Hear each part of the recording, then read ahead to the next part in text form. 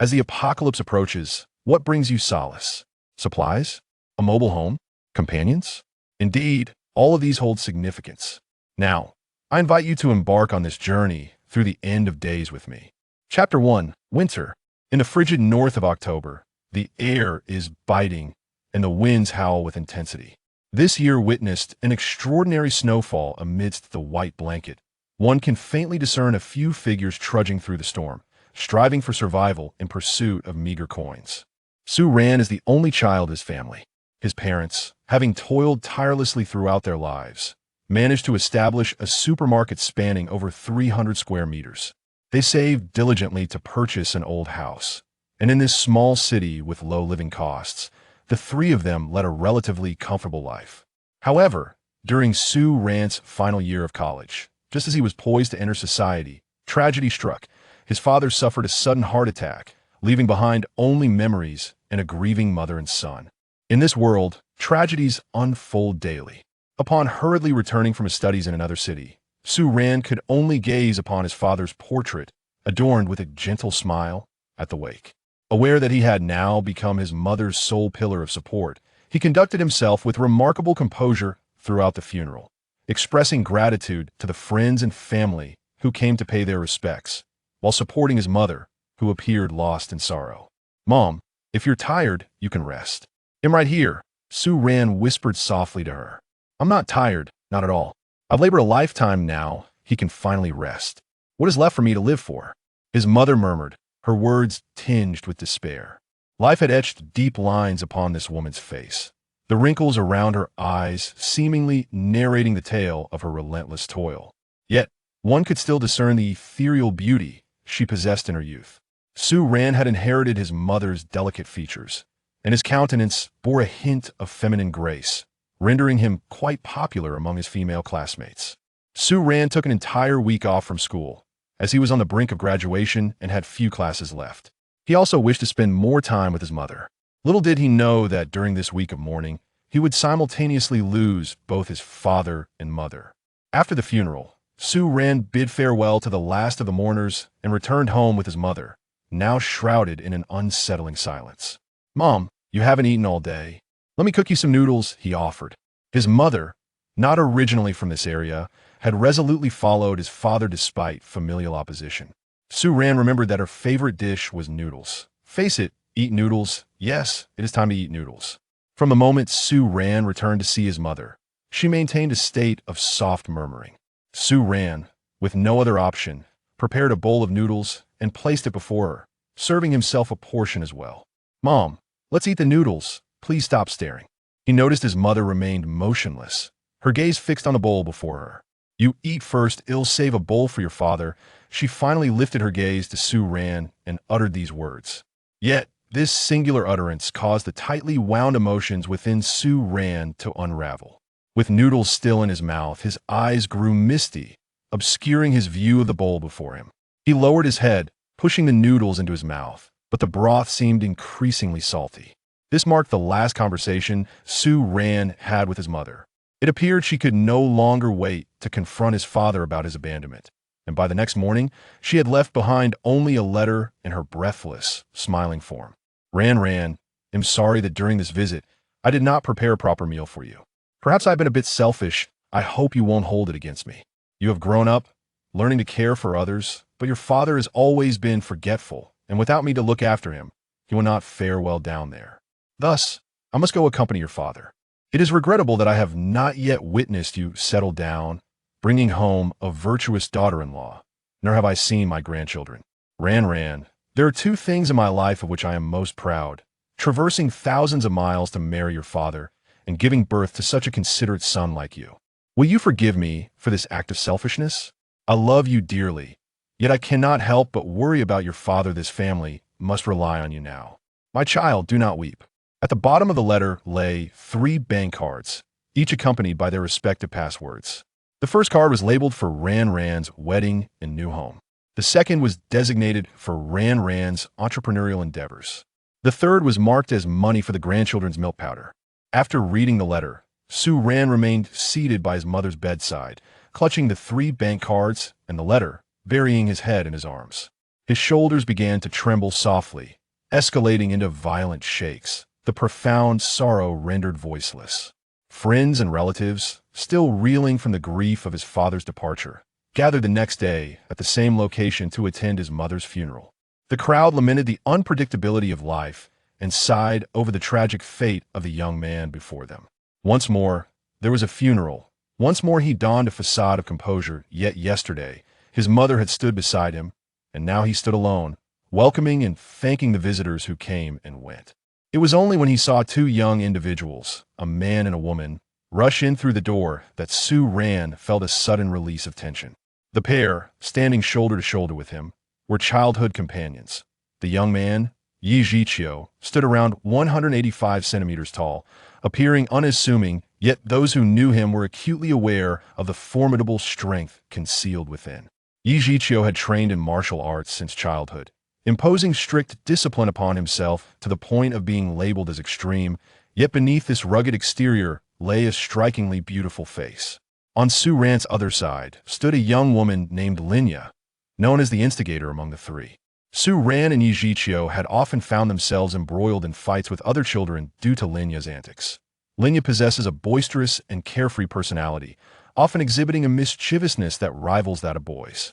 Her striking appearance is somewhat overshadowed by her perpetually neat and short hairstyle. Had she chosen to grow it long, she would undoubtedly have been a rare beauty. Upon their entrance, she and her companion took positions beside Su Ran to extend their gratitude to the guests. Among the trio, there was no need for excessive politeness. A mere glance sufficed to convey that the expressions of thanks could be retracted. They stood together from morning until night, and in a bid to alleviate Su Ran's sorrow upon returning home, the two friends purchased food and drink, accompanying him in revelry until dawn. Throughout the night, they offered no words of consolation, instead choosing to silently share a drink, culminating in an emotional embrace as they wept together. Though their paths diverged during their school years, resulting in less frequent gatherings in their childhood days, the three friends reunited whenever they returned home throughout their 4 years at university. Linya hailed from a privileged background, her father managing the largest real estate company in the area. Thus, her academic journey, though lacking diligence, led her to a prestigious institution. In contrast, Yichio and Su Ran came from more modest households. Su Ran pursued his undergraduate studies at a second-tier university, while Yichio gained admission to a renowned school through his exceptional athletic prowess. Chapter 2. Omen. After attending to family matters, Su Ran entrusted the management of the supermarket to relatives for 2 months, returning to school to complete his final courses and graduate successfully. He took over the family supermarket, residing in the old house filled with cherished memories. Although his parents left behind a substantial inheritance by the standards of a graduate, Su Ran refrained from touching the 3 bank cards, adhering strictly to the designated purposes outlined by his parents. 3 years elapsed, during which Su Ran meticulously managed the supermarket. While his life was not opulent, it was sufficiently fulfilling. He saved diligently for a home through the supermarket, yet continued residing in the old house imbued with bittersweet memories. The supermarket expanded from 300 square meters to 500 square meters, and after business improved, he employed several staff members, assuming the role of a leisurely shopkeeper. Upon returning home, he experienced a breakup with his long-distance university girlfriend. To cope with his sorrow, he developed a fondness for recreational vehicles, a passion that persisted for 3 years without any purchase, as he held lofty standards, only considering high-end models. One morning, while browsing RV news at the supermarket counter, Linya rushed in, clad in professional attire, to procure bread and beverages. Su Ran retrieved the bread, but handed her milk instead. "I'm going to be late. You know how my father can be," she exclaimed. After graduation, Linya joined her father's real estate firm. Although her major business management was arranged by her father, during her 4 years at university, she seemed preoccupied with reveling in her newfound freedom, failing to evolve into the business elite her father had envisioned. She frequently arrived late and left early, sometimes disappearing altogether. Linya was indeed a cherished daughter, born to a father who had longed for a daughter and who lost her mother shortly after her birth due to health complications, which only deepened his affection for her. Unfortunately, Linya's character often led her into trouble, and she would deftly employ her verbal skills to evade her father's admonishments, leaving him exasperated. Late again? Aren't you perpetually tardy? What difference does this one instance make? Su Ran remarked, fully aware of his spirited friend's disposition. Nonsense. When have I ever been late? Speak again, and I'll stick your mouth together. Linya retorted with her characteristic bravado. Fear not. Our diligent Lin Yi works tirelessly. Who would dare to spread rumors? Su Ran jested, just as Linya's fist hovered perilously close to his chest. I suppose this time is acceptable, Linya replied, her pride evident as she glanced up at the television mounted on the supermarket ceiling, which was broadcasting the news. According to reports, a heinous attack occurred in a certain region of the nation. Eyewitnesses described a bustling street when suddenly a man, seemingly deranged, charged into the crowd and assaulted a young woman. The investigation into this case is currently underway. Wow, biting people? Is he rabid? Linya scoffed. Who knows? But to be fair, look at them wearing short sleeves while we're bundled up in thick coats for autumn. Su Ran seemed to focus more on the attire. Are you complaining about the cold? I want to expose your ugly side, but you just miss seeing those long, bare legs of summer, don't you? Linya remarked, stating her intent not to reveal, while bluntly voicing Su Ran's true thoughts. Hey, I'm a flower of the nation. Don't tarnish my reputation. Su Ran gestured dramatically with her hands. In 3 or 4 years, you'll be 30. You're an old vegetable, but still dare to call yourself a flower. In the real flower here, okay? Linya playfully jabbed Su Ran on the shoulder. Whether you're a flower or not, I don't know, but if you don't leave soon, your dad's going to water you with his saliva. Su Ran suddenly burst into laughter.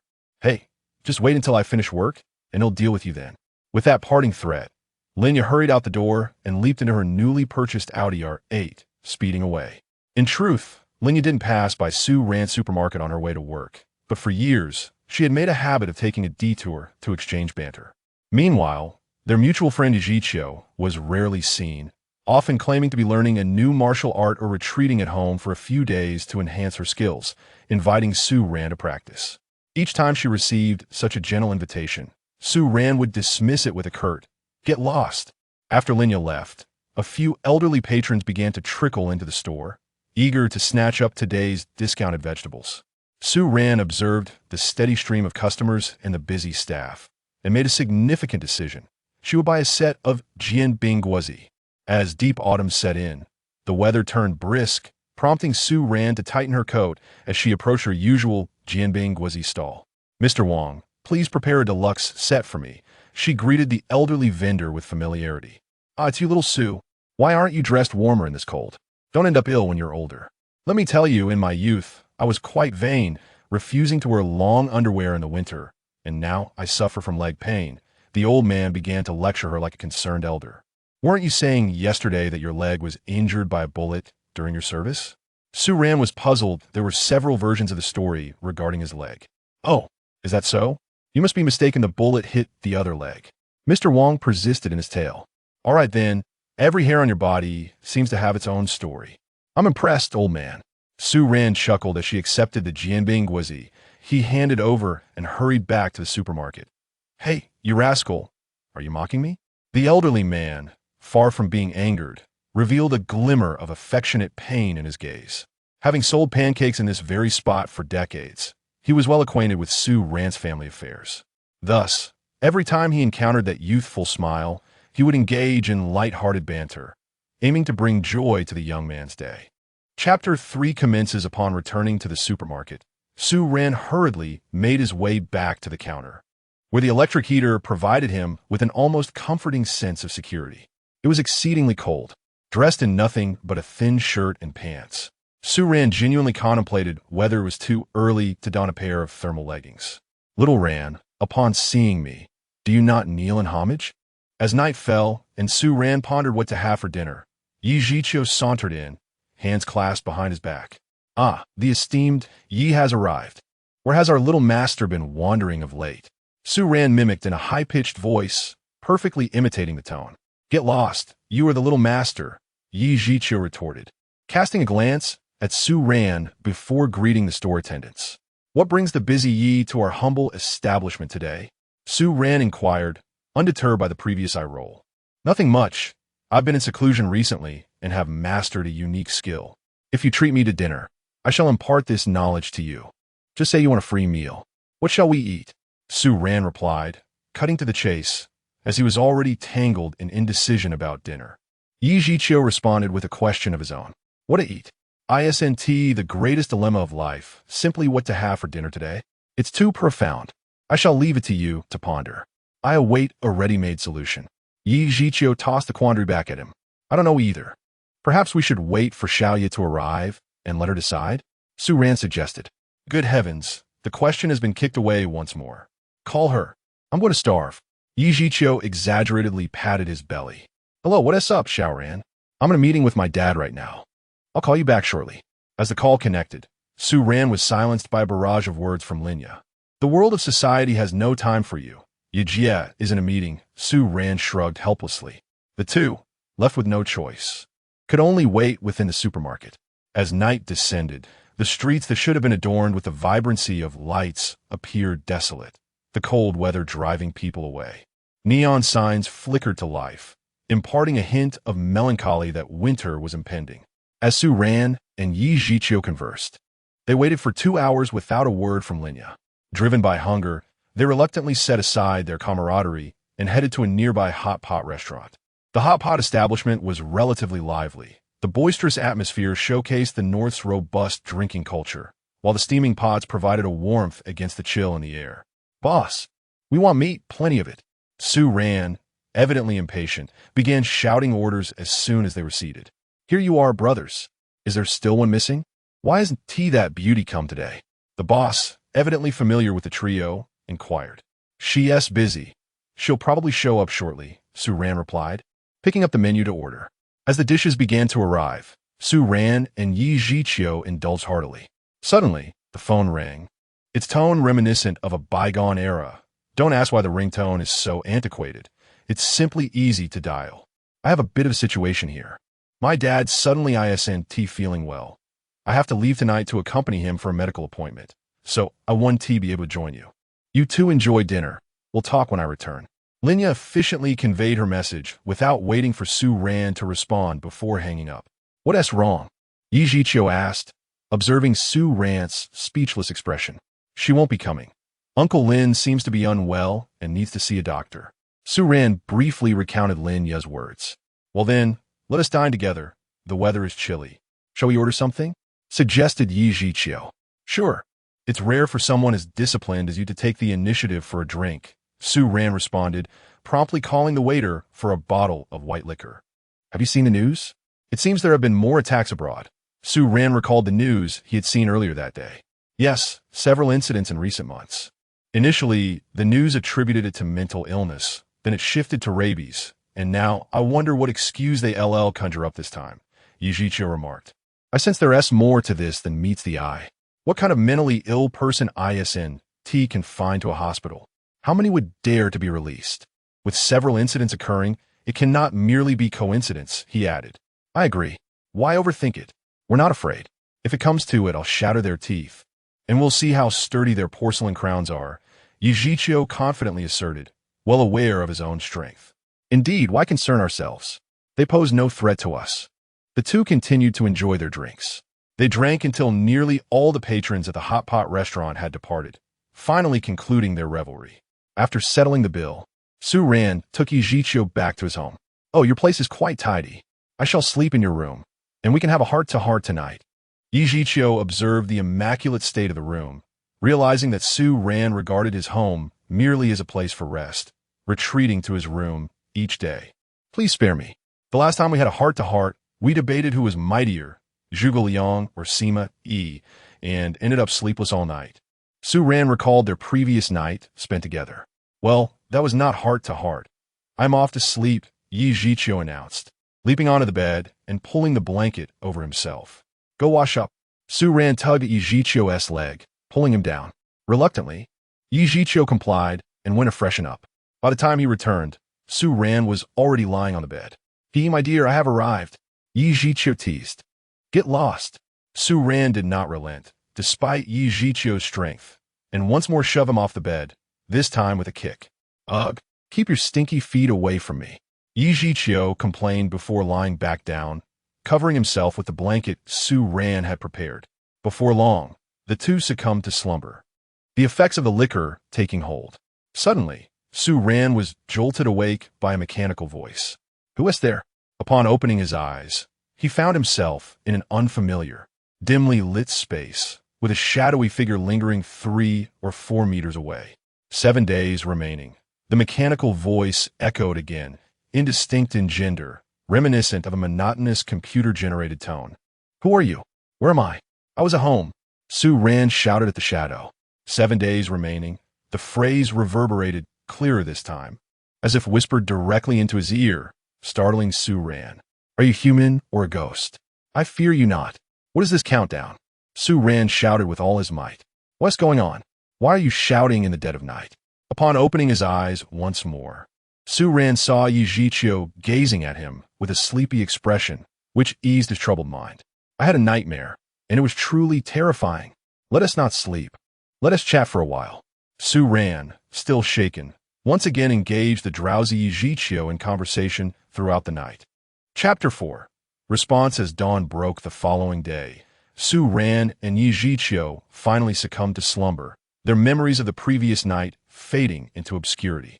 Su-ran's mind was preoccupied with the peculiar nature of the voice, while Yichio, fatigued, responded to Su-ran's inquiries in a dazed manner. They slept until noon, and it was only then that Su-ran, feeling groggy, managed to rise.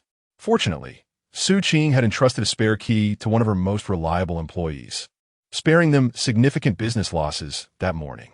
Damn, I have a headache. I'll make some congee.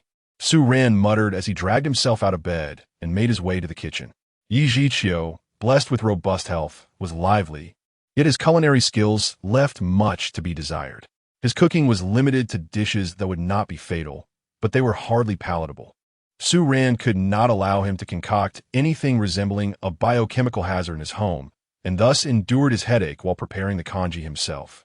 After sharing a meal, Su-ran returned to the supermarket, while Yichio disappeared to another gym to expend his energy.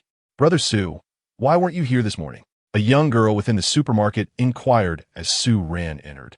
Her name was Shun-Lei, the youngest but most seasoned employee at the supermarket. At just 23 years of age, she had already worked there for 2 years. According to her, her academic performance had kept her from university, so she opted to earn money instead of wasting time. Oh, Lele, I may have overindulged last night. My head is still pounding, Su-ran replied, momentarily snapped back to reality by her words. I'll make you a cup of honey water, Shun-Lei said, taking a cup and heading to prepare it. Su-ran continued to massage his temples behind the counter, his thoughts wandering aimlessly until the honey water she brought him gradually alleviated his headache. The day unfolded as usual, and after dining out, Su-ran returned to his old house early. He felt exhausted, having lacked energy all day, and plunged into bed, quickly falling into a deep slumber. The comfort of the bed was unparalleled, and retiring early resulted in an early awakening the next day. Su-ran drew back the curtains, noticing that dawn had yet to fully arrive, and contemplated lying down a little longer, intending to have breakfast once it was light out before opening the store. However, just as he settled back down, he was startled awake once more. There are 6 days remaining. The mechanical voice echoed in his ears again, this time distinctly, and he was fully awake, thus ruling out any possibility of dreaming. Who are you? What do you mean by the countdown? Su-ran demanded, surveying his familiar surroundings. Yet the voice confirmed that he was indeed awake. There are 6 days remaining. The repeated phrase did not alter in response to Su-ran's questions. There are 6 days remaining. This time, Su-ran remained silent, waiting patiently. The initial occurrence of the voice had repeated a single phrase 3 times, and, astonishingly, this instance mirrored that pattern. After a silent wait of half an hour, the voice faded away after repeating itself 3 times, as if it had never existed at all. Su-ran, in a daze, even forgot about the coldness surrounding him.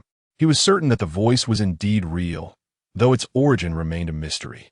As dawn broke, Su-ran arrived at the supermarket early.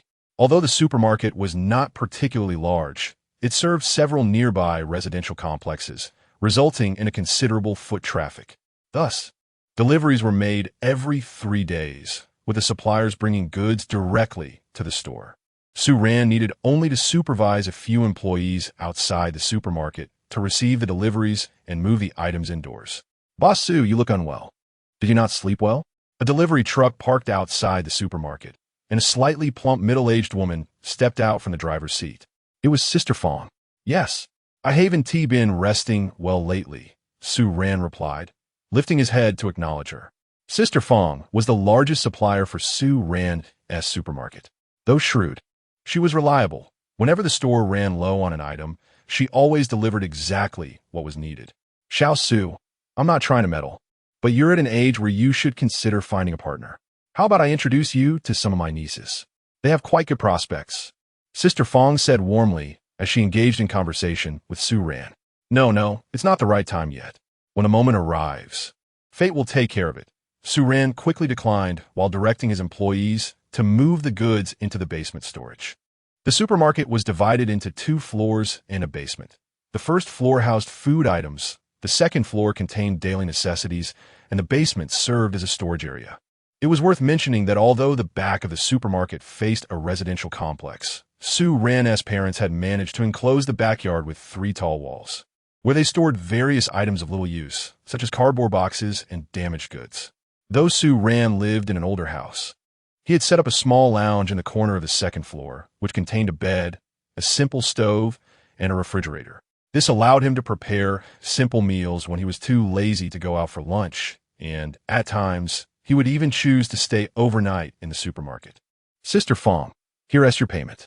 After spending half the day moving the goods, Su Ran finally counted the items and handed the payment to Sister Fong just before noon. All right, Xiao Su, you take a break. I have another delivery to make this afternoon. Sister Fong said her goodbyes and left the supermarket. All right, everyone, it's time for lunch. After we eat, we'll start arranging the goods, Su Ran called out to a few employees. Lunch was ordered as takeout with Shun Lele. Initially, Su Ran intended to go out for a crepe, but to his dismay, the vendor, Wang Diyi, was not at his stall today. After lunch, Su Ran busied himself throughout the day, and by the time he returned home in the evening, he was utterly exhausted. Lying down, he had no energy left to contemplate anything else. A night passed without incident, and upon awakening, Su Ran once again heard that mechanical yet somewhat familiar voice. 5 days remaining. Are you prepared? This time, the voice included a few more words. Prepared for what? Su Ran whispered to himself. The world is on the brink of a monumental upheaval, with the majority of humanity poised to transform into emotionless beasts. For the first time, the mechanical voice has elicited a response. Who are you? Su Ran inquired with astonishment. After countless unanswered questions, this sudden reply indeed filled his heart with a sense of unexpected delight. Who am I? I do not know. I only understand that my mission is to ensure the host survives in this tumultuous reshuffling. Host, is that me? Su Ran seized upon a pivotal term. Chapter 5. Acceptance the system is confirming. Please hold on. Confirmation as the host. Authorization initiated. Host information confirmed. Name, Su Ran. Age, 26. Physique, ordinary. A mechanical voice resonated, and Su Ran quietly absorbed the somewhat sci-fi utterances. You reside within my body. What does authorization entail? Su Ran hastily voiced his inquiries. I exist within your consciousness, currently.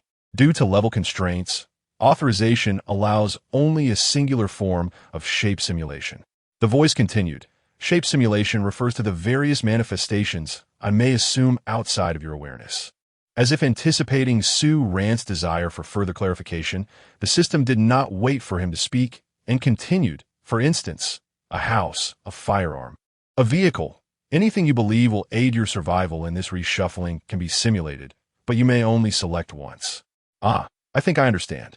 But what does reshuffling refer to? Su Ran pressed on. Reshuffling refers to reshuffling. In your human understanding, it can be likened to disaster or apocalypse. Is that for real? An apocalypse? Like in those zombie movies? Su Ran exclaimed in disbelief. The system could not comprehend what he meant by zombie movies, but likely it was akin to what he described. I find it hard to process this much information. Could you allow me a moment? Su Ran cradled his head, feeling a surge of pain. The system had already activated, and the host could summon it at any time. After this mechanical pronouncement, silence ensued. This morning's dialogue left Su Ran in a state of utter incredulity. While he could not fathom the notion of an apocalypse, the undeniable existence of the system posed an inexplicable dilemma. Glancing at the time, he made his way from home to the supermarket. Upon arrival, he did little else but ponder deeply, as the weight of the conversation had been overwhelmingly profound. Xiao Ran, I have arrived. It was the familiar voice of Yichio. How dare you disregard me? Noticing Su Ran's lack of response, Yichio thrust her icy palm into his clothing. Hey, what are you doing? You're freezing me. Su Ran jumped in surprise. What are you up to? Thinking about girls? Yichio approached with a teasing smile. Think about your sister. You big fool. Su Ran retorted. I don't have a sister. If I did, I'd hand her over to you. Surprisingly, Yichio was quite generous. Enough of this nonsense. I need to tell you something. Su Ran pulled Yichio to the lounge on the second floor. Let me explain. The other day, after we drank too much, I mentioned that my nightmares were due to hearing Su Ran recounted the series of events he had experienced in recent days. It was not that he lacked vigilance. Rather, the bond between them instilled in him a complete trust that she would never harm him, even if his words sounded like the most fantastical tales. Well, this matter Yichio's expression turned serious, but just as Su Ran anticipated a startling revelation, she suddenly touched her forehead. Are you feverish? Or have you watched too many zombie movies? Nonsense. I don't have a fever. Why don't you believe me? Su Ran replied, a hint of urgency in his tone. I believe, why shouldn't I? But look at you, why the urgency?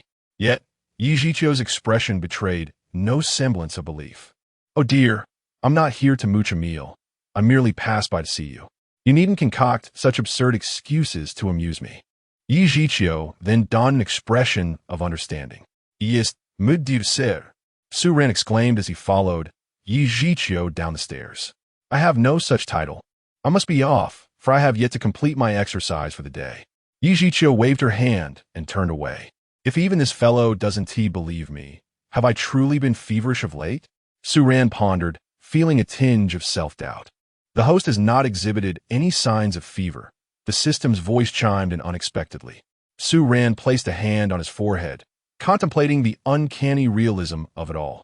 Today's broadcast. This morning, a terror attack occurred on the streets of the city center, marking the fourth such incident in recent times. The perpetrator has been neutralized.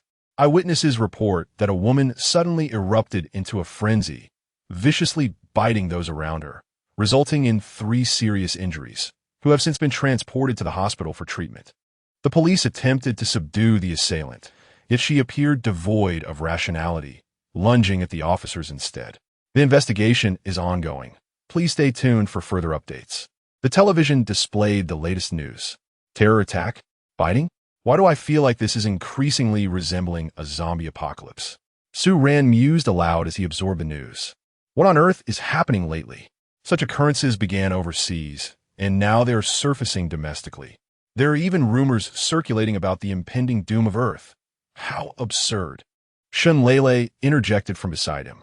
Have there been multiple incidents? Su Ran seemed oblivious to the fact that the news had just stated this was the 4th occurrence. Indeed, it's baffling. Those individuals resemble zombies, biting people. What could they possibly be thinking? Shun Lele scoffed. Terror attacks, biting, zombies, reshuffling, apocalypse. A cascade of these terms flooded Su Ran's mind. The omens have begun. The host must prepare accordingly. The system's voice resonated once more. Are you suggesting this is a harbinger of the apocalypse? According to zombie films, wouldn't those who are bitten also turn into zombies? The news didn't mention that. Su Ran questioned, perplexed. The reshuffling has not yet truly commenced. However, some individuals have been affected, their inner bloodthirsty desires ignited, the system elucidated. Well, this is becoming increasingly plausible, Su Ran remarked. Back in reality, Su Ran, still contemplating the notion of zombies, decisively opened the computer tucked away in the counter. He launched the media player and sought out the latest popular zombie film. Shun Lele, idly passing time, even brought over a bucket of popcorn to join him in watching. If a blow to the head is the only way to kill them, how am I to protect myself if a real outbreak occurs? Food would spoil. Even if I holed up in a supermarket, I couldn't survive for long. Su Ran mused as he watched the film, mentally compiling a list of preparations. I should ready some weapons and stockpile non-perishable food. Once upon a time, it is believed that everyone, while watching a zombie film, finds themselves immersed in the narrative, contemplating how they would survive if they were a character within it. Most envision themselves wielding weapons, passionately dispatching the undead, yet many also recognize that, should the apocalypse truly unfold, they would likely merely be one among the throngs of the undead. Su-Ran spent the entire day ensconced in the realm of zombie cinema, his mind beginning to devise preparations for the eventuality of an apocalypse. After watching several films in succession, he gazed through the glass window, observing the gradual descent of twilight.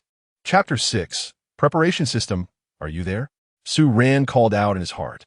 The system resided within the recesses of the host's mind, rendering the concept of being online or offline irrelevant. A mechanical voice responded, "You need not refer to me as your host. It makes me sound as though I have been possessed. Just call me by my name." Though Su-Ran still harbored doubts about the apocalypse, he could not deny the reality of the system's existence within his consciousness. "Su-Ran, what is your purpose in summoning me this time?" The system inquired.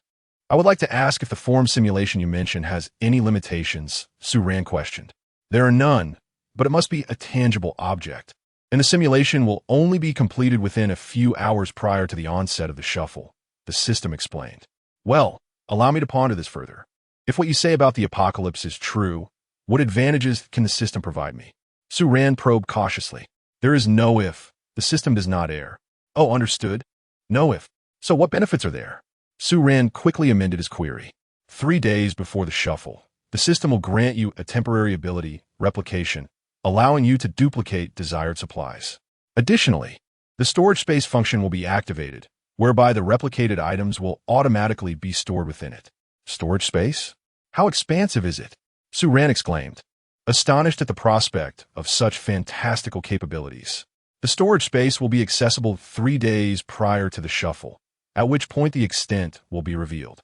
Furthermore, the capacity will increase as your level rises. Level increase? What level? This function is not yet activated. It will only become available post-shuffle. Currently, I possess no specific information regarding the dormant functions. This statement left Su-Ran feeling as though he had gleaned little from the conversation. Very well. I suppose there is nothing more for now. Wait. I still find it hard to believe that the apocalypse will truly arrive. The system fell silent. Offering no further reply, Su-Ran sighed in resignation and resumed his search for zombie movies, contemplating that if it were indeed true, he might as well consider it an opportunity for self-education. "Suga, I'm heading out." Shinlele bid farewell to Su-Ran as she and several colleagues exited the supermarket. Su-Ran glanced at the time on his computer. It was already 11:30, signaling the approaching closing hour. He stood, closed the exterior roller shutter, and locked the glass door from within before returning to the supermarket to prepare a bowl of noodles. If the apocalypse is real, according to the system, I should not be lacking in supplies for the time being. My first priority should be weaponry, Su-Ran mused aloud. Close combat weapons are necessary, but range ones are paramount. After all, there will be no chance for regret if I am bitten. As he spoke, he opened a shopping application on his phone. I certainly cannot purchase a firearm, but perhaps a crossbow would suffice. It possesses considerable lethality and could also serve as a decorative item. Su-Ran searched for crossbows and discovered one named the High Fidelity Phantom CLS, which boasted an imposing appearance and was described as having immense destructive power. Please do not aim at people. Hey, of course, it's not aimed at people, but at zombies. Su-Ran promptly clicked to purchase, and after completing the payment, he resumed his search for outdoor survival supplies. This gadget might not be necessary. When the time comes, I can certainly replicate some medications and tools as well. Well, I might as well buy a set just in case. Su-Ran continued his shopping spree, selecting items, none of which came cheap. Fortunately, his lifestyle was not extravagant, and he had saved most of his earnings. By the way, I should check if there's a factory nearby that produces emergency food. These items can be stored for long periods and even self-heat after the apocalypse. With no water or electricity, such provisions will be indispensable. And water, how should I store it? As the reality of the impending apocalypse loomed, various concerns flooded Su-Ran's mind. That night, He spent his time pondering and purchasing to the extent that when his employees arrived the next morning, they found their boss asleep at the cash register with instant noodles beside him, fully swollen but untouched. Suga, what happened to you? Did you have a heartbreak? Shunlele observed that Su Ran's recent behavior had been rather peculiar. Heartbreak my foot. I haven't even been in a relationship. Su Ran replied groggily. I'm quite puzzled. You're so handsome and wealthy. How come you don't have a partner? Suga, you would have any issues, would you? Shunlele's speculation elicited a snap of Su Ran's fingers. Then what do you think of me? A youthful and vibrant beauty. I don't complain about your age. Perhaps we can just settle for each other. Shunlele gazed at Su Ran with affection. You should just eat more papaya and call it day, Su Ran said, scanning Shunlele with his eyes. TSK. Men are all clumsy oafs. With that, Shunlele returned to her work. 4 days left? Are you prepared? All right. I know there are 4 days left. I need to take a nap. Don't disturb me. Su Ran found the system's voice somewhat amusing. This reminder was akin to an alarm clock, repeating itself several times each day. He ascended to the second floor and collapsed onto his bed, sinking into a deep slumber that lasted a full 10 hours before he stirred awake. Downstairs, Shunlele and the others were nearly ready to call for help. Oh, my head hurts. The disruption of his sleep cycle left Su Ran with a pounding headache, and he lay on the bed for a while until the pain gradually subsided. A glance at the clock revealed it was already past 3 in the afternoon, prompting him to rush to the bathroom on the first floor to freshen up. Unlike his peers who bought their dream cars after securing jobs, Su Ran had a penchant for luxury RVs, which he could not afford. However, due to occasional stock shortages at the supermarket, he had purchased a second-hand pickup truck for emergencies. After freshening up, Su Ran drove his second-hand pickup to a local food factory. After a brief inquiry with the security guard, he learned of 2 nearby factories that produced emergency and self-heating foods. Hello, sir. I run a supermarket and am looking to procure a batch of self-heating food. However, I'm not very knowledgeable about this area, so I'd like to find someone to help me understand. Su Ran produced a fine cigarette from his possession and offered it to the security guard stationed outside the self-heating food factory. Ah, young man, you are quite impressive. Allow me to reach out for you, said the guard, perhaps influenced by the allure of the cigarette or simply finding Su Ran to be rather agreeable. Without any delay, he proceeded to contact the staff within the premises on Su Ran's behalf. Please hold on for a moment. We have dedicated sales personnel who will be out shortly. It is indeed rare for someone to approach us directly like this, the guard remarked as he set down the phone, requesting Su Ran to wait briefly. Chapter 7. Space. After a brief conversation with the security guard, a woman dressed in a professional suit emerged from the factory. Hello. I am a sales representative from Chunhua Food Factory. May I inquire if you're interested in purchasing our products?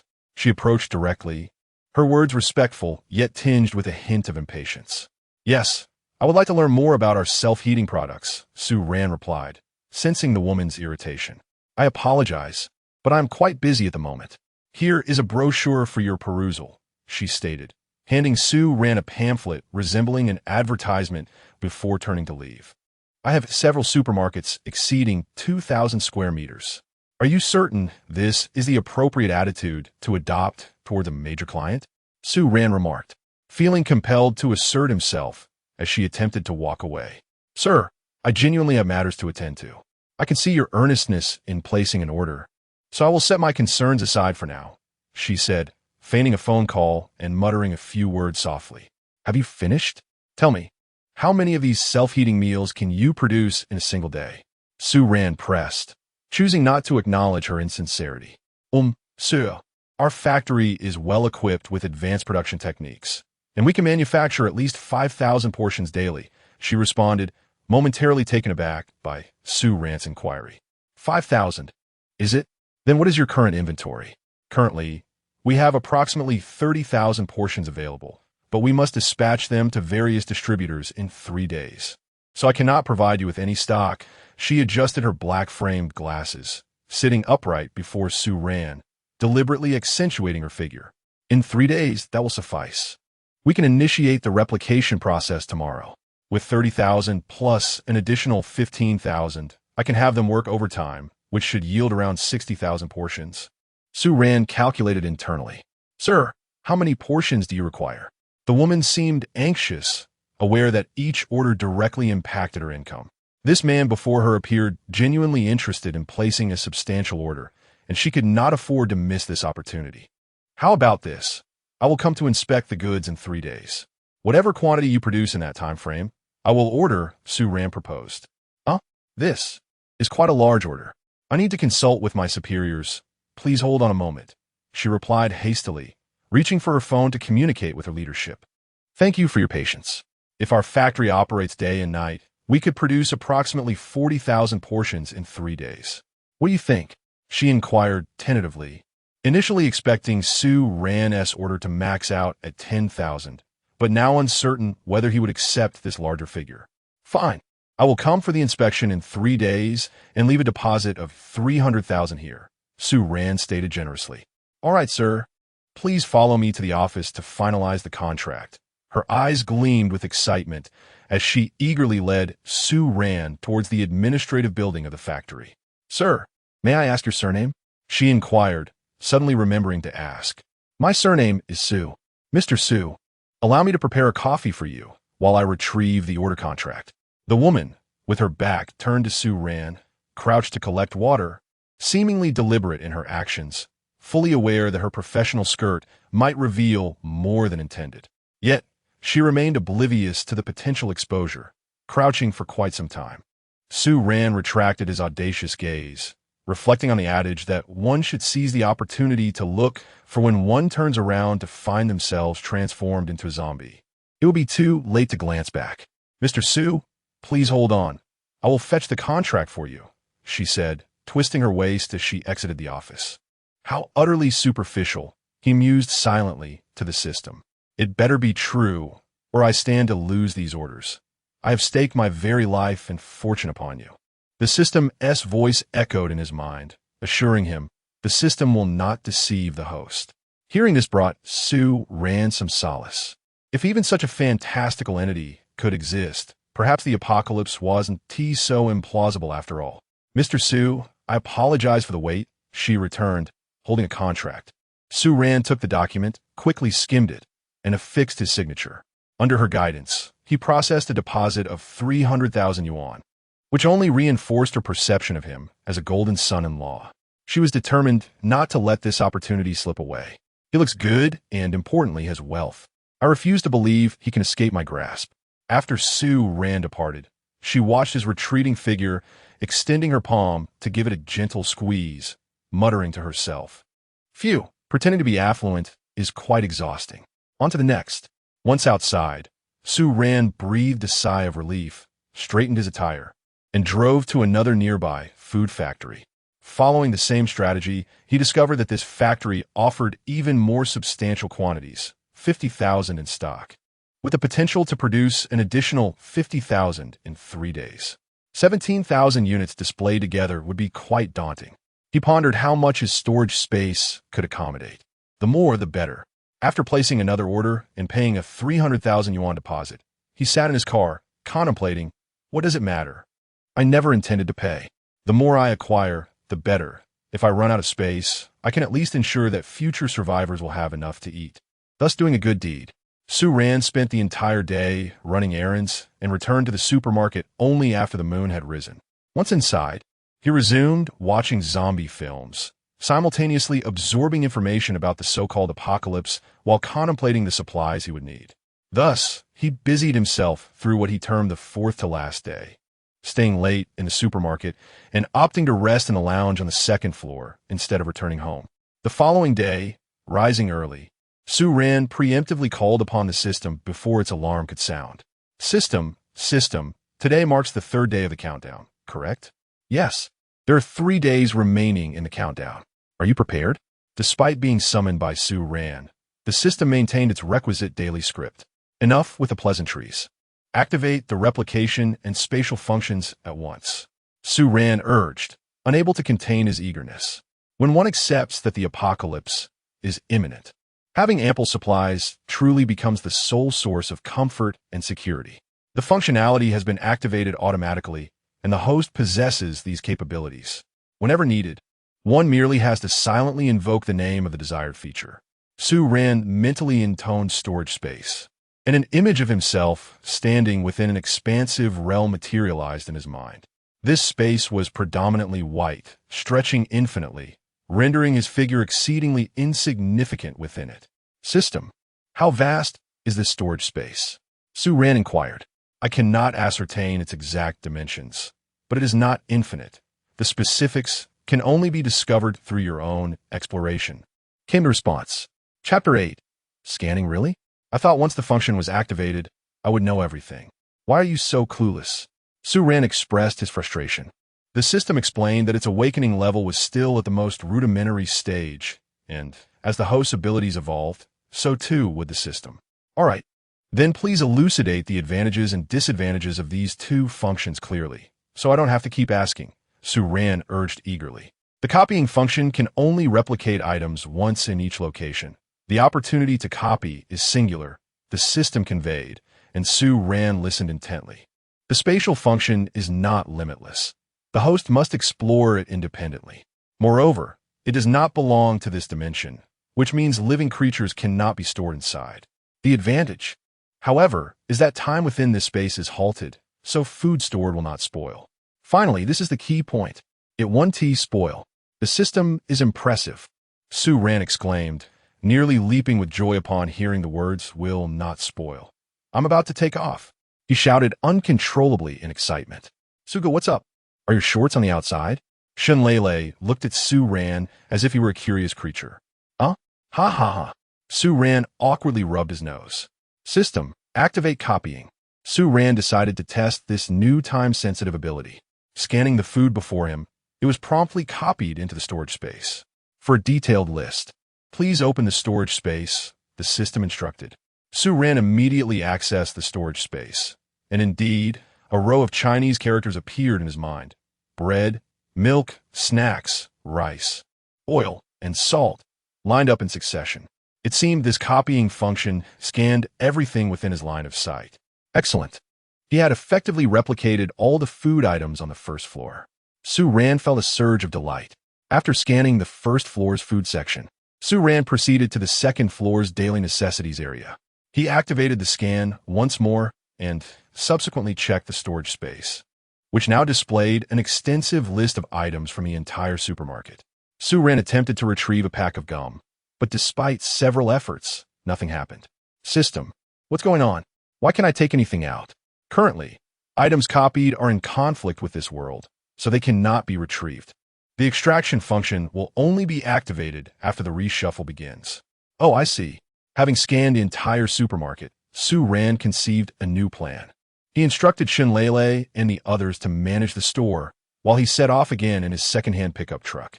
This time, his objective was to visit all the large supermarkets within the city. With a creak, the aging brakes of the pickup sounded as he parked outside the largest supermarket in the area. As someone experienced in this field, Su Ran was well aware of the specifics of these supermarkets. This one spanned over 10,000 square meters and was divided into 3 levels. Starting on the first floor, he meticulously scanned everything from snacks and nuts to fresh fruits and vegetables, and finally various meats, leaving nothing behind. Ascending to the second floor, he scanned half food items and half daily necessities, and upon reaching the third floor, he included clothing and general merchandise in his collection. Regrettably, he was unable to access their warehouse for a scan. Otherwise, the rewards would have been even greater. Su Ran emerged from the supermarket, a sense of satisfaction enveloping him as he clutched 2 apples, the fruits of his leisurely exploration. The cashier's gaze was laden with peculiar curiosity as he checked out these seemingly ordinary items. He had scoured a total of 4 expansive supermarkets, each exceeding 10,000 square meters in size, leaving no stone unturned in his quest. Exhaling deeply, Su Ran sank into his car, finally grasping the terrifying nature of a woman's shopping spree. It was already past 1 o'clock.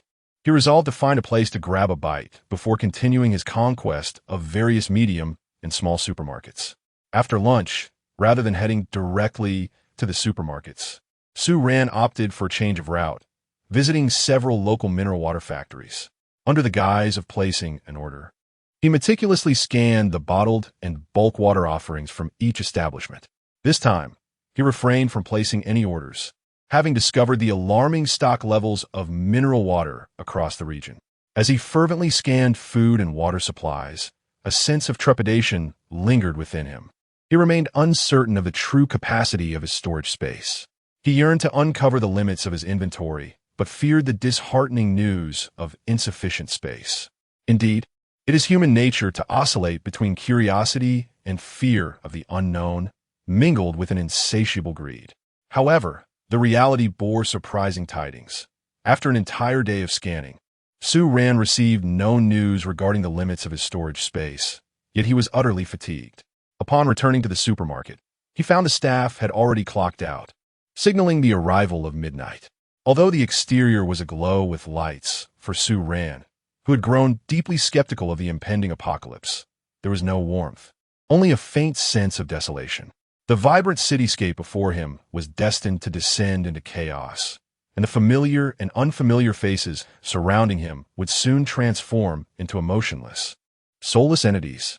He pondered how many of the people he knew would survive and what worth his possessions would hold in such a bleak future. Undeniably, having acquired the system bestowed upon him was a stroke of fortune. The provisions he had scanned thus far would allow him to navigate the apocalypse with relative ease. Yet, how could he ensure he would not become prey to the ravenous undead? How could he be certain that he would not meet his demise due to unforeseen circumstances? At this moment, Su Ran felt a profound sorrow, unsure whether it was for the inebriated woman by the roadside or for the jovial man inside the nearby hot pot restaurant. Shaking his head, he cast aside all thoughts, recognizing that at the very least, he was aware of the impending doom.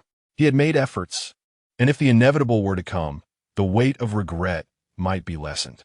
When he thought of those around him, only two figures lingered in his mind, Yichio and Linya. Since his parents' departure, Su Ran had traversed the spectrum of human emotions, experiencing the warmth and coldness of relationships. Relatives who once treated him kindly had since distanced themselves, and friends who had been close were now wary of the burden he might represent.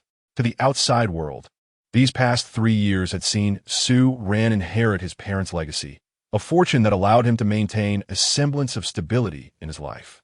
In truth, only he and his two close friends truly comprehend the arduous journey he has undertaken over the past 3 years.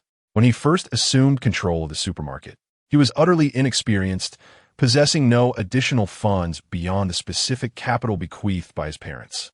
However, Su Ran was resolute, stubbornly refusing to utilize that inheritance. After facing numerous rejections while seeking loans, he also declined the kind offers from Linya and her companion, insisting instead on securing a loan from the bank to procure inventory. Through relentless effort, he gradually nurtured the supermarket to its current standing. Chapter 9.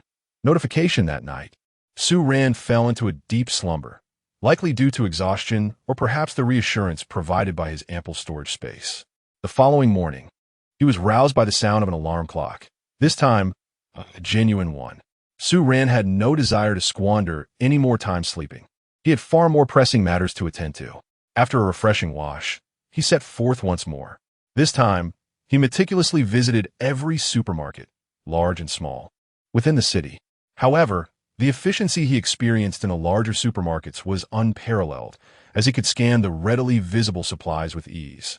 After traversing a myriad of stores, Su Ran turned his attention to pharmacies and various general stores.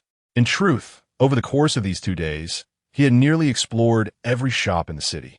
Fortunately, most stores required only a brief glance before he could exit, yet despite this, Su Ran found himself utterly exhausted.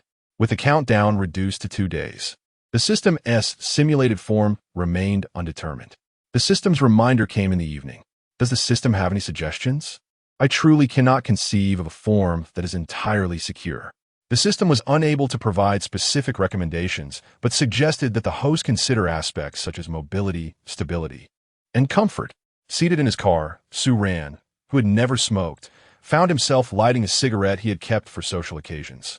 The interior of the vehicle quickly filled with swirling smoke. Then it struck him. How could he have overlooked this? He sighed inwardly, recalling how he had diligently browsed countless motorhome listings daily, yet had completely forgotten about them this time. Resolved, he concluded that a motorhome was the optimal choice, considering safety, mobility, and comfort. After much contemplation, he finally communicated his decision to the system. Please visualize the desired form in your mind. Calming himself, Su Ran filtered through the information he had previously encountered regarding motorhomes, ultimately focusing on a colossal model. The confirmation for this form simulation echoed, indicating that it would be completed within 3 hours prior to the reshuffle. Due to the system's constraints, the simulated form would exhibit some discrepancies from its real-world counterpart. With the confirmation sound resonating, Su Ran's greatest reliance in this apocalyptic scenario was finally established. This revelation invigorated him, as if he had received an energizing boost. Despite his near exhaustion, he plunged back into his scanning endeavors, visiting supermarkets, restaurants, vegetable markets, and even numerous shops he deemed of little utility. Peering into his storage space, he was greeted by a densely packed inventory list. The amassed supplies towered like a mountain, regrettably inaccessible for the time being. After toiling away until the late hours, Su Ran returned to the supermarket, where he had been residing and dining for the past few days, determined to immerse himself in preparations for the next day. Seated at the checkout counter, feeling as though he was merely wasting time, Su Ran picked up his phone and dialed the number saved under Yichio. "Hello. What is up? I'm exercising," came the breathless reply from Yichio, who, even at this late hour, was still working out, truly a testament to his dedication. "Please pause for a moment. I need to discuss something serious." Su Ran's voice was remarkably calm at this moment. After considerable contemplation, he resolved to reveal everything to Yichio, confident that his friend would believe him. "Speak. I am seated," Yichio replied, steadying her breath. "Yichio, do you believe in the apocalypse?" Su Ran's question was abrupt, devoid of any preparatory context, striking directly to the point. "What apocalypse? The one with zombies? It's not about whether I believe or not. How could modern technology possibly allow such things to emerge?" Yichio discerned the gravity in Su Ran's tone. "Yichio, heed my words closely. Whether you believe me or not, you must remember what I am about to say. The day after tomorrow marks the onset of the apocalypse. You can bring your uncle and aunt to my place. I have sufficiently prepared supplies to face this disaster," Su Ran stated with utmost seriousness. Though this notion was indeed far-fetched, Yichio replied, "I believe you. My parents have returned to our rural hometown, and even if I were to inform them, they would hardly believe it." Su Ran felt a twinge of anxiety. Aside from these two friends, he had little else to worry about, yet they both had families. How could the elderly possibly accept such nonsensical tales of an apocalypse? What should we do? I thought I had devised ample strategies to cope." Su Ran lamented. "I will return home tomorrow and attempt to persuade them. If that proves futile, I shall stay to protect them, and after the outbreak, we can regroup. How does that sound?" As she spoke, Yichio grasped an oddly shaped stick left by her grandfather. This secret, even Su Ran was unaware of, was that the stick could be unscrewed, revealing a beautifully crafted ancient sword within, an heirloom passed down through generations, named Chungying, sharing its name with a delicately exquisite sword of ancient times. Su Ran nearly voiced his intention to accompany her, but restrained himself, recalling the need to scan numerous self-heating food items the next day. Host, do not dwell on that. The form simulation requires a confirmed location. This time, the designated site is already set in the backyard, meaning you must guard this place until the reshuffle is complete, the system interjected, sensing Su Ran's thoughts. "Very well. I'm grateful I did not speak it aloud." After imparting some additional advice to Yichio, such as preparing ample food and fresh water and ensuring she avoided any zombie injuries, Su Ran hung up the phone but did not set it down. He dialed Lin Ye's number again, but the voice on the line left him feeling despondent. "We're sorry. The number you have dialed is currently unavailable. Please try again later." Ever since Lin Ye had missed their last meal together, Su Ran had refrained from calling, assuming she was simply accompanying her father for medical treatment and would return in a day or two. As he became busier, thoughts of contacting Lin Ye faded further from his mind. "Why can't I reach her? It's merely a medical visit. Why is her phone off?" Su Ran furrowed his brow. What should I do? Even if I could just convey a single message, it would help her prepare in advance. Su Ran felt a profound sense of regret, pondering why he hadn't taken the opportunity to forewarn Linya about the impending doom during the initial countdown alert. Perhaps, had he done so, she might have exhibited greater vigilance. After several futile attempts to reach her by phone, Su Ran resorted to sending a lengthy voice message to Linya via WeChat, treating it as a mere recording. He earnestly hoped that Linya would listen to the message and commence her preparations early, thus significantly enhancing her chances of survival. Once he had finished conveying the information to the two of them, Su Ran sat alone in the supermarket, enveloped in a sense of melancholy. Chapter 10. The net tightens that night. Su Ran found it difficult to fall asleep. Despite his physical exhaustion, his mind was inundated with a slideshow of apocalyptic scenarios. Finally, overwhelmed, he resorted to a sleeping pill before surrendering to slumber. Even with the aid of medication and the weight of fatigue, Su Ran astonishingly awoke at 3 in the morning. Today marked the final day. Tomorrow would herald the beginning of an uncertain future. What had he yet to prepare? He urged himself to hasten. Rising from his bed, he descended the stairs and retrieved dozens of USB drives, embarking on the task of downloading the latest digital world maps from his computer. After an exhaustive session of downloading several copies, he labeled each drive with the words world map and set them aside. The apocalypse signified the impending destruction of modern civilization, and the leisure pursuits of humanity would no longer be as abundant. Contemplating this, Su Ran replaced the USB drive and began downloading movies and television series as forms of entertainment. He meticulously categorized each drive by genre: action, comedy, romance, and war, ensuring that he covered nearly every conceivable option. Once he had filled dozens of USB drives with films, Su Ran turned his attention to downloading single-player video games. This endeavor required numerous drives, as these games consumed considerable storage space, resulting in a slower download process. After exhausting all conceivable sources of mental sustenance, he noticed that the supermarket staff had started to arrive. Observing their youthful faces, he found himself conflicted. Should he divulge any information to them? Would they even believe him? Even if he did share the truth, they lacked the systemic skills to ensure their own safety. Lost in thought, Su Ran was brought back to reality by a cheerful voice. Suga, what are you thinking about? It was Shun Lele, her youthful smile brightening the room as she waved her small hand in front of him. Lele, I was pondering something important, he replied. What is it? You're not about to confess your feelings to me, are you, Suga? Shun Lele feigned surprise. Enough of that. I am being serious, Su Ran said, lightly tapping her forehead. I plan to give everyone a few days off. You all have been working quite hard lately. After much deliberation, this was the only solution he could conceive. Really? What will happen to the supermarket? Shun Lele, ever concerned about the store, brought comfort to Su Ran's heart. One less day of profit for the supermarket means you'll owe me less for the bride price later, she quipped, counting on her fingers. Su Ran rolled his eyes and called for everyone to halt their work. Everyone, please stop for a moment. I have an announcement to make. Clearing his throat, he continued, the supermarket's business has been thriving, thanks to your hard work, so I have decided to grant everyone 3 days off. Everyone, he added emphatically. Wait, are you serious? Shun Lele exclaimed, her surprise echoed by gasps from the others. The unexpected announcement of a holiday left all in disbelief. Of course, the break starts today. Oh, and everyone, please don't leave just yet. Su Ran suddenly remembered something and urged them to wait. Lele, please distribute 5 bags of rice and 5 barrels of cooking oil to each person. Is there more? Brother Su, what has happened? Did you win a prize? Hurry. Make arrangements. I need to step out for a bit. Let everyone wait for me to return at noon before we leave. After giving a few instructions, Su Ran drove towards the 2 self-heating food factories. Mr. Su, welcome. It was the same woman who greeted Su Ran. Hello. Shall we take a look at the goods? This time, Su Ran was entirely disinterested in the woman's flirtations, instead feeling an urgent desire to inspect the merchandise. All right, Mr. Su, please follow me.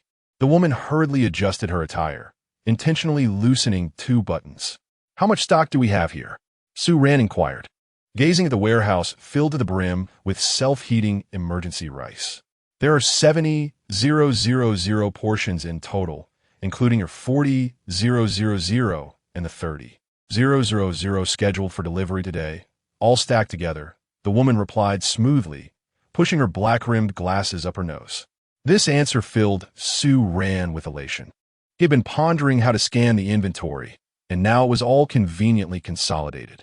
The sheer sight of 70,000 physical portions was truly overwhelming, as he had only grasped the numbers abstractly until now.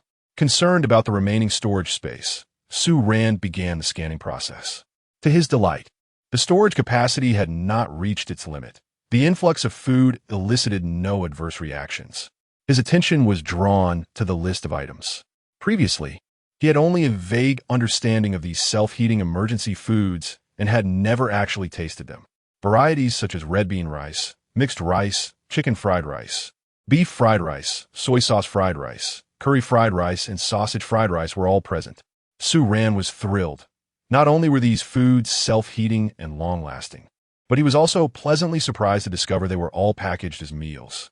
Each package, in addition to the main dish, included small cakes, beef chunks, canned goods, and solid beverages. The thoughtful combinations of main dishes and side items were a testament to both flavor and nutrition, achieving perfection in every aspect. Yes, the goods are satisfactory, and the quantities are correct. I have some matters to attend to today. I will come by tomorrow to pay in full and arrange for transport. Su Ran continued to play his part. Very well, Mr. Su. Once you've finished inspecting the goods, please come this way to rest. The woman led Su Ran toward her office. Initially intending to decline, Su Ran, fearing her suspicion, decided to humor her and followed her into the office. Mr. Su, actually, I have a small favor to ask of you. Upon reaching the office, the woman stood there, her face flushed. What is it? Su Ran asked, seated comfortably on the sofa. I recently purchased a new outfit and would like your opinion. Upon hearing her request, Su Ran couldn't help but feel a mix of amusement and exasperation. Tomorrow she might very well be a zombie, yet she was still attempting to flirt. The outfit looks nice, and you look lovely as well, but I have matters to attend to. I must be on my way. As Su Ran gazed upon the woman before him, who was changing her attire with unabashed confidence, he felt a rush of embarrassment and swiftly exited, leaving her to revel in her own thoughts. Once outside, he entered his vehicle, his initial expression of shyness transforming into a mask of tranquility.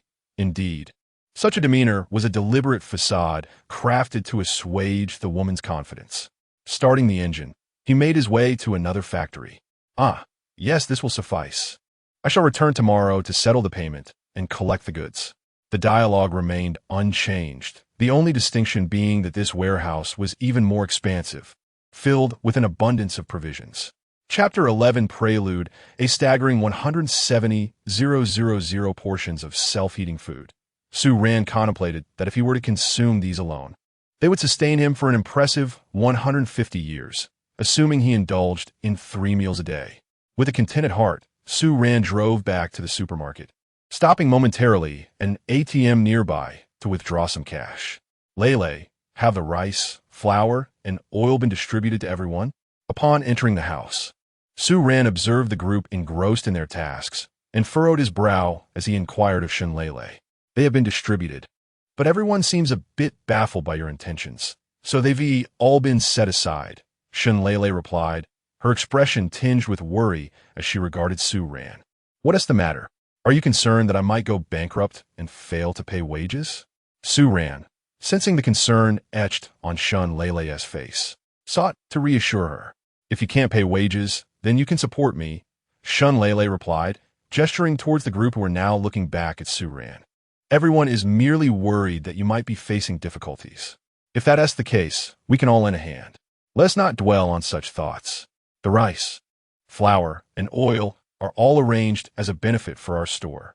Now, come to me for your wages. I'll be disbursing this month as salaries a few days early so that everyone can enjoy a delightful holiday, Su Ran declared, brandishing the cash he had just withdrawn as he stood at the checkout counter. Noticing the group remained hesitant, Su Ran seized the nearest Lele, signing the payroll and handing her the money. That is not right, Su Gu. Have you mistakenly counted the wages? There's an extra 2,000. Lele exclaimed as she counted the bills. I haven't made an error. Everyone receives an additional 2,000 as part of this benefit. What do you think? Are you not pleased? Su Ran beamed at the somewhat dazed crowd. Sugo, what is going on? You're giving out both supplies and money. You're not gravely ill, are you? Nonsense. I'm in top form. Su Ran playfully tapped Shun Lele on the forehead, a gesture he seemed to relish, having come to regard the somewhat carefree girl as a sister after their long acquaintance. Listen to me, everyone, let us not overthink this.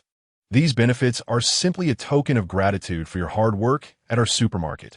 The rice, flour, and oil were prepared based on a warning from a friend at the meteorological station about an impending severe snowstorm, anticipating that the university might be locked down. I wanted to ensure you all were ready, Su Ran explained, noticing that the group still had not moved. Take your wages and bonuses. Once you've collected them, you may head home. Hurry this afternoon and purchase more non-perishable food and water. It said that this snowstorm could easily lead to water and power outages. Remember, do not venture outside tomorrow, and advise your families against it as well. Being trapped outside in the snow is a real danger. Su Ran continued spinning his tail. Once the snow has melted sufficiently in 3 days, come back to work, in an effort to allay their suspicions. Su Ran adopted a rather unscrupulous expression akin to that of a rogue employer. So you're not ill? Nor are you bankrupt? Shunlele asked, her voice tinged with disbelief. You're the one who's ill and bankrupt, especially you, Lele. Check the train tickets and see if you can make it back home before tonight. And don't squander your money on frivolities. Buy some essentials to take back home. Su Ran advised. Understood. However, with all this rice and noodles, I simply cannot carry it. Perhaps we should leave it at the store and retrieve it when it is more convenient. Shunlele gazed at her share, contemplating her predicament. No witties. I will convert it into cash for you. You can buy what you need near your home, but remember, Lele, you must purchase only essentials, not frivolous items.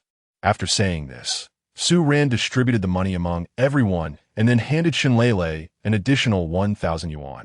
Sugo, now that everyone has left, do you wish to do something for me? Shunlele, a delightful girl, seemed to possess a mind that wandered far and wide. Get lost, hurry home, and be sure to inform your family that you cannot go out tomorrow. Su Ran chuckled, playfully nudging Shunlele. Before exiting, Shunlele dramatically sighed, her eyes filled with a touch of sorrow, as if to convey that such a beauty as herself had gone unnoticed, questioning whether Su Ran was perhaps lacking in desire. Once everyone had departed from the supermarket, Su Ran closed the door and turned back to gaze at the suddenly quiet store, lost in thought. He wondered if there would be another opportunity to meet again. With a sigh, he shook his head, dismissing the chaotic thoughts swirling in his mind. System, I have copied so many supplies. How much storage space remains? I cannot see it, and it leaves me feeling uncertain. Su Ran called out to the system. Detection indicates that the items in the storage space have reached 50% of total capacity. Percentage display activated. The system's voice always responded instantly, which was quite reassuring. Su Ran quickly opened the storage space. At the top of the item list, there was a notation indicating 50% capacity. I've been worried it might suddenly be full, and I wouldn't be able to collect anything more. I never expected that such a frenzied collection would only reach half. Well, should I gather? Upon seeing the percentage, Su Ran felt a wave of relief wash over him. Su Ran, you can wait until the reshuffling begins to once again incorporate these supplies into your storage. Currently, the function only allows for duplication, so the original items will remain. Once the reshuffling starts, the duplication feature will cease, and you can directly add the scanned items. The system reminded him. All right, it is currently duplication. Wait a moment. Su Ran suddenly realized that once the apocalypse erupts and the city is overrun with zombies, how would he manage to collect supplies? Moreover, if there were other survivors, their first choice would undoubtedly be supermarkets and the like. This time, the system did not respond, leaving Su Ran feeling somewhat helpless. While his supermarket could be incorporated into the storage, once he stepped outside, it was truly a matter of life and death. With this thought, he resolved not to remain idle. There was still an afternoon ahead. He needed to hurry and scan for more items. With that determination, he hastily exited the supermarket, started his pickup truck, and swiftly navigated through the city. Regardless of what it was, as long as it had not been scanned previously, he would not let any opportunity slip by, even sweeping through the small supermarkets in every neighborhood.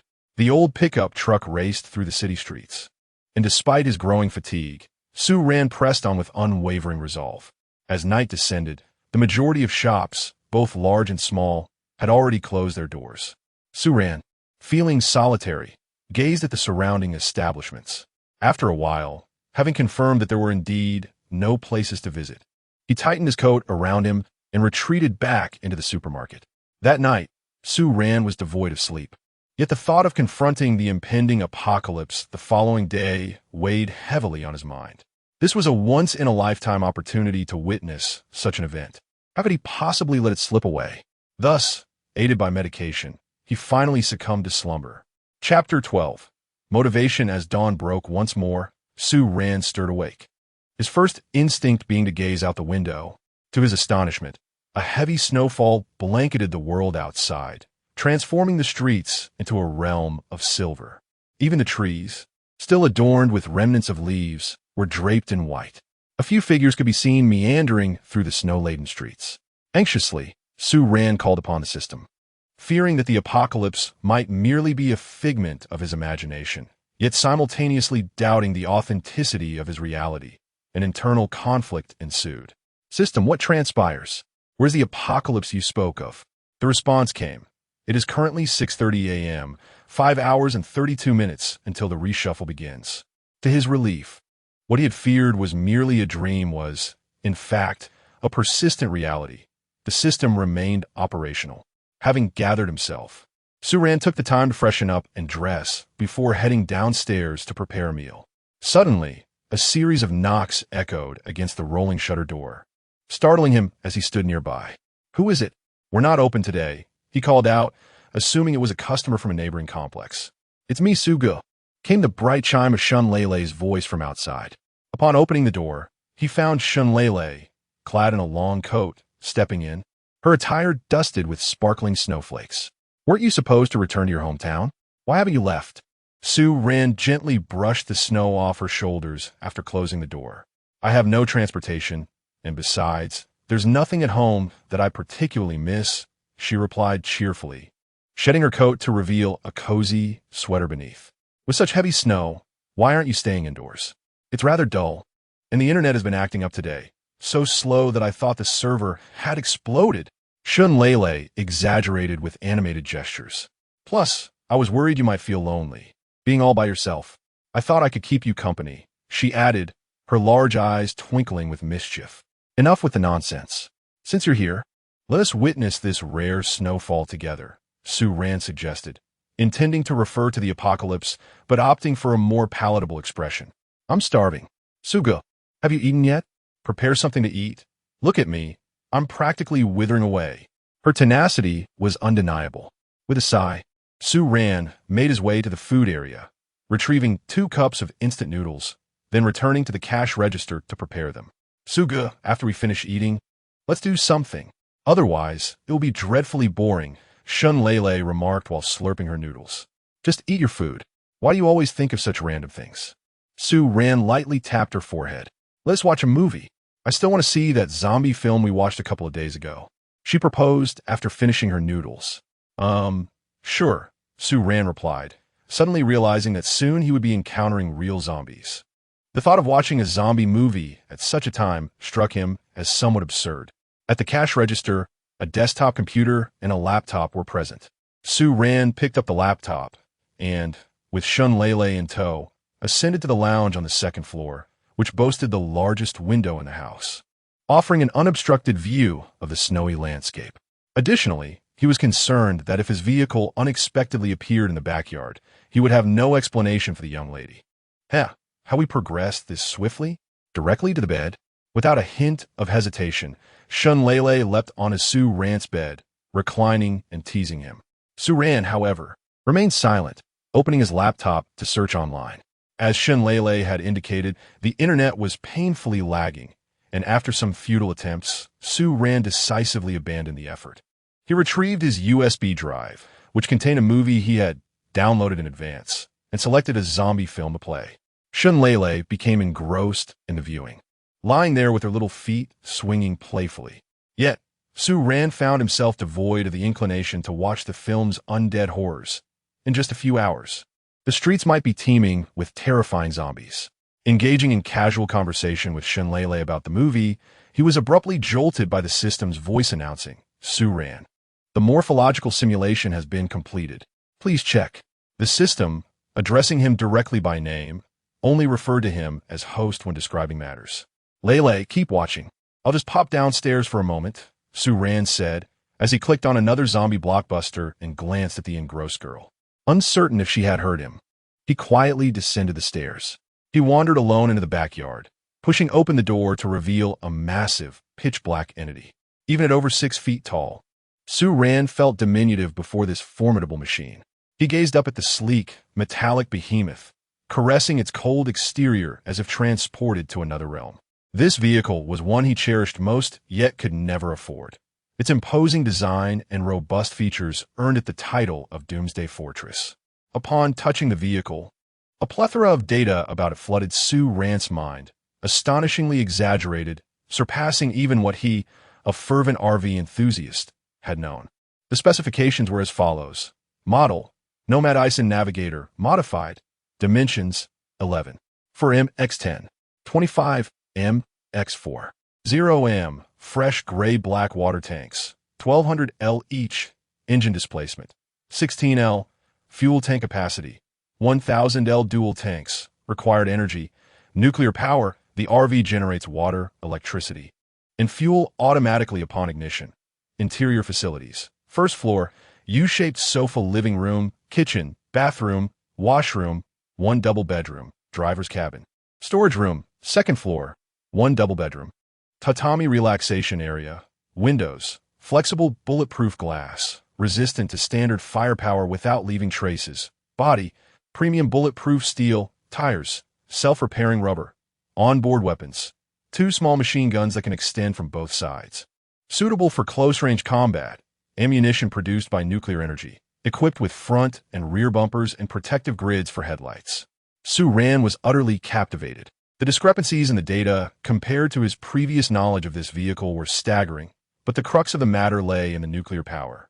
Gazing at the introduction, Su Ran found himself utterly bewildered, indeed, completely confounded.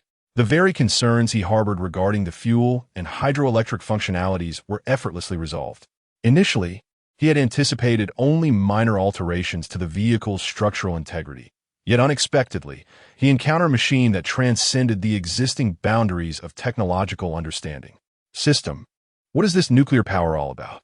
Su Ran struggled to grasp this concept that surpassed his comprehension.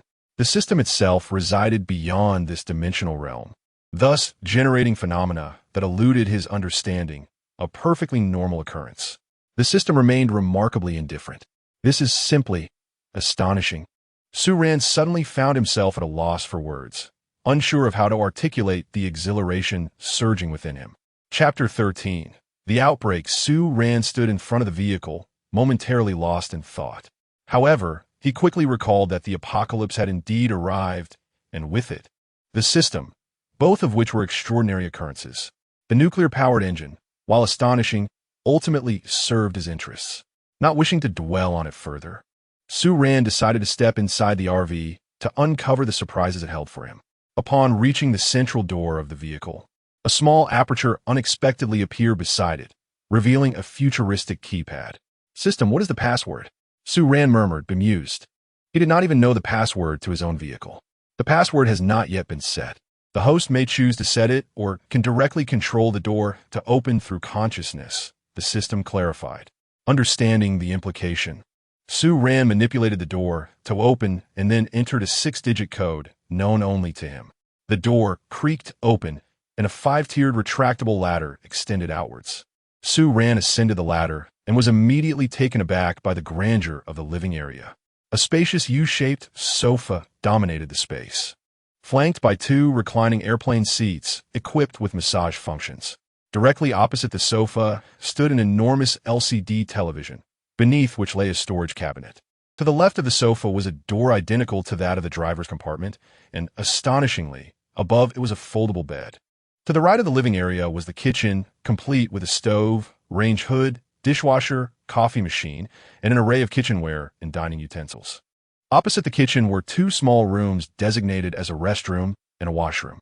Further inside, a staircase led to the second floor, where a bedroom awaited. It featured a king-size bed measuring 2 meters by 2 meters, which, despite its vastness, did not entirely occupy the space. Beside the bed stood a nightstand, and adjacent to it was a wardrobe.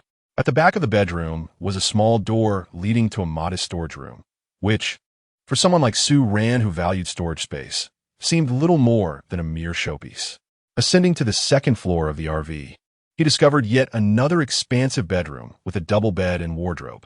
Opposite this room was a large tatami area, suitable for sitting and enjoying tea, or serving as a sleeping space.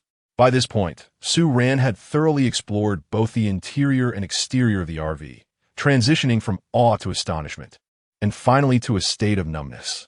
He was initially struck by the unparalleled technological sophistication of the vehicle, captivated by the luxurious and comprehensive interior, and ultimately desensitized by the overwhelming nature of his experience. Just as he intended to explore the driver's compartment, Su Ran suddenly realized he had lingered downstairs for too long and must not miss the moment the apocalypse unfolded. He quickly glanced at his watch. It was precisely 11 o'clock. Thankfully, it was not too late. Rushing back to the second floor, he was met with a scene that left him both amused and exasperated. No wonder that girl hadn't come looking for me, he thought. While muttering to himself, he gently covered the already sleeping Shunlele with a blanket. "Hey, Sugo, I was asleep," she mumbled, roused from her slumber, wiping away the drool that had escaped her lips as she clutched the blanket and gazed at Su Ran. "Yes, I saw you were asleep, so I didn't wake you. I just covered you to keep you warm, but it seems I inadvertently disturbed your rest," Su Ran replied with a light chuckle. On a snowy day, it's hard to resist the urge to sleep. "Sugo, you weren't doing anything to me while I was asleep, were you?" Shunlele, having spoken, lowered her gaze to assess her physique, which she deemed insufficiently developed. "Well, did I give you a good beating while you were asleep? Are you hungry?" Su Ran casually remarked. "I am indeed. What shall we eat? Shall we dine out?" "It's on me," Shunlele proclaimed generously, feeling the weight of her newly acquired salary and bonuses. "Dining out? Perhaps not. Let's indulge in hot pot. The supermarket has everything we need." With that, Su Ran retrieved some slices of meat and vegetables from the refrigerator, set up a pot, and began to cook. The hot pot was a time saver, allowing him to relish the view outside without missing it due to the distractions of cooking. "Sound great. I've heard that hot pot pairs perfectly with snowy days," Shunlele exclaimed with childlike exuberance. "Hurry up and eat, the pot is boiling," Su Ran urged, noticing the ingredients bubbling in the pot, and beckoned Shunlele to join him. The two enjoyed their meal with laughter, the passage of time unnoticed amidst their jovial banter. Su Ran glanced at his watch every few minutes, preoccupied with a pressing matter that kept him conscious of the time. At 11:56, they finished their meal, cleared away the remaining ingredients and pot, and Su Ran guided Shunlele to sit by the window. "Lele, I have something to tell you. Please refrain from speaking. Just listen. This revelation may shatter your perceptions, yet it is the reality we are about to confront.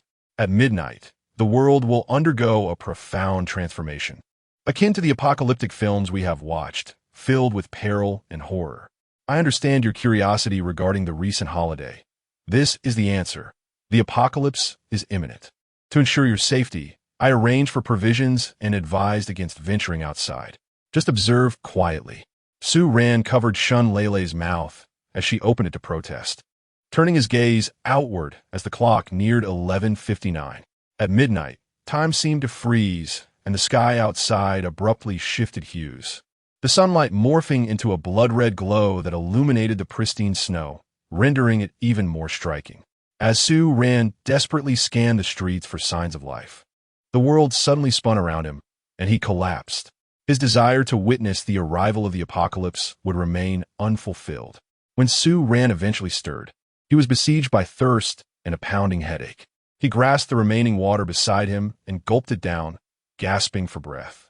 Turning to his side, he noticed Shunlele, her eyes tightly shut, her brow furrowed in evident distress, suffering the same torment. Lying there, struggling to breathe, Su Ran felt as though half a day had elapsed. He hastily rose, glancing at his watch. 12:05, merely 5 minutes had passed. Yet it felt as though he had endured hours. System, what is happening? Why do we faint? Su-Ran adhered to the principle of consulting the system when faced with a dilemma. This reshuffling occurred through viral transmission. You both inhaled the virus. Your body has resisted it, which is why you have awakened. However, she may not endure. If she succumbs, she will become what you refer to as a zombie. At hearing this, Su-Ran instinctively took a few steps back. Am I imagining things? Why do I feel as though my speed has increased? Su-Ran pondered, perplexed. There is no illusion. Your overall attributes have experienced significant growth. From this moment forth, you have transformed into an entirely new species, the Awakened. The Awakened transcend the realm of ordinary humans, excelling in every aspect manifold, with each awakened individual manifesting a unique special ability. The system elucidates the term awakened to Su-Ran. The awakened are the fortunate chosen ones, with the probability of becoming one being approximately 1 in 1,000. A rarity indeed. Chapter 14. Awakening, am I truly an awakener? Su-Ran asked incredulously. Indeed, awakeners are distinctly categorized by levels, which can evolve. The awakening levels, ranked from lowest to highest, are F, E, D, C, B, AS, and SS. Currently, only these 8 levels are known. Yet the possibility of higher levels cannot be dismissed. Each level is further divided into 2 sublevels. For instance, F and F, the latter indicating a transition to the next level. The system detected that the current energy level of the host is F, with the ability to exponentially enhance all attributes for a short duration beyond physical limits. The host may name this ability. I shall name it invincible and selfless. How imposing. Su-Ran declared, reminiscent of a skill from a game he once played. Having confirmed the ability's name as invincible and selfless, the system revealed an exhilarating truth. Unlike other awakeners who can only manifest a single special ability, the host may awaken multiple abilities as their level increases. Indeed, this is remarkable. No wonder one with a system is so formidable, Su-Ran mused, patting his chest in awe. How does one evolve their level? He inquired. That must be explored by the host alone. All right, are there any limitations to this ability? The state of surpassing limits can only be maintained for 10 minutes, after which a period of weakness ensues. Upon hearing this, Su-Ran grasped the general implications. Although the duration seemed adequate, the subsequent weakness could prove perilous. He would need to exercise caution when using his abilities in the future. Returning to the present, Su-Ran approached Shun Lele, who appeared pale from her torment. She might leap up as a zombie any moment, yet Su-Ran did not flinch this time. Perhaps it was the newfound confidence that came with being an awakener, or perhaps he simply did not perceive any threat from this petite girl. Water, I'm thirsty, murmured Shun Lele, her voice faint as she lay close to him. Startled, Su-Ran turned to her, witnessing her slowly opening her eyes. Her features resembling those of an ordinary person, albeit with a slightly paler complexion. Lele, you're awake. Here has some water, he said, handing her an unopened bottle. Without hesitation, she eagerly seized the bottle, gulping down its contents voraciously. Slow down.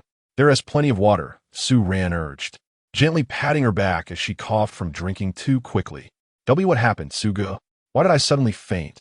It felt as though I were burning alive. Did you give me medicine? I really don't think that was necessary, Shun Lele said, regaining some strength. Seeing her return to her usual, wildly erratic self, Su-Ran finally felt a wave of relief wash over him.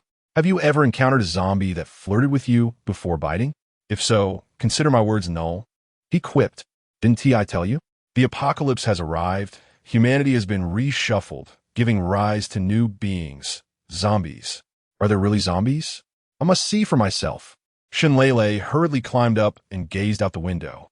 The sky outside had returned to its normal state, yet the snow on the streets was stained a vivid crimson, with grotesquely contorted zombies either pursuing or devouring terrified humans who were fleeing in all directions. Suga this ugh. Just as Shun Lele was about to articulate her thoughts, she suddenly beheld a group of zombies feasting upon a person below. The individual's chest had been hollowed out, with blood and flesh splattered across the ground. This is real. You are not dreaming, Su Ran said, suppressing his own nausea while providing the answer Shun Lele desperately sought. I need to call home. Shun Lele, in a state of panic, grabbed the nearby phone. Beep, beep, beep. Hello, Lele? It's your second uncle. Listen to me. Do not come home. Your parents have gone mad. Everyone in the town has gone insane and turned into flesh-eating monsters. Whatever you do, don't come back.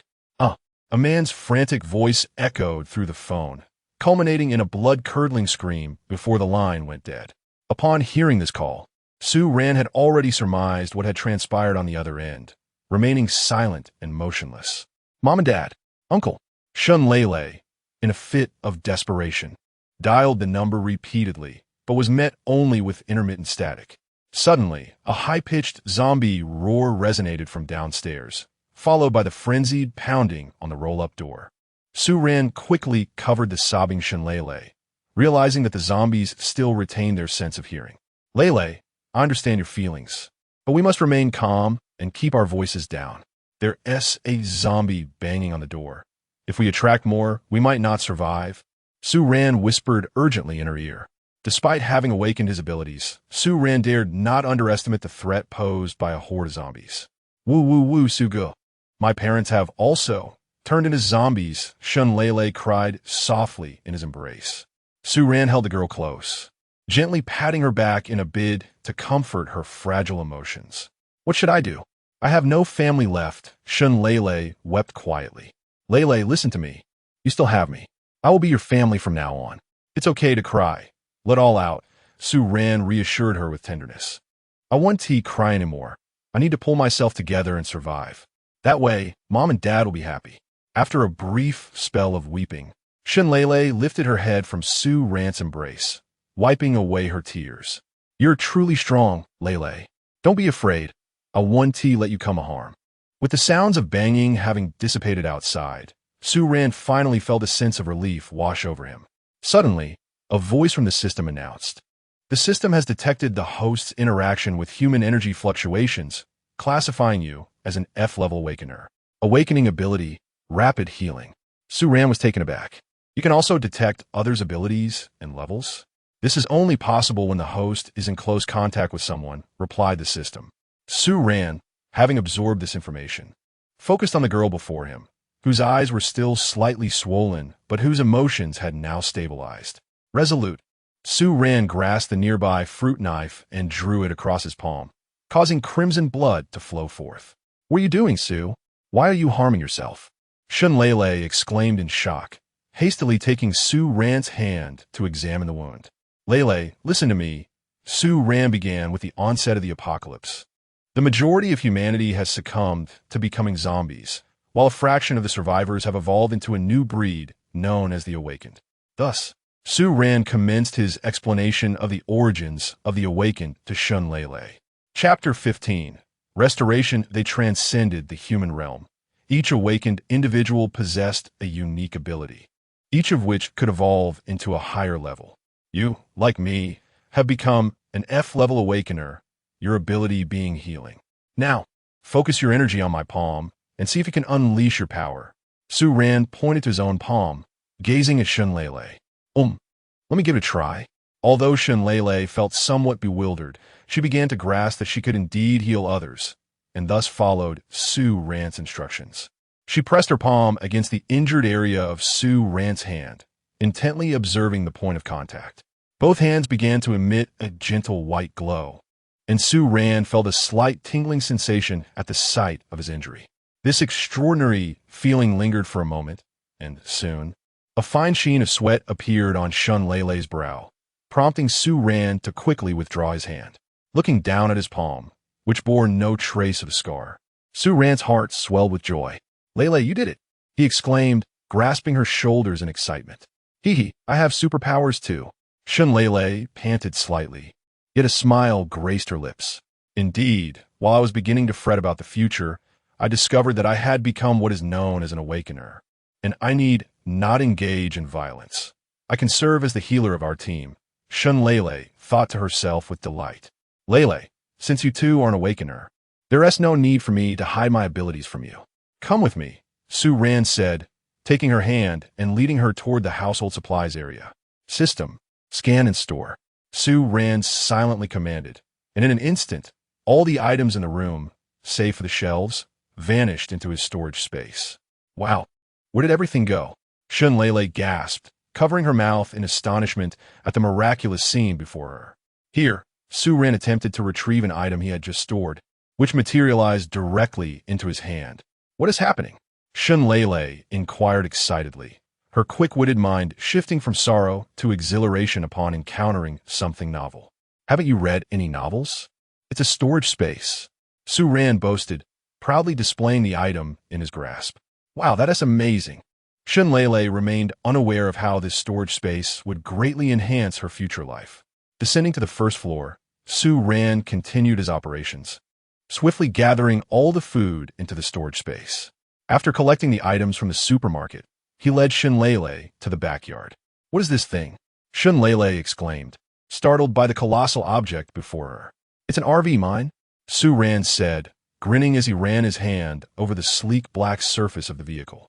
It looks enormous. What's inside? I want to go in, Shun Lele exclaimed, fiddling with the RV's door, but finding it stubbornly locked.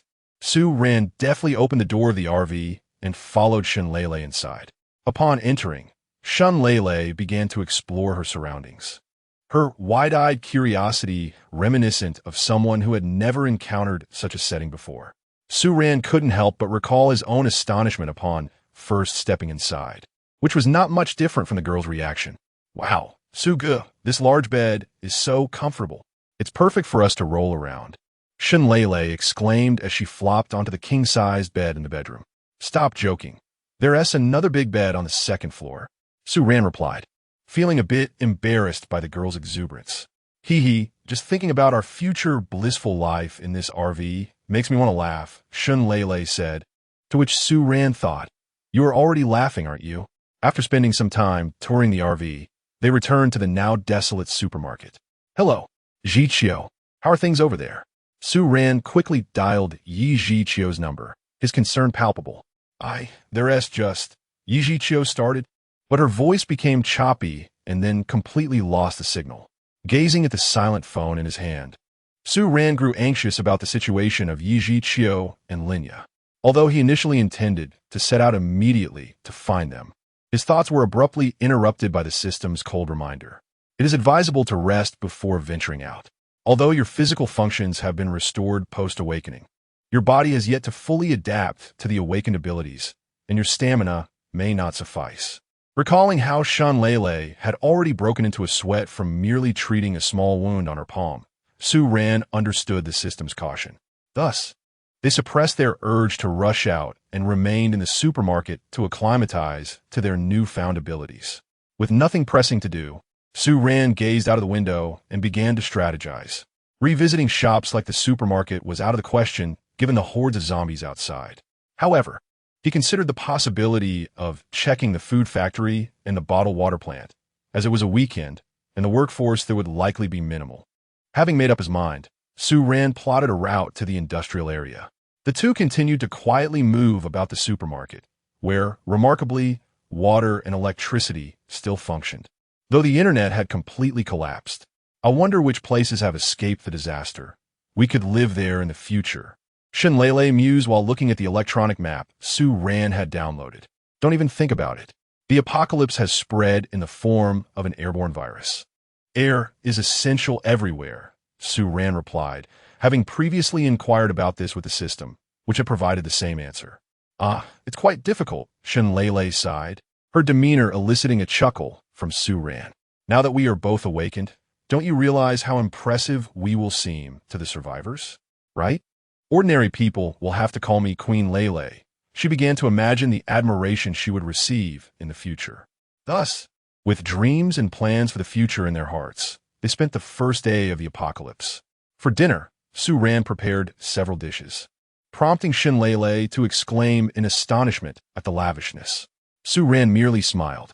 The food in his storage space was so abundant that even indulging in it would sustain them for centuries. Such was the luxury of their resources. As night fell, Su Ran intended to retire to the RV for some rest. However, he was pulled back by Shun Lele, who claimed to be frightened. Thus, Su Ran had no choice but to make a makeshift bed on the floor. Early the next morning, concerned about Yichio's condition, Su Ran summoned Shun Lele from her slumber. Lele, hurry and get up. Let us go find your brother Yi. Since Shun Lele frequently visited Su Ran's supermarket, she had become acquainted with Yichio. As Lele rubbed her sleepy eyes and prepared to rise, she was startled by a scene outside the window. Suga, come quickly, Shun Lele exclaimed in alarm. Su Ran hurried over to investigate. He beheld a rugged vehicle recklessly barreling down the road, crashing directly into the bus that obstructed its path. Chapter 16. Acquaintance. As the car door swung open, a bloodied man collapsed onto the street. Su Ran exchanged a glance with Shun Lele, intending to seize the moment while the horde of zombies was sparse to rush out and rescue the man. Yet, before their plans could materialize, a dense throng of zombies surged from the direction of the SUV, numbering in the thousands as they lunged towards the man. Su Ran and Shun Lele stood frozen, helplessly watching as the man was engulfed by the undead, unable to utter even a sound. Once the man was devoured, the relentless horde did not disperse. They merely wandered aimlessly through the streets, devoid of purpose. Damn it, it's over. How are we supposed to get out with all these zombies drawn here? Su Ran cursed vehemently. We even thought about saving him. What a letdown. Shun Lele echoed his frustration. Well, we can't blame the poor guy. He certainly didn't expect to crash here, Su Ran remarked, slapping his forehead. What do we do now? Suga, how are we getting out of this? Shun Lele asked, her brow furrowed with worry. There's no way around it. There's simply too many zombies. Even if my RV were made entirely of bulletproof material, it would be nearly impossible to break through, Su Ran sighed.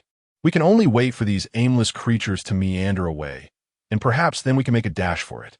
As night fell, while Su Ran and Shun Lele were on the first floor of the supermarket grilling skewers, they noticed through the glass door a disheveled woman climbing over the high wall of their backyard. Stay quiet. Let me see if she's a zombie. Su Ran cautioned Shun Lele, stealthily inching towards the backyard with the ghostly crossbow he had previously purchased. Is she trying to figure out the password for the RV? That means she's not a zombie, Su Ran concluded as he observed her actions, but he remained vigilant, creeping closer and aiming the crossbow at the back of her head. Don't move, Su Ran commanded, and the woman immediately froze in place. Please don't. I'm human, she exclaimed, attempting to assert her identity. I know you're human, but what are you doing in my yard? Su Ran replied, not lowering his weapon. I didn't realize this was your home. I live in the nearby complex.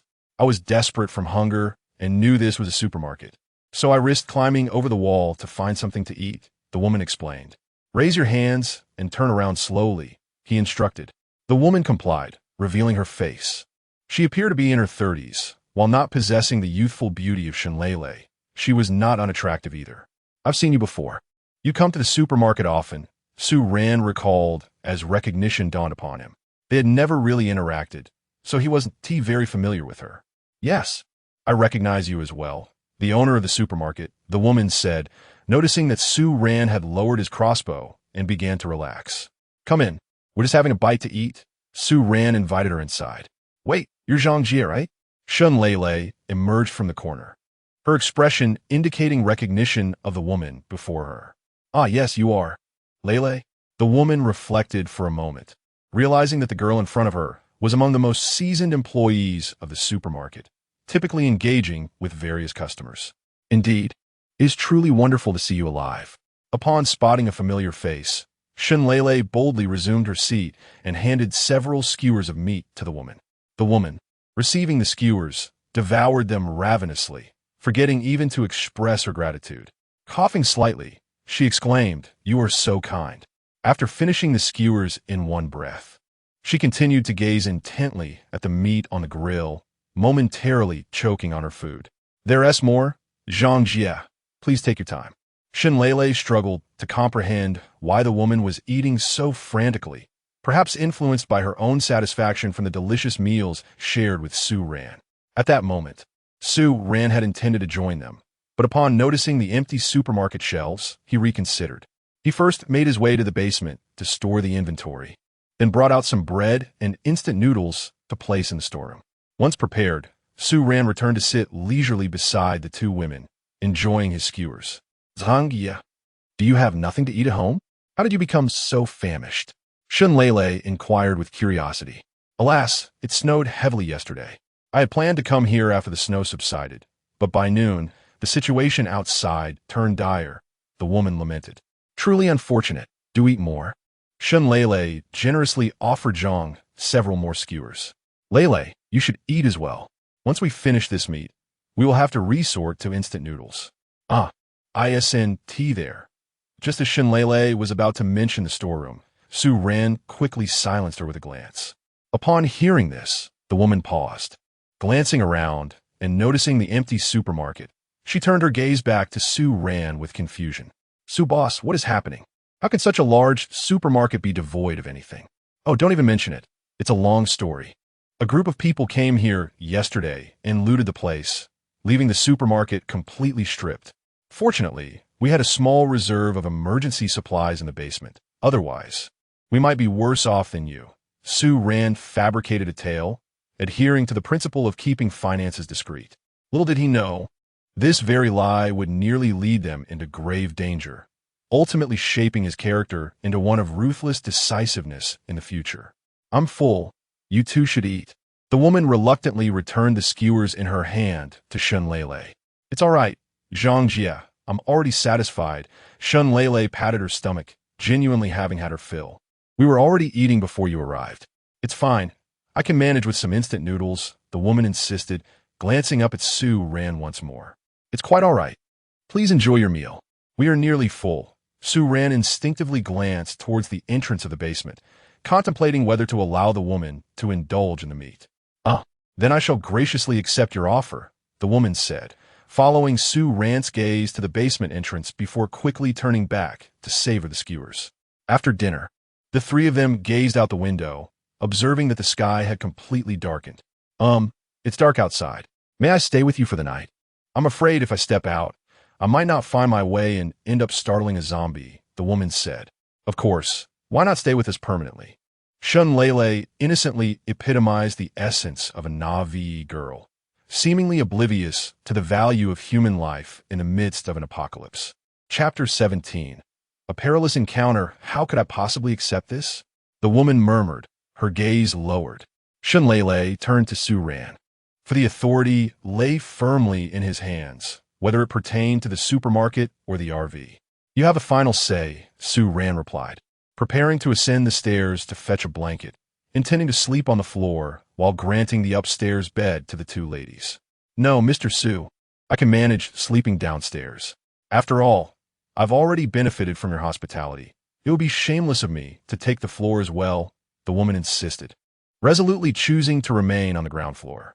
By the way, Zhang Jia, I still don't know your full name, Shun Lele suddenly recalled. My name is Zhang Xiaowen. I am 29 years old, and I was once a teacher, she introduced herself. Wow, Zhang Jia was a teacher. No wonder you always appeared so stern, Shun Lele remarked, reminiscing about how Zhang Xiaowen had often seemed indifferent to her and others in the past. It wasn't that I was stern. I simply had too many responsibilities at school and often returned home preoccupied with my students' matters, which may have given off that impression, Zhang Xiaowen quickly clarified, a hint of urgency in her tone. Upon hearing this, Su Ran suddenly reflected on his encounters with Zhang Xiaowen, recalling how she had frequently adopted an air of superiority towards others, a stark contrast to her current composed demeanor. All right, you two lovebirds should head upstairs to rest, Zhang Xiaowen remarked, seemingly assuming Su Ran and Shun Lele were a couple. All right, Zhang Jia, we'll head upstairs now, Shun Lele stammered, her intention to explain evaporating as a mischievous thought seized her, and she pulled Su Ran up the stairs. Zhang Xiaowen struggled throughout the night to resist glancing at the entrance to the storage room. Now that the couple had finally ascended, she no longer concealed her avaricious gaze, fixated on the direction of the warehouse. She was astute enough to realize that the two upstairs would not succumb to slumber so swiftly. Even if they had just fallen asleep, they could easily be roused. Thus, she resolved to endure the night, waiting until around 3 in the morning when they would be in deep sleep before making her move. When one harbors aspirations, time seems to drag. And Zhang Xiaowen felt this acutely. As the clock approached 1 in the morning, she nearly succumbed to sleep, resorting to pinching her thigh to stay alert. Finally, the hour of 3 arrived, and Zhang Xiaowen steeled herself, stepping softly into the warehouse. Her anticipation proved correct. Su Ran and Shun Lele were indeed in deep slumber. She made scarcely a sound, not disturbing them. Upon exiting the warehouse, Zhang Xiaowen felt a surge of frustration. After an entire night of waiting, all she had acquired were a few loaves of bread, several packets of instant noodles, and 5 or 6 bottles of mineral water. Having gathered the provisions, she initially intended to escape through the back door, but her steps halted abruptly. Instead, she returned to the supermarket, approached the cashier's desk, and picked up the roller shutter remote control that Shun Lele had carelessly left behind. Once more, she quietly exited through the back door, struggling to scale the wall at the edge of the RV, and as she prepared to leap down, she pressed the upward arrow button on the remote, swiftly darting into the shadows of the community, vanishing into the night. The sound of the roller shutter opening was hardly conspicuous amidst the bustling city. Yet in the stillness of the night, it resonated like a death knell, piercing and jarring. Su Ran was jolted awake by the sound of the roll-up door, his ears filled with the chilling roars of zombies downstairs. He hurriedly scooped up the still groggy Shun Lele and dashed toward the staircase. In that fleeting moment, he activated his invincible state, experiencing a significant surge in both speed and strength. In the blink of an eye, he reached the ground floor, turning to see the roll-up door partially opened and the basement door still ajar. He realized the folly of his decision to shelter Zhang Xiaowen. Had he not been an awakened one, his previous physical condition would have rendered him incapable of carrying Shun Lele down so swiftly. In fact, by the time he reached the ground floor, the zombies outside would have likely closed in on him. Casting aside distracting thoughts, he charged recklessly toward the RV's cockpit, the deafening roars of the zombie horde echoing behind him. Though the number of zombies had significantly dwindled, their piercing cries still attracted a considerable number of them, eager to feast on Su Ran and Shun Lele, the delectable prey. In an instant, he reached the cockpit, placing Shun Lele in the passenger seat before hastily starting the RV. As the sound of zombies breaking through the rear door reverberated, the RV surged forward like a wild beast, heedless of the surrounding high walls and the undead. Su Ran slammed on the accelerator, and the wall crumbled under the RV's weight as if it were mere tofu. Having burst out of the backyard, Su Ran did not slow his pace, making a wide turn to ram into the community's gate. With a thunderous roar, the RV's engine howled, crushing the zombies in its path. The massive ram covered in the dark, viscous blood of the undead. The RV was a relentless force, plowing through anything in its way. Su Ran's audacious driving was not due to a lack of skill. Rather, at the moment of ignition, the system had assured him, Su Ran, drive with confidence. Neither concrete walls nor steel structures pose a threat to the RV. Buoyed by this affirmation, Su Ran fully unleashed the RV's speed, the nuclear power providing an untroubled drive. The most terrifying moment came when Su Ran barreled toward a cluster of zombies, their bodies obscuring his view through the windshield. He pressed forward blindly, crashing directly into a building. Gritting his teeth, he plowed right through, leaving a massive gash in the structure. As he sped onward, the zombies pursuing him lost their target and slowed their pace, wandering aimlessly once more. It was not until he reached the outskirts of the city that Su Ran finally dared to ease off the accelerator. Upon arriving at a desolate area, he brought the vehicle to a halt, his palms slick with sweat as he gripped the steering wheel, his clothes thoroughly drenched. Beside him, Shun Lele appeared utterly dazed, curled up in the passenger seat. Fortunately, the RV was warm and cozy. Otherwise, the two, dressed lightly, would have felt the biting chill and warmth, risking a cold. "All right, Lele, don't be afraid. We've made it out," Su Ran reassured her. "Wow." Shun Lele suddenly collapsed into Su Ran's embrace, tears streaming down her face. The experiences of the past few days had become too much for the young girl to bear.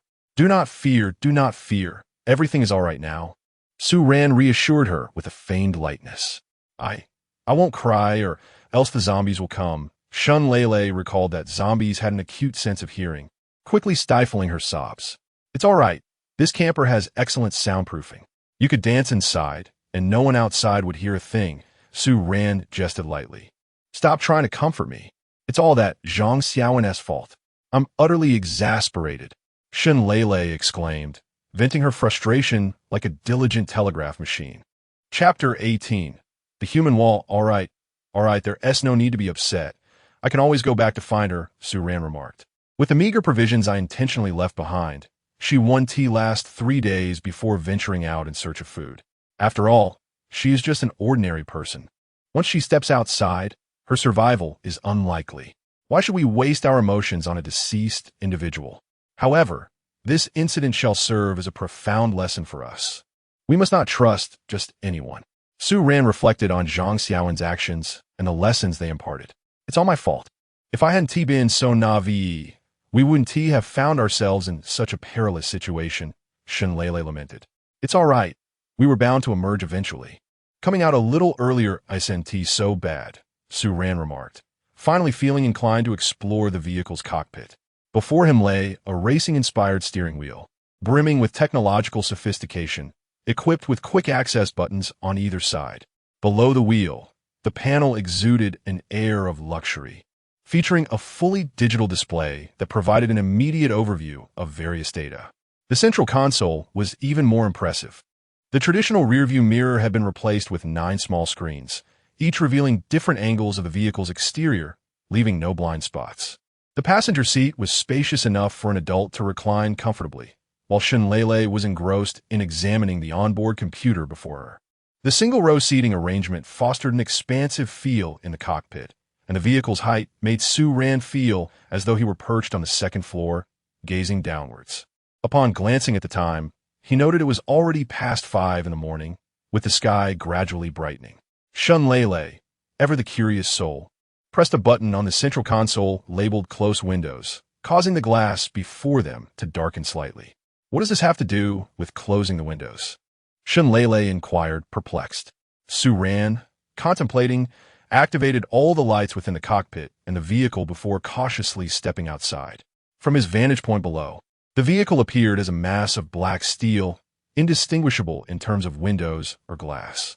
He comprehended the meaning behind the close windows function. It concealed all external views from the vehicle, while still allowing those inside to see outside.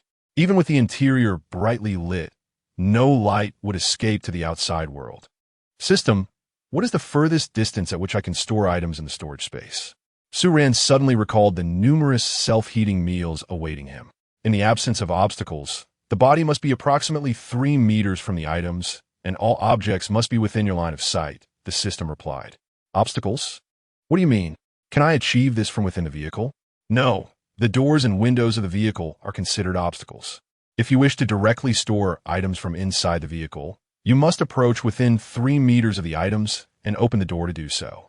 This revelation dashed Su Ran's hopes of directly retrieving the items from within the vehicle. He remembered that the entrances of the 2 food factories were more than 3 meters away from the goods.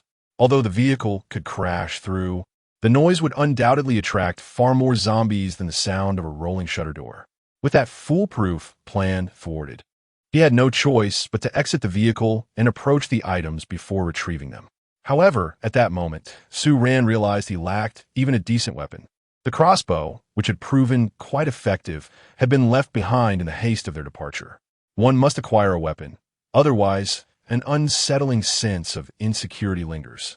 Su Ran commenced his investigation into potential locations within the city where weapons might be found.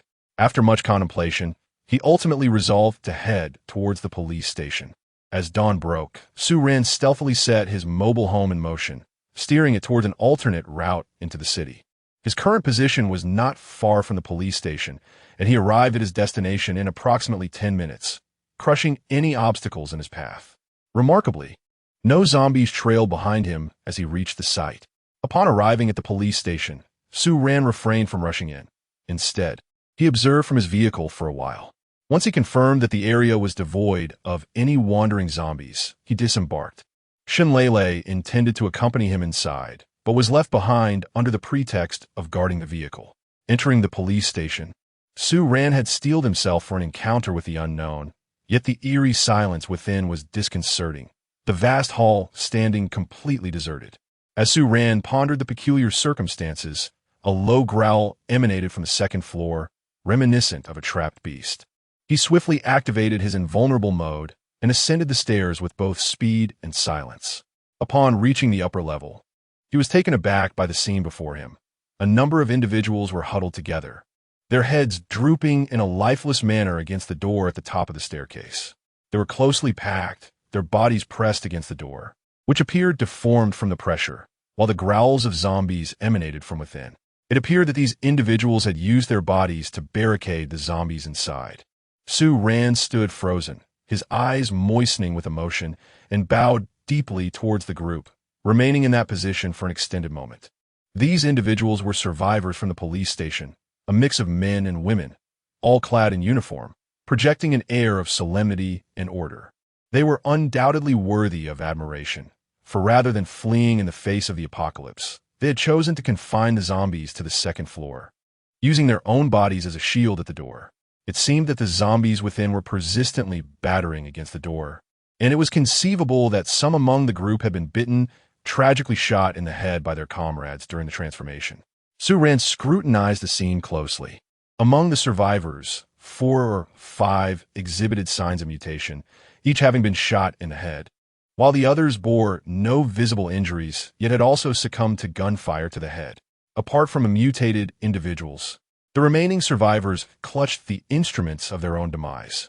Su Ran dared not dwell on the implications of their sacrifice, whether they had indeed offered their lives to ensure that the zombies within would no longer struggle. Regardless of the reasons for their demise, these individuals were deserving of respect. They had not chosen to flee, but had instead stood their ground, using their flesh and blood to prevent the zombies from escaping and endangering those beyond the building. Standing upright, Su Ran collected the firearms from the fallen heroes, bowed once more, and quietly retreated downstairs.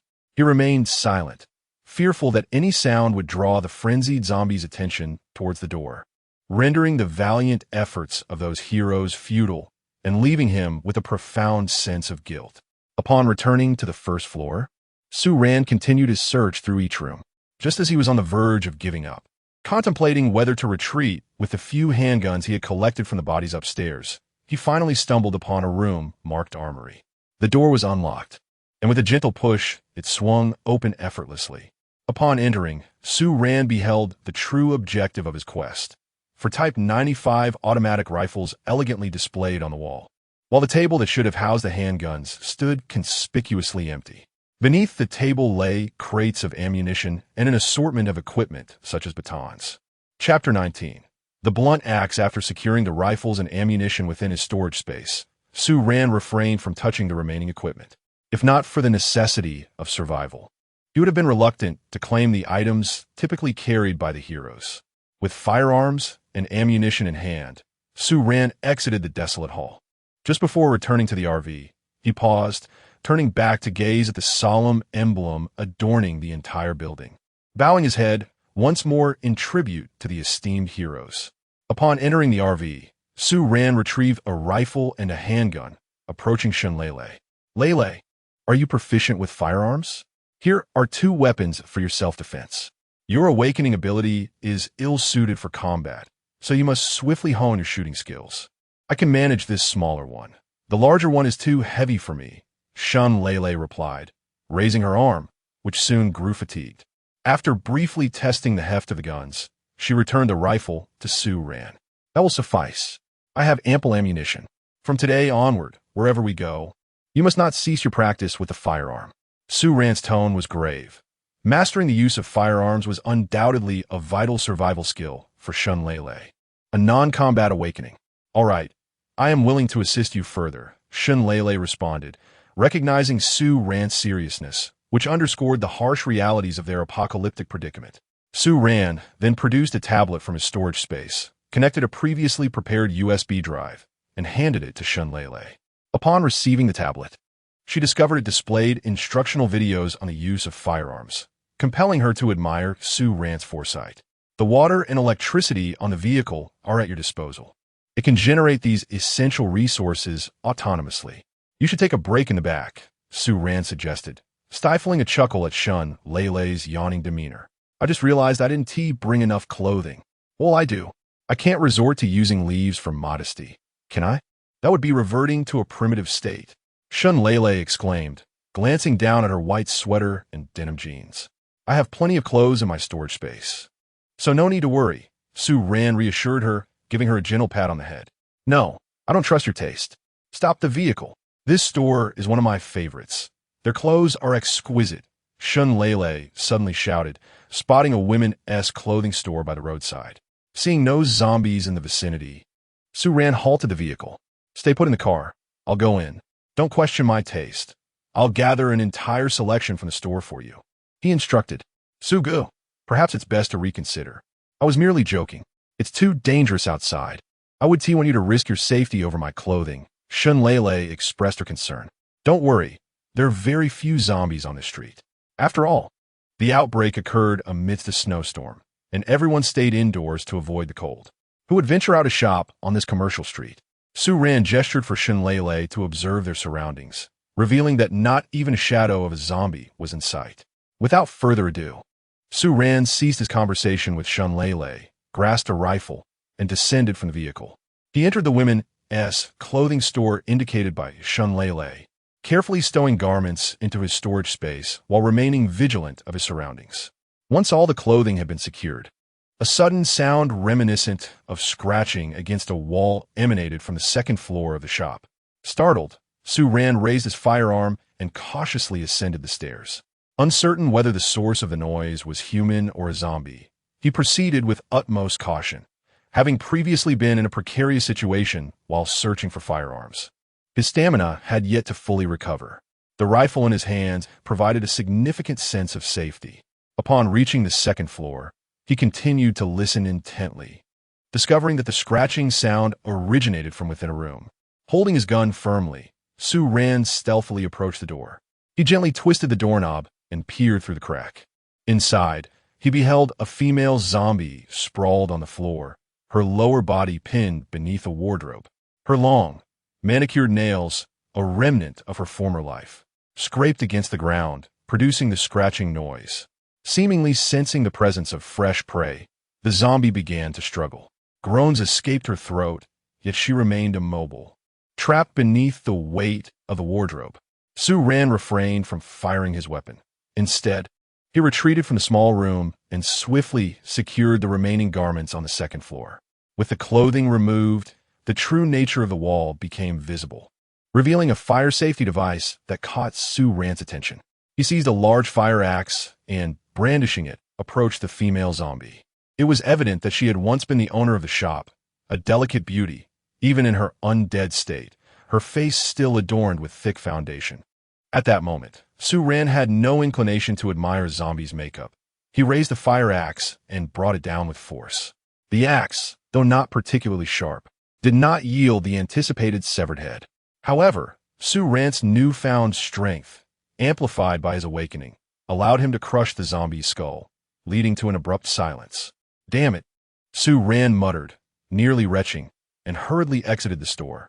Back in the vehicle, Su Ran's expression was grim. Although he had previously run over numerous zombies, those had been indirect kills. This female zombie marked his first true confrontation with the undead. Even knowing she was no longer human, the act of killing, while devoid of moral conflict, left him profoundly unsettled by the grotesque sight of her shattered head. Suga, what's wrong? Shun Leilei inquired with concern as he re-entered the vehicle. Just as he was about to reassure her, a wave of nausea surged within him, prompting him to wave her off and rush to the restroom. After vomiting twice, Su Ran felt a sense of emptiness settle in his stomach and ceased his retching. Emerging from the restroom, his face pale from the ordeal, he opted to pause momentarily, resting on the sofa until he regained some composure. Once the turmoil in his stomach subsided, Su Ran retrieved some food, beckoned Shun Leilei to join him in eating, and then returned to the driver's seat to resume their journey, setting their sights on the Chunhua food factory. Upon arriving at the food factory, Su Ran beheld the once loquacious security guard, now transformed into a grotesque zombie, aimlessly wandering within the confines of the security room. Paying him no heed, Su-Ran relied on his memory to maneuver the vehicle to the front of the warehouse, encountering no other zombies along the way. As the RV approached the warehouse, he did not halt, but rather pressed the accelerator, circling the perimeter twice. The roar of the engine was certain to attract any nearby zombies, serving as a means for Su-Ran to ascertain their presence. Fortunately, this factory did not exhibit malevolent practices. At least the heavy snowfall over the weekend spared the workers from overtime, resulting in an absence of zombies around the warehouse. Chapter 20. Upon confirming the absence of zombies, Su-Ran descended from the vehicle, rifle in hand, while Shun-Lele, having admitted her inability to drive, patiently occupied the passenger seat, vigilantly surveying the surroundings. Fortunately, the storage compartment was fully stocked. Otherwise, Su-Ran would have found himself at a loss regarding the lock on the warehouse door before him. With a resounding thud, the hammer struck the lock, which yielded immediately. Su-Ran stowed the triumphant hammer and slowly opened the warehouse door. The self-heating meals, once divided into two piles, now formed a single large heap, suggesting that the 30,000 portions had already been dispatched, though their destination remained unknown. Hastily refocusing his thoughts, Su-Ran activated the collection function of the storage space. In the blink of an eye, the mountain of goods transformed into neatly arranged text within the confines of his storage. Turning around, he dared not linger, starting the vehicle, just as it began to move. The sound of the hammer striking the lock had attracted a dozen zombies, who surged forward with guttural cries. They moved with alarming speed, quicker than their former human selves. Some bore disfigured faces, while others had limbs askew, their movements chaotic yet singularly focused as they lunged towards the RV. At that moment, an absurd thought crossed Su-Ran's mind. If these zombies could speak, they would surely be shouting, "We come to die." The first wave of zombies was swiftly dispatched by the RV, their bodies scattering in disarray. One, seemingly robust in life, was propelled several meters away, still capable of thrashing and snarling. However, Su-Ran's driving skills, whether excessively adept or woefully inadequate, led the tire to crush the head of a fallen zombie, rendering it incapable of any further growling. As Su-Ran passed by the beleaguered zombie once more, it grinned widely, tapping on a window as if bidding farewell. Arriving at another food factory, Su-Ran encountered a blockade of zombies upon entry. Luckily, they were few, and after being struck by the RV, their reign of terror came to an end. Navigating from memory, he approached the warehouse entrance, only to find the lock unlatched and the door wide open, revealing neatly stacked food inside. Shockingly, a few zombies lay sprawled beside the provisions. Su-Ran exited the vehicle, dispatched the lingering zombies with gunfire, and hurriedly collected the food before returning to the RV. The surge of dozens of zombies converging from all directions after the gunfire suggested that this establishment had a nefarious reputation, forcing workers to toil on a weekend. Su-Ran hastily fled the exploitative factory, only to encounter a massive horde of zombies approximately 2 kilometers away. "Good heavens, so many zombies!" Su-Ran exclaimed, cursing as the horde advanced directly towards the RV. With the path blocked, he was compelled to turn the vehicle, fleeing in another direction. This time, the zombies pursued relentlessly. Su-Ran pressed the accelerator, maintaining high speed until he finally shook off the relentless tide. "Phew, that was terrifying," Shun-Lele exclaimed, patting her chest in relief. "Fortunately, there aren't many people around here. Otherwise, the streets would be teeming with zombies." Su-Ran too felt a sense of relief wash over him. "As we venture further, we will soon be outside the city, and darkness will descend upon us. Should we stop for the night?" Shun-Lele remarked, noticing the diminishing buildings around them. "Let's continue until we reach the desolate outskirts. Even the sturdiest of RVs cannot provide comfort next to the undead." Su-Ran pressed on until they were enveloped by an absence of structures. The RV came to a halt, and Su-Ran activated the window closure feature, transforming the vehicle into a shadowy fortress of steel. With twilight approaching, Su-Ran and Shun-Lele returned from the driver's cabin to the living area of the RV. Reclining in the aircraft seat beside the sofa, Su-Ran indulged in the massage feature, finally relishing the comforts of life in this apocalyptic world. "Suga, could you spare me some clothes?" It's sweltering in here, Shun Lele finally admitted, feeling the heat while clad only in her undershirt beneath a white sweater, hesitant to remove it due to modesty. Oh, why didn't you say so earlier? I thought you were coming down with a cold, Su Ran teased, observing the rosy hue creeping onto Shun Lele's cheeks from the heat. Ugh, Shun Lele scoffed. Accepting the multiple outfits Su Ran handed her as she ascended the stairs to the bedroom on the second level of the RV, rising from his seat. Su Ran made his way to the kitchen, retrieving a piece of lean meat and some vegetables from the storage space, beginning to prepare a meal. Soon, 2 plates adorned with a mix of meat and greens were set upon the table in front of the sofa, accompanied by 2 steaming bowls of white rice. Contemplating for a moment while seated on the sofa, Su Ran stood again to slice a platter of fruit, calling out as he approached the stairs, Lele, dinner is ready. Why the delay in changing clothes? No sooner had he spoken than Shun Lele, now adorned in a carefully chosen dress, descended the stairs. Why the rush? Don't girls like to try on their new clothes? She pouted, following Su Ran back to the sofa. Eat up quickly. Aren't you hungry?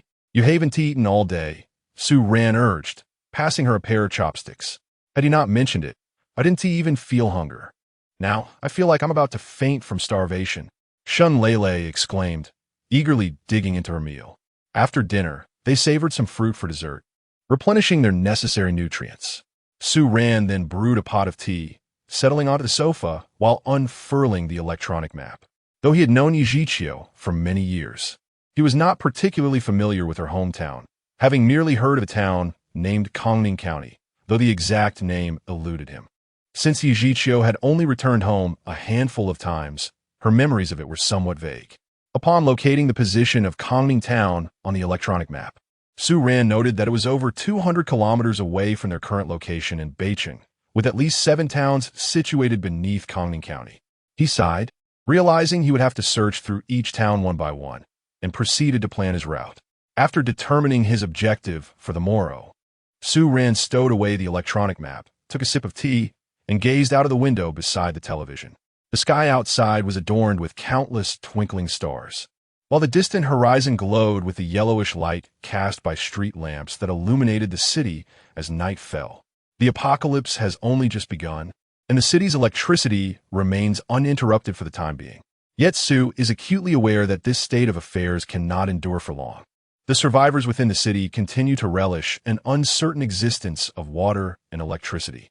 Sighing, he contemplates whether, in the absence of the system, he too would be struggling to survive in this urban landscape. He then muses that, without the system, he would not merely be enduring life in the city. He might have already become one of the undead. Operating a supermarket, he observes the constant ebb and flow of customers, and he realizes that without the system, those patrons might have already been feasting upon his very flesh. Chapter 21. The struggle as dawn broke. The sun gleamed upon the snow-covered ground, dazzling to the eyes. After breakfast, Su Ran and Shun Lele found themselves in the driver's cabin of their RV. The vehicle cruised along the outskirts of Spatial, heading in the opposite direction of Yichio's hometown. Su Ran had to navigate the RV around much of Spatial before reaching the road leading to Confronting County. Just as the RV was heading towards Confronting County, 3 off-road vehicles suddenly emerged from the city behind them, aligning alongside the RV. Su Ran gripped the steering wheel tightly, prepared for a potential collision. As he anxiously watched the off-road vehicles, a robust, middle-aged man leaned out of one of the windows, waving his hand to signal for the RV to stop. "What is it?" Su Ran shouted, cracking the window open slightly. "Brother, don't misunderstand. I just want to ask for directions." The man called back. "Go ahead, no need to stop, just speak," Su Ran replied, adhering to the first lesson of caution in a post-apocalyptic world. "How do I get to Confronting County, brother?" The man shouted. "Just keep going straight. It's over 200 kilometers," Su Ran answered, then promptly closed the window, maintaining his speed. He noticed the man's lips seemed to form a thank you, but he said nothing further and continued driving. After inquiring about directions, the off-road vehicles accelerated away. Su Ran did not pursue nor accompany them. He merely maintained a steady pace. "Brother Su, are they also headed to Confronting County?" asked Shun Lele, who had learned of Su Ran's destination for the day. "Yes.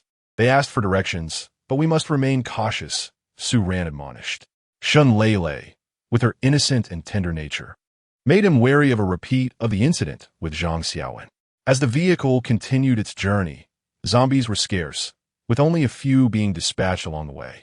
Before long, noon arrived, and Su Ran accepted some food prepared by Shun Lele, eating while driving. We should be arriving soon. Lele, have you learned how to operate a firearm?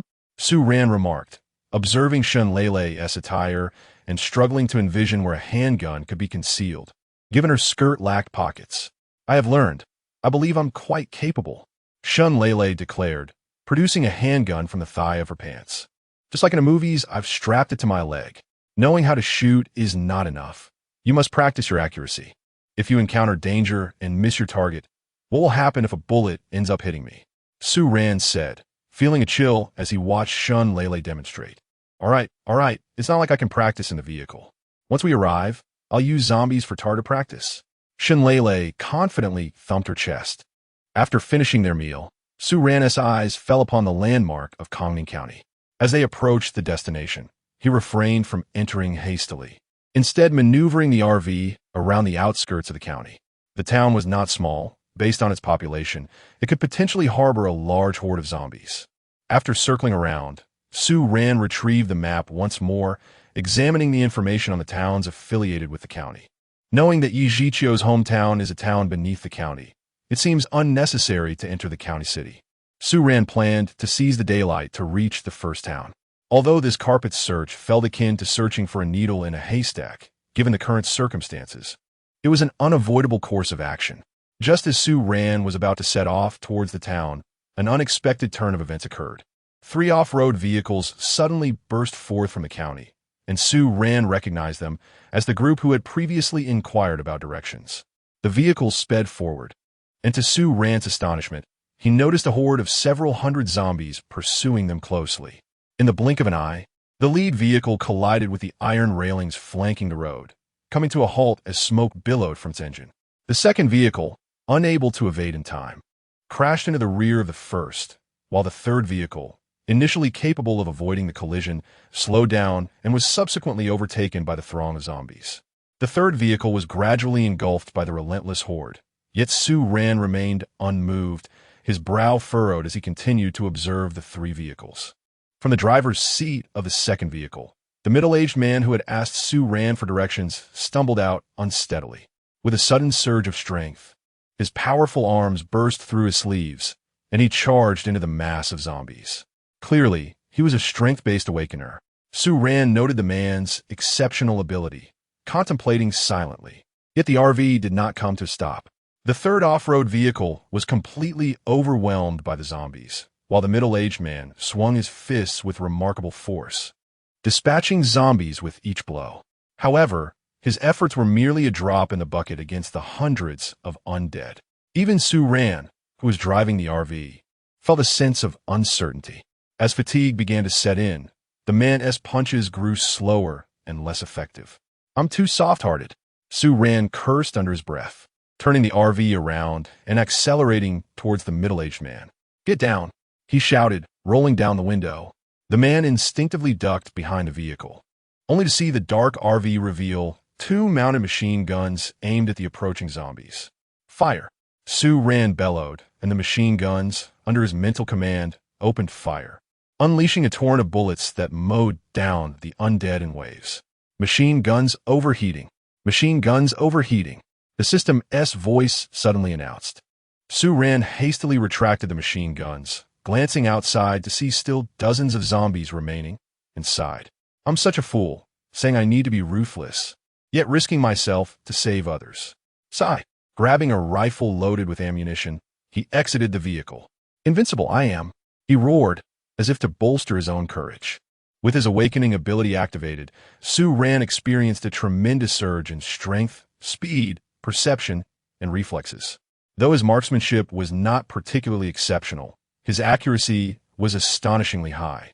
Each shot found its mark, and with no time to reload after emptying the magazine, he swiftly stowed the rifle and drew another, continuing his relentless assault. The relentless gunfire, accompanied by the grim task of slaughtering the undead, had driven Su Ran into a fervor of bloodlust, compelling him to recklessly shoot at the zombies. With the ammunition of his second rifle exhausted, Su Ran chose not to switch to another firearm, but instead grasped a fire axe. Perhaps still under the influence of his recent frenzy, he boldly charged at the remaining dozen or so zombies, aiming directly at their skulls and delivering crushing blows. One by one, the grotesque heads of the zombies shattered under Su Ran's relentless strikes. At this moment, a middle-aged man joined the fray, his trembling fists once again finding their mark upon the undead. Once they had vanquished the last of the zombies, the two men collapsed onto the ground, gasping for breath. Chapter 22. After the war, after a brief respite, Su Ran rose to his feet. Although his strength had yet to fully return, he was capable of standing and walking. "Don't move. Let me check if you're injured." Shun Lele hurried down, her eyes filled with concern as they scanned Su Ran's body. "Rest assured, I wasn't touched by any zombies. It's just my arm that feels a bit numb," Su Ran replied, shaking his arm. "Of course, look at that axe you were using," Shun Lele retorted, pointing at the fire axe on the ground. The blade was severely damaged, resembling jagged teeth, while the handle was stained with blood. Upon closer inspection, one could see that the steel handle bore the distinct impressions of Su Ran's fingers. "Huh? You can actually use your ability like this?" Su Ran mused, feeling the tingling sensation in his arm. Not only that, but thanks to Shun Lele's intensive healing, his overall recovery speed seemed to have accelerated slightly. "Ugh, I'm exhausted. Why didn't you use one of those mini guns you have instead of resorting to an axe? Do you think you're Chung Yaojin?" Shun Lele exclaimed, retracting her awakened ability, her face etched with worry as she yelled at Su Ran. "It's not like that. I was caught off guard," Su Ran replied. Though taken aback by her reprimand, he felt a warmth in his heart. It was truly comforting to be cared for. "Ahem, thank you." The middle-aged man weakly expressed his gratitude to the bickering duo. "What are you thanking us for? You almost got yourself killed," Shun Lele snapped back. Su Ran, helpless, smiled at the middle-aged man and shrugged his shoulders, conveying his sentiment that the angry woman was unreasonable, leaving him with no recourse. The middle-aged man merely smiled, unfazed by Shun Lele's brusque tone, and attempted to stand up. Unfortunately, he had exhausted too much energy and could not recover quickly after several attempts. He resigned himself to patiently regain his strength.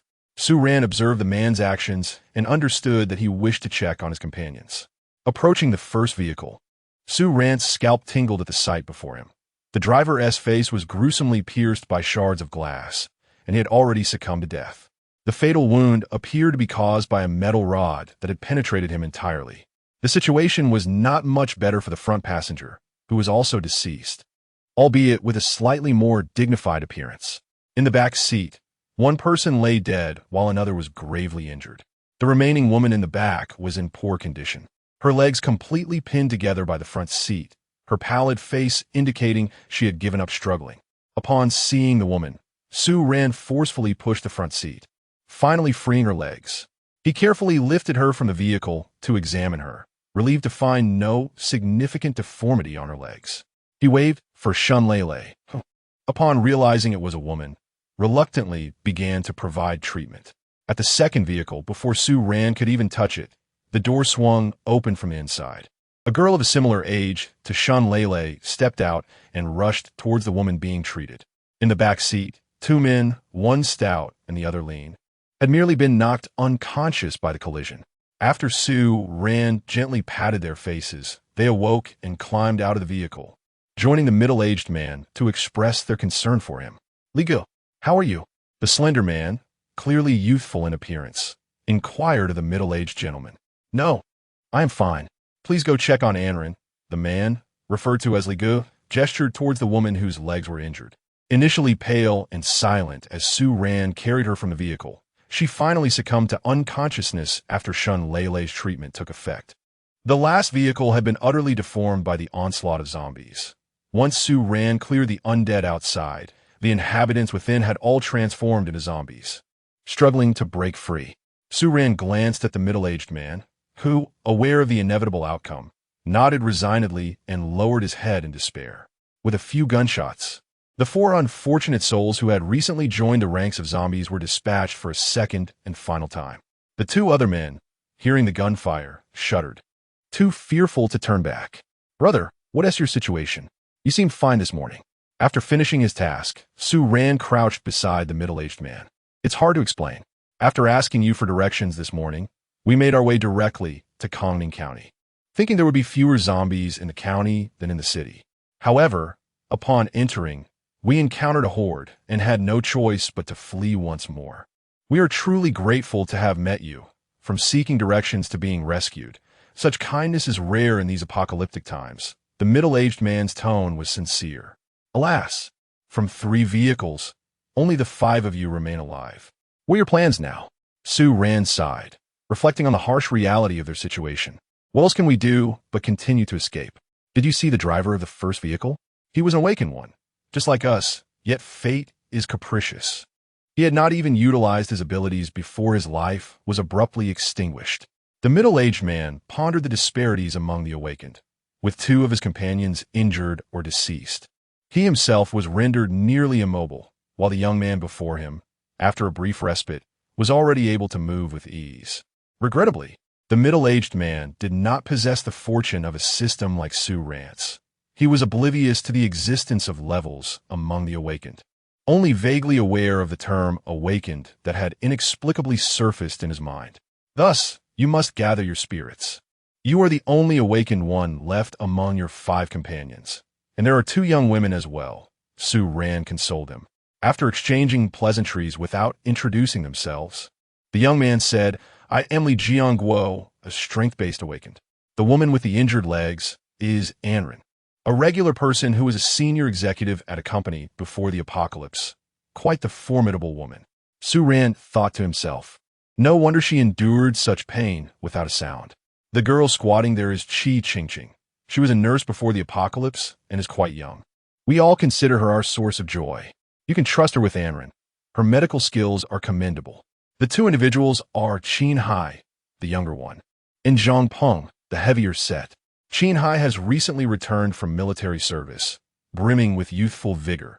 Unfortunately, he is merely an ordinary man. Otherwise, he could have been quite formidable. As for Zhang Peng, he possesses no remarkable skills. Before the apocalypse, he was a chef, and after the world changed, he remains a chef, albeit a talented one. Should you have the chance, do sample his culinary creations." The middle-aged man introduced each member of his group to Su Ran. "I am Su Ran, and this is Shun Lele. I consider myself an explosive type awakener, while she, as you can see, is a medical type awakener." Su Ran succinctly introduced the 2 of them. "The girl's earlier brusque demeanor stemmed from concern for me, so please do not take it to heart, brotherly," Su Ran politely remarked, pulling the somewhat weary Shun Lele closer. Chapter 23. News not at all. We are immensely grateful for your assistance. Li Jiangguo quickly waved his hand dismissively. "How is Lele?" Su Ran inquired, articulating the question that had been weighing on the minds of Li Jiangguo and the others. "She should be fine. After all, I have treated her. Shun Lele, despite being a healer, lacks substantial medical knowledge." "No, she is fine. Anren didn't sustain any fractures." Qi Qingqing, who was attending to Anren, had examined her legs thoroughly. "That's a relief." Li Jiangguo finally felt the last remnants of anxiety dissipate. Qi Qingqing's voice was distinctive, crisp yet somewhat delicate, in stark contrast to Shun Lele's vivacious and spirited demeanor. While Shun Lele was lively and carefree, Qi Qingqing appeared gentle, sensitive, and easily shy. As Su Ran approached to offer assistance, the girl glanced up at him and immediately lowered her head, her cheeks flushed. Despite their contrasting personalities, both Shun and Qi were of similar age and possessed striking beauty, creating a visually pleasing sight when standing together. "Li Go, what are your plans moving forward?" Su Ran, initially intending to leave, found it difficult to abandon the group of elderly and infirm, deciding to wait for Li Jiangguo to recuperate before departing. The immediate plan is to locate a small town. Winter is fast approaching, and cities devoid of water and heating will soon become graveyards for the unprepared. Only in rural areas can one find warmth to survive. Li Jiangguo articulated his thoughts with clarity. Indeed, during the coldest winters, temperatures can plummet to -30 degrees. Survival in the city will become increasingly untenable. Water and power will soon be entirely cut off. It is prudent to seek out a village to stockpile supplies for the winter. Moreover, the reduced population in rural areas significantly lessens the risk. Albeit at the cost of limited resources, Su Ran concurred with Li Jiangwo's reasoning, though he himself had little concern due to his mobile home. Are you in agreement with this plan? If so, we can join forces.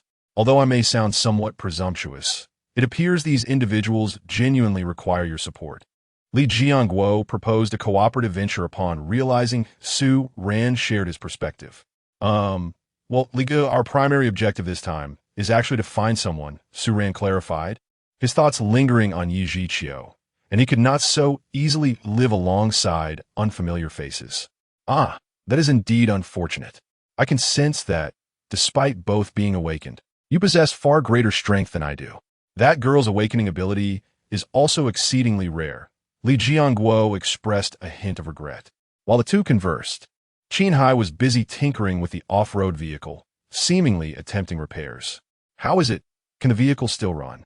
Li Jiangguo turned to inquire, along with Su Ran. Li Ge, this vehicle is the only one that can still function. The other two are completely beyond salvage. Qinhai emerged from beneath the vehicle. Zhangben, Qinhai, transfer the supplies from the other two vehicles to this one. After a brief rest, we shall set off. It is too perilous to linger on this highway. Li Jiangguo directed, making another attempt to stand. As the two individuals were preparing to transfer supplies, the internal broadcast of the vehicle suddenly blared to life. Su Ran, who was supporting Li Jiangguo, along with Shun Lele, who followed closely behind, and Qi Qingqing, who was tending to the unconscious and Ran, all stood frozen in astonishment. This is the military of Huaxia. This is the military of Huaxia. Survivors scattered across the land. Can you hear us? Can you hear us? This was the first official announcement since the outbreak of the apocalypse, and the emotions of the crowd surged, akin to a child long separated from home, suddenly encountering their mother. So far, the world has succumbed to despair, with countless lives lost. The military is currently unable to provide an accurate count of the casualties. Yet we believe that many of our fellow humans have survived. We refer to this calamity as the Doomsday Virus. Some among you remain unaffected by the virus, while others have undergone beneficial mutations, granting you extraordinary abilities. We designate those who have gained new powers as awakened. According to our investigations, the awakened are classified into a strict hierarchy, ranging from F level, E level, D level, C level, B level, E level, S level, to SS level, comprising a total of 8 ranks. To all survivors and awakened, you must persevere. The military is striving diligently. We firmly believe we will reclaim our rightful homeland. Lastly, everyone, you must survive. Contrary to the expectations of the crowd for rescue news, this broadcast merely provided a brief overview of the survivors and the awakened, revealing the military's challenging circumstances.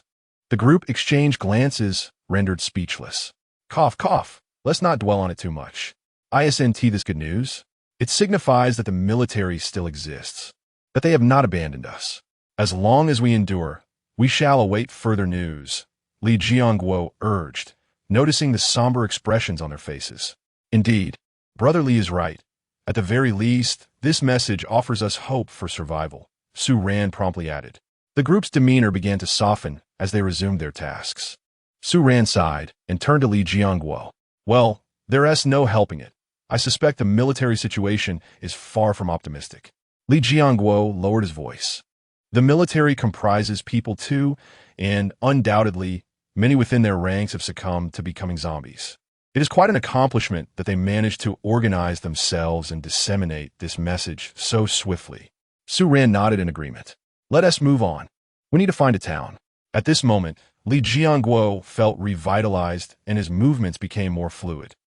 Su Ran, there is something I need to trouble you with, Li Jiangguo suddenly called out to Su Ran, who was heading back to the RV. What is it?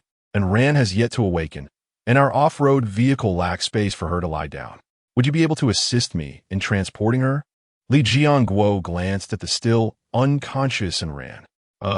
Sure, Su Ran replied after a moment of contemplation. and he called upon Qi to help lift and ran into the RV. The two vehicles roared to life once more, leaving behind the wrecked off-road vehicle and the bodies buried alongside the road, perhaps never to be acknowledged again. The ground was strewn with the remnants of fallen zombies and leaves, the stark, bare trunks of trees casting an atmosphere of profound desolation over the scene. The motorhome led the way, closely followed by an off-road vehicle, as they made their way toward the nearest town. Inside the opulent motorhome, Anren reclined comfortably on the sofa, while Qi and Shunlele sat on either side. In the midst of Qi astonished gaze, Shunlele retrieved a milk tea from the refrigerator and handed it to her. This vehicle was exceedingly luxurious, equipped with amenities that surpassed those of a house. Qi cradled the milk tea, her mouth agape as she surveyed the surroundings. Hee, I find you quite appealing. If you wish, I can approve you to be Su Ji's girlfriend, and you can live with us, Shunlele declared generously. Aren't you his girlfriend? Qi inquired softly, her cheeks flushed. Me? I am his wife, the senior one, Shunlele replied, patting her chest with pride. Shunlele, be quiet. Su Ran nearly veered off the road, exasperated by the nonsensical chatter of the two girls behind him. Chapter 24. Search after a day of relentless pursuit as dusk began to envelop the sky. Two vehicles arrived at the nearest town to Confronting County, known as New Township. Upon entering the town, one was greeted by an array of self-constructed buildings, suggesting that this settlement had once thrived before the apocalypse. The narrow streets of the town allowed the RV to crush the scattered remnants of the undead with ease as they advanced swiftly. Finally, at the edge of the town, they selected a two-story white structure, its exterior appearing remarkably pristine, accompanied by a spacious courtyard. After parking the RV and the off-road vehicle in the expansive yard, Su Ran and Li Jianguo took the lead, followed closely by Qin Feng and Zhang Peng. The four men, armed with a variety of weapons, commenced a cautious search of the yard and the house. Fortunately, the former occupants had not been home when the cataclysm struck, leaving no signs of struggle within. Upon entering the house, Li Jianguo pressed the switch for the lights, and the entire residence illuminated, indicating that the electrical system was still struggling to function. There was little concern regarding water, as Li Jianguo had noticed an old-fashioned well in the courtyard upon arrival. This type of well required no electricity to draw water and was impervious to the frigid winter temperatures. With a bit of water as a lure, one could easily pump water by vigorously operating the handle. The house was well equipped with amenities, prompting the group to begin unloading supplies from their vehicles. As Su Ran observed everyone engaged in their tasks, he began to stroll around the yard. The encroaching darkness limited visibility, and lacking experience in rural living heightened his curiosity about everything he encountered. Ligu, come here, Su Ran suddenly called out, having spotted a row of what appeared to be storage buildings to the right of the main gate, shrouded in darkness. Li Jianguo responded promptly, and as he followed Su Ran's gaze, his eyes sparkled with excitement. This is a coal shed. It's filled with coal. This is fantastic. We need not worry about winter anymore. This coal will last us through 2 or 3 winters. His enthusiasm was palpable, as the very purpose of their arduous journey to the town was to secure resources for the winter. Though Su Ran lacked a full grasp of the significance, he understood that they had finally found what Li Jianguo and the others had been seeking, and a smile crept upon his lips, buoyed by their shared excitement. Li Yi, what is this? It seems like a basement. Su Ran took a few steps aside, stepping onto something resembling a metal plate. Crouching down, he discovered a fissure beneath it. Let me take a look. Li Jianguo approached and effortlessly lifted the seemingly heavy metal plate. Here you go, Li Go. Su Ran, unable to discern the scene within, retrieved 2 flashlights from their supplies and handed one to Li Jianguo. Upon activating the flashlight, Li Jianguo, usually composed, exclaimed in astonishment. What on earth? Su Ran, intrigued, directed his flashlight toward Li Jianguo's direction. The basement revealed a substantial cache of potatoes, cabbages, and other storable goods, alongside some meat. The temperature underground was significantly cooler, at least a dozen degrees lower than above, preserving the food in this natural cold storage without decay. This is a cellar. It appears the homeowner had prepared supplies for the winter in advance. Li Jianguo fondly picked up a potato, inhaling its earthy aroma as if it possessed an enchanting scent. Su Ran, our efforts have not been in vain. The supplies in this house are sufficient for us to live comfortably. I'm at a loss for words, but I can only express my gratitude, Li Jianguo said, bowing slightly to Su Ran upon returning to the floor. The crowd, initially drawn by the commotion, gathered around to discover what lay beneath, but upon hearing Li Jianguo's words, they erupted in collective jubilation. All right, Zhang Peng, go to the kitchen and prepare dinner. Let us properly entertain our benefactor. Li Jianguo glanced anxiously at the dark courtyard, fearing that their voices might attract the attention of the undead, and hurriedly instructed the cook, Zhang Peng, to begin the meal. That evening, Qi Qingqing and Shun Lei also descended, informing everyone that Ran had awakened, albeit with some difficulty in movement, and requested the men to assist in bringing her down. Li Jianguo quickly restrained Su Ran, who was about to rise, and, accompanied by Qin Hai, rushed towards the RV. Su Ran, feeling helpless, used his mind to open the door, allowing the two to enter. They gently lifted Ran and placed her on the sofa inside.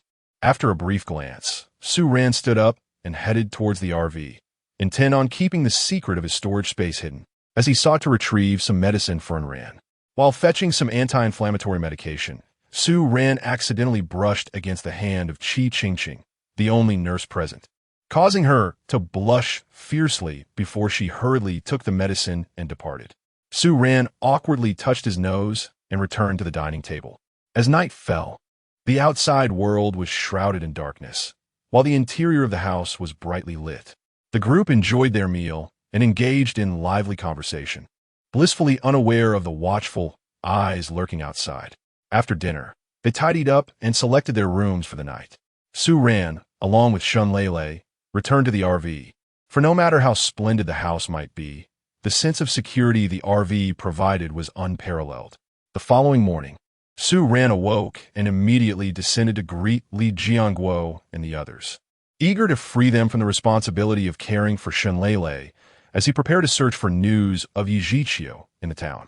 Due to the RV's considerable size, navigating the town proved cumbersome, so Su Ran stored all firearms, fully loaded, in his space, taking only a rifle with him as he ventured out. Initially, Shun Lei vehemently protested Su Ran's decision to leave without her, but under the threat of not receiving snacks if she continued her objections, she relented, clutching a bag of treats to share with Qi Qingqing. Armed with his rifle, Su Ran treaded cautiously along the narrow paths of the town, acutely aware of the absence of his trusted RV. Any danger would have to be faced alone. Arriving at the edge of the town, Su Ran began a meticulous search from one end of a building to the other.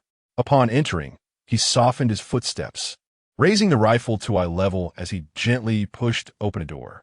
Inside, there were neither living souls nor zombies, only a skeletal frame sitting silently, its flesh long since decayed. Su Ran suppressed his discomfort and leaned closer to observe. Surrounding the skeleton, there lay no signs of decay, nor the fetid stench typically associated with rotting flesh, leading to the conclusion that the individual's blood and meat had been completely consumed by some entity. Wait, consumed? Su Ran suddenly detected a foul odor wafting from behind him. He hastily turned around, only to be confronted by a grotesquely contorted visage, gaping with a cavernous maw. The very stench he had just perceived emanated from this mouth. Before him stood a towering male zombie, its face marred by extensive decay, with one eyeball having already fallen from its socket. As Su Ran beheld the zombie before him, he instinctively reached for his firearm, but the proximity was too close. The creature's gaping jaws were already descending upon him. Chapter 25. The method a towering zombie let out a horrifying roar. The noxious stench emanating from its mouth nearly made Su Ran retch. He staggered back 3 steps, narrowly evading the creature's attack. The zombie, realizing its strike had missed, seemed to ponder whether it could still feel anger. Just as Su Ran was about to raise his weapon, he was once again forced to retreat by the zombie's claws, this time with nowhere left to escape as he found himself pressed against the wall. In this moment of desperation, Su Ran chose not to lift his gun, but instead activated his invincible state. Suddenly, the zombie's next assault appeared to move in slow motion. He dodged, aimed, and pulled the trigger, executing the actions in seamless succession. As he watched the zombie collapse before him, a sigh of relief escaped his lips. That was close. It nearly frightened me to death. Just as Su Ran prepared to take a step forward, he noticed something beneath his feet. Looking down, he saw that the skeleton he had previously leaned against the wall was now scattered, its skull rolling mockingly towards the zombie, as if taunting the grotesque being that had devoured it. This incident heightened Su Ran's caution. He began to thoroughly inspect each room before daring to enter. Yet, apart from that one towering zombie, the house contained no other animated entities. Upon exiting the house, he noted that it too had a coal cellar and a basement. He proceeded cautiously through the second, third, and fourth houses, time slipping away swiftly. Before he knew it, the sky had begun to blush with hues of red as twilight stealthily approached, just as he finished clearing the fourth house of zombies. Stepping outside, Su Ran gazed at the sky, feeling a sense of bewilderment. In a town with hundreds of homes, he had only searched for today. At this pace, it would take him at least 2 months to scour the entire town, and even then, he might not find Yichio. I must devise a strategy to enhance my efficiency. Standing in the desolate yard, Su Ran contemplated for a moment before returning to the house, where Li Jiangguo and the others awaited him. Upon his arrival, he found them gathered around the table, engaged in conversation. As he approached, he noticed the dishes had already been laid out, yet everyone was waiting for him to join them. A warm feeling washed over him. After dinner, Su Ran and Shinlele returned to the RV. When they descended once more, Su Ran brought with him some rice, flour, oil, and other daily provisions and seasonings. Refusing to mooch off others, he thought, "Let me start by setting an example." He tossed the items into the kitchen. "See, our current way of life is largely thanks to you." Li Jiangguo intended to decline, but Su Ran had already rushed back into the RV. "Lele, come give me a shoulder massage." After a day of heightened tension, Su Ran collapsed onto the sofa, reluctant to move. "Coming right up, Your Excellency," Shinlele exclaimed cheerfully as she approached to knead his shoulders. "Lele, how can we gather a small horde of zombies together?" Su Ran pondered this question deeply. Why would we want to gather those things? Are we courting death? During the day, we don't even dare make too much noise for fear of attracting zombies. It's much safer back in the RV. We can dance without a care. Shinlele looked at him as if he were foolish. "Indeed, you are indeed correct. Zombies are notoriously sensitive to sound. How could I have forgotten such a simple fact?" Suddenly, Su Ran experienced a moment of clarity. He rummaged through his storage space for a while and retrieved several children's toys that were usually tucked away in the corners of the supermarket. Though labeled as toys, they were essentially balls that played music upon being tossed to the ground. How could I have overlooked such an uncomplicated solution? Su ran through the toy ball down, and upon impact, it emitted an energetic melody. With his worries alleviated, Su Ran felt a surge of elation and even indulged in a few cans of beer. The night passed without incident, and the following day, Su Ran set out once more, this time brimming with confidence. Arriving at the exterior of a house, he tossed the toy ball onto the porch and patiently awaited the outcome. A chilling howl echoed from within, signaling the emergence of several zombies, who burst through the door in response to the sound. Armed with his rifle, Su Ran commenced shooting, each shot toppling the zombies that had gathered around the toy ball. He felt no need to enter the house. Clearly, where there were zombies, there would be no living souls. Su Ran continued this methodical approach at each residence. Zombies were swiftly dispatched with gunfire, while houses devoid of the undead were searched for supplies. Over the course of the day, he visited more than 20 homes, 2/3 of which were infested with zombies, which he promptly disregarded. Consequently, his time was squandered on the remaining third of the houses. For 3 consecutive days, Su Ran diligently searched, covering half the town, yet encountering not a single living person. Although disheartened, he found some solace in the predictability of the situation. During these days, he returned home each evening, where Li Jiangguo and the others not only assisted in protecting Shinlele, but also awaited him for dinner like a family, creating a warm illusion of home. Over this period, and Ran had regained the ability to walk independently. Occasionally, Su Ran would share supplies from his searches with the group, fostering a harmonious atmosphere among them. On this day, Su Ran set out to search as usual, eventually arriving at a supermarket within the town. The goods inside were still intact and unspoiled, prompting Su Ran to gather supplies to share with Li Jianguo and the others, storing them in his space. As evening approached, he returned home, but upon entering the door, he sensed something was amiss.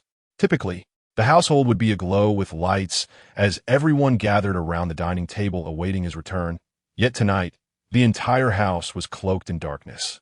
An unsettling silence enveloping the air.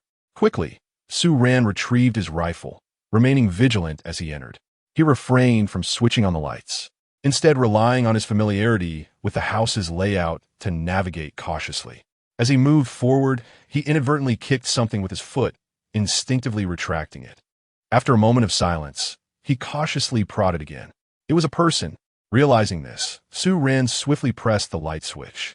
The room was instantly illuminated, momentarily blinding him as his eyes, accustomed to the darkness, were assaulted by the sudden brightness. It took several moments for his vision to return to normal. Su Ran felt that he was still too young, occasionally lacking the thoroughness required in his actions. If there were enemies or zombies within this room, he feared that within mere seconds, he would have already succumbed to death. Once he regained his composure, Su Ran hurried to the person he had just kicked, and upon closer inspection, he recognized it was Zhang Peng. He quickly checked Zhang Peng's breath, and, relieved to find that he had merely lost consciousness, felt a weight lift from his shoulders. However, as he raised his head, he noticed Qin Hai lying on the other side, his condition evidently dire, with blood staining his clothing. Su Ran examined him closely and discovered that a bullet had pierced through Qin Hai's palm, and he bore a deep gash on his shoulder. Lele, Li Gu. Su Ran called out desperately for the others, but the only response was an eerie silence that enveloped the space. Chapter 26. The duel. Listening to the echo of his own voice, Su Ran felt a sudden pang of anxiety. Just then, footsteps echoed outside, prompting him to hide swiftly. As the sound drew closer, the door creaked open. It was Li Jianguo, who entered with a smile, a burlap sack slung over his shoulder. Upon spotting the bloody Qin Hai and Zhang Peng lying on the ground, his expression froze, and he hastily dropped his belongings to rush over. Emerging from his hiding place, Su Ran confronted the situation. What on earth happened? He demanded, his voice filled with urgency as Li Jianguo examined the injured Qin Hai. I was about to ask you the same. What did you go out for? I returned to find them both lying here. And where are the three women? Su Ran's voice rose with indignation. I thought it was safe these past few days, so I went out to gather some supplies, Li Jianguo replied, wrapping Qin Hai's palm and shoulder with bandages. Who permitted you to leave? Wasn't there enough food? I entrusted Lele to you for protection. And this is how you safeguard her? Where is she? Su Ran was seething with anger. Why, yes, I'm truly sorry. I didn't anticipate this, Li Jianguo began, but was interrupted as Zhang Peng slowly regained consciousness. Quick, they've taken the women. We must pursue them. They can't have gone far. Zhang Peng's immediate response was a frantic shout directed at Li Jianguo and Su Ran. In which direction did they flee?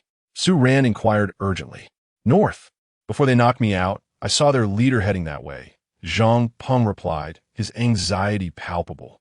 After entrusting the bandaged Qin Hai to Zhang Peng, Su Ran and Li Jianguo hurried northward. Continuing their pursuit, they eventually spotted a house illuminated by lights just outside the town. Su Ran retrieved a rifle and handed one to Li Jianguo before they cautiously approached the vicinity of the house. Reaching the outer wall, Su Ran surveyed the yard, noting two armed guards stationed at the entrance, to avoid alerting anyone inside and risking harm to the three women. The duo circumvented to the back of the house and climbed over the rear wall. They then maneuvered to the side of the front door. As their eyes met, they extended their hands to cover the mouths of the guards, dragging them backward. Li Jianguo, wary of exerting too much force and causing a fatality, restrained the struggling guard until Su Ran arrived. Upon reaching, Su Ran swiftly lifted his hand, tightening his grip around the guard's neck, ultimately choking the life out of him. Su Ran shot Li Jianguo a pointed glare, the message clear. Should they show mercy to those who threaten their own? The two continued deeper into the house, where they encountered two more guards in the lobby.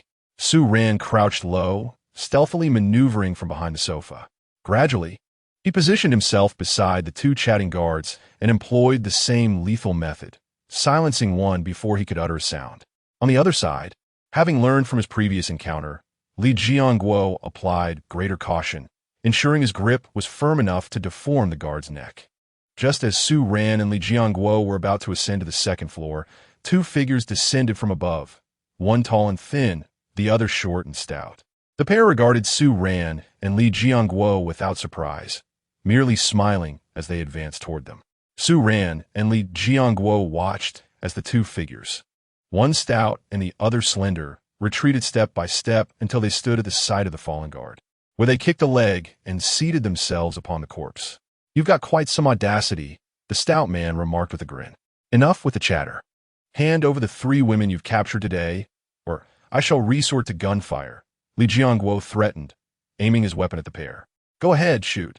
If you do, those 3 women will accompany us to the grave," the stout man retorted with a menacing tone. "Attack!" Suddenly, the slender man barked. From all directions, a dozen armed men emerged, their weapons trained on the two. "My apologies, my brother can be rather impulsive. And you two, really? It's rather unreasonable to demand the women we just captured without allowing us to savor the moment.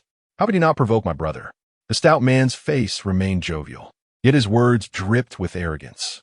Now confronted by a dozen guns, the pair found themselves in a precarious situation.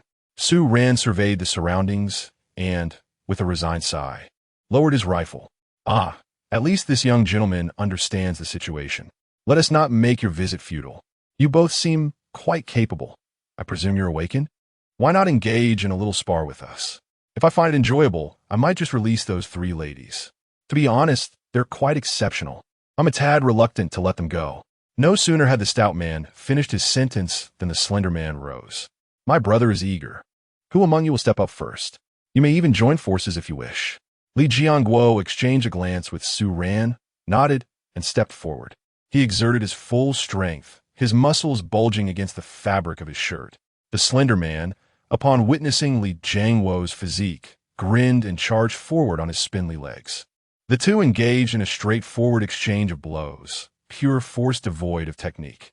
Li Jianguo staggered back 3 steps, his fist trembling slightly, while the slender man also retreated 3 steps, his fist showing no sign of distress. Su Ran discerned that Li Jianguo appeared to be at a disadvantage, albeit slowly. "Ah, can't you contain yourself? Perfect. I'm feeling a bit restless myself. Let us see what you've got," the stout man chuckled as Su Ran stepped forward. What Su Ran did not anticipate was that while the slender man represented brute strength, the stout man embodied speed as an awakened being. The stout man's quickness was astonishing, as he lunged forward in an instant, delivering a punch squarely to Su Ran's abdomen, causing him to double over. After that single strike, instead of pressing the attack, the stout man retreated to his original position. "I thought you were supposed to be skilled. Is this all you've got?" he mocked. Su Ran stood upright and beckoned to the stout man, signaling for another attempt. As he gestured, he glanced toward the other battlefield, where Li Jianguo and the slender man were engaged in a fierce exchange, seemingly unable to provide support here. Thus, he activated his invincible state. In that moment, the stout man's speed no longer seemed insurmountable. As the stout man struck, Su Ran sidestepped, raised his fists, and brought them crashing down upon the stout man's back. The sudden onslaught took the rotund man by surprise. He could not comprehend how the person he had been relentlessly attacking was now evading his strikes. The confusion would remain with him even in death. Yet, oblivion would not spare him, for Su Ran seized the opportunity while the hefty figure lay prone on the ground, swiftly mounting him and delivering a barrage of punches to his head. "You dare to masquerade as the twin elders of Xianming. You pretend to be the monk of stout and slender. You feign the demeanor of a recluse." With every expletive came another blow. "I shall not rest until I have beaten you senseless." After this relentless flurry of strikes, the rotund man's survival was no longer a matter of concern. His skull was left in a state of disarray. Chapter 27. The dwarf after a prolonged skirmish. Su Ran lifted his gaze towards the thin man, who seemed oblivious to the fact that his companion's head had morphed into a grotesque flower, still preoccupied with assaulting Li Jianguo. The dozen or so armed men stood in stunned silence, unable to reconcile the formidable leader they knew with his current, absurd state. Seizing the moment of their distraction, Su Ran picked up a rifle, pressed the trigger, and commenced a barrage of gunfire. 30 rounds later, 6 men lay lifeless, while the others had taken cover. Reflecting on the inadequacy of his marksmanship, Su Ran hesitated not a moment longer. In an instant, another firearm appeared in his hand. The remaining few, who had just begun to relax, were met with another wave of gunfire. This time, his aim was true, and, as the last of the 30 bullets were expended, the survivors succumbed as well. Once the chaos subsided, Su Ran crossed his arms and surveyed the thin man, who, upon hearing the commotion, hurriedly withdrew from the fray. Alas, it was too late. His comrades had been reduced to a sieve, and his dear brother lay sprawled in an even more harrowing state, sending a chill down the thin man's spine. "I will kill you," he roared, heedless of Li Jianguo beside him, charging straight at Su Ran. "How foolish! You still rush at me after I've dispatched him. Today, I shall show you why flowers bloom so vividly." "What? You claim not to want to know?" "Irrelevant." Su Ran crouched down, and the enraged thin man stumbled over him, crashing to the ground. Su Ran mounted him once more, raining down punches. Initially, the thin man attempted to resist, but as the blows fell like a torrential downpour upon his face, he ultimately lay limp. "How grotesque!" Su Ran scoffed, observing the thin man's deformed visage. He glanced at Li Jianguo, who signaled that he was unharmed, prompting Su Ran to rush forward. However, as he reached the middle of the staircase, he was once again forced to retreat. This time, a burly man appeared, clutching a 5- or 6-year-old girl, a dagger poised at her throat. "Step back, or I shall kill her," the imposing figure threatened. "You made a mistake. This child is not the one I came to rescue." Su Ran halted in his tracks. "Ah!" The burly man faltered, beginning to doubt himself. Bang! The gunshot rang out, the bullet finding its mark in the man's forehead. Foolish, Su Ran rolled his eyes, contemplating the necessity of the man's entrance. He caught the fallen girl, cradling her in his arms. Li Jianguo intended to take the child, but the moment she was removed from Su Ran's embrace, she erupted into tears, leaving him with no choice but to relent. With a sigh of resignation, Su Ran ascended to the second floor, holding the girl tightly. The second floor boasted numerous rooms. He kicked open the first door. Inside were 4 emaciated men, so gaunt they seemed little more than skin and bones. The moment the door swung open, they lacked the strength to cry out, merely gazing at him with a mixture of cold indifference and sorrow. "What is amiss with you?" Su Ran inquired. "We are local survivors. We were captured by this group a few days ago," an older man replied weakly. "Well then, you are saved." Su Ran did not indulge in idle chatter and proceeded to the next room. Inside, he found several frail villagers. After releasing them, Su Ran opened the third door. As he swung it wide, a foul stench assaulted his senses. Within lay 3 corpses, exuding a noxious odor, and upon closer inspection, he realized they were all women, completely unclothed. The villagers behind him suddenly stumbled forward, collapsing upon the bodies and wailing in grief. Such brutes! At that moment, Su Ran felt an overwhelming urge to confront the 2 individuals responsible once more. The fourth door revealed Shun Lei, Qi Qingqing, and the still recovering Ran, all of whom were fully clothed. It seemed the portly man had indeed spoken the truth. Their timely arrival had spared these 3 from a dire fate. Su Ran hastily freed them, and, as Shun Lei and Qi Qingqing rushed out, they unexpectedly enveloped him in an embrace, leaving him feeling somewhat bashful. "Hey, don't crush the child." Su Ran suddenly remembered the little girl in his arms. "Wait, it's her." Shun Lei's voice erupted in a high-pitched shout, causing Su Ran to pause and glance at the girl. Her once innocent visage was now contorted with malice. A chill washed over Su Ran, as if a sharp object had pierced his chest. The last thing he saw was the girl leaping down, colliding with Li Jianguo, while Shun Lei and Qi Qingqing charged towards him, followed by a suffocating darkness. "Su Ran, you're going to die." Enveloped in darkness, He began to fumble about when suddenly, the system's voice echoed in his mind. Why am I going to die? It's just a stab wound. Su Ran was perplexed. That wound has struck your heart, and I am currently sustaining your vital signs. Is that true? What should I do? Panic welled within him. Adhering to the principle of seeking guidance from the system when in distress, he inquired further. There exists a method, advancement. An upgrade will unleash a surge of life energy, potentially offering a glimmer of hope. The system stated plainly. Then let us do it. I am ready. He had amassed enough capability for advancement, but due to his current loss of bodily control, he couldn't proceed normally. I can deliver a command that induces immense pain. This overwhelming stimulus will momentarily restore your connection to your body, granting you a fleeting opportunity to successfully advance, the system elaborated. All right, bring it on. Pain is preferable to death. Su Ran braced himself like a soldier preparing for battle, exuding a resolute demeanor. Suga, wake up. Please wake up. Shenlele pressed her hands against Su Ran's chest, the blinding white light emanating from her hands, signifying her unreserved use of her awakening abilities. Meanwhile, Qi Qingqing employed her medical knowledge to stitch Su Ran's wound, effectively working in tandem. Just as Shenlele's strength began to wane and she gritted her teeth to persevere, Su Ran's body suddenly convulsed. The two women ceased their activities, anxiously gazing at Su Ran, whose veins were visibly throbbing. A scream escaped his lips, and soon after, Su Ran succumbed to unconsciousness once more, although this time his breathing had stabilized, ensuring his life was preserved.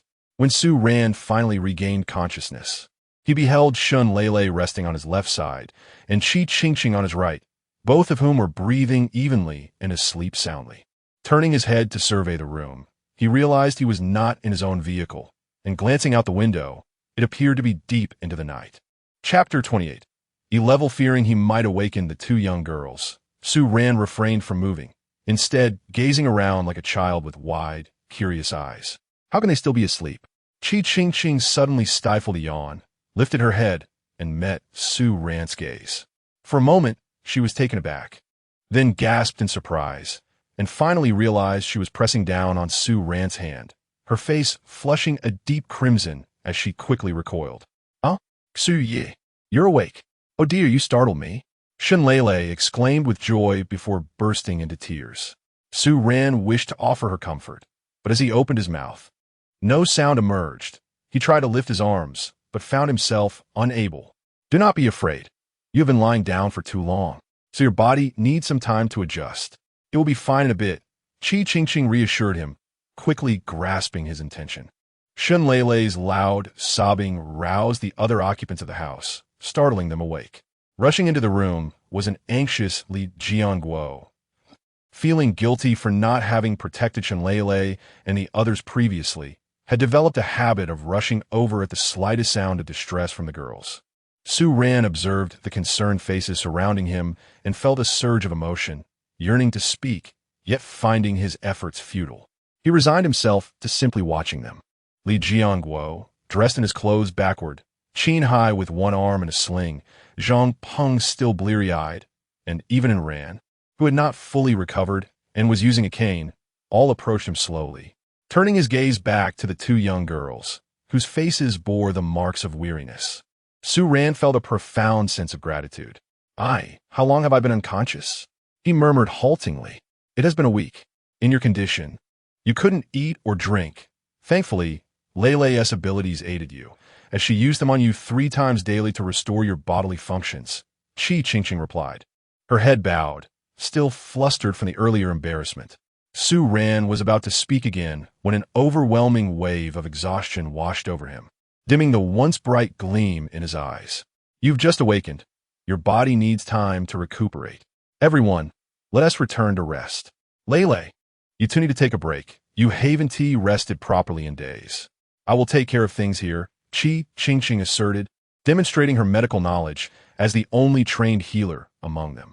As the others dispersed, Shenlele did not leave, but instead climbed onto the bed and laid down beside Su Ran, immediately falling into a deep slumber. Su Ran turned to Qi Qingqing, offering a wry smile. You need not explain anything to me, she muttered, avoiding his gaze. What have I done? Why is there anything to explain? Words failed him, but thoughts swirled in his mind. Though he realized that thinking wouldn't solve anything, he decided to keep it to himself. System, does this mean I have successfully leveled up? Su Ran inquired, his weakened state preventing him from assessing his current strength. Level up successful. The current host level is E. What has improved with this advancement? Su Ran asked eagerly. This recent advancement has significantly enhanced the host's overall strength, expanding storage capacity, and awakening the skill known as Armor Shatter. As the name implies, Armor Shatter disregards the thickness of an opponent's armor and the height of their defenses. A focused strike can penetrate any barrier, provided the weapon is a cold weapon. Furthermore, the materials of the mobile home have been upgraded, enhancing its defensive capabilities. Is that all? Su Ran seemed somewhat unsatisfied. That is all. The host must persist and strive for another upgrade. Upon uttering this statement, the system lapsed into silence. This time, the skill acquired through the upgrade was not named by Su Ran, but was directly conveyed by the system, bearing the name of Armor Shatter, which sounded quite promising. Where could one find a suitable cold weapon? The fire axe he previously wielded was somewhat effective, yet proved too fragile, dulling after only a few strikes. Su Ran lay in contemplation, soon succumbing to slumber due to his weakened state. What transpired after I fainted? The following morning, Su Ran awoke in bed, consuming porridge fed to him by Shun Lele. That little girl was, in fact, their true leader. Her diminutive stature rendered her ambiguous in gender. Yet she was the most formidable among them. Shun Lele blew on the porridge in her spoon. It was indeed astonishing to see someone with such a childlike appearance. One truly witnesses the wonders of life. What became of the rescued villagers? They have all departed. Upon witnessing the dwarf's escape, they felt compelled to abandon this town. Please be cautious, it's hot. Shun Lele interjected as she noticed Su Ran picking up the bowl to feed himself. I may be physically weakened, but I'm not brain dead. Not to that extent. Su Ran retorted defiantly, yet the trembling of the hand holding the bowl betrayed him. Please hand it back. Shun Lele reclaimed the bowl and resumed feeding him patiently. After lying in bed for 3 days, Su Ran finally regained the strength to move, with his first action being to rise and attend to his needs. When asked how he managed during those days, he consistently claimed he had been holding it in. However, various rumors circulated among the others. Some said Shenlele had assisted him. Others claimed it was Qi Qingqing, and even more absurdly, some asserted that Li Jiangguo had helped him. In response to these whispers, Su Ran chose to retaliate, such as stealing toilet paper from Qin Hai while he was in the restroom, or pilfering salt from Zhang Peng while he was cooking.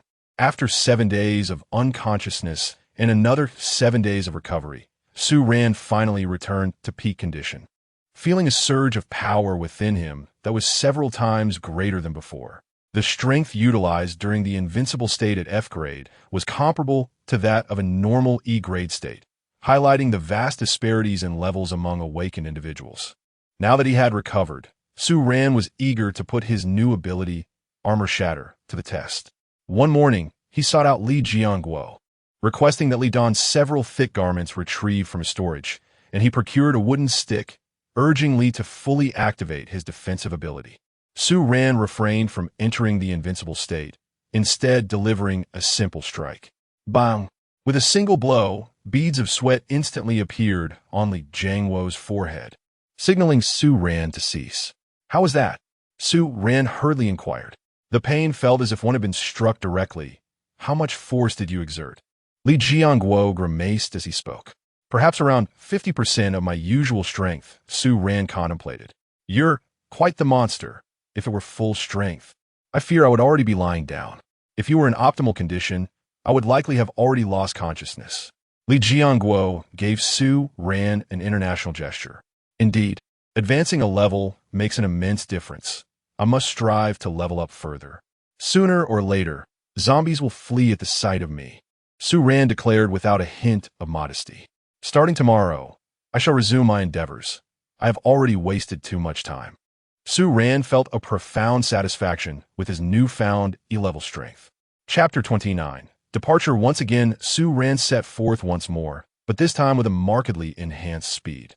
Within just 2 days, he had thoroughly scoured the last few unsearched houses and nearly eradicated the zombies throughout the entire town. He delivered the supplies he had gathered to Li Jiangguo and the others, comprising for supermarkets, 2 restaurants, and various scattered provisions. On this day, Su Ran returned home quite early, having completed his search of the town. Upon reaching the entrance, he hesitated for a moment before retrieving a plethora of beverages and food from his storage space. Pungu, I leave these in your capable hands. Let us treat everyone today, Su Ran said with a smile as he handed the food to Zhang Peng. Got it. Just you wait and see, Zhang Peng replied, promptly beginning to organize the items. Su Ran set the beverages aside and began knocking on the doors of their respective rooms. He encountered Li Jiangguo in the stairwell.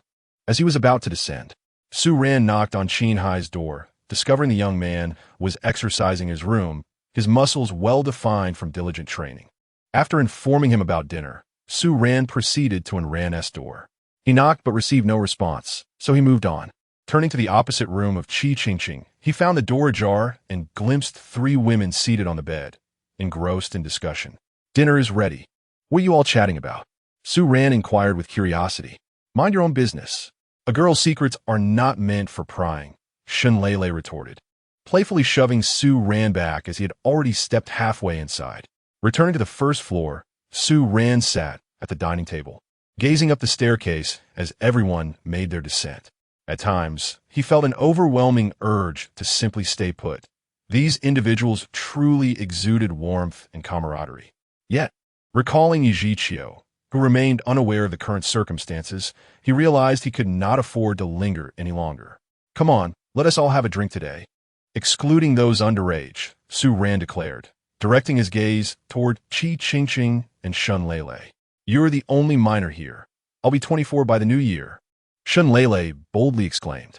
Qi Qingqing, too bashful to echo Shun Lele's sentiments, could only shoot Su Ran a withering glance. We are both of age, and we shall drink, Shun Lele insisted, seizing a bottle of strong liquor and pouring generous glasses for herself and Qi Qingqing. Su Ran could not intervene and merely shook his head with a smile.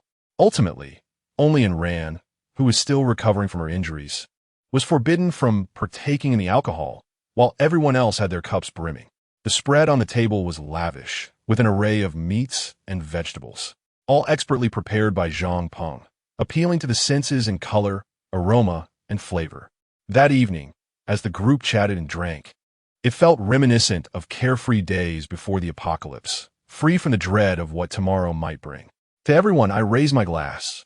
I am grateful for your care during my time of injury, Su Ran proclaimed as he stood, holding up his cup. It is we who should toast to you for your repeated rescues and unwavering support. Li Jiangguo responded, rising to his feet and, without waiting for Su Ran's customary modesty, downed a full glass of liquor. Thus commenced the evening's feast.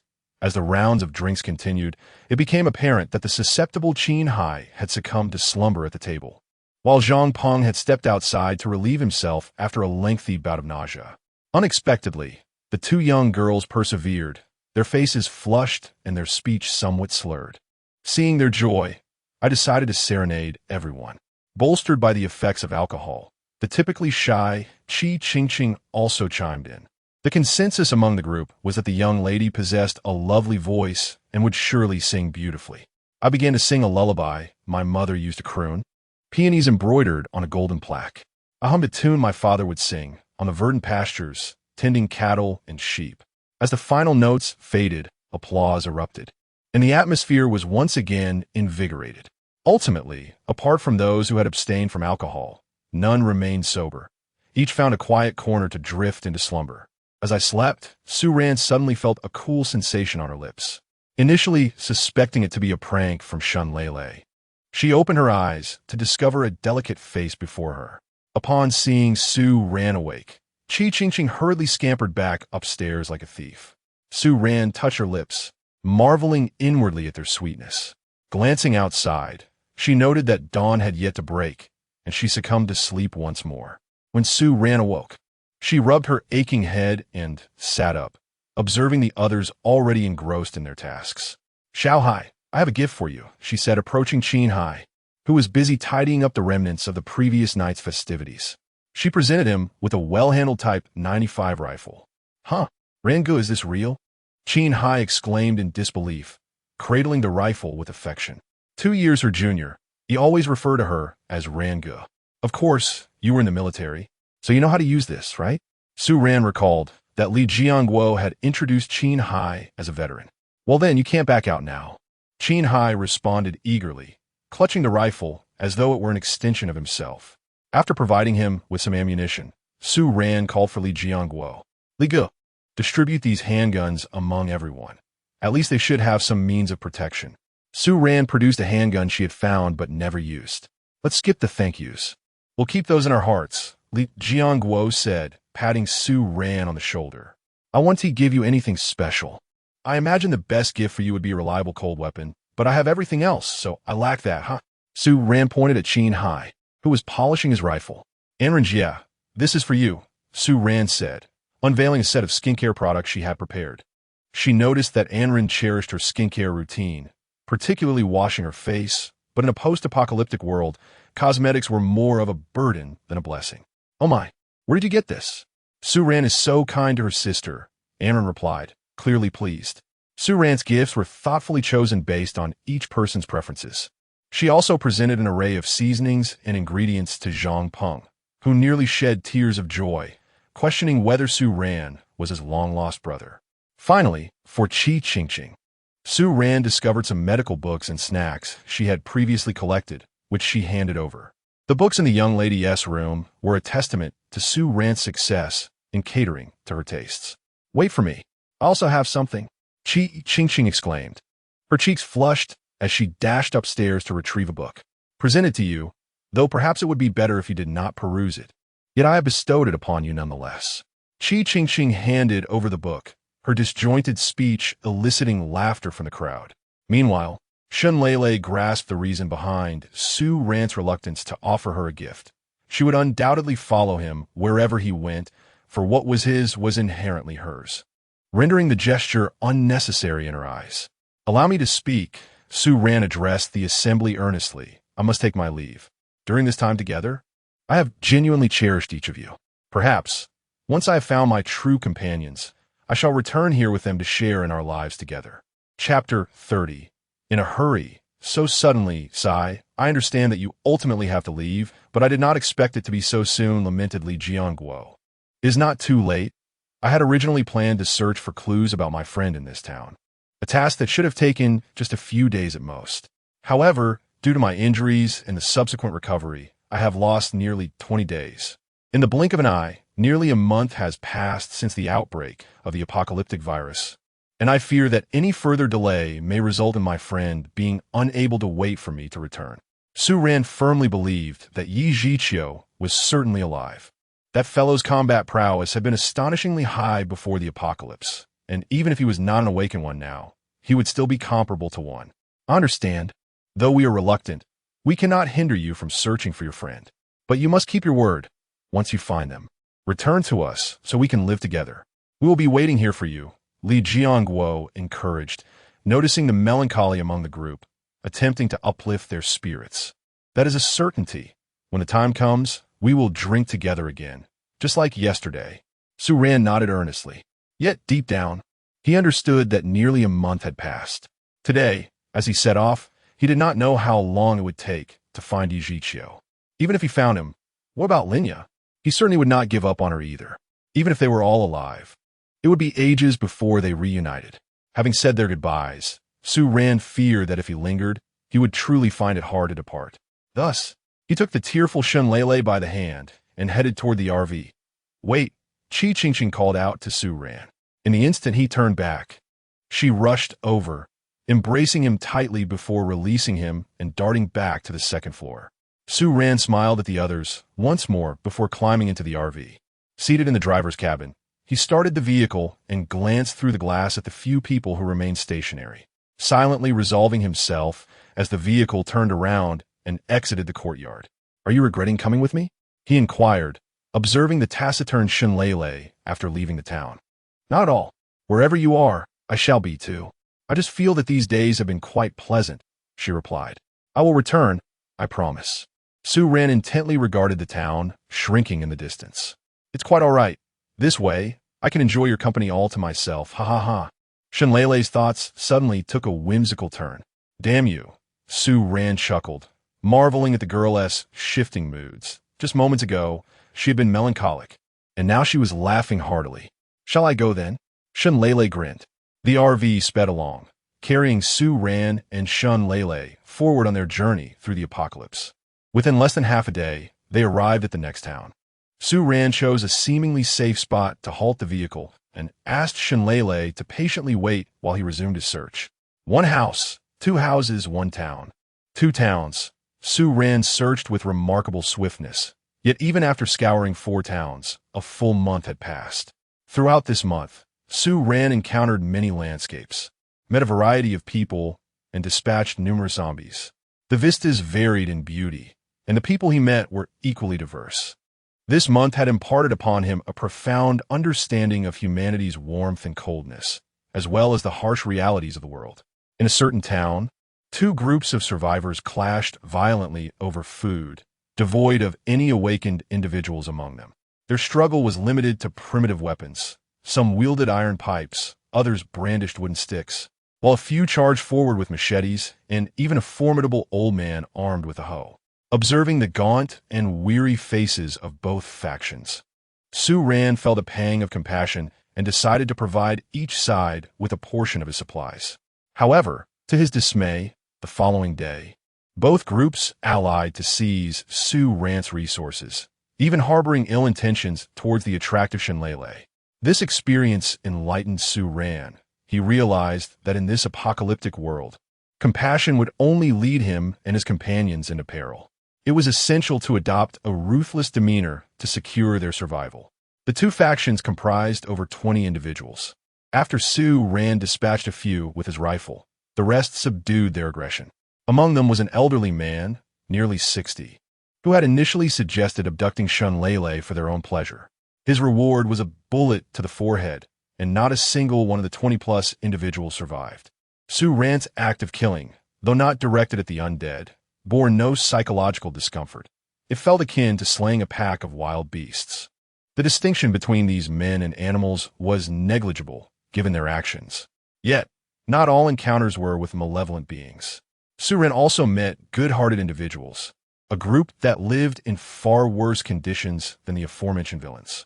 When they encountered Su Ran, they were on the verge of being crushed by another faction, yet they refrained from robbing any passing survivors. Su Ran chose not to provide them with supplies, but instead helped them eradicate their adversaries, earning their heartfelt gratitude, almost to the point of worship. This illustrated the myriad facets of life in the apocalypse. The so-called myriad beings were not all awakened, possessing extraordinary powers. The ordinary populace still constituted the majority, struggling to survive without relinquishing their desire for life, despite not being among the fortunate few. Su Ran had encountered few awakened individuals. In 4 towns, he had met only one, the very one he had just searched. This person was an F-grade power type awakened, who, unlike Li Jiangguo, did not take it upon himself to protect his companions, nor did he engage in the malevolence exhibited by the rotund duo. He merely utilized his awakened abilities to lead his group, unifying his town. Upon first meeting Su Ran, he eyed the RV with greed, but harbored no malicious intent towards Shenleilei, nor did he engage in robbery. Instead, he challenged Su Ran to a duel, wagering a substantial amount of supplies in exchange for Su Ran's RV as a stake. Unfortunately for him, being merely an F-grade awakened, he was swiftly incapacitated by Su Ran, who was an E-grade. Su Ran, without hesitation, sifted through the spoils, taking the most valuable portion and discarding the remainder. On the second day in this town, the awakened individual returned, accompanied by a group waiting outside the RV. Su Ran initially believed that he was reconsidering his decision to reclaim the supplies. However, to his utmost astonishment, the true purpose of his visit was to invite Su Ran to become the leader of his team, guiding them towards a better life. Su Ran firmly declined the offer, and the awakened individual did not linger in persuasion, leading his group away with great fanfare. At times, during the stillness of the night, Su Ran pondered the question of what kind of person was truly suited to survive in such a world of desolation.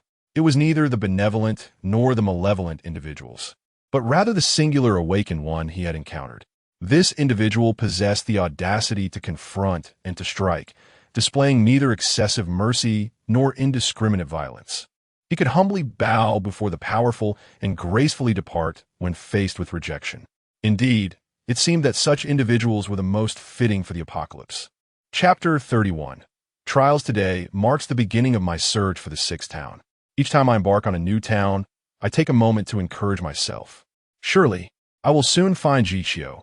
There are only 7 towns in total, and it is unlikely that my luck would be so dire as to require me to discover her in the last one. At this moment, the sun is just beginning to rise from the horizon, and I find myself seated on the sofa, enjoying the amateur hairstyling services provided by Shunlele. 2 months have passed since the apocalypse began, and what was once a neat, short hairstyle has transformed into a disheveled mess, resembling the leader of a beggar gang. Shunlele's skills, alas, leave much to be desired. With each snip, she discovers unevenness on one side, and upon correcting that, the other side becomes asymmetrical. Thus, she continues to trim and adjust until, with the aid of electric clippers, she finally completes my first ever haircut, achieving a buzz cut that reflects light dazzlingly from my scalp in the sunlight. I believe this hairstyle is quite acceptable, with a gold chain and a flashy watch. I could easily pass for a formidable figure. Shunlele critiques her own handiwork.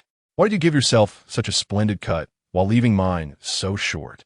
Are you doing this on purpose? I touch my head, feeling the roughness. I merely wanted to tidy up your bangs. Oh, Sugu, don't you worry. Just let me practice a few more times, and I shall improve. Shunlele bounces off to the kitchen, declaring, next time, I shall cut your hair. As I pass by Shunlele on my way to the bathroom, I feign a menacing threat.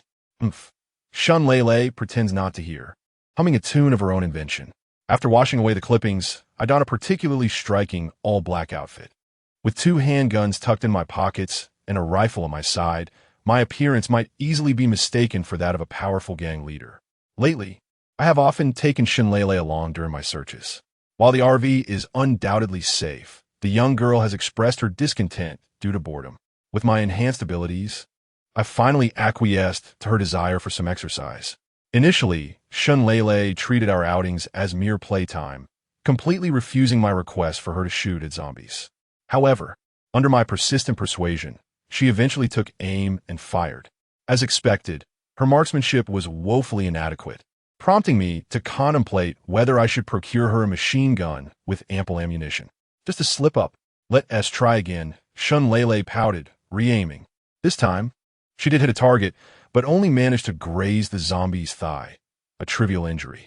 As the zombie approached, I swiftly raised my weapon and dispatched it. I have told you time and again, you must be capable of self-defense.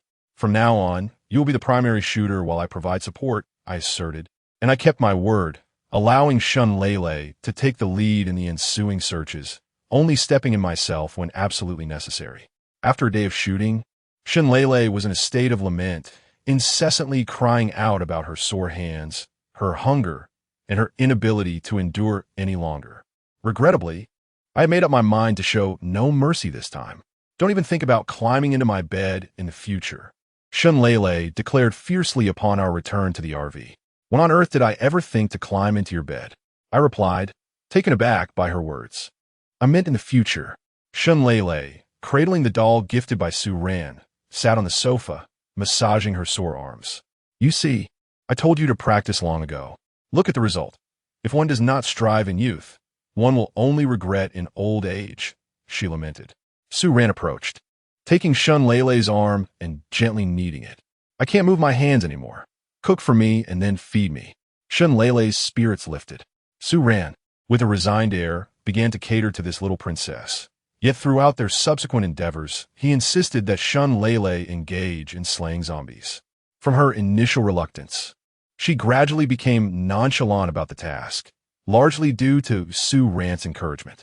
After 3 days of searching in the town of Yichio, Suran once again encountered survivors. At that moment, he was alongside Shunlele, battling zombies, when an elderly man emerged from a nearby house. The old man, hunched over, cautiously stepped outside and, Noticing the armed Su Ran and the somewhat fearful Shunlele, spoke tentatively. Do you need any food?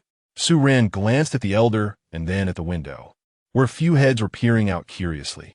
We do not require any food.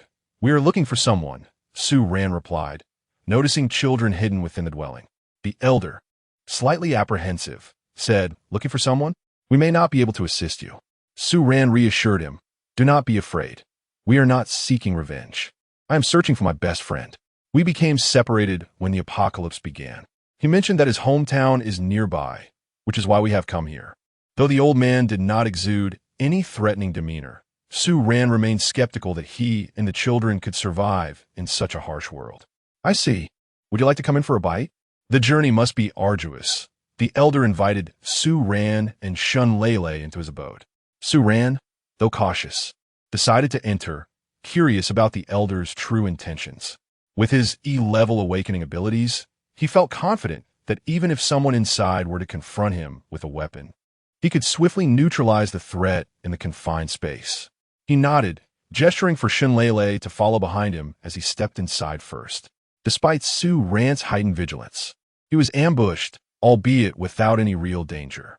Upon entering the house, he suddenly felt a weight on his leg. Just as he was about to retaliate, he looked down to see a boy of merely 4 or 5 years old, grinning up at him.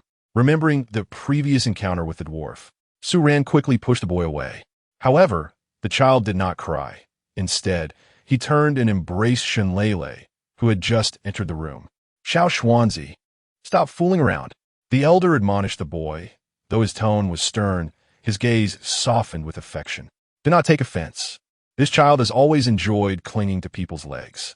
He truly likes both of you, the elder explained hastily, noticing Su Ran's puzzled expression. Your name is Xiao Xuanzi? Shunlele inquired, playfully engaging with the boy. Sister, you are beautiful, the boy replied, his pronunciation still clumsy. Come out, everyone. There's no need to hide. The elderly man, observing Shunlele's demeanor towards the young boy, called out from within the room. Subsequently, 7 or 8 individuals, both male and female, emerged, wielding clubs and other rudimentary weapons, their expressions tense as they regarded the two. Although there were a few robust men among them, Su Ran did not believe that ordinary people, accompanied by women, children, and the elderly, could truly endure in such dire circumstances. Is this all you have? Su Ran inquired, scrutinizing the anxious faces before him. Indeed, this is all that remains. Initially, when the apocalypse first erupted, our numbers were greater. But as the dead perished and the timid departed, only these few chose to accompany the old man and the little one, the elder lamented. Chapter 32. Assistance, young man. Have you really traversed all this way? How many towns have you encountered? The elder gestured for everyone to attend to their own tasks before turning his gaze towards Su Ran and his companion. Yes, this is the 6th one. My friend S. home is near this county. Su Ran nodded in affirmation. Impressive indeed. And that little girl is quite remarkable too, the elder remarked, eyeing Shunlele, who was gleefully playing with Xiao Shuai. Sir, have you seen a young man, about my age, exceptionally handsome? Su Ran inquired directly, eager for news of Yichio. Exceptionally handsome? What sort of information is that? I find Xiao Shuai quite handsome myself, the elder quipped, seemingly recalling something. You and TB referring to Xiao Qiao. Would you?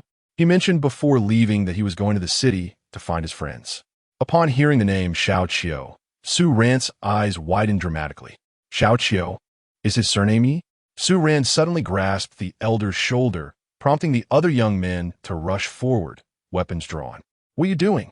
Let him go, shouted a burly man, brandishing a knife and signaling for Su Ran to release the elder. Calm down, young man. The old fellow can't endure your grip. He might break, the elder reassured, gesturing for the armed man to ease up. We all share the surname Yi. We are from Yi family village in the town. What is your friend's full name? Yichio, Su Ran exclaimed, his excitement palpable as Shunlele quickly grasped his hand. Indeed, that is his name. The elder nodded with a smile. Where is he now? Clearly, Su Ran had not heard the elder's previous words. The elder was interrupted by commotion from outside. Su Ran glanced towards the entrance, where a dozen men had entered the courtyard, causing the armed youths to step outside to confront them. Yi family, hand over the provisions. That little monster has left, hasn't he? Let us see what you have to defend yourselves with this time. The men shouted boisterously. Su Ran tilted his head, beginning to grasp the situation. Yi family village had previously been aided by Yichio, amassing considerable resources, but with his apparent departure, they had become increasingly vulnerable to bullying from their adversaries. Observing the unfolding scenario, Su Ran ceased his inquiries, knowing they were connected to Yichio. He felt compelled to assist them. Stepping outside, he surveyed the standoff. The Yi family side was clearly holding on by a thread, outnumbered more than 2-1, and he noted that the leader of the opposing group wielded a handgun. Refuse to comply? If you do not surrender today, we will annihilate you completely, and I will search your remains, the leader spat menacingly. Excuse me, may I have a word? Su Ran approached. And who are you? I've never seen you before. Seeking death, are you? The leader retorted, raising his handgun to aim at Su Ran. Do you understand what an awakened one is? Su Ran smiled as he activated his invincible state, instantly materializing beside the leader and snatching the pistol from his grasp.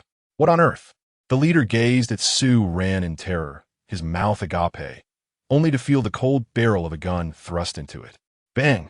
Without further ado, a single shot extinguished his life. Observing the crowd rushing towards him, Su Ran drew his rifle, leaving everyone momentarily stunned. Come on, charge! The smile at the corner of Su Ran's mouth bore a devilish resemblance, causing the hairs on the backs of the onlookers' necks to stand on end. Those who believed surrender would grant them mercy now comprehended the bitter taste of having their lives held in someone else's hands. Su Ran showed no mercy. His rifle swept across the scene, leaving no survivors. After enduring over 2 months of trials, Su Ran's temperament had hardened considerably. What shall we do? The elder, witnessing the transformation of everyone across from him into lifeless bodies, looked at the expressionless Su Ran with a hint of fear in his voice. Bury them. Afterwards, you all can reclaim their provisions. I'm the closest friend of Yichio. My name is Su Ran. I have searched for him diligently for 2 months. Elder, where's he now? Su Ran addressed the elder as if he had donned a different persona. He left over a month ago, mentioning he was going to find his best friend. Initially, it was thanks to Yichio that we could settle in this town, and now we owe our lives to your rescue, the elder said, his voice trembling as tears streamed down his aged face. Do not be so formal with me. His kin are my kin. You are his fellow villager, and thus you are also mine. No need for formality. Just consider me a younger generation, Su Ran replied. The villagers of Yi family village buried the bodies, and once completed, they followed Su Ran's guidance to scavenge the remnants left behind. In the courtyard, only Su Ran, Shun Lele, and an old man with a child remained, exchanging pleasantries. Elder, did Yichio mention where he might be looking for me? Su Ran pondered the potential whereabouts of Yichio. He didn't say much, just drop a line before leaving, the elder replied. Little Schwanzi hopped over to the elder, exclaiming he was hungry. Su Ran promptly stepped outside, retrieved some snacks from his storage space, and returned to hand them to the child. The little one gleefully bounced with joy, and the elder looked on, both sharing a smile at the child's happiness. Now I understand, Su Ran said. Though he felt a sense of loss for not finding Yichio, the knowledge that he was alive brought him satisfaction. With a month's tasks completed, Su Ran intended to depart, but before he did, he wished to assist the villagers of Yi family village. Are there any other survivors in this town? Su Ran contemplated as he prepared to take action, aiming to rid the town of all adversaries threatening the Yi family village. No, there aren't. Kong Lao Air, the one you just killed, has either slaughtered or driven away all the survivors. We're the only ones left. Initially, when Xiao was here, they came and suffered losses, but they never returned. Later, somehow, they learned of Xiao's departure and began to suppress us, the elder spoke, sadness evident in his voice as he recalled the companions lost during this time. Very well then. Is there anything else I can assist you with? I am about to leave and wish to help you one last time. As a gesture for Yichio, Su Ran offered. Su Ran candidly shared his thoughts with the elder. There is nothing more to discuss. Once the children retrieve the supplies from Kong Lao Air, we shall have enough to sustain ourselves for quite some time. Very well, please take a seat. I shall step out for a moment. Su Ran exchanged a knowing glance with Shun Lele before departing. He intended to cleanse the town of the lingering zombies, which he deemed a service to the villagers of Yi family village. Remarkably, within a mere afternoon, he eradicated the remaining undead. There was no need for extensive searches, just the precision of gunfire, which significantly expedited the process. Upon his return, Su Ran visited the Yi family village residence to find that the supplies had indeed been delivered. After exchanging some pleasantries, he returned to the RV to rest. Chapter 33. Power outage. The following morning, Su Ran departed from the town without a word. When the residents of Yi family village awoke, they discovered an abundance of food and supplies in their courtyard. Realizing that Su Ran had left quietly, fearing they might refuse his generosity, the RV traveled at a leisurely pace as Su Ran pondered his next destination, uncertain of Chio's whereabouts and oblivious to Lin Ya's location. As if he had suddenly lost his sense of purpose, engulfed in confusion. Sugo, what is wrong? Shouldn't you be more elated with the news of Yi Ji's survival? Observed Shun Lele, noticing Su Ran's gloomy demeanor as she poured him a cup of coffee. The RV was equipped with a coffee machine, and the ingredients were serendipitously discovered by Su Ran in the storage compartment, prompting him to frequently use coffee for a pick-me-up. I'm happy, truly, but it feels as if I've lost direction, like the vehicle doesn't know where to head, Su Ran remarked after sipping his coffee. The speed of the RV remaining slow. Let us return to the city, Shun Lele suddenly suggested, proposing a return to where it all began. Why? Su Ran inquired, puzzled. The chance of Yigur returning to find you is quite significant, and since we lack a clear objective, why not go back and see? All right, it has been a long time since I last visited. Let's take a look. After contemplating, Su Ran found merit in Shun Lele's suggestion and accelerated the RV. In truth, he merely sought a reason, a justification for any destination. At that moment, had Shun Lele proposed an overseas trip, he might have readily agreed. In the midst of the apocalypse, where everyone lived in trepidation, they were fortunate to be free from concerns about sustenance and safety. In such circumstances, it is all too easy to lose oneself. Even a small reason or excuse can serve as a goal, and with a goal, one finds motivation. Having traveled leisurely, by the time they returned to the city, dusk had descended. This return was starkly different from their previous departure, most notably with the complete absence of neon lights and street lamps. The city's power system had ceased operations in the apocalypse. The electricity had run for 2 months under a state of neglect, a remarkable feat in itself. Now, the populace faced not only the terror of zombies, but also the looming threat of winter's chill. In northern cities, winter temperatures plummet dangerously low, capable of causing death if one is not vigilant. In modern society, heating is a life-saving invention. However, in the current predicament, devoid of water and electricity, with the city lacking management, staying warm had once again become a pressing concern. Yet, Su Ran and Shun Lele remained unperturbed, as their RV could generate its own electricity, allowing the air conditioning to operate continuously for 24 hours.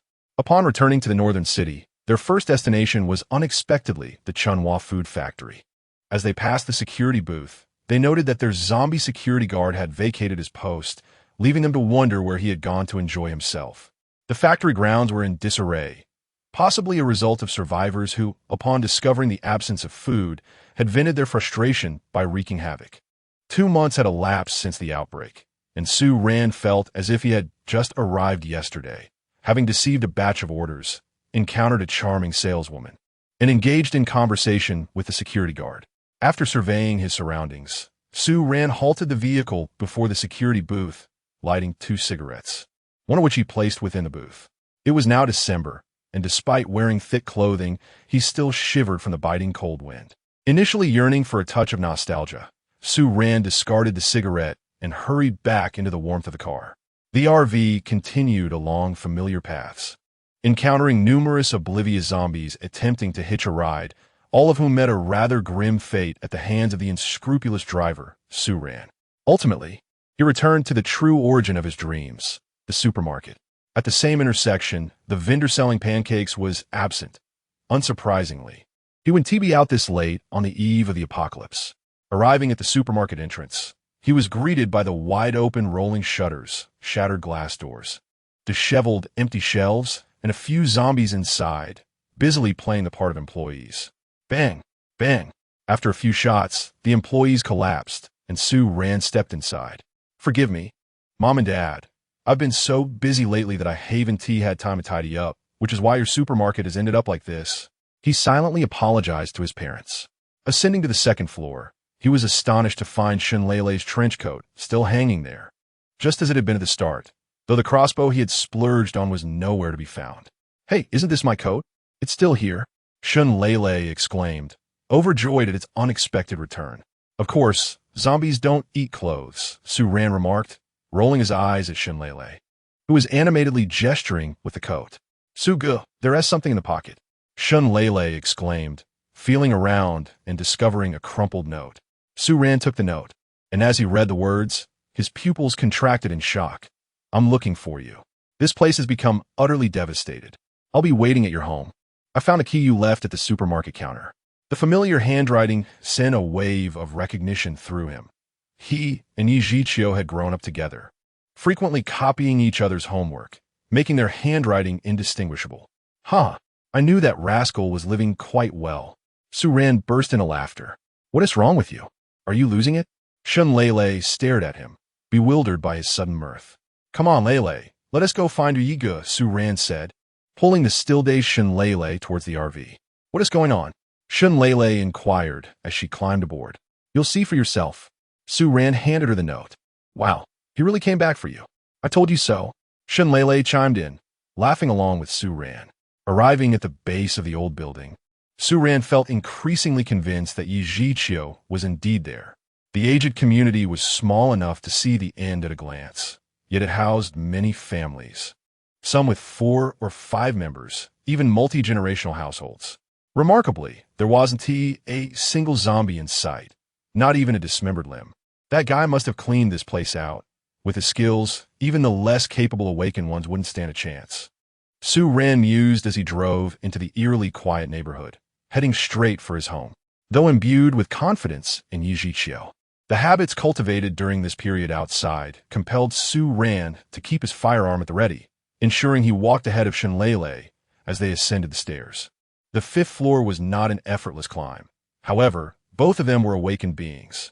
Even Shunleilei, despite not being a combatant, had seen an enhancement in her physical capabilities, showing no signs of fatigue as they navigated the staircase. Upon reaching the door of their abode, Su-ran hurriedly rapped on the entrance. "Yichio, you fool, open the door." Chapter 34. The mist encountered the room was enveloped in silence, devoid of the anticipated scene of Yichio's joyful greeting at the door. "He must be asleep," Su-ran reassured himself. "Yichio, stop sleeping and open the door. If you don't, I'll kick it down." Su-ran persisted in calling out. Yet, only silence lingered, an echoing void. "Your brother Yi is surely asleep." "Do not fret," Su-ran said, casting an uneasy glance at Shunleilei. "Perhaps he has gone out." Shunleilei sensed something amiss in Su-ran's demeanor. After waiting for several more minutes, Su-ran could no longer contain himself and delivered a forceful kick to the sturdy door he had shared countless mornings and evenings with. The door swung open, revealing a room that appeared remarkably tidy, as if untouched by the passage of 2 months. In the kitchen, some ingredients lay scattered, with a portion already beginning to rot. Su-ran hurried into the bedroom, where the bedding was meticulously arranged, suggesting that someone had indeed been residing there. On the bedside table rested a notebook. Su-ran opened it, and the contents stirred a wave of uncontrollable emotion within him. November 4th. I arrived at Su-ran's place, but I couldn't find him in the supermarket. The devastation there fills me with concern. November 6th. I continue to wait for him, holding on to the belief that he is alive. I will find him. November 9th. I encountered some survivors nearby and inquired about him, but they were newcomers and knew nothing of Su-ran. My worry deepens. November 12th. An awakened individual sought my food, and I swiftly eliminated him. He was too weak. November 19th. It has been a long time since I last wrote in my diary. Life has become somewhat numb lately. I have waited for him for half a month without any sign. Is he truly still alive? November 26th. I heard that some camps have been established in the nearby city, frantically recruiting people. Could that fool Su Ran be among them? Should I venture there to search for him? November 28th. I can no longer wait. I must seek him out. The diary entries concluded a week prior, and as Su Ran read them, he felt a slight sting in his eyes. Yichio had been searching for him, waiting for him, just as he had been searching for Yichio. They had missed each other in their quest. Had Yichio only held on for another week, or if Su Ran had departed a little later, they would have found each other. They both believed in each other's survival, and indeed they were alive.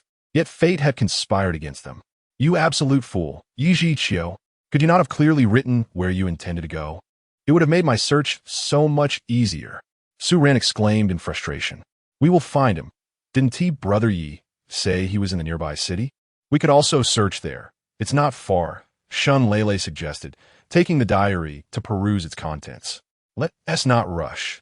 Let us wait here for a couple of days. What if he is just searching in the city and hasn't he had the chance to venture out? Su Ran was terrified of missing him again. All right, so shall we stay here? Shun Lele inquired, glancing at the door Su Ran had kicked open. Of course, we'll stay in the car. How could we possibly stay here? Su Ran scratched his head. Wait for me. Su Ran pondered for a moment before returning to the bedside table, where he retrieved a blank page from his diary and inscribed a few words. He then took Shinlele and exited the house he had inhabited since childhood. Yilaugo, I am back. Upon seeing this, wait patiently for me inside, Su Ran wrote. For the past few days, he and Shunlele had been residing in a camper park nearby. However, they had not encountered any survivors mentioned in Yichio's diary, nor had they come across any awakened individuals. Each day, Su Ran and Shunlele led a languid existence in the camper, devoid of zombies to confront. Their sole activity consisted of ascending the stairs to check if Yichio had returned. The passage of time during their wait felt excruciatingly slow, and each day witnessing no change in the house would leave Su Ran in a somber mood for a while. Brother Su, do you think Brother Yi has left? Shinlele had broached this subject more than once, each time receiving Su Ran's response of just a little longer. Let us wait 2 more days. We can't afford to miss him again and waste more time, Su Ran would reiterate.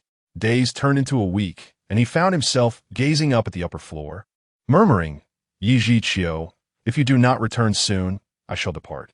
He resolved to give it one last day. If Yichio failed to show today, they would set off in search of him. Awakening with a sense of urgency, Su Ran dashed to Shunlele's room. All right, but could you step outside for a moment while I get dressed?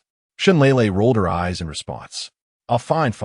Another day slipped by, and as night fell, Su Ran descended from the upper floor once more, his expression clouded with disappointment. Let us sleep. There's no point in waiting any longer. We'll leave directly in the morning. He said little else and retreated into the bedroom. Shunlele shook her head, mimicking Su Ran's habitual glance toward the upper floor, her gaze lingering on the dark silhouette of the building. A silent night passed, and upon waking, Shunlele discovered Su Ran was not in the camper. After searching in vain, she settled onto the sofa, staring in the direction of Su Ran's old house. True to form, Su Ran had not relinquished his desire to check for any trace of Yichio. Emerging from the corridor, he kept his head lowered, his expression inscrutable, emotions concealed. Su Ran remained enveloped in silence as he entered the vehicle, started it, and gripped the steering wheel with quiet resolve. The camper set off once more, cloaked in darkness and devoid of dust, yet no one could fathom the weariness it had borne along its journey. After traversing the county, passing through various towns, they once again found themselves back in the city, embarking on yet another leg of their journey. Su Ran's emotions had oscillated dramatically. The initial despair of losing direction transformed into surprise upon discovering news of Yichio at the old site, followed by the disappointment of yet another missed opportunity. Thankfully, the resilient character he had forged during these apocalyptic days propelled him to regain his motivation. Our new objective is to once again seek out Brother Yi. Let us go, Shunlele exclaimed, her enthusiasm lifting Su Ran's spirits. Don't wear such a gloomy expression. The fact that we are alive is what truly matters. Once we find Brother Yi, you can give him a good beating. Upon encountering Yichio in the future, Shunlele resolutely chose to relinquish her pursuit. Once I locate this scoundrel, you shall witness my unwavering determination to exact my vengeance for the time he has wasted. Su Ran evidently concurred with Shun Leilei's sentiments. Indeed. Wait a moment. Do you see someone ahead? As the motorhome approached a hot pot restaurant not far from Su Ran's supermarket, Shun Leilei scanned her surroundings and caught sight of a shadow flitting past the second floor of the hot pot establishment.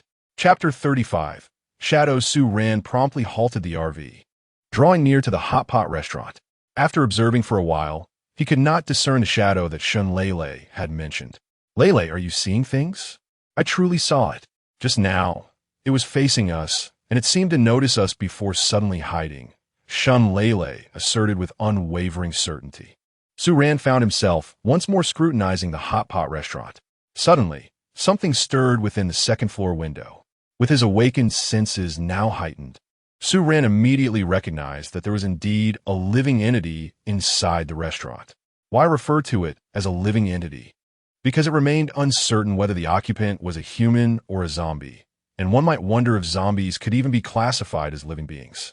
Su Ran fixated on the window, and indeed he caught sight of a human-like silhouette. The RV's privacy was exceptionally robust. From the outside, one could not glimpse the interior, especially from a considerable distance.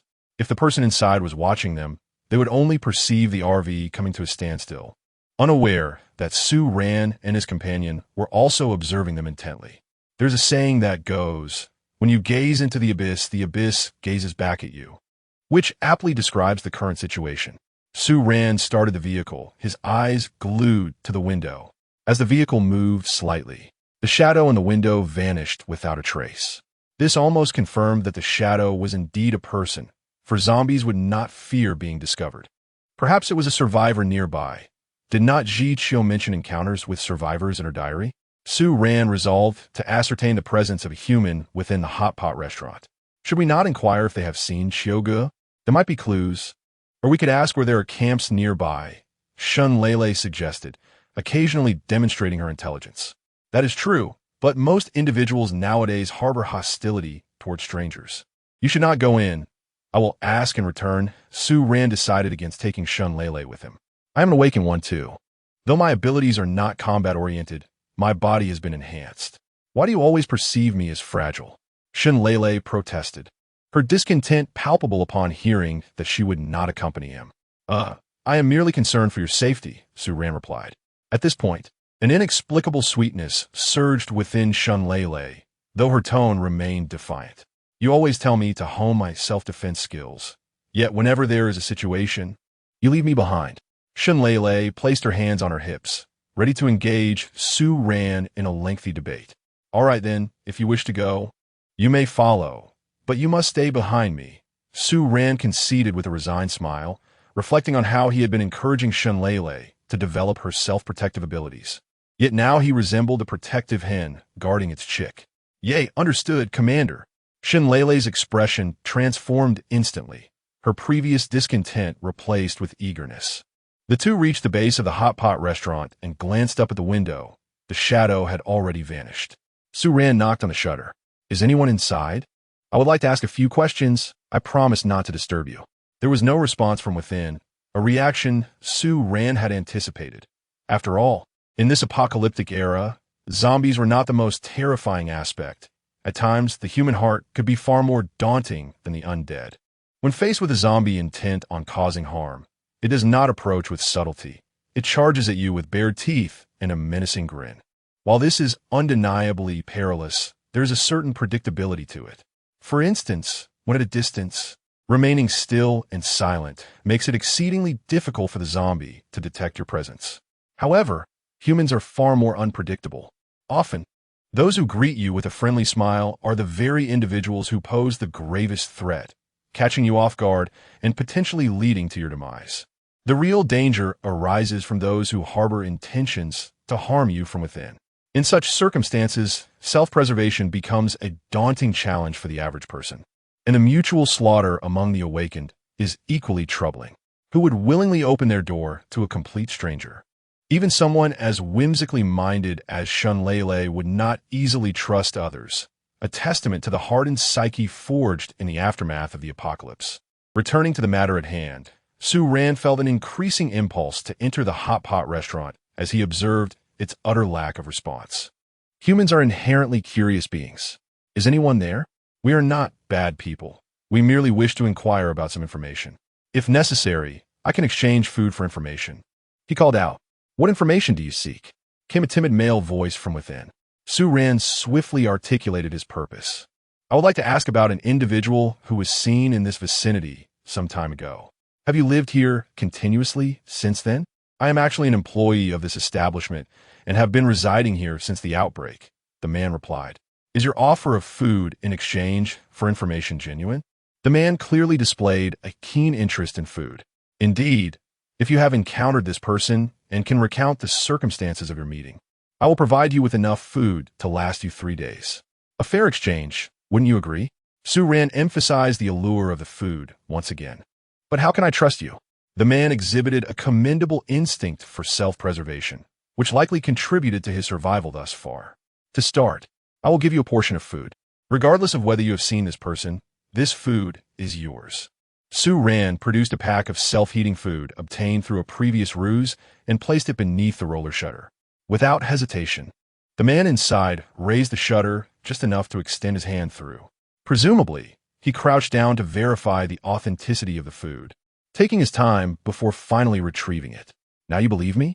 Su Ran observed the man's hand, dirty, frail, and emaciated, nearly devoid of flesh, resembling little more than skin stretched over bone.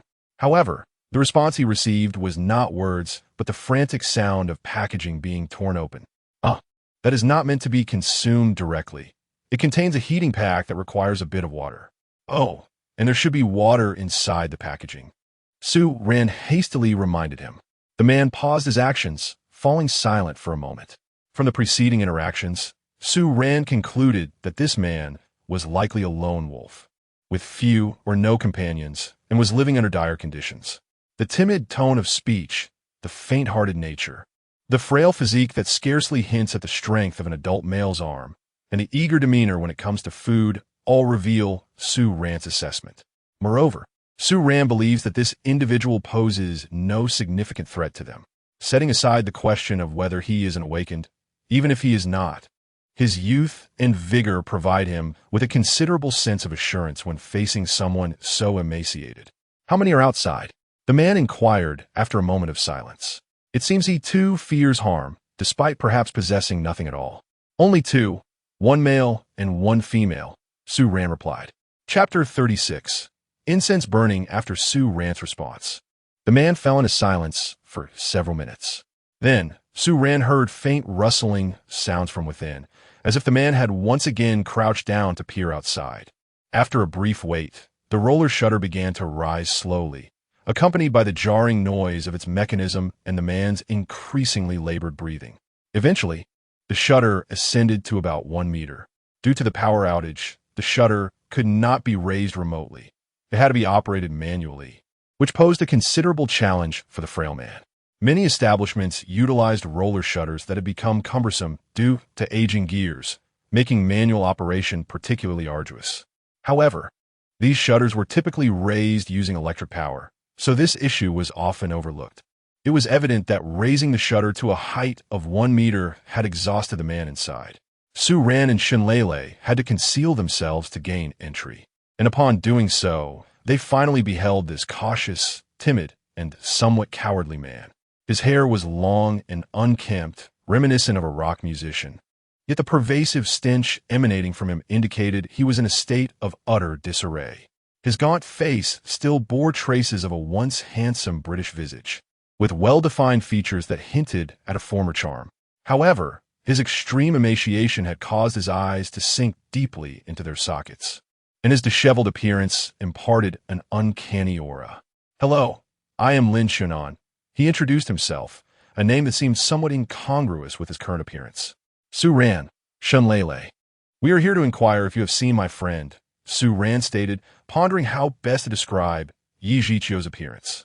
Although his phone had battery life, Yichio was not fond of taking photographs, and having grown up together, there was not a single picture of him. He is exceptionally good-looking, around 185 centimeters tall, not particularly bulky, but quite capable in a fight. Su Ran finally settled on this description of his friend. I believe I have seen someone like that recently. He is indeed very handsome. So I remember quite clearly, Lin Xiaonan replied, after a moment of contemplation. When exactly did you see him? Su Ran asked eagerly, surprised to hear Lin Xiaonan had encountered Yichio. Let me think. My memory has been particularly poor lately, Lin Xiaonan said, holding a self-heating meal as he pondered. Please eat something while you recall. There's no rush, Su Ran encouraged, noticing Lin Xiaonan's condition. He quickly took the food from Lin Xiaonan's hands to help heat it up. Thank you, just give me a moment. Lin Xiaonan expressed his gratitude and proceeded to the kitchen at the back of the hot pot restaurant. In the front area, only Su Ran and the inquisitive Shun Lele remained. Su Ran surveyed the familiar decor of the establishment, his expression subtly shifting.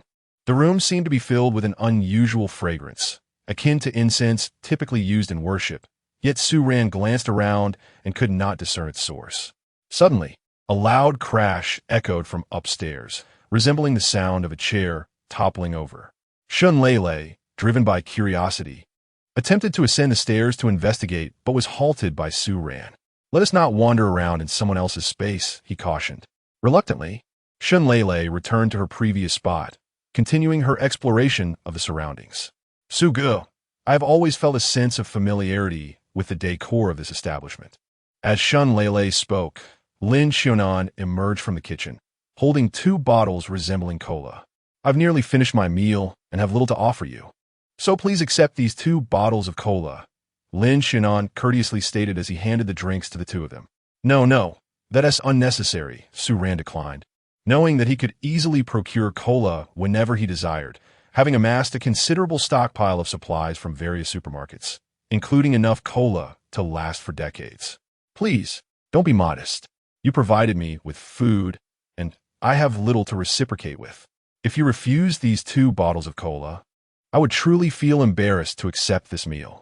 Despite his intense craving for the food, Lin Xiaonan's words conveyed a sense of equality between him and Su Ran, rather than a plea for charity. Very well, we shall graciously accept. This girl has high blood sugar and cannot drink it, so I shall take it for now and enjoy it later, Su Ran stated, noticing a flicker of something in Lin Xiaonan's eyes, though it was subtle. It did not escape Su Ran's keen observation. All right, this can be eaten, can it? Lin Xiaonan deliberately avoided Su Ran's gaze, focusing instead on the food that had begun to boil. Yes, it is ready to eat. Simply remove the lid. And there are also fruit cans and some side dishes available, Su Ran explained to Lin Xiaonan. This is indeed quite convenient, Lin Xiaonan remarked, promptly following Su Ran's instructions to open the lid, revealing a steaming box of rice and vegetables.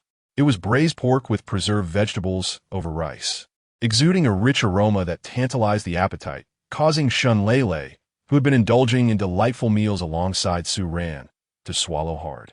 After this experience, Shun Lele had persistently requested self-heating meals from Su Ran for several days upon returning home.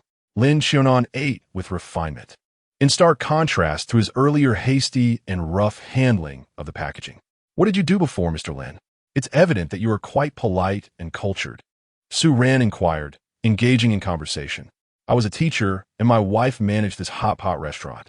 When the apocalypse struck, there were few patrons, and the staff were on leave. It was just my wife, and I'm managing the inventory. Then, when disaster struck, my wife succumbed to the virus and turned into a zombie, leaving me no choice but to take her life myself, Lin Xiaonan recounted with a calm demeanor, as if narrating someone else's tragedy. So, you're the only one living here now? Su Ran pondered, recalling the sounds from upstairs. Yes, just me. I lack combat skills and do not dare venture outside. I can only hide here and survive day by day, Lin Xiaonan sighed, continuing his meal. My condolences, Mr. Lin. This disaster has truly caused many to lose important people and possessions. Su Ran reflected on his own 2 friends, letting out a sigh. Does Mr. Lin have a habit of burning incense and praying? He asked, noting the peculiar scent that lingered, reminiscent of offerings but mingled with an indescribable odor. Indeed, as my wife was a devout Buddhist during her lifetime, she often lit incense, leaving behind a considerable quantity within the shop. Tragically, It was here that she also took her last breath. In my yearning for her, I frequently light a few sticks of incense in her memory. Lin Xiaonan exhibited a slight hint of anxiety. It appears that Mr. Lin held a profound affection for your wife. He truly is a commendable man. Su Ran strolled within the room, noticing that Lin Xiaonan appeared to harbor some concerns. Consequently, he left the cola untouched, refraining from offering it to Shun Lele. When mentioning Shun Lele's elevated blood sugar levels, she remained oblivious, her attention wandering elsewhere. Chapter 37. The Demon. While one cannot claim to be a virtuous man, the love I possess for her is undeniably profound. I hail from a rural background, where poverty was a constant companion. Upon my arrival in the city, I could scarcely afford a decent dwelling, relegated instead to a basement. It was she who, undeterred by my circumstances, chose to share that basement with me, providing unwavering support and motivation. Gradually, life improved, and her contributions were pivotal to our ascent. Lin Xiaonan pushed aside the empty boxes, having left no trace of the side dishes or canned goods. We were university classmates, and during that time, her parents were vehemently opposed to our relationship. I understood their concerns. After all, I could not offer her even the most basic comforts. What parents would be at ease with their daughter marrying a man of such humble means? Nevertheless, she defied her parents' wishes, steadfastly remaining by my side. I earned little, relying heavily on her generosity, yet she never uttered a word of complaint. To encounter such a woman is the greatest fortune of my life, alas. She was ultimately unable to evade the calamity that befell us. Lin Xiaonan lost himself in memories of his wife. She was extraordinarily beautiful. I am certain that had you met her, you too would have been captivated. Regrettably, we never had children, otherwise they would have undoubtedly resembled her. Su Ran listened quietly, although the tale was beautifully poignant. Yet, due to previous revelations, he maintained a vigilant regard for the man before him, who appeared devoid of any threat. "Oh, how moving," Su Ran remarked, stifling any emotional response, while Shun Lele, seemingly distracted, suddenly burst into tears. "It's just so touching. You must be heartbroken. If I were in your position, I might lack the courage to continue living." It must be said that a woman's capacity for emotion can be quite formidable. Tears can flow freely, devoid of pretense, driven solely by feeling. "Thank you for allowing me to share so much," Lin Xiaonan said, "but I believe the time has come." Suddenly, his expression shifted, transforming from one of heartfelt nostalgia to a cruel grin. "What do you mean?" Su Ran exclaimed, rising hurriedly, only to feel a wave of weakness wash over him, collapsing backward. Shun Lele succumbed similarly. "Ah, it is rare to find someone willing to listen to my tale. Had I not detected the wariness in your eyes, I might have considered letting you go," Lin Xiaonan mused, his tone dripping with mockery, shedding the facade of his earlier timidity. When Su Ran and Shun Lele regained consciousness, they found themselves bound together in a manner that bespoke of an experienced hand. "Awake so soon? Who are you?" Lin Xiaonan asked, lounging casually in a nearby chair, a smile playing on his lips. "What do you intend to do?" Su Ran demanded, glaring at Lin Xiaonan with steely resolve. "Intend? Nothing in particular. I merely thought you two might be quite appetizing," Lin Xiaonan replied, his lips curling in a disturbingly perverse manner. "What do you mean?" Su Ran felt Shun Lele stir behind him, both of them maintaining a steady gaze on Lin Xiaonan. "You will find out shortly. By the way, should I introduce you to my wife?" At that moment, they realized they were on the second floor. Lin Xiaonan approached the door, his hand lingering on the doorknob as he turned to smile at them. "Tell me, do you think she is beautiful?" The door creaked open, revealing within a female zombie, her body grotesquely decayed, tethered by a chain around her neck. "You keep a zombie?" Su Ran surmised that Lin Xiaonan had something sinister about him, but he could scarcely fathom the depths of his perversion in nurturing the undead. "Do not worry. I want to feed all of you to her. After all, I require sustenance as well. My last meal has just been consumed." Lin Xiaonan stood malevolently before the zombie, which struggled to lunge at him, yet halted a mere 10 centimeters away due to the chain. "This is the woman who recklessly fought for me. I love her." Lin Xiaonan's eyes shimmered with deep affection. The tale I recounted to you is indeed true. Su Ran scoffed. Nonsense. I know everyone at this hot pot restaurant, from the owner to the staff. Your identity as the proprietor is a mere facade. Who knows what else is fabricated? Well, not quite. The staff have all become one with my wife and me, having been consumed, so they are indeed part of this establishment now. He chuckled darkly, shattering the veneer of civility. You feast on human flesh, and you use humans to nourish zombies? How depraved. Upon hearing these words, Shun Lele, who had just awakened, feigned retching. Little girl, were you not just admiring our love? Why the sudden shift in attitude? Human flesh is rather delectable. Would you care to try? Lin Xiaonan continued his brazen demeanor, oblivious to the death sentence that loomed over him. TSK, this does indeed echo the apocalypse. Without your ilk, how could the brutality of the end times be manifested? Su Ran remarked calmly. My ilk? What do you understand? What's wrong with my kind? At the very least, I dare to resist those who look down upon me. My in-laws scorned me, and in the end, they were burned alive in their home. My colleagues derided me, and ultimately, I cast one down from a building. As for me, I continue to live normally among others. Lin Xiaonan's agitation crescendoed as he spoke. And you? You possess such abundant resources. That RV outside belongs to you, does it not? A rich second generation? What do you understand of my kind? Have you ever been looked down upon? Do you grasp that sensation? You all fail to comprehend. You merely see the polished exteriors of others, yet are forever oblivious to the grotesque realities within, including you. Your feigned sympathy for me, and now that you've discovered what I am, do you not look down upon me? Lin Xiaonan's eyes were now bloodshot, resembling a demon emerging from the depths of hell. His actions even more horrifying than those of a fiend. Enough. Stop acting like a lunatic. Oh, my apologies. You are indeed a lunatic. I look down upon you, self-righteous as you are. Do you truly believe that your assumptions are reality? Su Ran quipped, even crafting a rhyme. If you wish to die, there is no need to rush. Seeking immediate outcomes can yield dire consequences. Lin Xiaonan produced a bone-cutting knife from an unknown source. Rest assured, I will slice your flesh piece by piece, ensuring you do not perish too swiftly, as my wife has a taste for the fresh. Su Ran gazed at Lin Xiaonan, who was approaching with a bone knife, and could no longer suppress a chuckle. Indeed, there was something disturbingly peculiar about this scene. However, it was unfortunate for him, for we were not the lambs he so fancifully envisioned for slaughter. The rope, as thick as 3 fingers, was shattered by Su Ran as if it were mere tofu, falling to the ground in fragmented pieces. It would have been better to have freed ourselves sooner, thus sparing us the tedium of enduring his pretense for so long.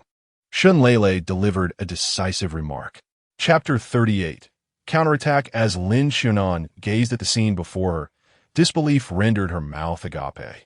I too felt a twinge of curiosity. What was it that had bewitched us? Fearing that the beverage might be tainted, I abstained from drinking, remaining vigilant since our arrival. Su Ran flicked his wrist, shaking off the sensation. It must be that aroma, he speculated, observing Lin Xiaonan's astonished expression. How on earth did you manage this?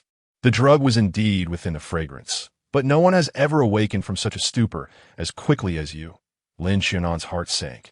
Have you heard the awakened? Su Ran's voice dripped with sarcasm. Not only have I heard, but I have even encountered one. He certainly did not possess your remarkable resilience. A hint of despair morphed into a semblance of reflection on Lin Xiaonan's face. Ah, perhaps his level was simply too low. Who knows which unfortunate soul fell victim to someone like you? And you consume human flesh so often. Why are you still so slender? Indigestion, perhaps? Su Ran's bewilderment was palpable. Ah, the world is indeed unfair. Each individual is born into inequality. You fortunate souls lived untroubled before the apocalypse and now possess innate abilities. How ironic, ha ha ha. As for me, I was diagnosed with terminal cancer before the world ended. The doctor predicted I had only a few months left. Yet this cataclysm has granted me a reprieve. After feasting on human flesh, I have exceeded the doctor's expectations for my demise. Isn't that laughable? Lin Xiaonan's smile was grotesque, her face twisted with a sinister expression. Now I understand. I have no further inquiries. Do you? Su Ran inquired, preparing to act. Gulme, you worthless beings who gain everything without effort, you shall inevitably be devoured alive. Ha ha ha. Lin Xiaonan closed her eyes, awaiting death. However, after a moment of anticipation, no sensations of release or pain came. What does this mean? Lin Xiaonan opened her eyes to find Su Ran still standing there. Nothing much. I merely pondered that killing you would be a mercy, which seems rather unwise. I must devise a way for you to experience the plight of those you have tormented. Su Ran remarked, tilting his head towards the struggling zombies in the room. He then approached Lin Xiaonan, who sought death, his smile radiating warmth and sunshine. Perhaps I should clarify things for you. It would be meaningless for you to perish in confusion. You see, I am not a pampered heir. My parents labored their entire lives to save enough for a modest grocery store, and I am content with that. As the saying goes, contentment brings joy. Furthermore, regarding the awakened, it is indeed a gift from the heavens. Hard work cannot alter this fact. If you perceive the awakened as superior to ordinary survivors, that is not entirely erroneous. Yet, many who have obtained such powers choose to protect the ordinary people around them. You assert that life is inherently unequal and rife with injustices, and indeed it is. Yet, every individual carries their own responsibilities and aspirations. To possess the ability to do good is far nobler than to lack the capacity to inflict harm. Which do you deem more reprehensible? Su Ran, while speaking, reached out to grasp Lin Xiaonan's arm. And what about you? Do you consider yourself a good person for uttering such self-righteous words? How laughable. You are merely exploiting ordinary people with the abilities of an awakener. Lin Xiaonan, numb, felt his arms captured.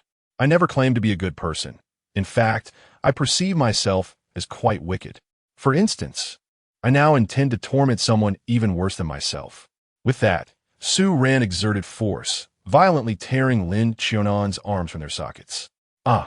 Lin Xiaonan cried out, overwhelmed by excruciating pain. Shu, keep your voice down, the man admonished. Do not embarrass yourself in front of your wife. Su Ran then turned, discarding the severed arms into a room filled with zombies, who ravenously seized the limbs and began to gnaw on them, showing no mercy, even though they belonged to her once beloved. Just kill me, Lin Xiaonan pleaded weakly, blood gushing from the stumps of his arms. Lele, come here. Use your powers to staunch his bleeding. It would be too merciful to let him die now. Su Ran called for Shun Lele to stop the flow of blood from Lin Xiaonan's severed arms, leaving gruesome scars in their place. What do you want from me? Lin Xiaonan shouted with the last remnants of his strength. Of course, I wish to provide you with a delightful experience, Su Ran replied, his smile as warm as spring. He then seized Lin Xiaonan's legs, applying force once more, and tore them away, discarding them before the zombies, who eagerly resumed their feast upon the fresh meat. The sight of such eager consumption struck Su Ran as deeply ironic. At this point, Lin Xiaonan had succumbed to the overwhelming pain and fainted. Su Ran instructed Shun Lele to stop the bleeding from his legs, yet she was on the verge of retching. You may step outside, Lele. There is no need for further treatment now. Shun Lele, fighting against her nausea, resolutely refused. No. I must witness the outcome of this demon's actions. Indeed, Shun Lele harbored an intense loathing for Lin Xiaonan.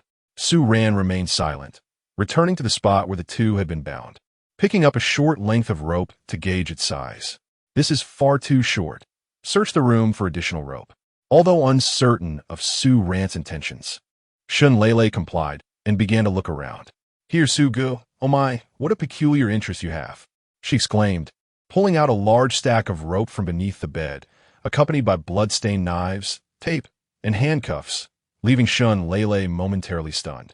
Your mind is always wandering to useless things, Su Ran remarked, playfully patting her forehead as he took the rope, measuring its length before decisively tearing off a section. Having awakening powers is quite convenient. What do you intend to do? Are you going to bind him? He has become practically immobile, Shun Lele questioned, perplexed by Su Ran's actions as he secured Lin Xiaonan's remaining body. Once he confirmed the bindings were tight, he proceeded with the remaining rope towards Lin Xiaonan's zombie wife. Standing approximately 20 centimeters away from the zombie, it sensed the presence of the living before it and became frenzied. However, the length of the chain limited its reach. causing its wild lunges and bites to only swipe at the empty space before Su Ran. Su Ran glanced upward briefly, then set the rope and Lin Qianan aside, returning to the tools of Lin Qianan's craft, where he picked up several knives that appeared to be remarkably sturdy. Chapter 39. Punishment. Once again wielding a knife, Su Ran returned to the presence of Lin Qianan's wife, gathering his strength before thrusting the blade upward towards the ceiling.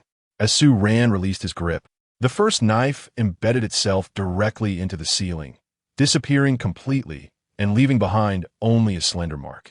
A lapse in judgment. He would need to temper his force this time. Su Ran cast an awkward glance at Shun Lele, who stood behind him, covering her mouth as she suppressed laughter. Another knife was hurled upward, this time with the perfect amount of force, the blade sinking into the ceiling, leaving only the handle protruding. Doubting that a single knife could bear the weight, he swiftly followed it with 2 more blades. Satisfied with his successful throws, Su Ran returned to the room to retrieve a chair. Climbing atop it, he secured the other end of the ropes binding Lin Qianan to the handles of the 3 knives. Thus, our Lin the Perverse was suspended merely 20 centimeters from his beloved wife.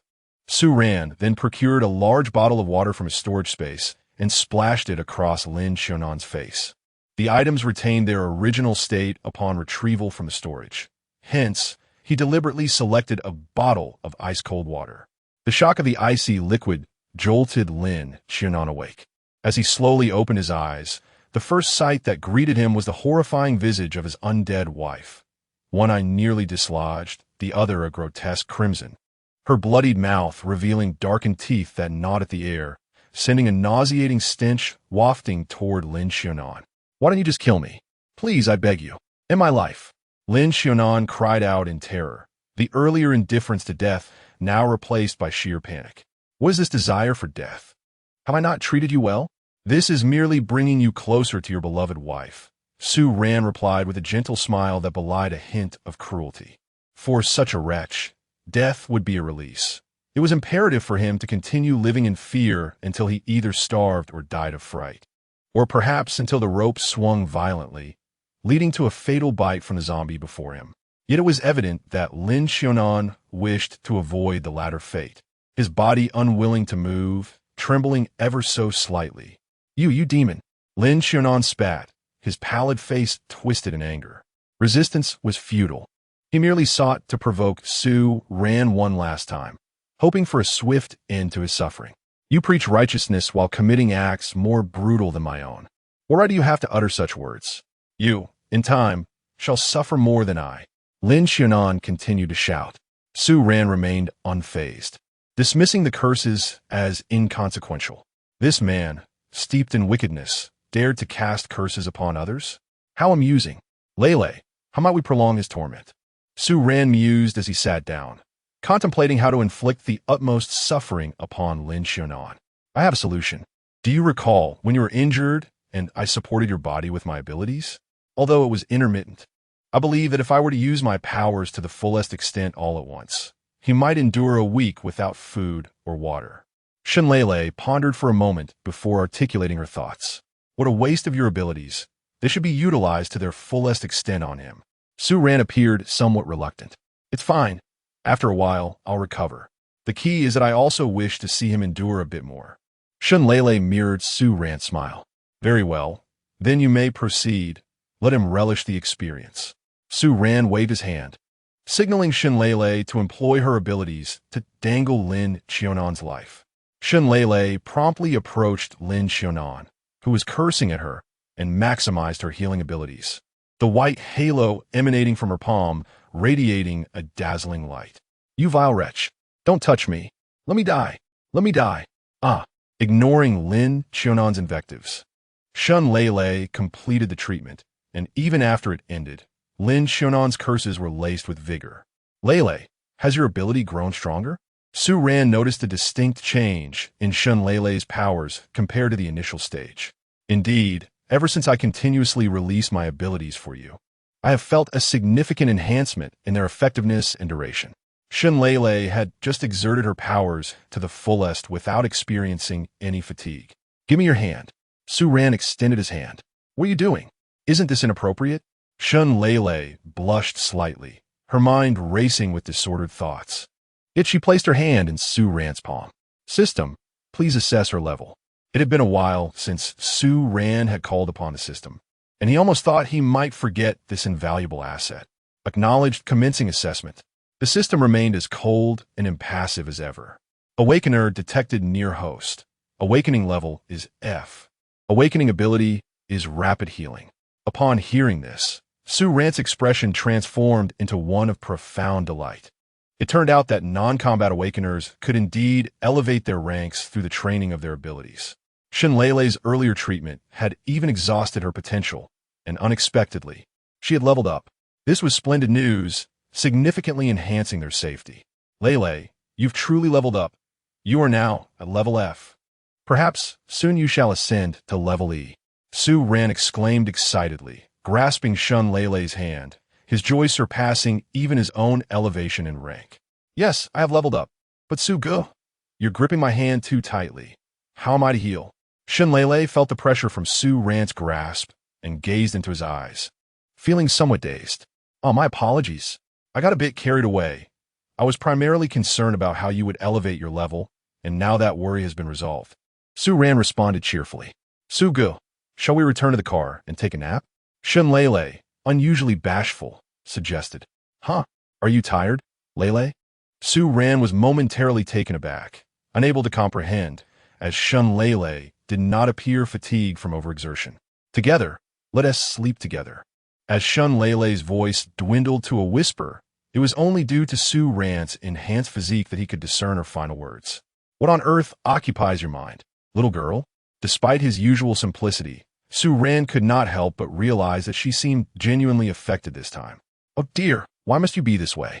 How could you possibly reject me again when I am so charming, intelligent, and beautiful? Shun Lele did not exhibit the typical sorrow that a normal girl would display after being spurned. Chapter 40. Agony after concluding his conversation with Shun Lele. Su Ran turned to face Lin Xiaonan, who was still cursing vehemently. May you all suffer a wretched fate. You shameless couple. All of you deserve to die. If you have the guts, kill me. Enjoy yourself at your leisure. We shall take our leave, Su Ran remarked, as he and Shun Lele made their way out, kindly lowering the roller shutter for Lin Xiaonan.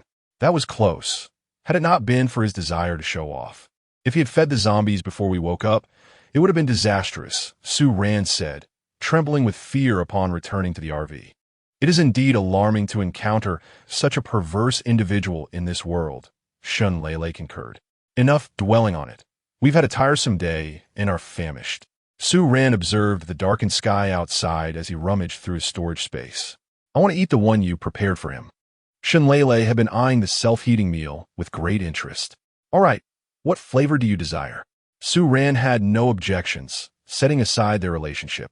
He had ample self-heating meals in his storage to satisfy both their appetites. I'm not certain. I've never had it before, Shun Lele replied. Let me take out a few. You can choose for yourself.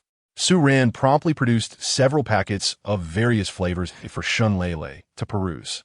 Wow, so many flavors. Let me see. Black pepper beef, cumin lamb mixed fried rice, Yangzhou fried rice. Oh, this is so hard to choose. Shun Lele found herself overwhelmed by the array of options before her. I'll go with this one, the black pepper beef. The rest I'll save for tomorrow. After making her selection, she gathered the remaining packets into her embrace. The food had an exceptionally long shelf life, so Su Ran decided not to reclaim them, allowing Shun Lele to hold onto all of them. He then retrieved a packet of black pepper beef from his storage space, prepared it for heating, and began to examine the various accompaniments available. Spicy sauce, solid beverage, canned yellow peaches, crispy radish slices. Oh, there are quite a few varieties. Su Ran realized that the order he had cunningly acquired was rather abundant. Thus, dinner passed in this manner, with Shun Lele not finishing her meal, leaving half of it untouched.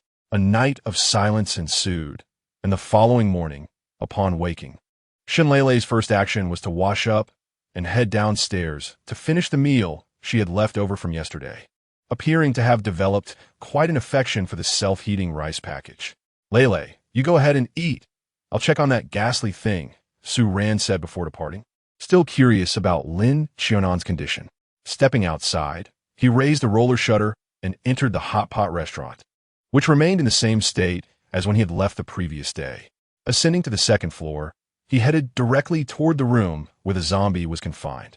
Upon entering the room, he found Lin Xiaonan staring at his zombie wife with a pale face, his eyes wide with horror, while the zombie continued to howl and struggle relentlessly. Lin Xiaonan, how did you fare through the night? Su Ran inquired gently as he settled into a nearby chair. Su, do not think you have triumphed over me. You are merely a touch more fortunate than I. Had I been the awakened one, I would have reduced you to mere pulp. Lin Xiaonan, growing increasingly agitated, inadvertently jostled the rope, stopping just 2 centimeters from the zombie. Sweat streamed down his forehead. Don't you love your wife dearly? Aren't you unafraid of death? Why then do you hesitate to let her take a bite? Su Ran remarked with a smile. Observing Lin's actions, Lin remained silent, his gaze fixated on the zombie's face. With each sway of the rope, he felt as if he were perilously close to the creature's teeth. After nearly a minute of trembling, the rope finally stabilized, allowing Lin to exhale in relief. You speak of love and fearlessness, yet your actions contradict your words. How hypocritical you are. Su continued to provoke him. What do you know? You, with your pitiful understanding. Lin's rising anger was forcibly suppressed, fearful of further unsettling the rope. Oh, I know nothing. I will merely watch you. Hoping to glean some understanding, Su retorted, descending the stairs to fetch a cup of coffee from a car. He perched himself on a chair, crossing his legs and watching Lin as if it were a performance. Do not feel too smug. Soon you shall find yourself in the same predicament as I, Lin stated calmly. Though it was unclear if his composure stemmed from fear of shaking the rope or genuine tranquility. So, did you sleep well last night? Su inquired with a chuckle. Lin had indeed spent the entire night awake, too frightened to close his eyes, even as exhaustion threatened to overwhelm him. Each time he neared unconsciousness, he jolted awake, terrified of being bitten by his zombified wife in his dreams. Now, Lin found himself utterly incapable of action, even the thought of suicide eluding him. He could only watch helplessly as the zombie in front of him roared, engulfed in terror and despair. A thought crossed Su's mind. He had once heard of an ancient method of training hawks. Was he now, in a sense, tormenting a man? Yet, even in this cruel treatment of Lin, Su felt no guilt or sympathy. Lin's actions before and after the apocalypse had reached a level of collective outrage. He had harmed his in-laws before the end and resorted to cannibalism after, even feeding human flesh to his undead wife. As the saying goes, hell is empty, and the devils are among us. Upon returning to the hot pot restaurant and witnessing Lin's plight, Su found himself uncertain of his own feelings. Perhaps he felt pity? No, such a man was undeserving of sympathy. What remained was a morbid curiosity to see the fate of this demon. Lin, a quintessential example of poetic justice, was engulfed by fear, anger, and despair. What do you truly desire? Do you wish to allow me to perish naturally? Perhaps having reached his emotional limit, Lin's voice now bore a hint of pleading. I don't know, but I simply wish to witness your torment. Perhaps I am twisted in my own way. Su replied with unsettling calmness. Please, can you end my life? I beg you.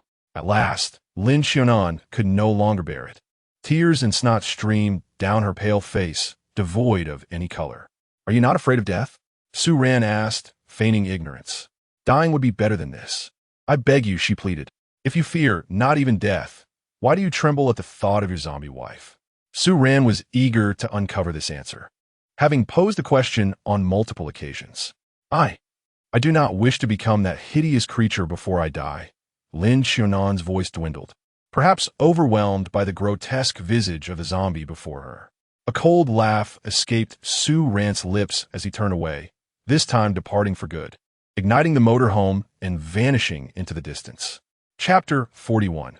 Passing through, Su Ran and Shenlele set out once more, navigating their RV along a desolate yet perilous highway, pressing forward with unwavering determination. Their destination this time was Qinghe City, adjacent to North City, a vast expanse of land with a lamentably sparse population, epitomizing the phrase, plenty of land, but few people. The impetus for their journey to Qinghe City stemmed from Yichio's diary, which mentioned that survivor camps had been established in certain neighboring cities, where he might possibly be located. However, the diary lacked precise details regarding which city, compelling Su Ran to search methodically, city by city, reminiscent of his earlier quest through towns, albeit this time on a larger scale. It's so cold outside. I feel like I'm freezing to death. Upon taking a break from their drive, Su Ran halted the vehicle. Shunlele, with her vivacious spirit, leapt from the RV to explore the surroundings. Yet, it was already December in the northern region, and temperatures plummeted to well below 10 degrees. With nighttime, lows nearing 20 degrees below zero. The RV's heater hummed continuously, enveloping the interior in a spring-like warmth. Consequently, Shunlele, clad only in a sweater and a jacket, quickly returned, clutching a stick for warmth after her brief venture outside. What month is it? Wearing so little outside. Are you the legendary person who doesn't wear long underwear? Su Ran remarked leisurely from the comfort of the sofa. Don't gloat. My nose is nearly frozen. Shunlele retorted, sniffing as she spoke.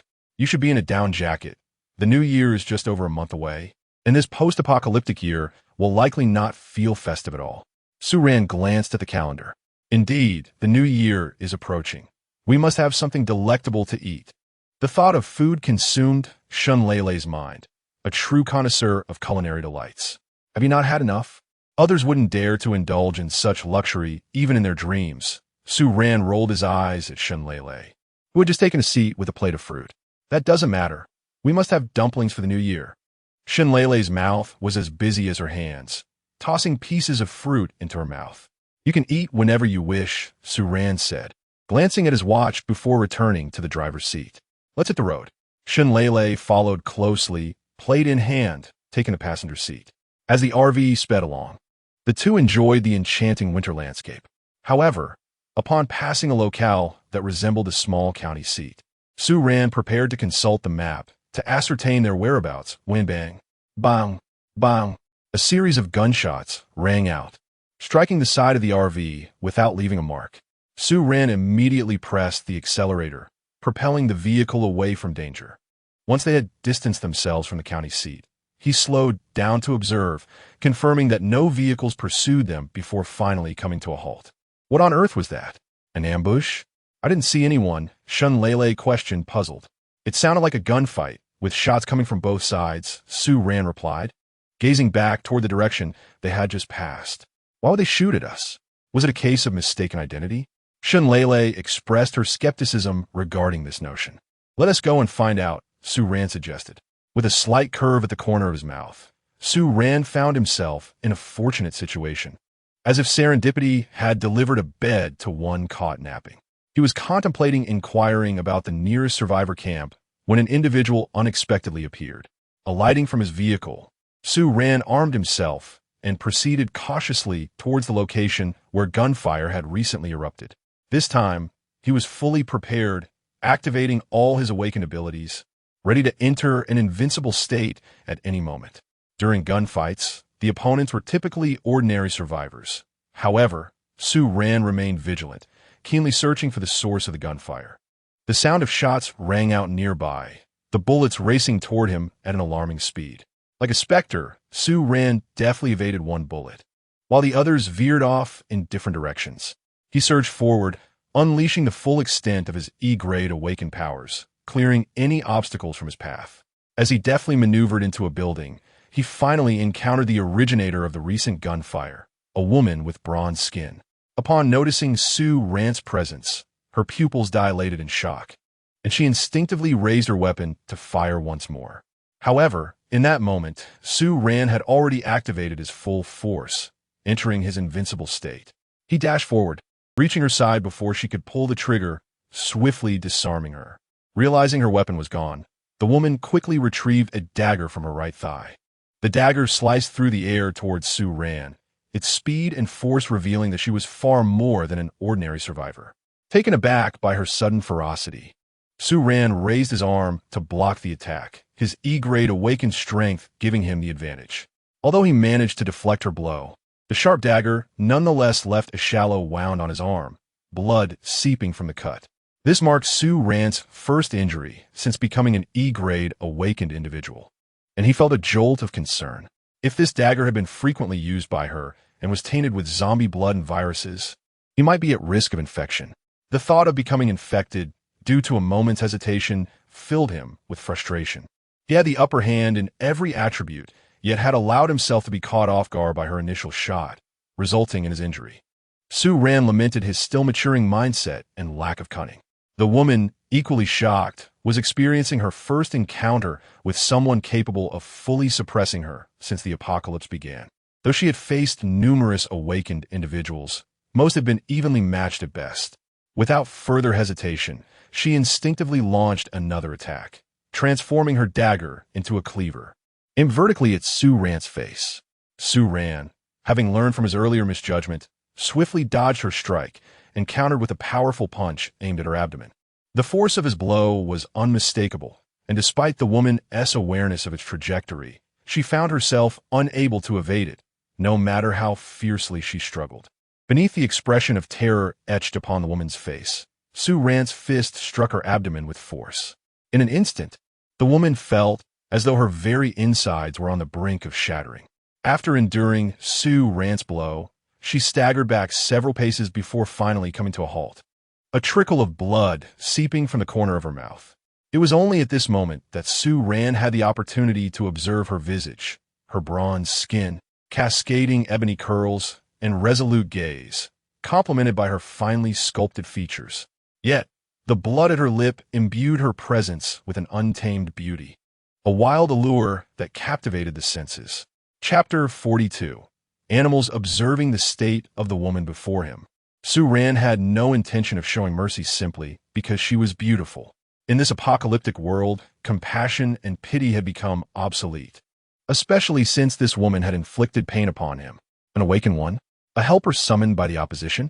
Both spoke simultaneously, yet neither responded to the other.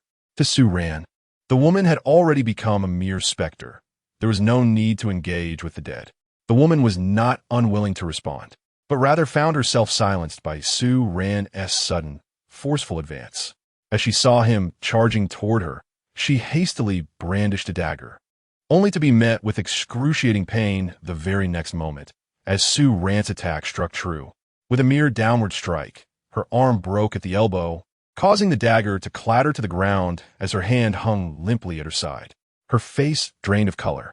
Glistening beads of sweat began to trickle down her finely sculpted features. In a desperate bid, she raised her other hand to block Su Ran's second assault. But with that simple kick, the sound of bones snapping echoed ominously, and she was sent hurtling sideways, as if weightless. She collided with the wall several meters away. Her momentum finally halted. Su Ran, expecting her to be unconscious or dead, approached cautiously. To his surprise, she lay on the ground, spitting blood, her fierce gaze fixed intently upon him. They summoned you to deal with me, didn't they? You may kill me, but leave them out of this. If you fancy one of them, I can arrange for them to keep you company for a few nights, but do not harm them, she managed to utter, pressing her crimson lips together. Them? I know not of whom you speak. I'm not anyone's hired hand, but you may embrace death. Su Ran retorted as he lifted his foot to aim a kick at her head. Just then, a gunshot rang out from within the building. Bang! Su Ran swiftly dodged, evading the bullet, and sought refuge behind a nearby pillar next to the fallen woman. Do not move, Sister Lon. Otherwise, we will fight to the death. A resolute female voice called out from within. Sister Lon, are you all right? Can you still move? Another voice inquired. As these voices echoed, 6 striking women emerged from the interior of the house, each brandishing firearms of various shapes, their presence exuding an unmistakable aura of lethal intent. All awakened ones? This could be entertaining. A cruel smile spread across Su Ran's face. The woman on the ground, now identified as Sister Lon, lost her composure entirely. No, this is not their affair. They're not awakened ones. If you wish to confront me, then do so.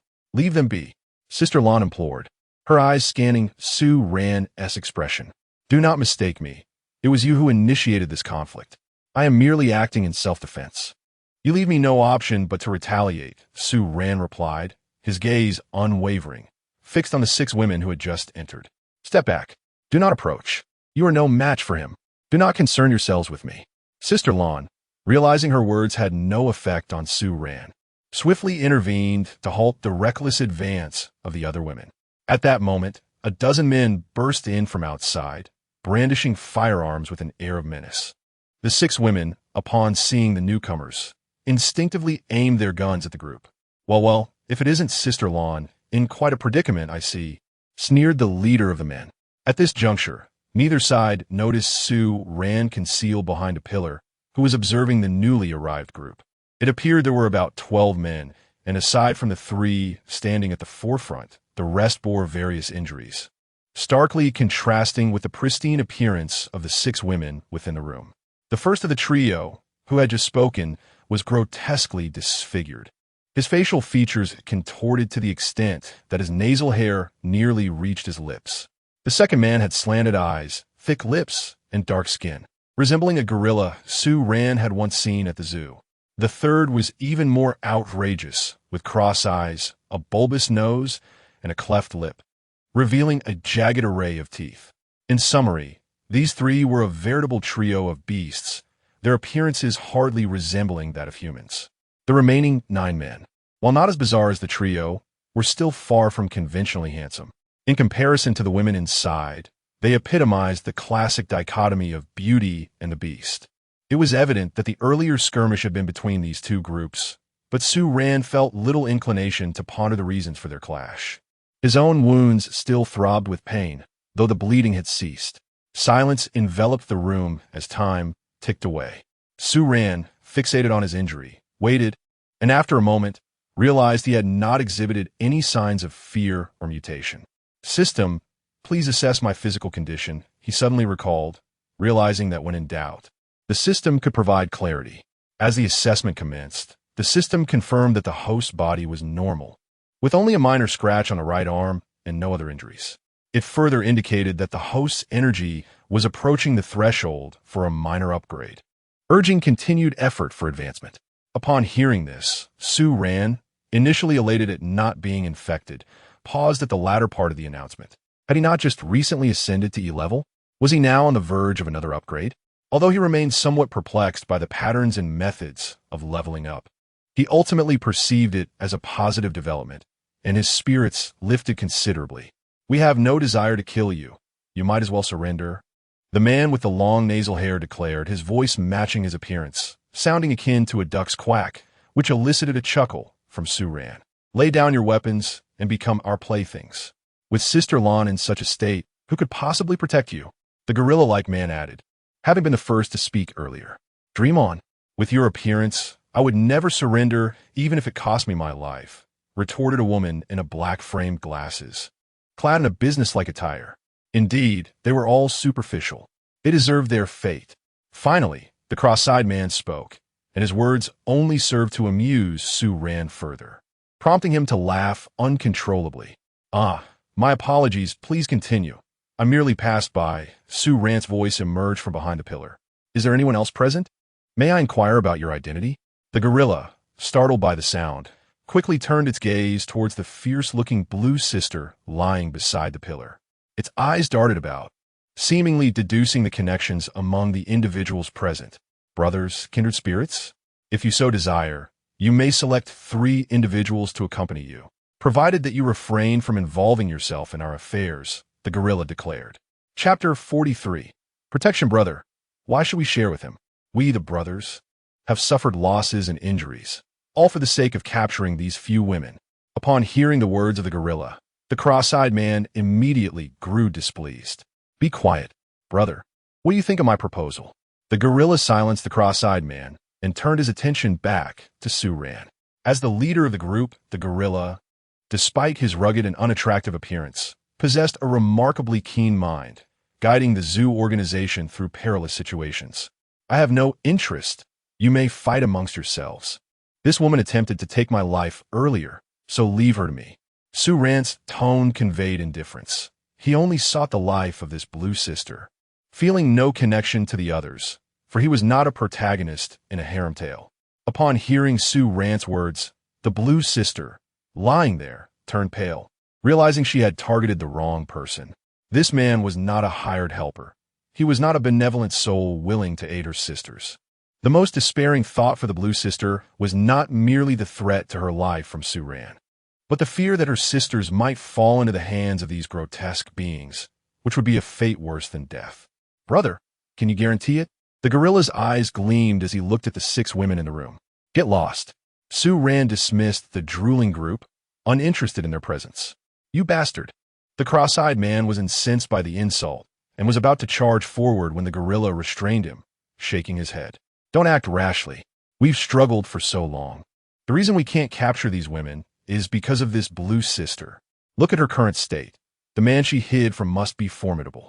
Let us not provoke him. We should focus on our own business, and if we confirm he is also injured, we can retaliate later. The gorilla spoke in a low voice. The cross-eyed man and the long-nosed man had no objections. They held absolute trust in their leader, who always assessed situations accurately. If he deemed it dangerous, they would retreat. If he believed they could win, they generally did. Monsters, come at me. Do not harm my sisters. The Blue Sister, realizing the precariousness of her situation, struggled to rise. However, with both arms broken and her abdomen bruised from a blow, she was rendered incapable of standing. Only able to lie there and shout helplessly. You will be left to this, brother. Although it is somewhat regrettable, we are men of our word. The rest will be beyond your control. The gorilla cast a glance at the Blue Sister, acknowledging her as his preferred type, wild and strong. Despite being awakened, he and his 2 brothers had gained little advantage against her. Conquering such a woman would indeed provide a sense of accomplishment. You beasts, not only do you resemble animals, but your actions are even more beastly. Since your arrival, how many ordinary survivors have you harmed or killed? You will descend into hell. The Blue Sister cursed vehemently, but her words seemed to have little effect on the indifferent group. Don't move. One more step, and we will open fire.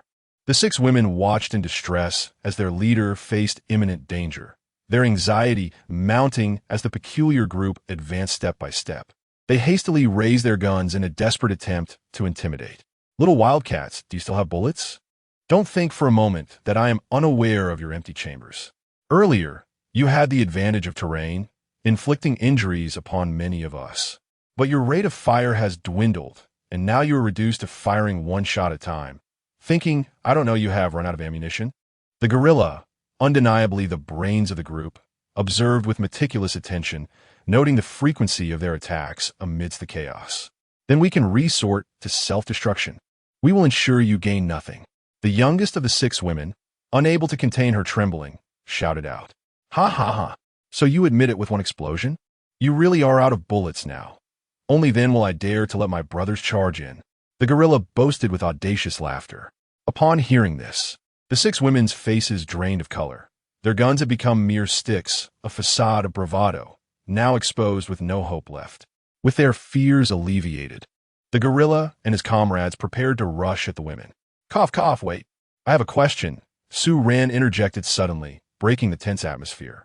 The zoo squad halted abruptly at the gorilla's command, the beast casting a puzzled glance towards Su-ran. Who among you is local? Have you heard of a camp established in Qinghe City? Su-ran recalled the purpose of his visit. I am. No one knows the news around here better than I do. Blue Sister, who had been on the brink of despair, felt a flicker of hope ignited by Su-ran's inquiry. Then tell me, and I can assure your safety, Su-ran replied, his eyes lighting up. No. You promised me to ensure the safety of all 6 of them, and I will reveal everything I know, Blue Sister insisted, her thoughts solely on her sisters. Oh, you are bargaining with me?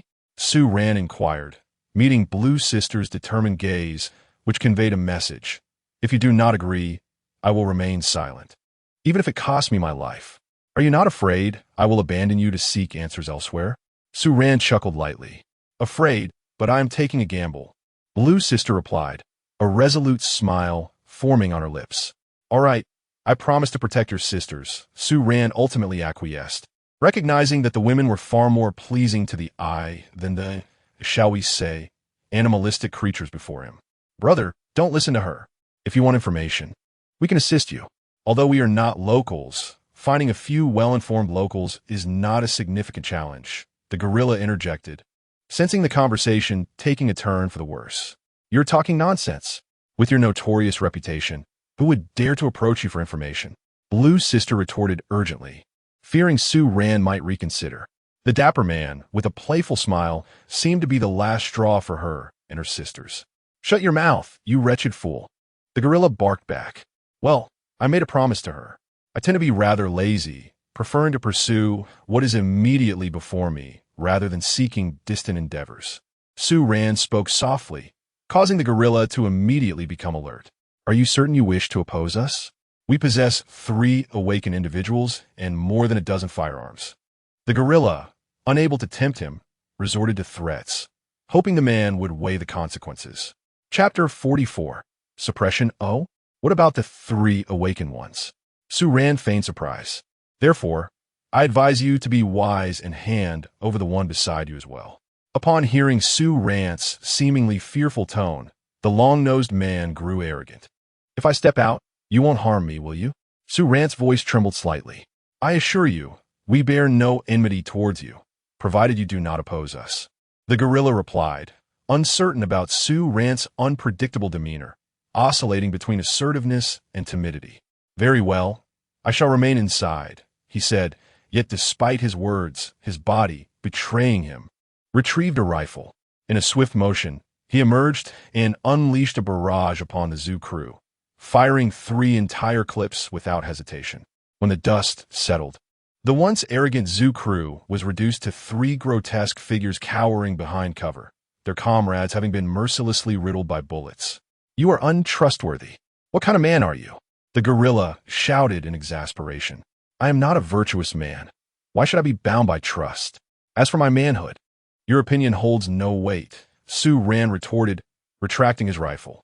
Yet the 3 adversaries remained hidden, fearful of his capricious nature and the potential for heavier weaponry. Even as combat-ready awakened beings, their fates could very well end in a hail of gunfire. "I have run out of ammunition," Su Ran admitted candidly. "I do not believe you. Who knows what trickery you might conjure?" The gorilla, terrified of death, having narrowly escaped the apocalypse and evaded numerous perils, was unwilling to risk his life for a few women. "I am known as the honest little gentleman. Why would you doubt me?" Su Ran felt a flush of embarrassment at his own words. "That is inconsequential. If we were to surrender, would you spare us? We are willing to pay any price." The gorilla capitulated, unable to gauge the man before him. To give up so easily? I truly have no ammunition left." Su Ran nearly chuckled, bemused by the gorilla's cowardice, wondering how he could lead others. "I concede. Today we shall spare them, and you shall spare us. We hold no grudge.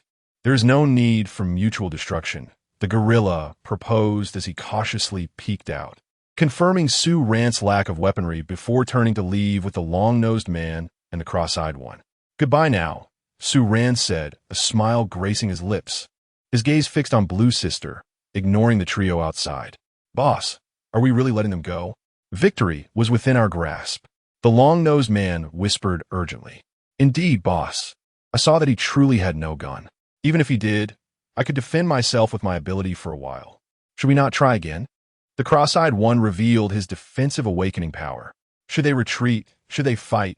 Should they retreat? Should they fight? The gorilla silently pondered this dilemma between his 2 grotesque companions, seemingly torn. After a moment, he looked up at them, and with a shared glance, the 3 turned to depart. The 6 women, who had finally exhaled in relief, now faced the trio from the zoo. Upon witnessing their movements, one of them managed to shout a warning. "Be careful." This admonition was directed towards Su Ran, who, at that moment, seemed oblivious to the alert and focused intently on Sister Lan. "May I borrow your dagger for a moment?" he asked, picking up Sister Lan's dagger and admiring its quality, realizing he was increasingly in need of cold weapon. In an instant, the trio struck with unspoken coordination, approaching Su Ran from behind. He bent forward as if to tie his shoelaces, effortlessly evading their assault. With the dagger in his right hand, he lunged at the gorilla, who, anticipating the move, swiftly dodged. Immediately after, Su Ran raised his left hand in a palm strike, catching the long-nosed man off guard. The blow sent him sprawling to the ground, disoriented and momentarily incapacitated. Seizing the opportunity, while Su Ran's hands were occupied, the gorilla brandished a sharply designed watermelon knife and charged at him. However, Su Ran, fully alert, perceived the gorilla's movements as though they were in slow motion, easily sidestepping the attack. After realizing his strike had failed, the gorilla retreated in fear, glancing anxiously at Su-ran. Now, the trio stood shoulder to shoulder, locking eyes with Su-ran. The stark contrast between their terror-stricken expressions and Su-ran's nonchalant demeanor was palpable. Who are you? The gorilla stammered, voicing the question that haunted him. Me? I'm just an ordinary person, Su-ran replied with a cheeky smile. Nonsense. You are no ordinary person. You are clearly a high-level awakener, the gorilla bellowed in anger. Ah, you caught me, Su-ran said, his teasing attitude only heightening the trio's anxiety. You are any level awakener? The gorilla uttered his unspoken suspicion, though he dreaded the confirmation. All three of them were F-level. Facing Sister Lawn, an F-level had already proven fruitless, and if this individual was indeed E-level, they might not even have a chance to escape. Well, to be precise, I'm about to become E-level, Su-ran replied, scratching his head in a feigned display of modesty. The gorilla cursed under his breath, realizing that against an imminent E-level awakener, their only option was to submit without resistance. Regret washed over them as they lamented their earlier decision to confront this group of women, only to encounter this formidable adversary.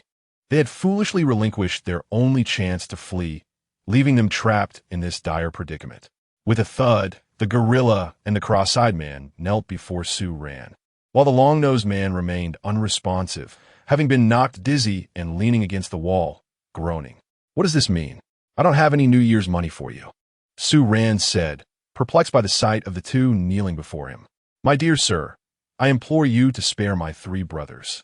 We have recognized our errors and are willing to comply with any of your demands.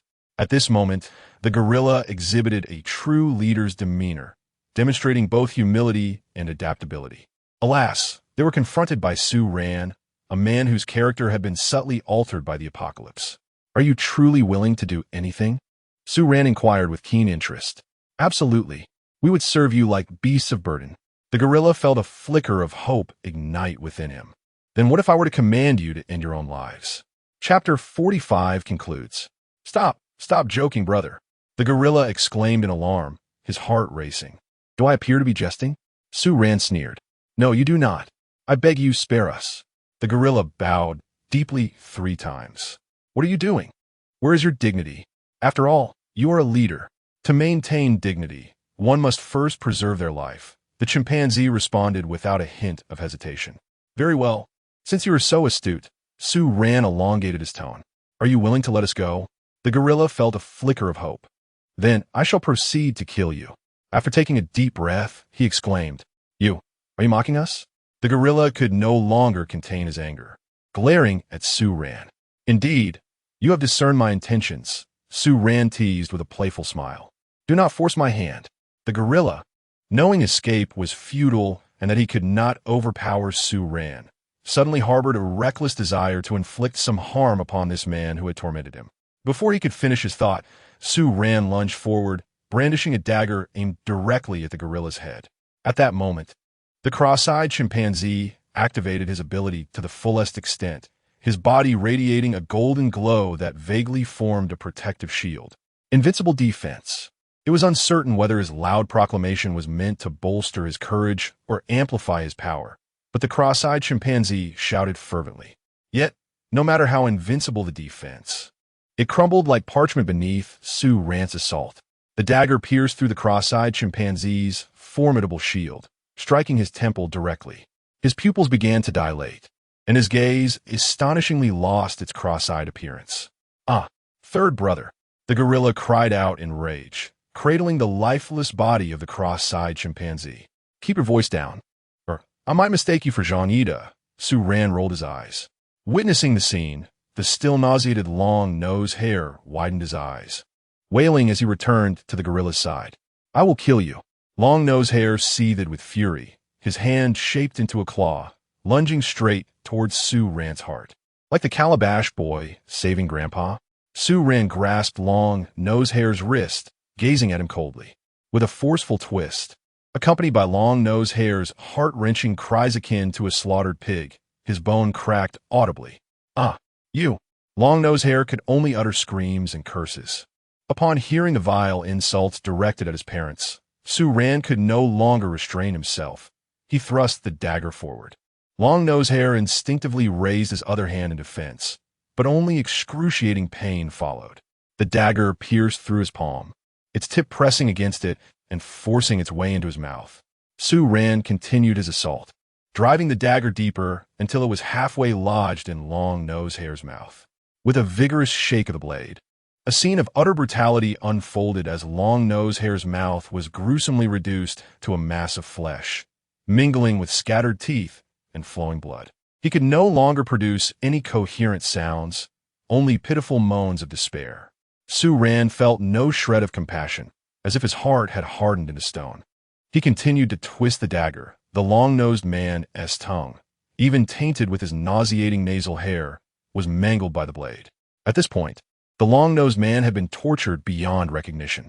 The gorilla, witnessing the gruesome scene, was consumed by rage and tears, rendered too cowardly to confront this seemingly youthful man. Su Ran showed no reaction as he acted, yet all 6 women in the room vomited in unison, the youngest among them covering her eyes in fright. Now it's your turn. At that moment, Su Ran was no longer the handsome figure he once was. To the onlookers, he had transformed into a demon, a grotesque fiend. I know I cannot defeat you, but I wish to ask your name before I die. My brothers, and I will ensure you pay for this. Even as spirits, the gorilla spoke to Su Ran with a calm demeanor, devoid of any emotion. What? You say that, yet I should still tell you? Su Ran felt a hint of amusement. You are a mighty warrior, yet lack the courage for this? The gorilla's provocation failed to elicit any response. Since you insist, listen well. My name is Zhang Wuji. Very well, Zhang Wuji, I shall remember that. Even if I become a wandering soul, devoid of the chance to be reborn, I will take my revenge. I will haunt you relentlessly, becoming your nightmare. The gorilla clearly had not read any martial arts classics. That's acceptable. Quite the man indeed. Su Ran nearly burst into laughter at the gorilla's solemnity. Zhang Wuji, remember the names of my brothers and me. Do not wait until you are trapped by vengeful spirits to regret your ignorance. As the gorilla prepared to reveal the names of his companions, Su Ran swiftly drew his dagger and made a light incision across the gorilla's throat, silencing him forever. Why should I remember your name? Are you out of your mind? Su Ran watched as the gorilla's eyes widened in shock, seemingly pondering why he had been so noble in their exchange, only to be denied the chance to speak. Oh, and do remember the name Zhang Wuji. Do not forget to seek me out when the time comes.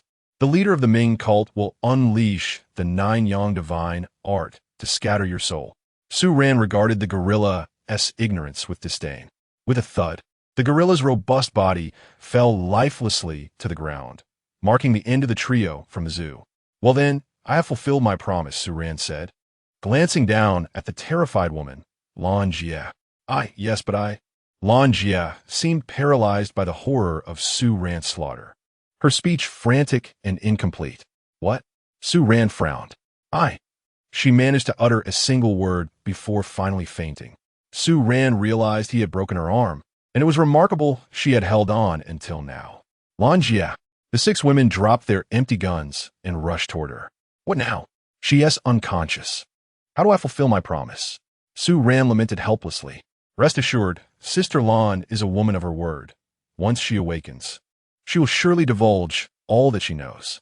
The woman in professional attire, adorned with spectacles, spoke with a tone that was less than cordial. Su Ran pondered this. After all, it was she who had inflicted such harm upon their leader, so it would indeed be peculiar for them to hold her in high regard. When will she awaken? I cannot say. Her injuries are severe, and it remains uncertain whether she will regain consciousness, replied another woman who was assessing Sister Lan's condition. Her demeanor suggested a connection to the medical profession, as her examination techniques appeared quite proficient. Alas, if she were to perish, would my efforts to protect you all be in vain? Chapter 46. Healing wait for me. I shall find someone to heal her. In a moment of desperation, Su Ran hurried back to the camper to summon Shen Lele. Lele, come quickly and help me with someone. Su Ran burst into the camper, dragging Shen Lele out without so much as a word. I just finished using the restroom. Why the urgency? Shen Lele protested playfully as they made their way. Life or death? Su Ran insisted, pulling Shun Lele to where Sister Lan lay. Su Ran, I tolerated your flirtations, but 7? You expect me to heal your little lover? Shun Lele's irritation flared as she surveyed the group of women gathered. What are you talking about? I'm simply doing my job. Su Ran urged her to get to work. Oh, and what about the other 6? Shun Lele remained reluctant. Hurry up. I'll explain later. Su Ran was anxious, fearing that Sister Lan might not make it, and that his efforts would be in vain. With a huff, Shun Lele furrowed her brow and began to treat Sister Lan. As Shun Lele's abilities had evolved, both the efficacy and speed of her healing had significantly improved. Noticing the peculiar angles of Sister Lan's twisted arms, she focused her treatment there. Align her arms. Shun Lele instructed the 6 women, who adjusted Sister Lan's position accordingly. A dazzling white aura enveloped Sister Lan's contorted limbs, illuminating the area. A healing type awakened one?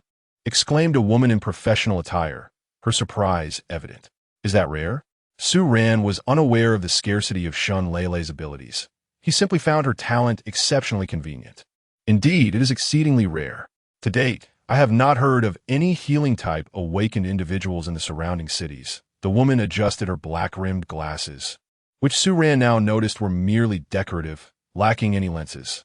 At that moment, Shun Lele turned her head to glance at Su Ran, as if to say, Do you now appreciate my significance? Lele, when will she awaken? Su Ran inquired after Shun Lele had finished treating one arm. Who knows? I can only assure you that her injuries will heal completely, but when she regains consciousness is beyond me. I am not a medical professional, Shun Lele replied, rolling her eyes. If her wounds are healed, she should awaken soon. She likely fainted from enduring the pain. Once the pain subsides, she will come to. One of the 6 women, who appear to possess some medical knowledge, remarked, Oh, that's a relief. If she lies there a whole day, I'd have to wait that long too. Su Ran sighed with relief. You too. As a girl, you should not have struck so fiercely. Shun Lele, once again lamenting Su Ran's romantic escapades, now displayed sympathy for Sister Lan's plight. She attacked me first as soon as I entered. What was I supposed to do? I had to defend myself. Su Ran retorted, feeling somewhat aggrieved by the accusation. Upon hearing this, the expressions of the 6 women softened. They realized that their leader had initiated the conflict, and Su Ran was not entirely to blame. In a post-apocalyptic world, aggression begets even greater hostility, with few exceptions. Are you hurt? Upon perceiving a discordant tone in Su Ran's voice, Shun Lele promptly softened her demeanor. It's nothing. The scratch on my arm is nearly healed. Su Ran glanced at the injury on her arm, noting that the self-healing abilities of an awakened are indeed superior to those of ordinary individuals, yet not to the extent of rapid recovery. The wound was simply not very deep. Quickly, let me see, Shun Lele exclaimed, setting down the other arm of Sister Lan and rushing to Su Ran's side. Su Ran, somewhat speechless at the sight of Sister Lan, a severely injured individual, being so carelessly abandoned, observed as Shun Lele began to treat him. Despite the injury being evidently on the mend, under Shun Lele's skillful care, the wound vanished completely within mere seconds. Stop fooling around. Hurry and heal her. We need to ask her some questions, and then we must leave, Su Ran urged, nudging Shun Lele towards Sister Lan. All right, Shun Lele replied, scanning Su Ran from head to toe, reassured only when she confirmed he was uninjured. She then resumed her treatment of Sister Lan, leaving Su Ran with nothing to do but gather weapons from the zoo ensemble. Various rifles lay scattered about, but unfortunately, a thorough search yielded little ammunition. However, Su Ran did come across a gorilla's watermelon knife, which appeared extraordinarily sharp. He hefted it, finding its weight and design quite suitable for him. The knife, wider at the top and tapering down, measured nearly half a meter in length, boasting commendable agility and sharpness. Yet, given his current strength, he wondered how long he could wield such a weapon. In any case, it was a rare find, a fitting cold weapon that alleviated Su Ran's immediate need. At least, the skill of shattered armor could now be utilized at any moment. All right, she should awaken soon, Shun Lele announced as she finished her treatment, noticing Su Ran toying with a menacingly styled knife. Oh my, you startle me. Su Ran, lost in thought and genuinely surprised by Shun Leilei's sudden approach, nearly reacted instinctively by swinging the knife. Now, tell me, what exactly transpired? Shun Leilei inquired, tilting her chin towards the group of strikingly attractive women. Well, I came down to see if I could glean any information from a gunfight. And then this woman on the ground suddenly attacked me. I retaliated, and then this group rushed in, so I dealt with them, and that brings us to the present. That woman should possess considerable knowledge about the nearby camps, which is why I asked you to rescue her. Su Ran succinctly recounted the events. Are you certain you don't recognize them? Shun Leilei seemed to regard the women as potential adversaries. Absolutely. I haven't even had the chance to closely observe their appearances. Su Ran replied as he unabashedly scrutinized the women. Hey, stop looking. Shun Leilei quickly tiptoed and covered Su Ran's eyes. Haha, I won't look. Su Ran chuckled at Shun Leilei's antics. As the playful duo engaged in their light-hearted banter, the expressions of the women were somewhat peculiar. Amidst the surrounding grim and tragic corpses, this pair appeared to be entirely unfazed, exhibiting a bizarre levity. Sister Lan. Suddenly, the 6 women called out in unison, their voices tinged with distress. Alas, Sister Lan, you have finally awakened. The youngest girl suddenly collapsed on his Sister Lan, weeping inconsolably. Ahem, what transpired? Have you all perished? Sister Lan, momentarily bewildered, assumed that her sisters had come to keep her company. If they had not succumbed, how could her severely fractured arm be devoid of any sensation of pain? No, Sister Lan, it was he who saved us, and summoned aid for you as well.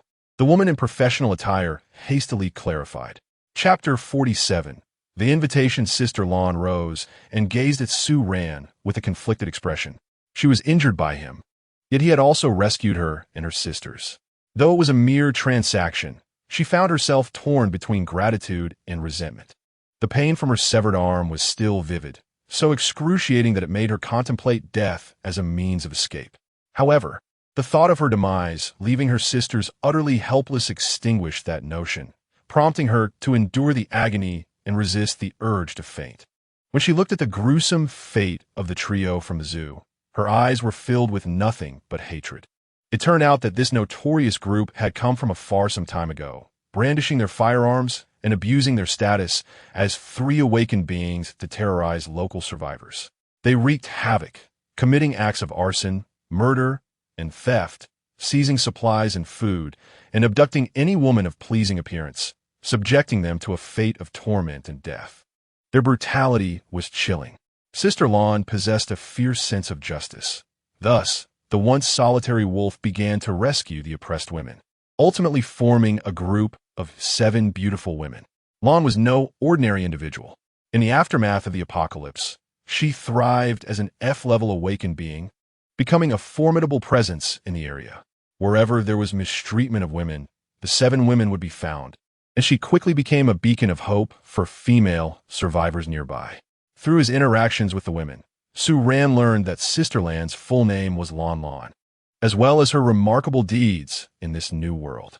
He felt a deep admiration for her, a woman who, in the wake of catastrophe, relied solely on her strength to protect those she cherished, and who, even when faced with severe adversity, persevered for the sake of her sisters. Her feats were on par with, if not superior, to many men. Each woman in the group was rescued from peril by Lan, so their feelings toward her were genuine. Witnessing their heartfelt camaraderie stirred something within Su Ran. Sister Lan, are you all right? He inquired, addressing her with a respectful term due to their age difference. I'm fine. Thank you for protecting my sisters and for your assistance in my healing. I was worried I might lose the use of my arms and how I would continue to protect them. I owe it all to this young girl. Lan expressed her gratitude upon learning from her sisters that Shun Leilei was a healer and that Su Ran had urged her to treat her. No need for thanks. It was his insistence that led me to save you. Shun Leilei gestured towards Su Ran. Thank you. I acted rashly without understanding the situation, and I am grateful that you showed mercy and saved me. Lan reiterated her appreciation towards Su Ran. It's nothing, but do not forget our agreement, Su Ran replied, his heart unyielding. He merely wished to maintain a distance from others. In this world of uncertainty, attachment could lead to profound suffering. Of course, I will not forget. Let me share it with you now. As Lan Lan was about to speak, a rumble echoed from her stomach, followed in unison by the growls of several women beside her, revealing an unspoken understanding among them. Oh, I apologize. Let me treat you to a meal. Can we talk while we eat? Lan Lan felt a tinge of embarrassment. All right then. Since the misunderstanding has been cleared, Su Ran no longer felt the urgency to hurry. Even if he was being deceived, these women were no match for him and could not escape. Lan, Sister Lan, we have run out of food, said one woman in professional attire, her expression awkward. What? None at all. Lan Lan was taken aback, looking at her usually composed sister, knowing her sister's steadiness. If she declared there was no food left, it was indeed a dire situation. Yet, Lan Lan instinctively asked, really? Yes. We Haven T ventured out for food in several days, fearing that we would be caught by those beasts if we separated. Thus, we have been consuming our reserves. Now, not only is the food gone, but our ammunition has also been depleted. The woman adjusted her black-rimmed glasses, devoid of lenses, as she mentally assessed their supplies. Then wait here. I'll go find some food. Lan Lan felt exceedingly awkward. Just moments ago, she had offered to treat them, and now she was informed that they were all on the brink of hunger. This was hardly fitting for a woman of her stature and was quite embarrassing. All right, let me take care of it. Su Ran noticed Lan Lan's discomfort and produced several boxes of self-heating meals. He had over 100,000 of these. They were hardly rare. How can we accept this? As she spoke, the eyes of Lan Lan and her companions were fixed on the self-heating meals in Su Ran's hands. Don't worry about it. I admire your spirit, and besides, it was I who inflicted your injuries, so consider this my apology. We are all survivors in this apocalypse. There is no need to quibble over etiquette regarding who treats whom. Su Ran offered Lan Lan a graceful way out. Fine, don't say it like that. I owe you a favor. From now on, if you need anything from me, just ask, and I will not hesitate. True to her character, her words carried a sense of camaraderie. All right, let us eat quickly. Afterward, please share any information about the nearby camps. It is quite important to me. Su Ran waved his hand, signaling that there was no need for further pleasantries. Okay, I want to be polite then. I shall remember your kindness, Lan Lan replied, opening the packaging of the self-heating meal. Although she considered herself one of the more formidable awakeners in the vicinity, she was still taken aback by the variety of food before her. Where did you get this? It has everything, main courses, side dishes, and even canned fruit. This is remarkably abundant. Lan Lan and her companions were genuinely astonished by the array of food in their hands, each item rich in flavor and variety. Did he somehow prepare so thoroughly, anticipating the apocalypse? In truth, they were not mistaken. Su Ran had indeed received foreknowledge of the impending apocalypse. But this was a secret he would not easily divulge. I used to own a supermarket, so my supplies are relatively ample, Su Ran explained. And wasn't he lying? He had indeed owned a supermarket, and his resources were indeed plentiful. Not only is it ample, it is indeed a veritable abundance that ensures a life free from want. One cannot merely regard this as a luxury in a world ravaged by scarcity, even in the preceding era of civilization. Possessing such a wealth of resources would have enabled Su Ran to resell them for a substantial fortune. It occurs to me that these items seem to have been conceived expressly for the apocalypse, capable of being heated anywhere and at any time, while also providing a plethora of nutrients. A single package appears sufficient for 2 meals. Lan Lan cannot help but marvel at the relentless comparison between individuals, which often breeds envy. Chapter 48. The camp after heating the rice. Su Ran distributed some drinking water to the women, who expressed their gratitude with sincere thanks. In the vicinity, among several cities, only 2 had established survivor camps: Qinghe City, adjacent to us, and the more distant Nana City. The founders of the survivor camp in Qinghe City were the Lei brothers, 3 renowned E-level awakeners, who were known for their formidable prowess and few rivals. As for Nanha City, due to its distance, I was unaware of the leader's name, except that there was a singular, powerful individual in charge, presumably stronger than each of the Lei brothers, for it would be improbable to contend with 3 E-level awakeners alone otherwise. Additionally, within the Lei brother security team, there were over 20 F-level awakeners, some of whom were on the verge of reaching E-level themselves. While we could not provoke the Lay brothers, I believed I could handle the majority of their guards, aside from one or two exceptionally powerful individuals. Were you inquiring to seek revenge or for another reason? If it's revenge, I can assist, though I may not be as formidable as you. I could still be of some use. However, I must warn you that my sisters cannot join. They are ordinary individuals and would likely be of little help. Lon Lon, while eating, began to share information about the nearby camps. She even speculated that someone as powerful as Su Ran likely did not seek refuge, eliminating that possibility and suggesting instead that he might be pursuing vengeance. After all, though the Lay brothers had established the survivor camp, rumors suggested their character was not particularly admirable. Their strength attracted many who wished to align themselves with the Chinga camp. Revenge? I am merely searching for someone. Su Ran mused, reflecting on the rich imagination of women, even those as formidable as Lon Lon. Searching for someone? Who might that be? Lon Lan's curiosity piqued. Such a determined inquiry must involve someone significant. Observing the close connection between Shun Lele and Su Ran, she concocted a narrative of Su Ran as a fickle rogue, rescuing one woman while entangled with another. I am looking for my brother, a childhood friend. Su Ran sensed the women's gazes shift to something peculiar. Unable to decipher their thoughts, he revealed his quest to find Yichio. Oh, I thought you were guarding such a charming girlfriend while chasing after other women. Lon Lon paused in her meal, smoothing her chest. Ha ha ha, yes, a rogue. Shun Lele laughed, inexplicably drawn to the wild nature of the woman before her. I'm looking for a man, and this girl is not my girlfriend. Su Ran finally grasped the reason behind the women's strange looks. What?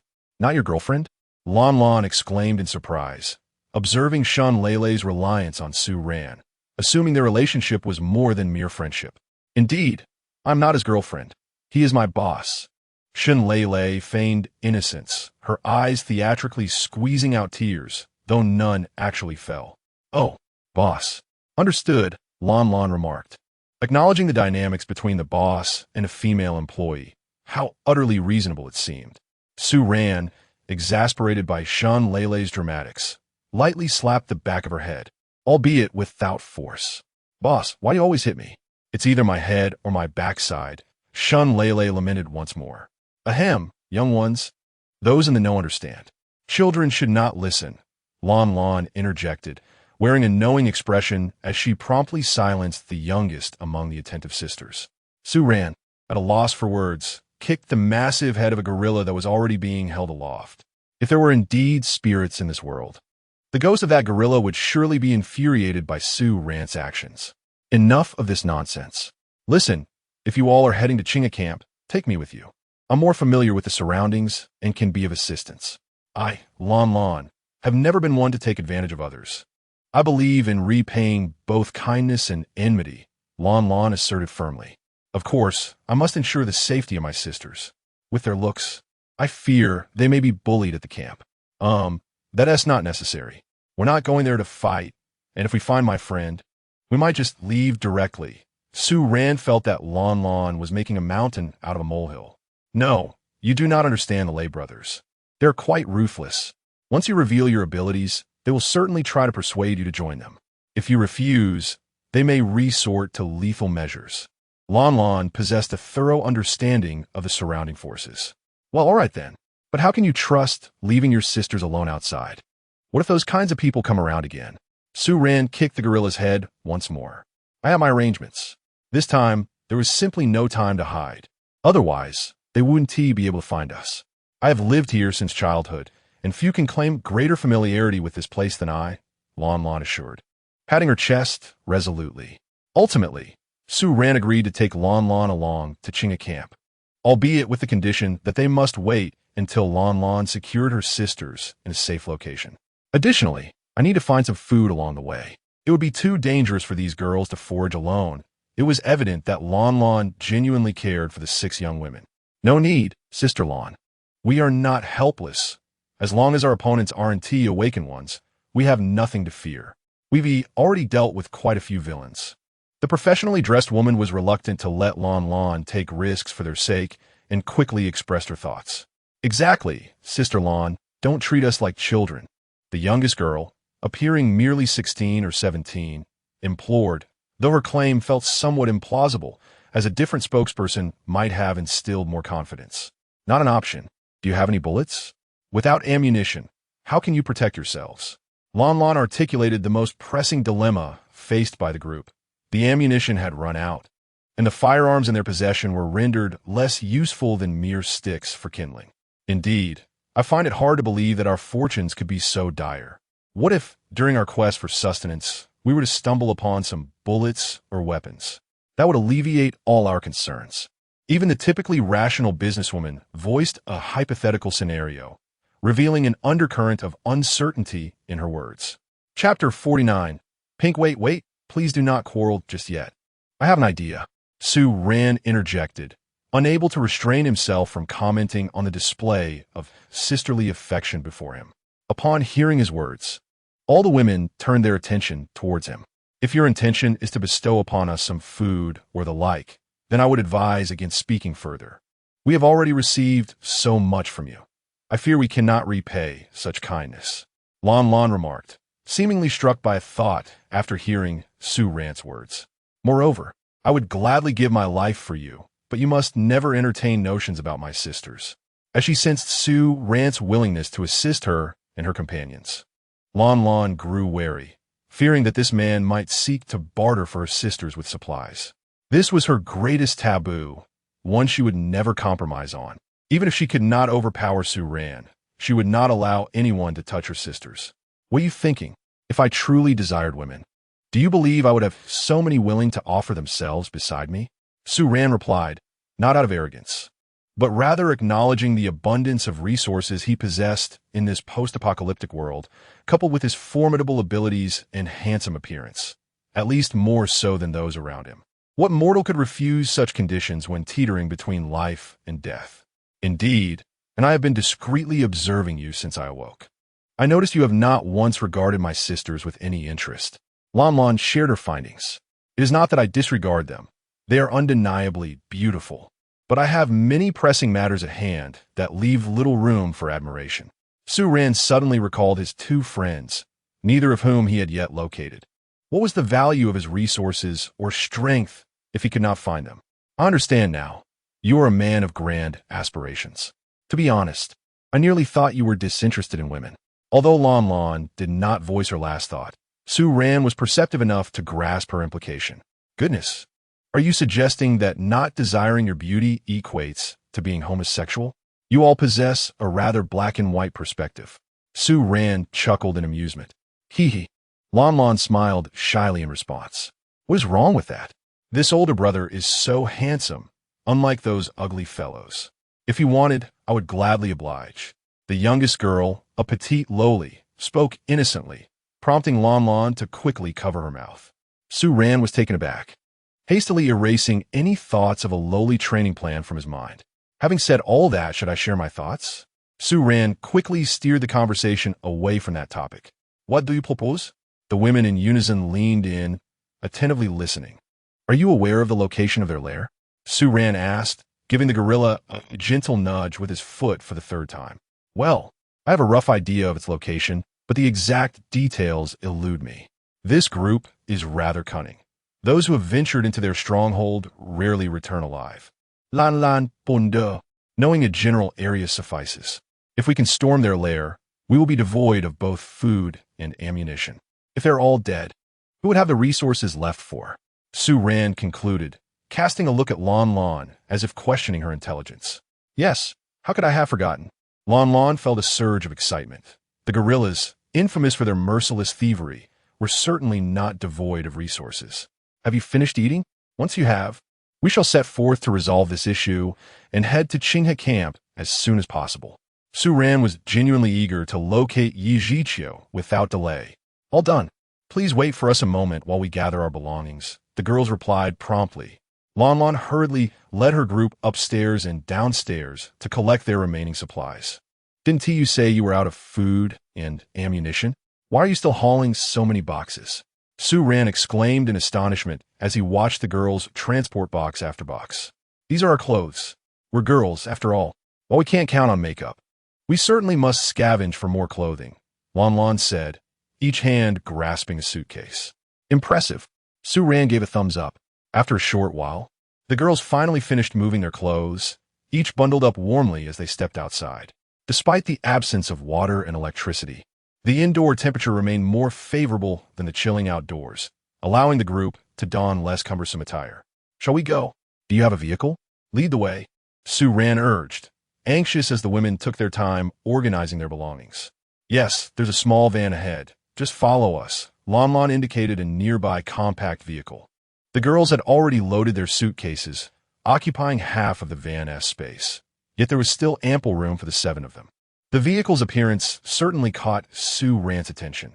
It was a testament to a feminine touch.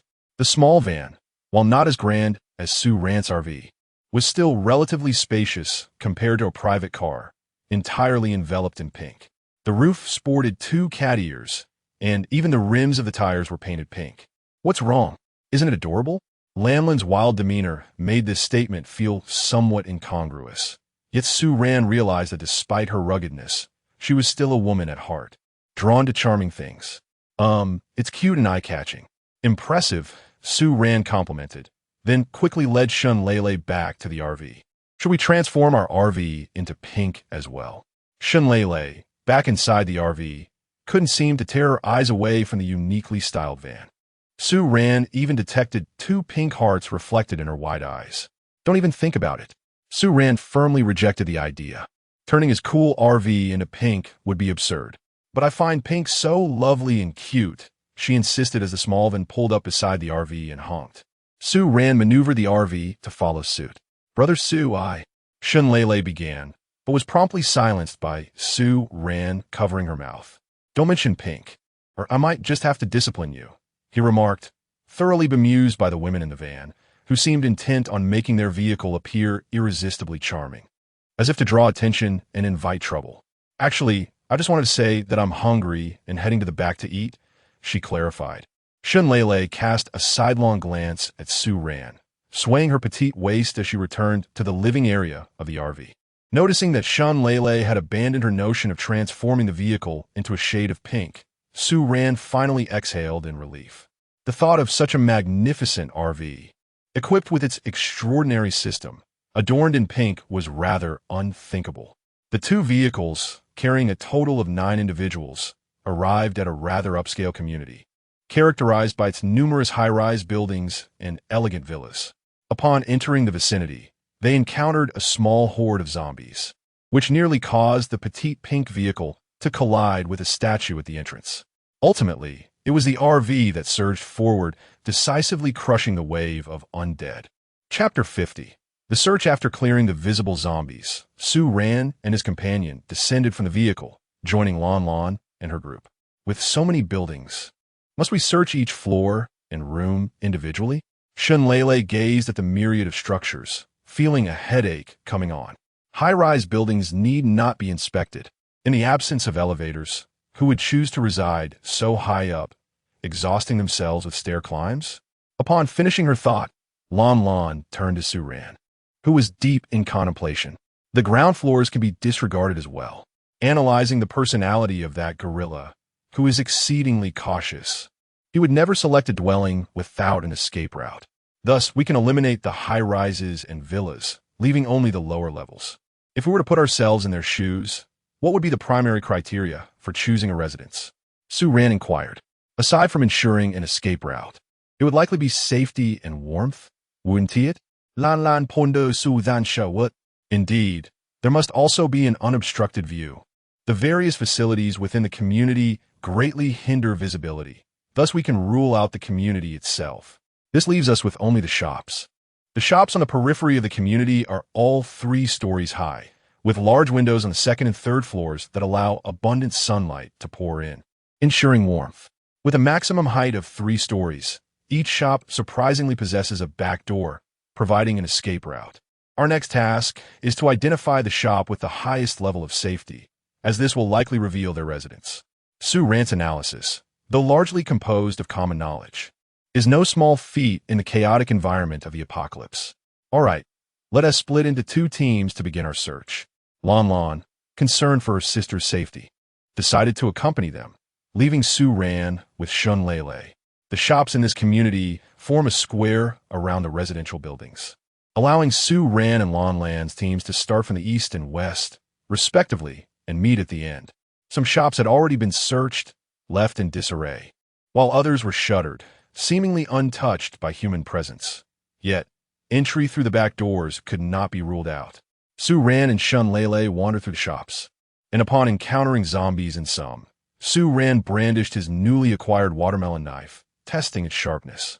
After much exploration, Su Ran's gaze landed on a small inn, its sign reading Zane Guest House, embodying the sentiment of making oneself at home. The shutters of the guest house were tightly closed, offering no clues. However, upon looking up, he noticed the windows on the second and third floors appeared brighter than those of the other shops, as if someone had recently cleaned them. Given that the apocalypse had been underway for some time, it was unlikely that a space devoid of human habitation would have such pristine windows, unless, of course, the glass were made of a special material. Most importantly, the guest house boasted security bars on the windows of the second and third floors, allowing light while significantly enhancing safety. Furthermore, when Su Ran forcefully raised the shutters, he discovered a sturdy security door inside, appearing quite robust. Su Ran once again entered the residential complex, locating the back entrance corresponding to the guest house.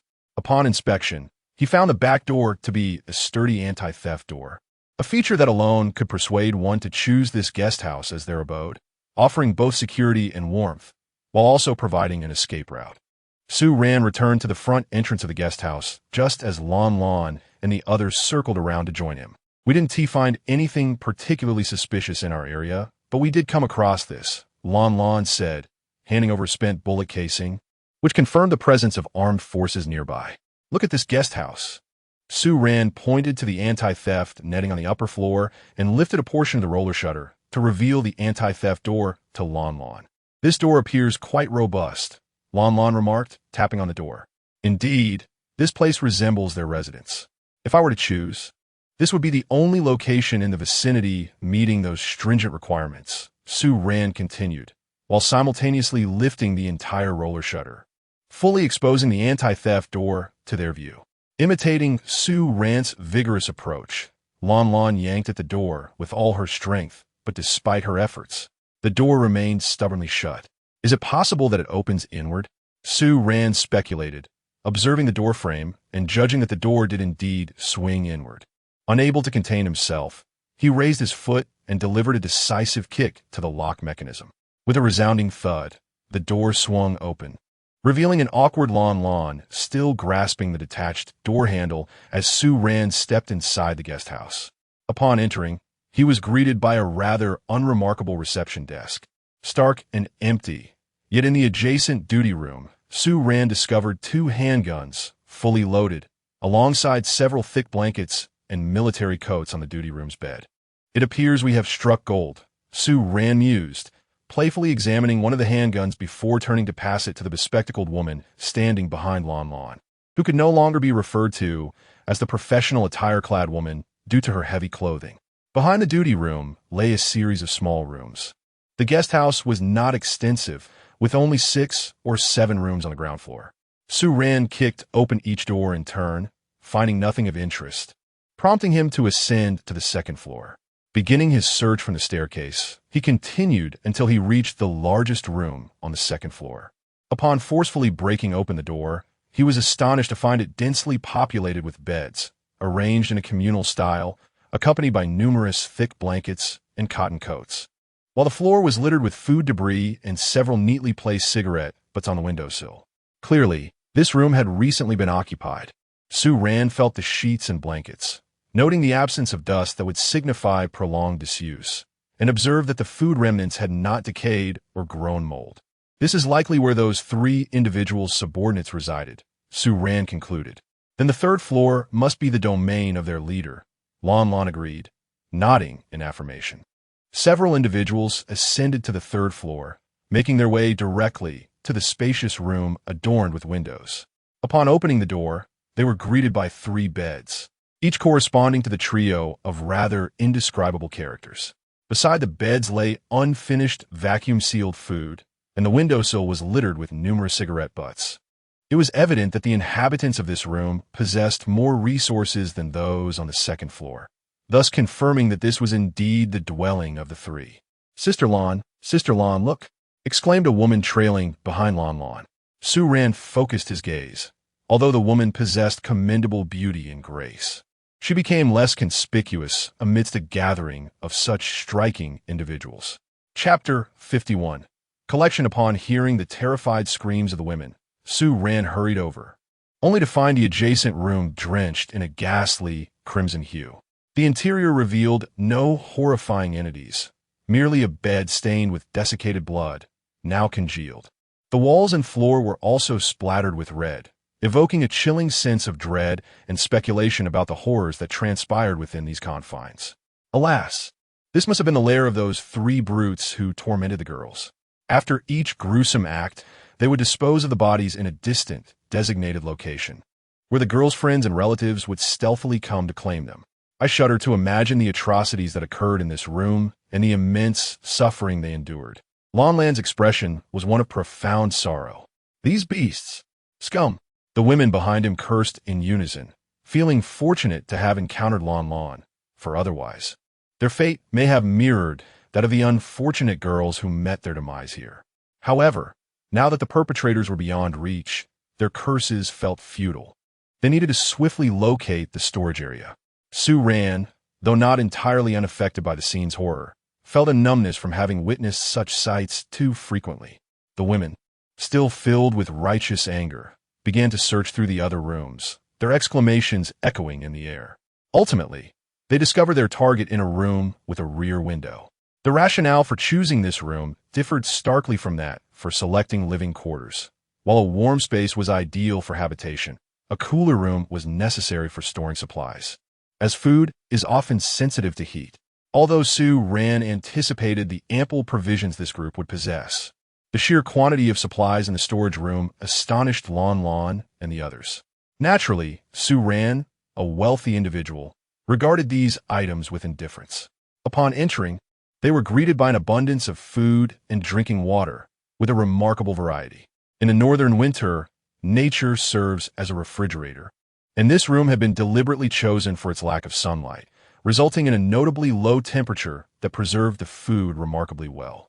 Disdaining the supplies, Su Ran's attention was drawn to two large boxes in the corner. Opening the first box revealed a treasure trove of ammunition, featuring various calibers of bullets and even a few grenades. Su Ran, having only seen such items on television, felt a surge of interest. Glancing around to ensure no one was watching, he discreetly stored several grenades in his personal space.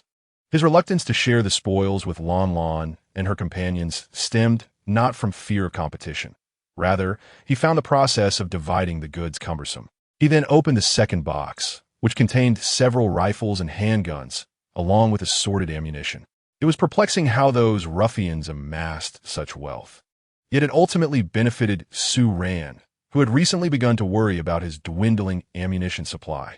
The bullets he had procured from the police station were nearly exhausted, and he pondered where to acquire more, as firearms typically proved more effective in most scenarios.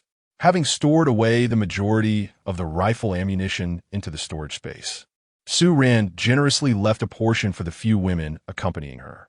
Throughout the journey, she had been the one engaging in combat, while their sole contribution had been to provide directions. "Here are some bullets and guns for you," she said, turning to remind Lan and the others. "Wow, so much." The women gathered around, visibly excited. Su Ran had retained 7 rifles while leaving behind all the handguns, which numbered over a dozen, along with approximately 2,000 rounds of ammunition. This small bounty brought immense joy to the women, unaware that the bulk of the supplies had already been claimed by Su Ran.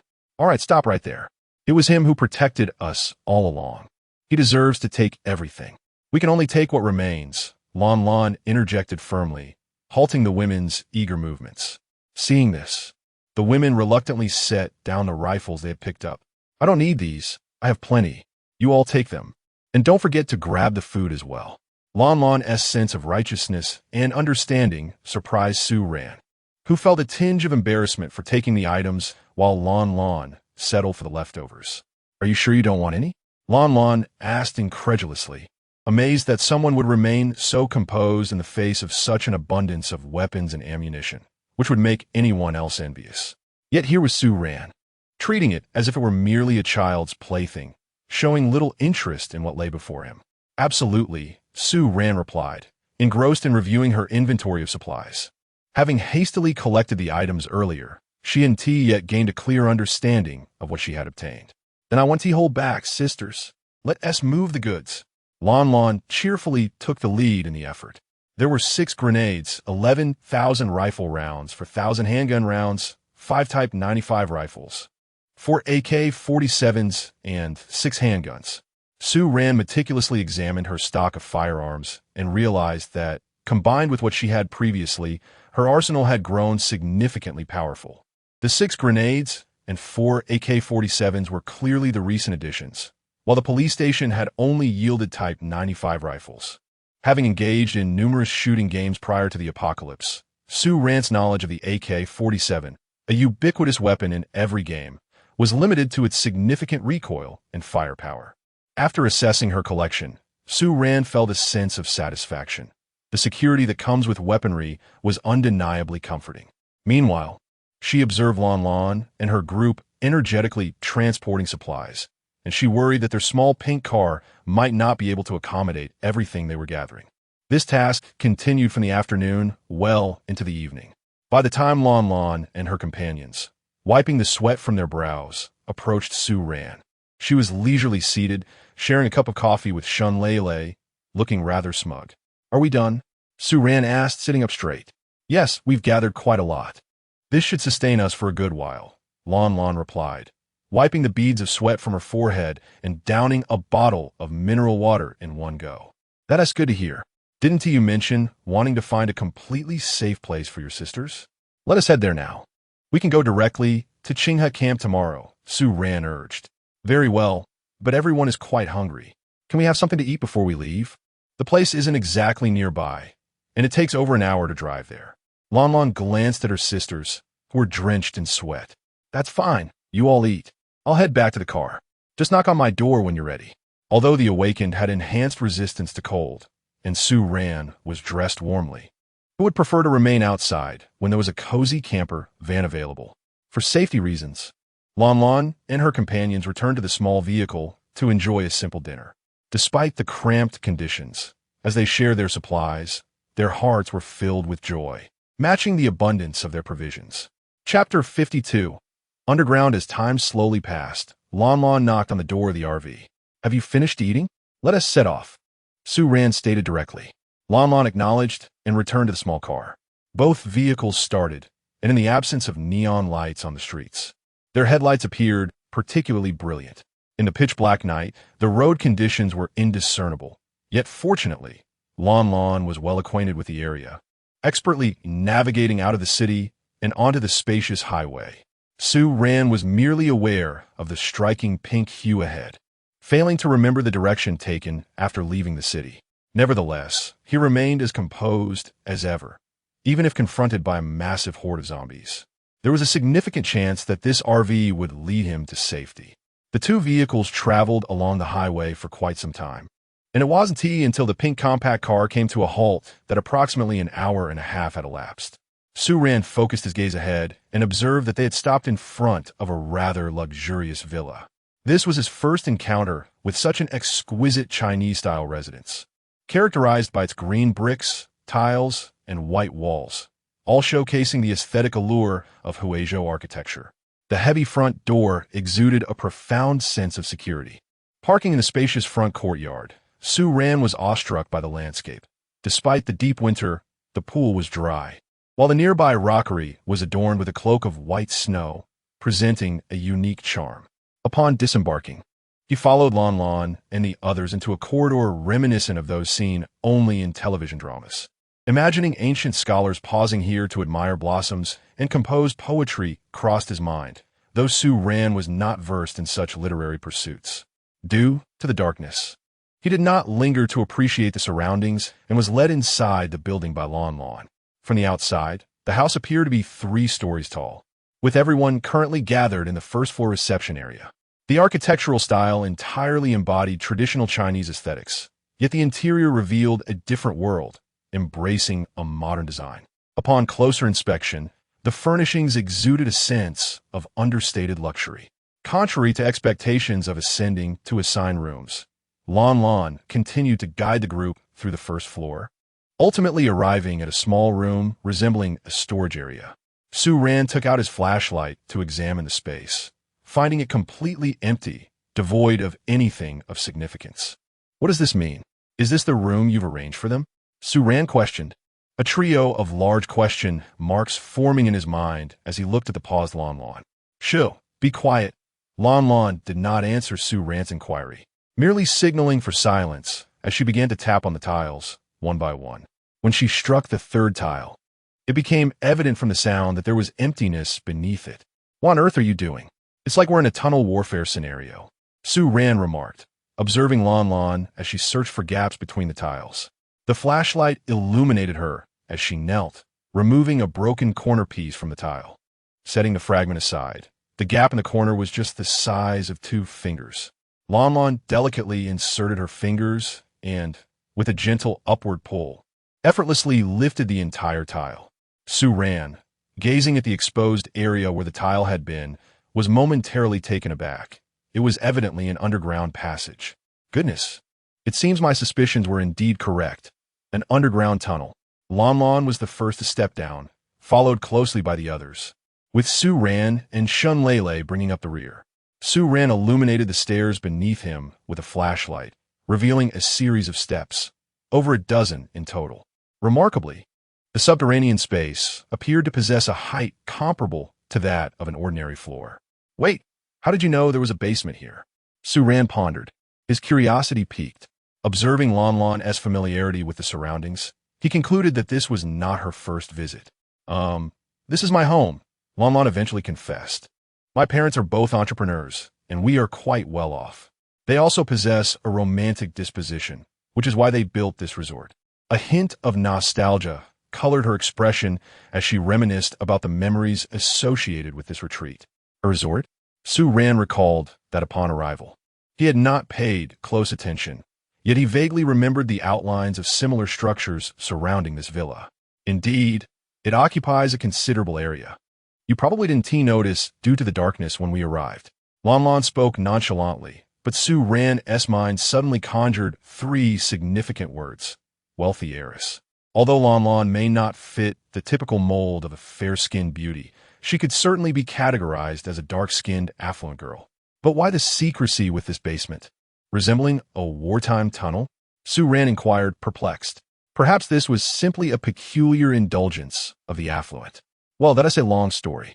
To keep it brief, as you've noticed, I possess a rather boyish personality.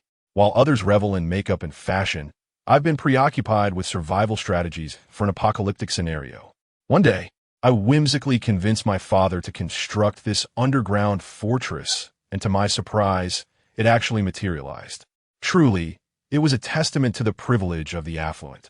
A whimsical idea realized at considerable expense. I'll give you a proper tour of my underground fortress tomorrow. It's too dark to see anything now.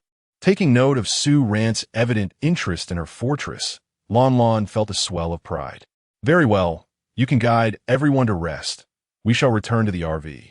Su Ran suggested, preparing to retrace his steps with Shun Lele. Why return to the RV?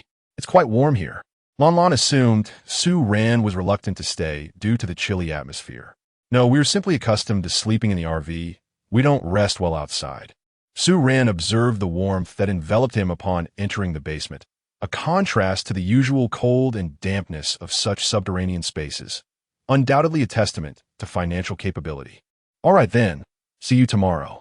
Don't forget to replace the tile when you leave, Lan remarked casually, continuing to lead her friends into the darkness.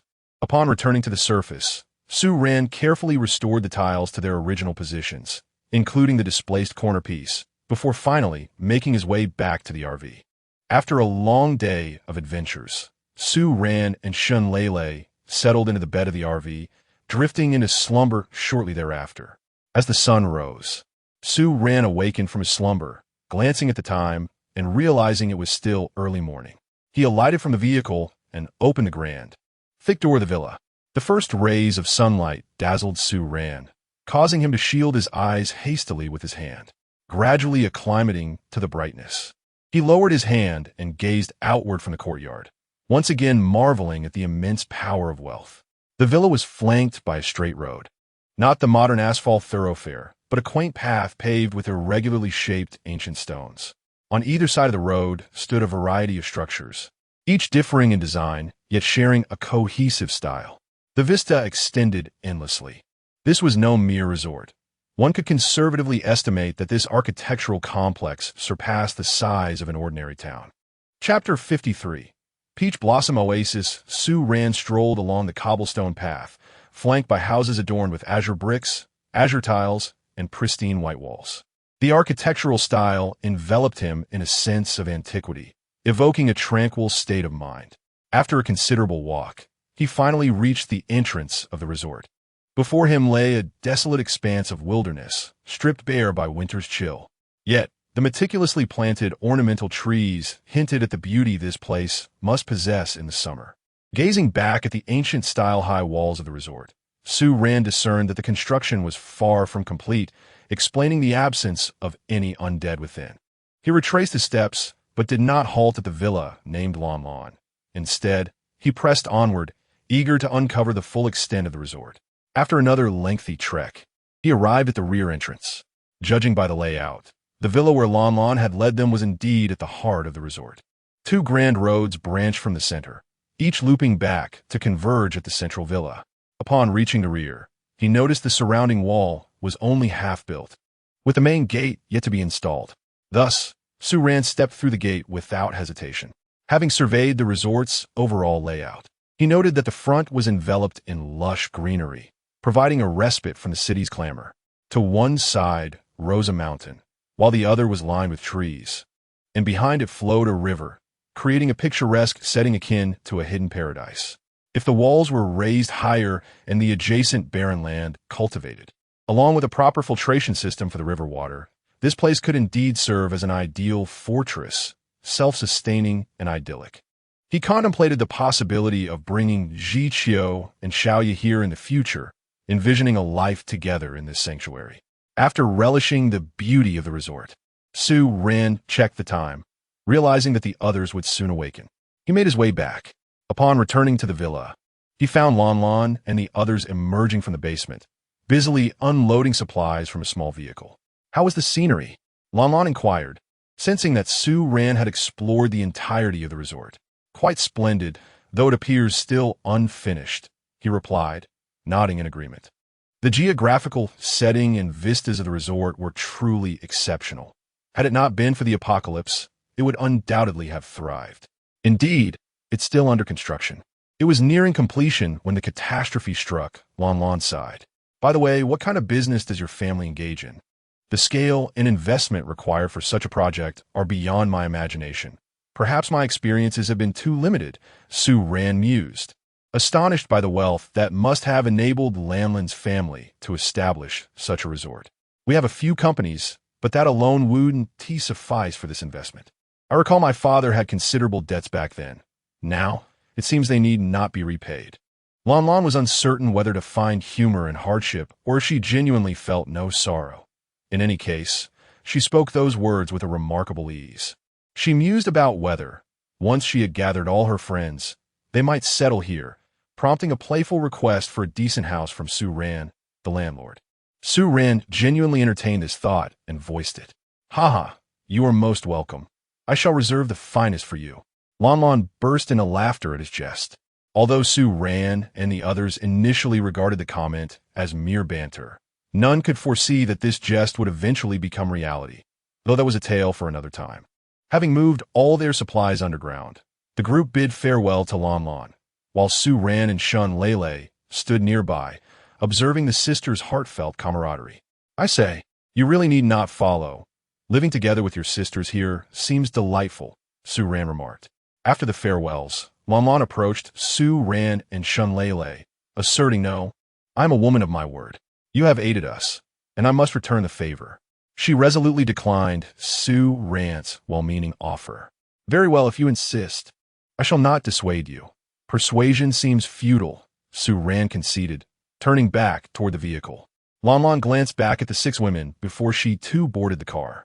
The 3 of them decided it unnecessary to take 2 vehicles to Qinghe camp, ultimately agreeing to leave the pink small passenger car behind, traveling instead in the RV. No wonder you two insist on living in this RV. It is quite luxurious, Lan Lan observed.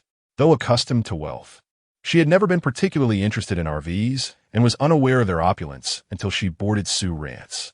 It's decent enough, Su Ran replied, not out of modesty, but rather a desire to avoid discussing the RV further, fearing the revelation of its secrets.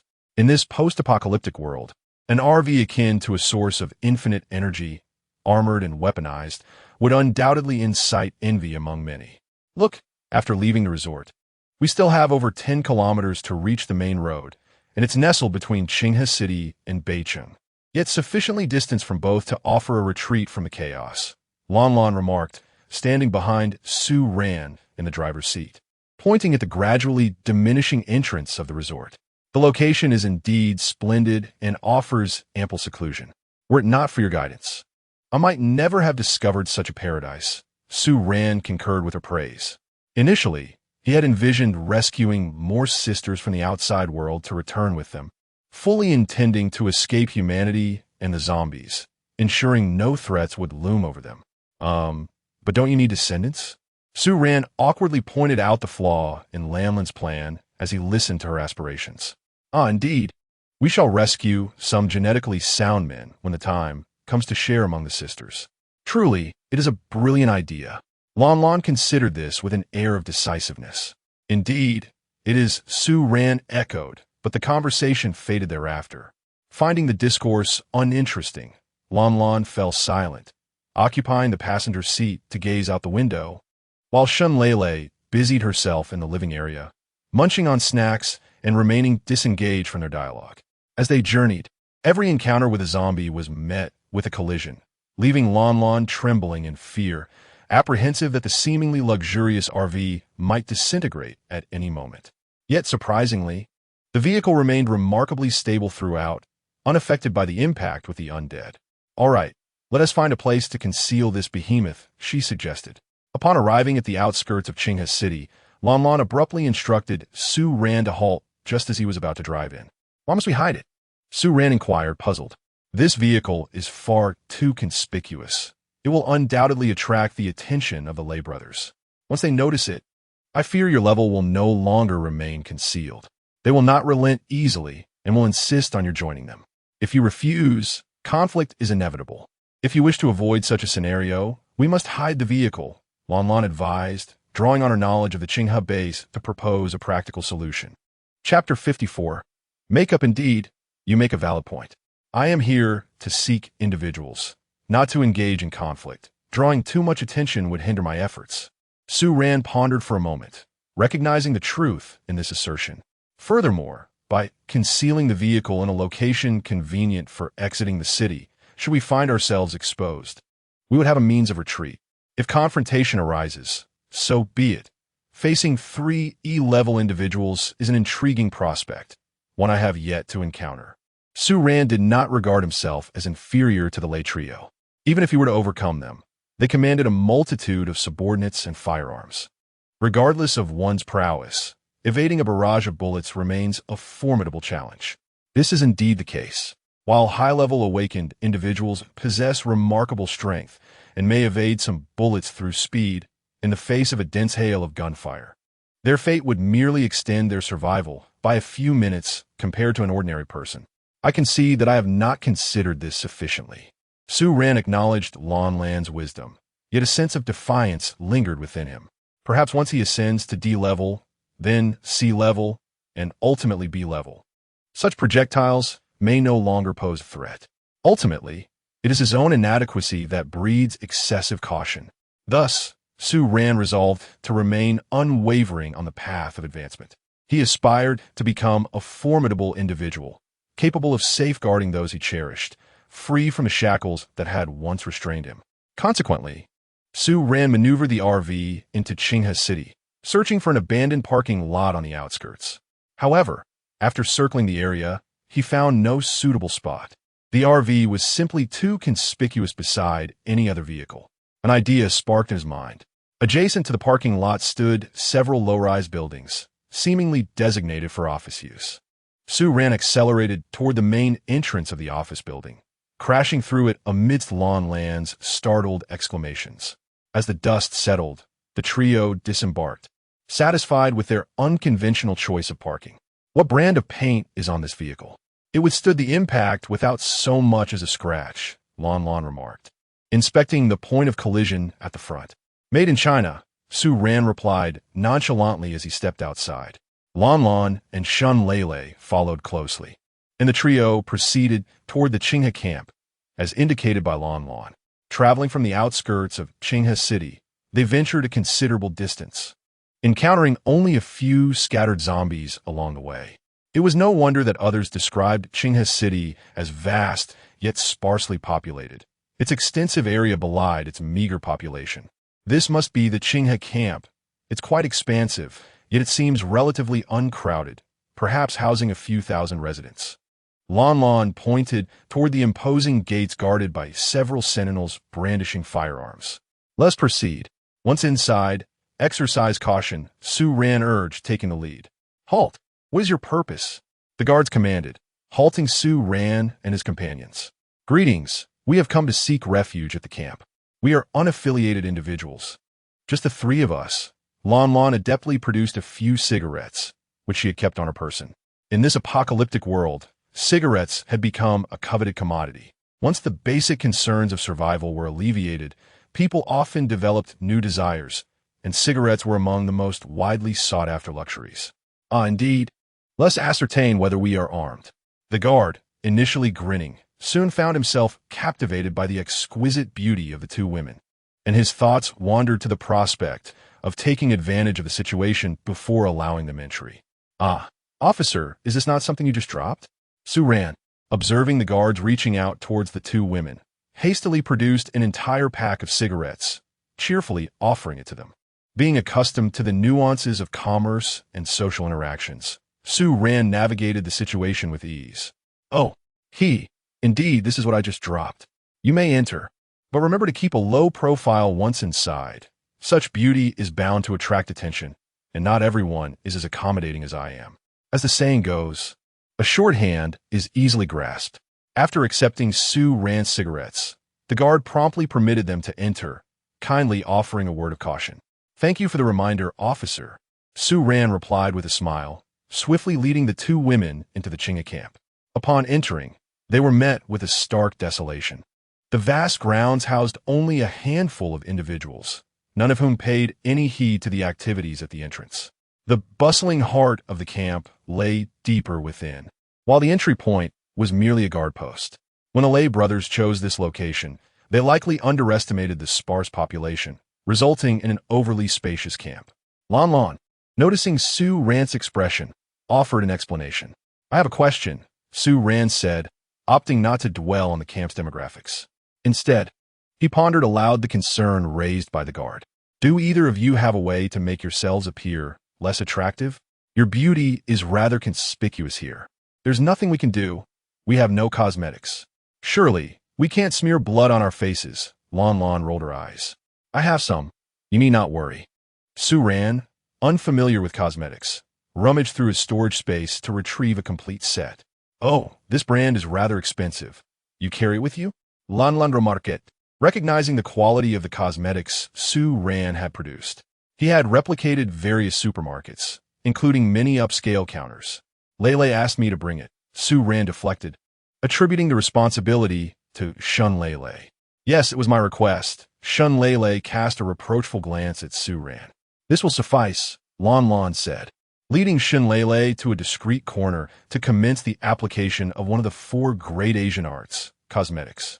After a while, just as Su Ran was about to urge them, the two emerged side by side, and even Su Ran, who was well acquainted with Shun Lele, nearly failed to recognize her. This is quite unappealing, haha. Su Ran began to laugh mercilessly at the deliberately applied beauty mark on Shun Lele's face. Turning Dolan. He found her transformation even more dramatic. Her naturally bronze complexion rendered her entirely unrecognizable, presenting the visage of an aged, dark-skinned matron. Indeed, with such appearances, no one will take an interest in you. Haha. Su Ran could hardly contain his amusement. It is all for the sake of keeping a low profile, they replied. Lon Lon pulled Shun Lele ahead, while Su Ran followed closely behind, his laughter unwavering. Were it not for the fact that he was outmatched, Lon Lon would have genuinely considered giving Su Ran a good thrashing at that moment. Stop laughing. If you keep this up, we'll end up ruining our makeup and attracting a throng of onlookers, making it impossible for you to accomplish anything. Shun Lele finally could no longer endure Su Ran's taunts and issued a threat. No, I won't laugh anymore. Ha ha ha, Lele, please don't face me. I can't control myself. Just give me a moment to compose myself. Su Ran, observing Shun Lele's earnest expression coupled with her beauty mark, found it exceedingly difficult to suppress his laughter. Thus, the trio continued their playful banter until they finally arrived at the true Qinghe campsite. Chapter 55. Keeping warm upon entering the Qinghe camp. The first checkpoint was not designed to obstruct survivors, but rather functioned as a registration area for residents. Names were to be filled in, and if one wasn't awakened, their level was to be noted. Otherwise, they would simply be classified as ordinary citizens. The guard glanced at the trio and casually tossed 3 forms in their direction. Su Ran, male, ordinary citizen. Lon Lon, female, ordinary citizen. Shun Lele, female, ordinary citizen. All 3 indicated their status as ordinary citizens, opting for discretion. When they returned the completed forms, the guard merely cast a fleeting glance before setting them aside, seemingly unimpressed by the presence of 3 ordinary individuals. You may enter. From now on, you are residents of Qinghe Camp. Your assigned dwelling is No. 326 in the impoverished area. Proceed inward and locate it. The house number is posted. After delivering this information, the guard paid them no further heed, glancing around to confirm no one else was registering before draping his coat over himself and dozing off in his chair. Is it truly this easy to gain entry into the camp? Su Ran pondered, surprised by the laxity of the process, expecting more inquiries. They couldn't care less about 3 ordinary people. No awakened would ever falsely claim to be ordinary, as their status is always elevated within any camp, Lon Lon elucidated. So this is the impoverished area? As the trio arrived at the so-called impoverished section, Su Ran was taken aback by the sight of dilapidated buildings before him. Is this really habitable? Are we certain it won't collapse while we're sleeping? He marveled at the fact that these crumbling structures were nearly fully occupied. After all, ordinary people still outnumbered the awakened in this world. Despite her privileged upbringing, Lon Lon displayed no airs, intently scrutinizing the door numbers of the derelict houses as she sought their designated residence. Number 326. Here, here, Shun Lele exclaimed, having spotted their destination. Wow, how can anyone live in this? The assigned dwelling was somewhat larger than the single or double rooms they had initially observed. A stroke of luck for the trio, as it was in relatively better condition. Yet for Su Ran, who was accustomed to lavish accommodations, the adjustment was jarring. Not bad. The previous house, number 236, the one I misread, has already collapsed halfway. Surely no one could live there, Lon Lon remarked, having inadvertently wandered into another residence while searching for 326.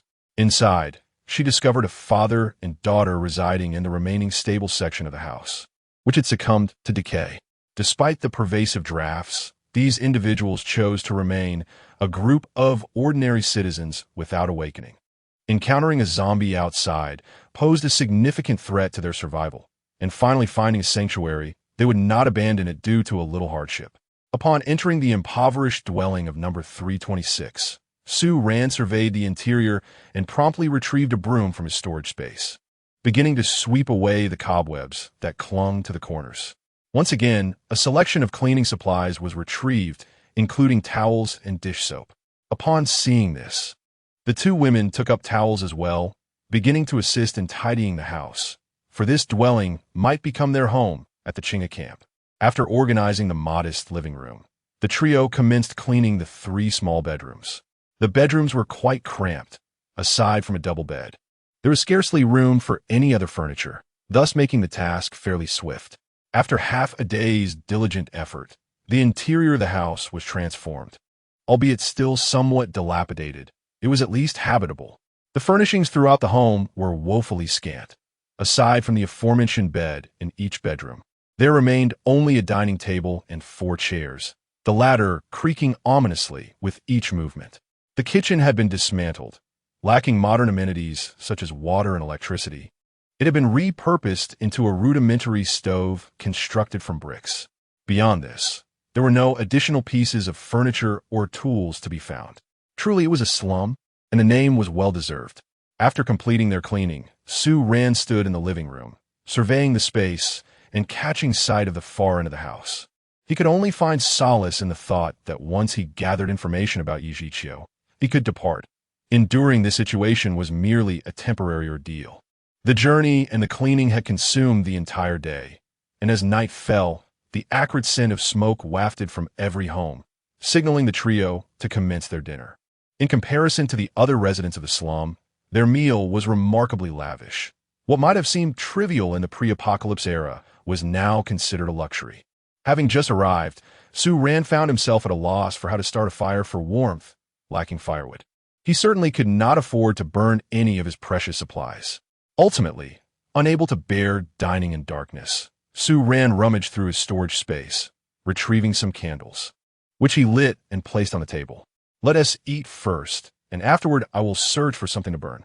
We cannot remain in this chill indefinitely," he said, rubbing his hands together, yearning for the warmth of his RV. After all, this was a city. Where could he possibly find firewood? It was not as if they were in the mountains. Despite his words, both Lon Lon and Shinlele were similarly bundled in thick clothing, seated at the table, rubbing their hands for warmth. After a few exchanges, the food was heated, and the trio finally regained some warmth from a hearty meal. As the only man among them, Su-ran naturally took it upon himself to venture out in search of combustible materials. As he stepped into the enveloping darkness, he suddenly slapped his forehead. He had entirely forgotten about the charcoal in his storage space, which could serve as an adequate source of heat. "Oh well, since I'm out here, I might as well take a stroll before returning," he mused, deciding it prudent to search around, hoping to stumble upon news regarding Yichio. As he walked along the streets of the slum, it was evident that many homes were likely at dinner time, but there were also numerous houses that appeared occupied, yet lacked the telltale smoke of cooking. As Su-ran strolled through the desolate streets, a twinge of regret washed over him for venturing out. The thoroughfare was devoid of life, leaving him wondering where he might gather any news. He mused that he would have been better off at home, basking in the warmth of the charcoal fire alongside the 2 women. Resolving his uncertainty, he quickened his pace and returned home, where he retrieved a box of charcoal and ignited it. "Where did you acquire this? It's quite a treasure. I thought you would only pick up a few pieces of wood," exclaimed Lon Lon, relishing the comforting warmth of the charcoal fire and praising Su-ran for his fortunate find. "Ah, I stumbled upon it on the way. What matters is that I found it," Su-ran replied, choosing not to disclose that it had been stored in his space since before the apocalypse. The 3 of them gathered around the fire, basking in its radiance for quite some time, until their bodies were thoroughly warmed. Eventually, they retreated to their respective rooms, wrapping themselves in the thick blankets Su-ran had provided, with each of them layering 2 or 3 blankets before settling in for the night. Chapter 56. Exchange thus passed the night, and upon the dawn of the next day, Su-ran emerged from his quilt, instantly feeling the harshness of the frigid weather. He hastily rekindled the leftover charcoal from the previous day and settled down by the fire, which offered some solace. When the 2 women awoke, they promptly joined him by the warmth of the flames. Lon Lon had long since acclimatized to the harsh realities of a post-apocalyptic existence, while Shinlele and Su-ran, having spent their lives within the confines of a mobile home, were evidently struggling with this new way of life. The most pressing matter at hand was the search for Yichio. After warming himself for a while, Su-ran ventured out to seek her, leaving the 2 women behind. Upon reaching the street, he found himself at a loss. Though his intent was to locate Yichio, he had not devised a clear plan for the search. Should he truly inquire of each individual he encountered? Even though the population of the Qinghe camp was limited to a few thousand, that number was still substantial enough to prolong his stay in this dismal settlement longer than he desired. Lost in thought, Su Ran noticed a group of young men and women ahead and hurriedly approached them. "Hello, I am new here. Could you please tell me where the liveliest place is?" Seeking directions to a bustling area seemed a prudent choice. A newcomer? Just head straight ahead.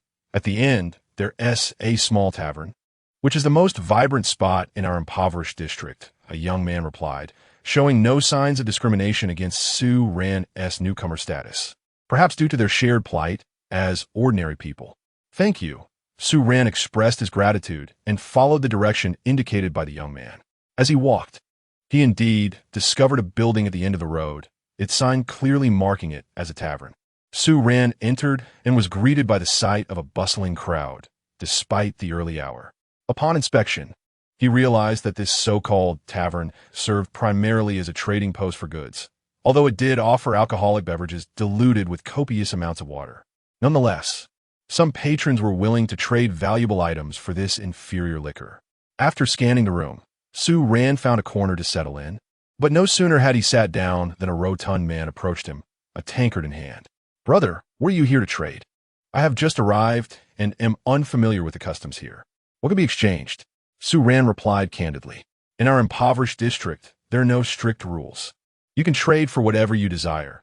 As long as you present something of value, there will be someone willing to make an offer," the stout man explained.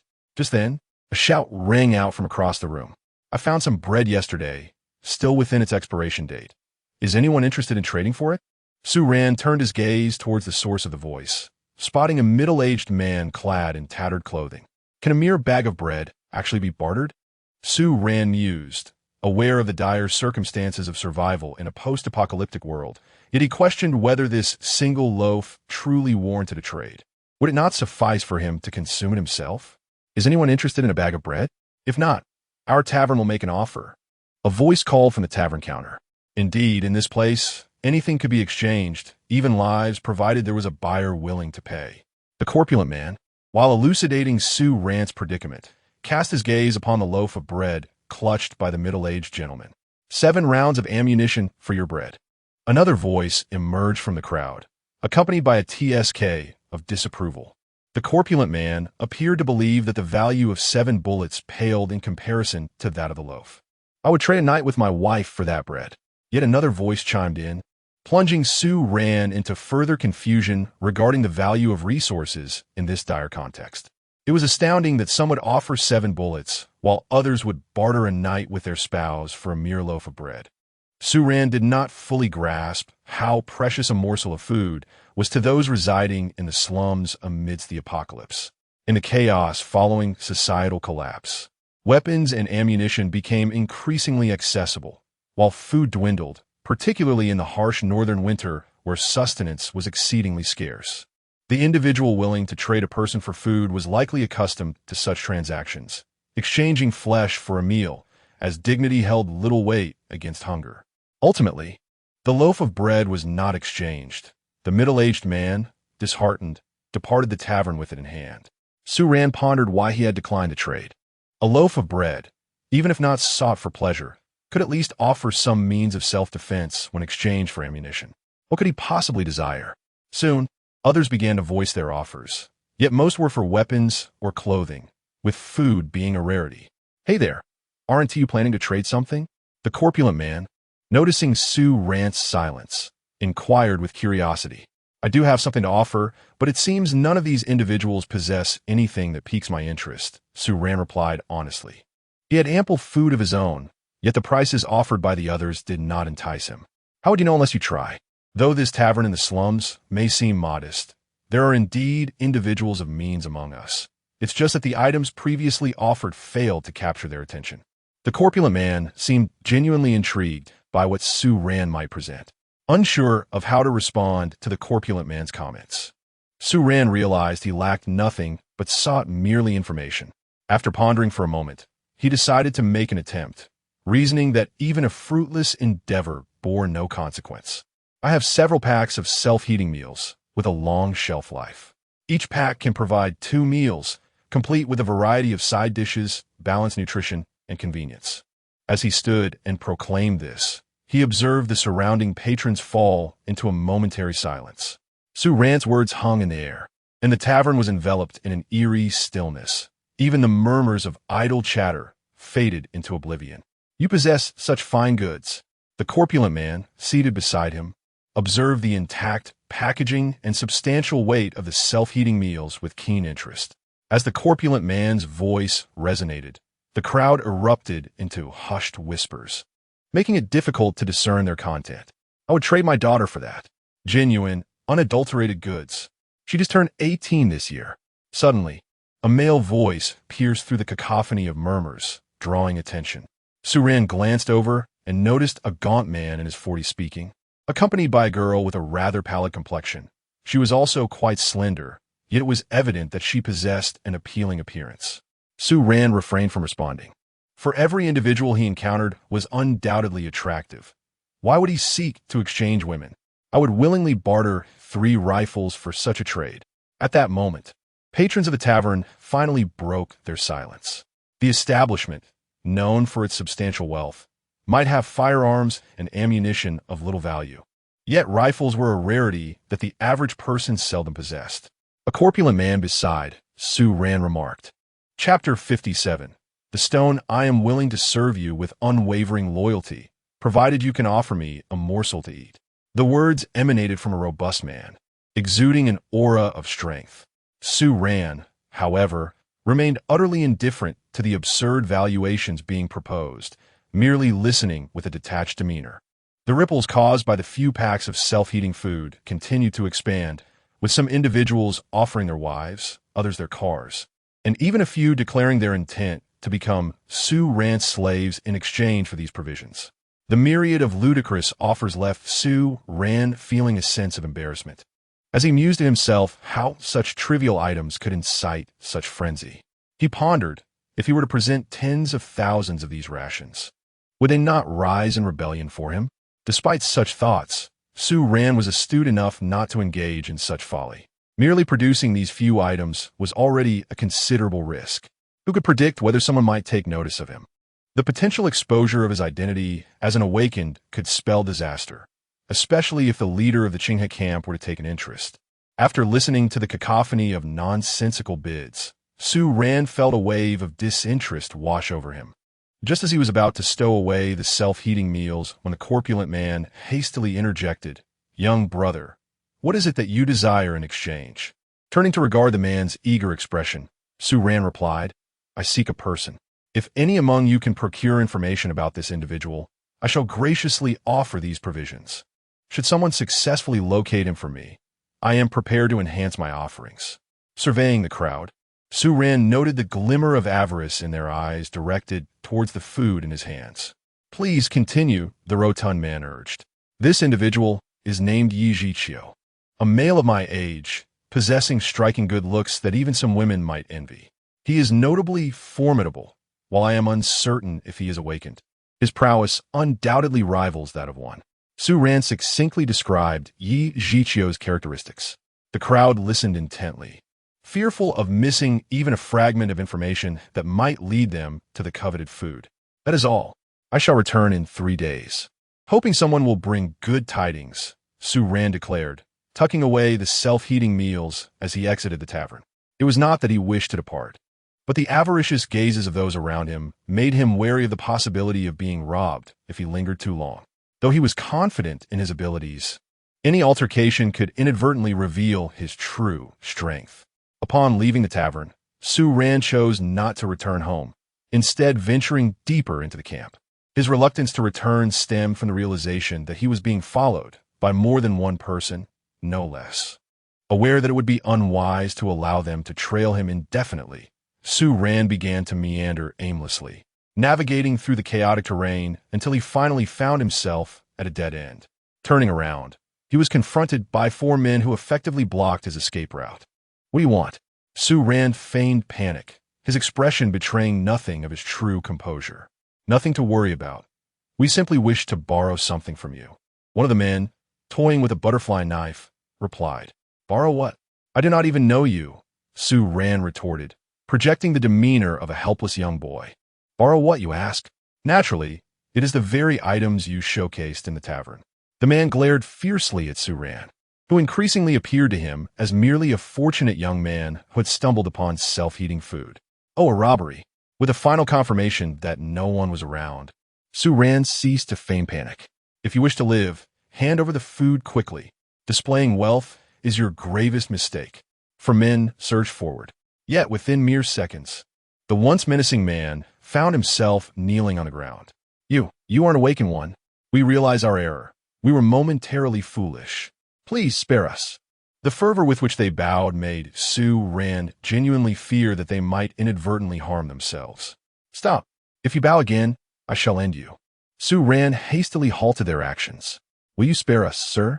One man felt a flicker of hope. I never said that. It is merely your incessant bowing that vexes me, Su Ran replied coolly. The four men felt a profound despair wash over them, yet they dared not continue their prostrations, fearing that Su Ran might indeed take drastic measures. Were you at the tavern earlier? Yes, sir. We all witnessed your imposing presence. The leading man quickly sought to ingratiate himself with Su Ran. How long have you been here? Su Ran dismissed their flattery. We are among the earliest arrivals at the Qinghe camp, the most seasoned of the lot, they replied. Very well. I shall assign you a task. Should you perform well, I may let you go. After a moment's reflection, Su Ran continued. However, this task can only be undertaken by one of you. You may discuss among yourselves. What are the remaining three? The man felt a twinge of foreboding, sensing that Su Ran would not easily let them off the hook. The other three are of no use. They shall be dealt with, Su Ran remarked nonchalantly, as if their lives held no value in his eyes. Sir, we four brothers have faced life and death together. How can you? The man's words were abruptly cut off by a surge of pain as he turned in shock to his most trusted companion. Disbelief etched across his face. You, who have always cared for me, how could you strike him down? I shall kill you. Another man brandished a knife and charged forward. The scene devolved into Su Ran observing as the four men fought desperately against one another. As blood pooled beneath their feet, three lay lifeless in their crimson embrace, while only the first assailant remained standing, albeit with two wounds, one on his arm, the other on his leg, neither of which were fatal. What is your name? Su Ran inquired with genuine interest towards the last man standing. I'm called Shi Hao, sir. You may refer to me as Shi Tu. The man, now identifying himself as Shi Tu, responded with utmost respect. Shi Tu, you possess quite the tenacity. Take this. Su Ran tossed some hemostatic medicine, which Shi Tu hurriedly caught.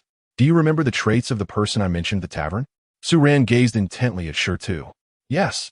He is surnamed Yi and is a rather handsome man. Shi Tu replied, tending to his wounds as he answered Su Ran's question. Very well. My task remains unchanged. I will seek information regarding this individual. Once accomplished, I shall reward you with provisions, as promised in the tavern. Su Ran understood that those motivated by food would inquire, yet he harbored ulterior thoughts. Stone comprehended the gravity of the situation and hastily replied. Furthermore, while you're probing into this matter, endeavor to acquire detailed information about your camp leader. It would be prudent not to entertain any nefarious intentions. Otherwise, believe me, no matter how far you flee, I shall be able to find and eliminate you. Chapter 58. Sister understood. The stone's waist bent even lower. I almost forgot. How can I trust you to keep my secret? As Su Ran uttered these words, his gaze fixed intently on the stone, who happened to meet his eyes. In that moment, the stone felt as though his very soul had been laid bare. Sir, I have a sister who, in her childhood, suffered a car accident that left her with a broken leg. Our family was not well off, and thus her recovery was delayed. Although she can walk now, she still walks on tiptoe. During this period, I would like to ask for your assistance in caring for her, so that I may devote myself entirely to serving you without any distractions. Upon hearing this, Su Ran found the individual before him, a man who had survived by taking the life of his friend. Rather intriguing. He understood how to maximize his chances of survival. Very well. I have someone skilled in medicine by my side. Perhaps they could assist her. Su Ran, faced with such a fortuitous opportunity to acquire leverage, could not refuse. Initially, he thought the stone's offer was merely a throwaway line, unlikely to yield significant results, but now it seemed this person might indeed bring him some advantageous news. Go ahead. Bring your sister to the slums at 326 tonight. Rest assured, I have plenty of women around me. I won't harm a little girl. Just ensure you carry out your duties well and do not disclose my identity." With these words, Su Ran departed. "I'm back." Su Ran confirmed several times that no one was following him before returning to his quarters, where Shun Lele and Lon Lon were already ravenously awaiting his return. "Why did you take so long to come back? You didn't even leave us anything to eat before you went out. If you don't return soon, we'll have to resort to gnawing on tree bark." Shun Lele exaggeratedly chastised Su Ran. "I completely forgot. Hurry, eat," Su Ran replied, hastily retrieving several boxes of self-heating meals. He distributed one to each of the women and left a few more in the room, fearing they might go hungry again if he ventured out. "Let us eat." After a brief wait, once the food was heated, Shun Lele eagerly began to devour her meal. "What did you accomplish today?" Lon Lon, being a daughter of privilege, took her time eating and inquired about Su Ran's day. "Today, I stumbled upon a small tavern and encountered some interesting events." Su Ran began to recount all he had seen and experienced that day, including the matter concerning the stone and his companions.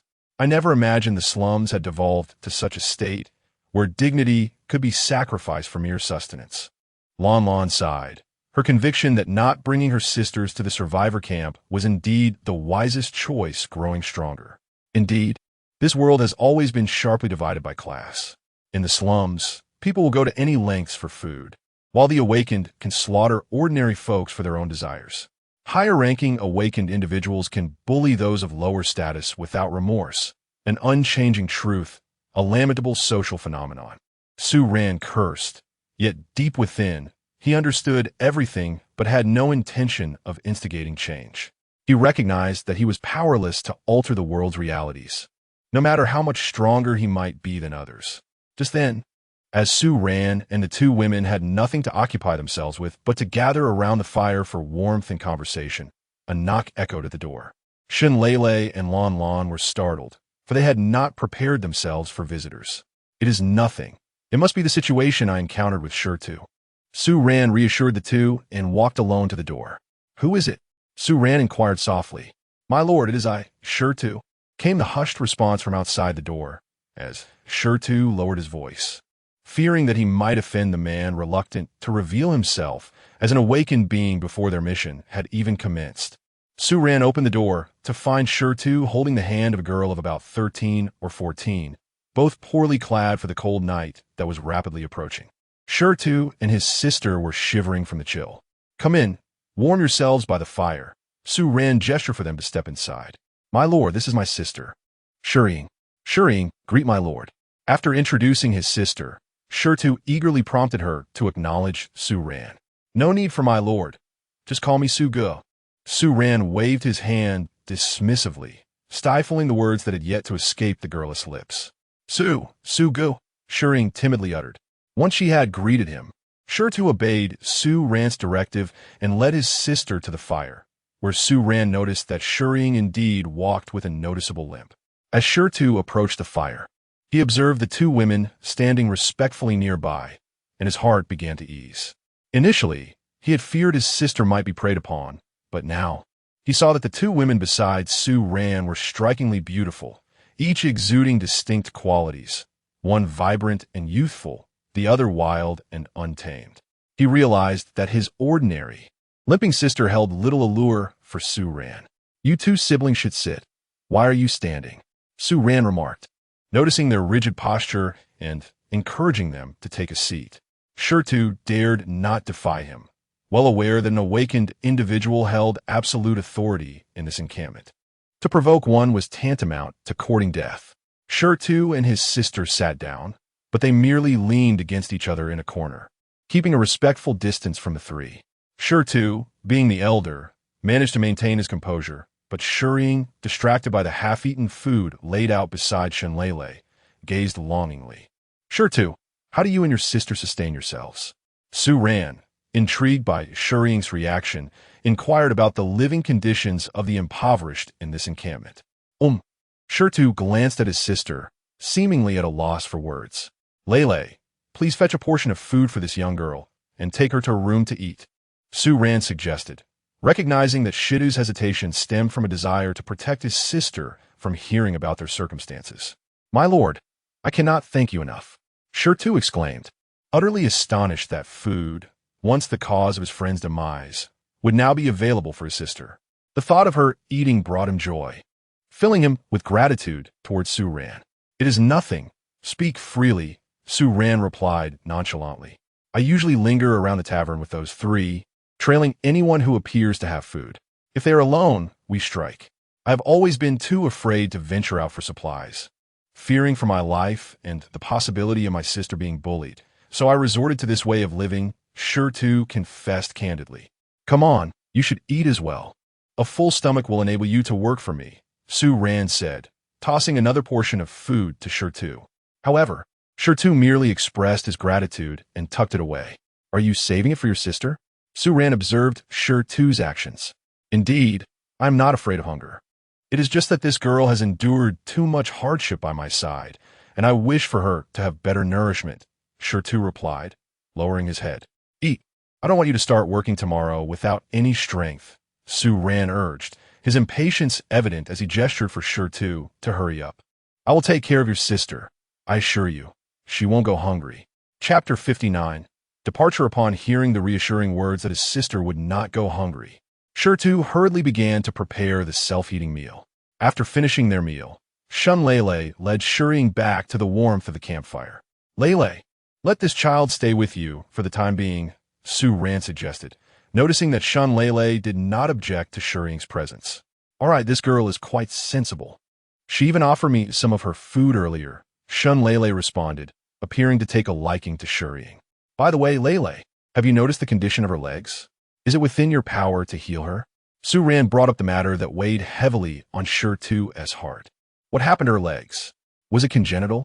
Shun Lele inquired, directing her question at Shirtu, her brother. "No, it's not that. It stems from an accident she had in her childhood," Shirtu replied, somewhat anxious. "That should be manageable," Shun Lele remarked after glancing at Su Ran, who nodded in agreement. Turning to Shireen, who was still puzzled, Su Ran smiled gently. "Little Ling, your brother will be away for a few days. You will stay with Sister Lele, and when he returns, she might even help heal your legs." "Really? I might not have to limp anymore." Shireen's face lit up with joy, and her demeanor towards Shun Lele became much warmer. Her youthful innocence shone through, with her emotions clearly reflected on her face. "Yes, for the next few days. You must be obedient, and once your brother finds the right medicine, your legs will be healed," Su Ran assured her. "I understand, adult," Shirtu exclaimed, his excitement causing him to tremble, as if the prospect of his sister's healing brought him greater joy than merely having enough to eat each day. "All right, you may return now. Starting tomorrow, you must focus on your tasks and trust that you will keep your word," Su Ran remarked, casting a glance at Shirtu before returning to the warmth of the fire, lost in thought as he gazed into the flames. Shirtu quickly departed, his feelings vastly different from when he had arrived.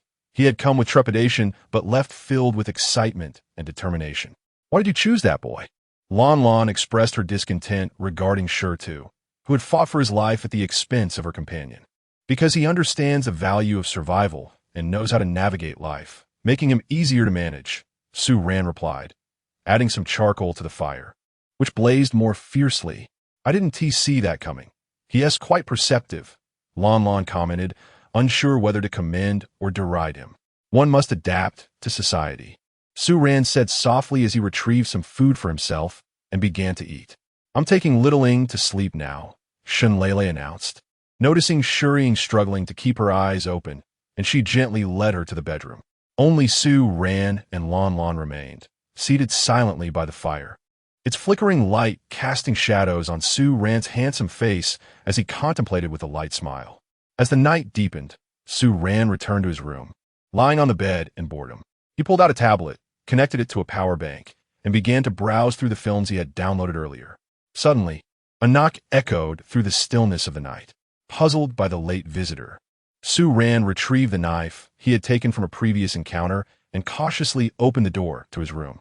As Su Ran noticed the arrival of Su Wan, he finally relaxed and sheathed his watermelon knife. In walked Shun Lele, draped in a thick overcoat, her demeanor somewhat furtive. "What brings you out at this late hour?" Su Ran found Shun Lele's appearance rather amusing. "Well, there is something I need," Shun Lele replied hesitantly. "What is it?" Could you give me 2 more packs of that? Which one? Su Ran was perplexed. Oh, the sanitary pads. Shenlele exclaimed. Su Ran recalled the first time Shenlele had come to him for pads after the apocalypse. Her cheeks flushed with embarrassment as he handed her a generous supply to keep. Aren't we close enough? They're all in the RV. And I didn't bring any with me. Shenlele stamped her foot in frustration. All right, remember to drink plenty of hot water. I'll boil some for you tomorrow. Su Ran handed her several packs of sanitary pads, deliberately expressing concern for her well-being. It's not for me. It's for Xiaoling. That child lives with her brother and knows nothing. She thought she was hurt and wrapped herself up with some gauze she found. After saying this, Shenlele walked away without looking back. Su Ran stood awkwardly, scratching his nose, thinking to himself that he, too, was a bit confused. The night passed uneventfully, and the next morning, a few of them gathered around the fire. After distributing food, Su Ran took the time to heat water for Shering, nearly causing the little girl to burn her mouth. Is there any action planned for today? Would you like me to accompany you? After breakfast, Lan sat bisiti Tsuran. News from the slums has already spread. We'll wait 2 days to see if there's any result. I'm actually interested in investigating the Awakened S territory. Su Ran understood that venturing into the Awakened S domain at this time would likely prove futile. Is that even possible? How would you enter as an ordinary person? Lan clearly recognized the issue. Yes, so there won't be any activities today. We'll decide on our visit to their territory once we have confirmed news from the slums. Otherwise, I fear it might alarm the local leaders. And we'd be left with nothing. Su Ran indicated that he found comfort only in the warmth of the fire, especially as winter had firmly set in. Still, we can't just sit here. We'll grow rusty. Lan rolled her eyes. Let me think. It's been a while since I searched for supplies. Should we go out for a bit? Su Ran, too, was feeling bored and was somewhat concerned about his level. The system had reminded him of an impending upgrade, but there had been no progress. After all, one couldn't level up just by sitting by the fire. All right then, since we have nothing else to do. Lan appeared animated, far from the poised demeanor of a wealthy heiress. Lele, would you like to join us? Su Ran glanced at Shenlele, who was whispering with Shering. I don't want to go out, but I'd like to return to the RV for a shower. I'm all dirty. Shenlele truly longed for the comforts of life in the RV. Okay, Lele can take Xiaoling back to the RV, and I'll go out with Lan Jia, Su Ran decisively declared. Thus, the group extinguished the fire, as they were all conscientious individuals. After all, fire safety was a shared responsibility. If they forgot about the fire and ended up setting the entire slum ablaze, it would be a considerable disaster. Lan, accompanied by Shenlele, applied a rather unappealing makeup. And only then did the 4 of them set out. Upon arriving at the registration area within the gates, the guard in charge of the registration noticed their departure and stepped forward to impede their exit. Names? Su Ran, Shenlele, Lan, Shering. Su Ran promptly recited the names of all 4 individuals in one breath. What is the purpose of your outing? When do you expect to return to the camp? The guard's inquiries were notably stringent. We're heading out to procure some supplies. We have run out of food. If we do not search for provisions soon, we will starve. We expect to return by evening, Su Ran lamented, portraying a pitiful scenario. Very well, you may pass. You're all registered. Should you fail to return by nightfall, we will report you as deceased. The guard granted them passage. Chapter 60. Grilled fish. Upon exiting the camp, Su Ran and his companions swiftly made their way to the abandoned parking lot, where they discovered the office building that Su Ran had previously repurposed as a garage. After escorting Shenlele and Shering into the vehicle, Su Ran and Lan returned to the city, meandering through areas not belonging to the Chinga camp. Initially intending to wield a rifle, Su Ran glanced at the dagger in Lan's hands and, unwilling to be outdone, hoisted a watermelon knife onto his shoulder. Given that Chinga City is sparsely populated, the two encountered relatively few zombies, eventually coming to a halt outside a large supermarket. Shall we venture inside? Perhaps there are still some useful items remaining, suggested Lan. All right, but I advise you not to harbor too much hope. With the supermarket's doors wide open, anything of value has likely been claimed by survivors, Su Ran concurred, albeit with skepticism. Undeterred, Lan boldly stepped inside, only to be greeted by a sudden onslaught of zombies. observing Lon Lon brandishing her dagger against the undead. Su Ran shook his head in resignation and plunged into the fray wielding his watermelon knife. Together, they swiftly dispatched several zombies with minimal effort. "Damn, you startle me," Lon Lon exclaimed, her heart racing after the unexpected encounter. Despite nearing the E rank as an awakener and possessing formidable abilities, she remained, at heart, a woman susceptible to fear. Continuing deeper into the store, they soon faced another group of zombies, and after dealing with them, pressed on. With each segment traversed, they encountered yet more zombies, as if the undead had conspired to ambush them. The first floor of the mall was dedicated to clothing, and it appeared remarkably stocked, as though no one had come to take anything. However, both Su Ran and Lon Lon were indifferent to the merchandise. Lon Lon, by nature, only cared to remain warm, while Su Ran was simply uninterested in such trivialities. Upon reaching the second floor, they eliminated a couple more waves of zombies. This level was designated for food, and it was evident that it had been rummaged through. Shelves were either bare or filled with rotting food, the air thick with a foul stench. "I refuse to believe that nothing remains," Lon Lon declared, pinching her nose as she searched around. Seeing her earnestness, Su Ran felt compelled to assist and began to search as well. Eventually, they arrived at the checkout area, where Su Ran stumbled upon an untouched section, the tobacco and alcohol display. It was clear that when people initially scavenged for supplies, their primary focus was on food and water, leaving little room for indulgent items such as tobacco and alcohol. Glancing back at Lon Lon, who was still diligently searching, Su Ran cleared the display, leaving only 2 packs of cigarettes and 4 bottles of what appeared to be high-end liquor. Here. This stuff doesn't have an expiration date, does it?" After completing his task, Su Ran called Lon Lon over. "Wow, what a find. I remember this liquor used to cost several thousand a bottle. Let us take it with us and enjoy it tonight. It won't be a wasted trip." There are cigarettes too? Do you smoke? If not, we could trade them for something else." Lanlin's mood suddenly brightened. She almost thought she would return empty-handed. Finding some cigarettes and alcohol was indeed a pleasant surprise. "You can take them. I have some in my car," Su Ran indicated, hinting that he had no shortage of such items, having recently acquired an entire cabinet full. However, he could not disclose this to Lon Lon, for she would surely not be able to carry it all away, and if she were to know, he would be unable to reclaim it into his storage space, rendering it a waste. Lon Lon, unfazed, promptly stuffed the cigarettes and alcohol into a backpack she had inexplicably acquired from the first floor. "It seems there is nothing else worth eating, so let us be on our way," she said, contentedly shouldering her bag. "Let us go." Su Ran had long harbored thoughts of leaving, as the odors on the second floor were quite unbearable. Once outside the supermarket, they strolled down the street for a while, dispatching a few zombies, before finally returning to the vicinity of their RV, with the afternoon sun already casting long shadows. As soon as they entered the vehicle, they found Shin Lele and Shi Ing seated on the sofa, both appearing to have freshened up, especially Shi Ing, who looked significantly cleaner. "Sister Lon, you should hurry and wash up. A hot shower feels utterly delightful," Shin Lele urged Lon Lon upon their return.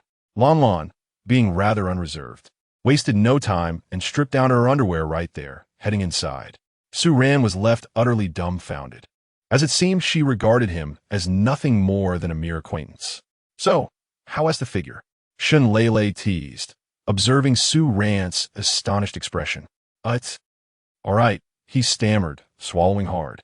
After all, he was still a young man in the prime of his life. Did they truly feel no guilt in behaving so freely in front of him? Shortly thereafter, Lon Lon emerged once more, clad only in her undergarments, and returned to her previous spot to don her clothes. "Well, I suppose I should wash up too." Su Ran realized he could not dampen Lon Lon's carefree nature and quickly made his way to the shower. By the time darkness fell, all 4 of them felt rejuvenated and strolled back to the camp. The guards, noticing their return, did not inquire further and simply allowed them to pass. Returning to their slumber, back at their makeshift home, they rekindled a fire, and Su Ran quietly retrieved a box of charcoal, with the 4 of them gathering around the flames. "Lele, why don't you tend to Xiao Ing's leg?" Su Ran suddenly called out to Shun Lele. "But you said," Shun Lele began, implying that he had suggested waiting for her brother to return to assess the situation before treating her. Do it. Regardless of the circumstances, this child is innocent. Su Ran waved his hand dismissively, glancing at Lon Lon, who was now examining a bottle of white liquor. He took a few fish from his storage space, skewered them with sticks, and set some seasonings aside. As expected, having just completed the preparations, he soon heard Lon Lon's excited voice. "Come on, let us drink. This liquor is excellent." "Indeed. I just retrieved some fish from the RV's fridge," Su Ran replied. "Grilled fish paired with alcohol sounds delightful." He had anticipated that Lon Lon would want to drink today, which was why he had prepared everything in advance. The young man is quite perceptive," Lon Lon remarked as he patted Su Ran's shoulder, adding more charcoal to the fire to make the flames blaze even brighter. Meanwhile, Shun Lele's hand rested on Shuriying's leg, emanating a soft white glow. Before long, the fish was perfectly roasted, and Shun Lele concluded her healing work. "Shuriying, take a few steps to see," Shun Lele urged, clapping her hands before swiftly snatching the grilled fish from Su Ran's grasp and beginning to indulge. She also seized a small cup of white liquor to accompany her feast. Shuriying stood up, took a few steps, and incredulously touched her leg, pacing back and forth in astonishment. "You're all better now, Shuriying. Come, sit down and eat," Shun Lele gently reminded the girl, who seemed so elated that she had momentarily forgotten about her meal. Chapter 61. Fabrication time passed swiftly, and the day designated for gathering information arrived. When Su Ran returned to the small tavern, he was accompanied by the insistent Lon Lon. During his previous visit, he had gone unnoticed, but upon this second entrance, Su Ran instantly became the center of attention. The once boisterous tavern fell into an immediate hush. "Is there anyone willing to exchange news for food?" Su Ran nonchalantly tossed several self-heating meals onto the table before him. "I have information. I too have heard something. What they say is false. Mine is the truth." The crowd erupted into a cacophony, each individual striving to ensure Su Ran heard their voices amidst the clamor for food. "With so many of you claiming to possess news, how can I discern which is genuine and which is fabricated?" Su Ran tilted his head, resembling a curious husky. "Why not present your claims one by one? I shall reward the one whose information I deem authentic." As the crowd continued to murmur, he was compelled to propose a method. "I shall go first. I have learned about Yichio. He resides in the slums. If you give me the food, I will lead you to him." A man stepped forward from the throng. "What distinguishing features does he possess?" Su Ran inquired. He doesn't have any particular traits. His circumstances are quite dire. Hurry, give me the food and let us find him, or he may starve." The man replied anxiously, reaching for the food on the table. "Step back next." Su Ran raised his leg and firmly stepped on the man's outstretched hand, sending him stumbling backward. The man, momentarily embarrassed, shot Su Ran a venomous glare before retreating into the crowd. "I have information too. It is said that Yichio is currently thriving and holds considerable influence within this camp." A woman, dressed provocatively and unfamiliar to Su Ran, emerged from the crowd. It was evident she was merely taking a chance after hearing about the food. "What makes you think she is merely taking a chance?" Su Ran understood Yichio better than anyone. Then what distinguishing features does he possess? Su Ran already suspected the woman was lying, but was curious to see how she would elaborate. His defining feature is that he is quite handsome, and he is surrounded by women, living a rather splendid life. The woman's fabrications were transparent. "Is there anyone else?" Su Ran dismissed her. Yes. I have learned that Yichio is an awakened one, currently residing in the awakened zone." Another man emerged, eager for the food. "What is his awakened ability?" He is a strength type awakened, incredibly powerful, capable of killing zombies with his bare hands." The man faltered at Su Ran's question, but ultimately resorted to the most common type of awakened. "Is there anyone else?" Su Ran shook his head, pressing on with his inquiries. It became evident that the human imagination flourished when driven by the desire for food, as a plethora of absurd claims emerged in the subsequent questioning. Some even suggested that Yichio had changed his name and was living in seclusion within the camp, leaving Su Ran exasperated, for that very individual sought him out daily, making such a notion impossible. There are even those who claim that Yichio's current identity is one of the camp leaders, a statement that nearly incited Su Ran to violence. The most outrageous comment came from a middle-aged woman who asserted that Yichio had transformed into a woman and was now her sister. She suggested that if Su Ran shared his provisions with her, she would gladly assist him alongside her sister. As Su Ran listened, his lips twitched in irritation, and even Lon Lon behind him could not suppress a laugh. Indeed, it was quite absurd. Lon Lon directed her remark at Su Ran, who was visibly displeased. None of the people present were reliable, and he felt his time was being squandered. Are you withholding information because you do not wish to provide anything? The first man to be kicked exclaimed as Su Ran attempted to leave. Yes, yes. You've received the information, and whether it is right or wrong is for you to decide. Have we labored in vain? Others chimed in. Indeed, it seems you are simply unwilling to share. The crowd's anger swelled with indignation. What is this? Am I expected to pay for your fabricated tales? Su Ran retorted with a cold smile. Nonsense. I expended considerable effort to obtain this information, risking my life in the process. You can't just walk away without consequence. The man who had initially stirred the crowd interjected again. Bring me 2 cups, Su Ran commanded, unperturbed. He approached the tavern's bar, ordered 2 cups, and tossed a piece of bread aside, refusing to allow anyone to pour wine into them. Su Ran had no desire to drink that diluted mixture. Instead, he produced a bottle of fine liquor, poured 2 cups, handed one to Lon Lon, and raised his own, surveying the crowd. And then what? How do you think I should proceed? As he lifted the cup and took a sip, the rich aroma of the wine wafted through the air. Watching him swallow the fragrant liquid, some seasoned drinkers instinctively gulped.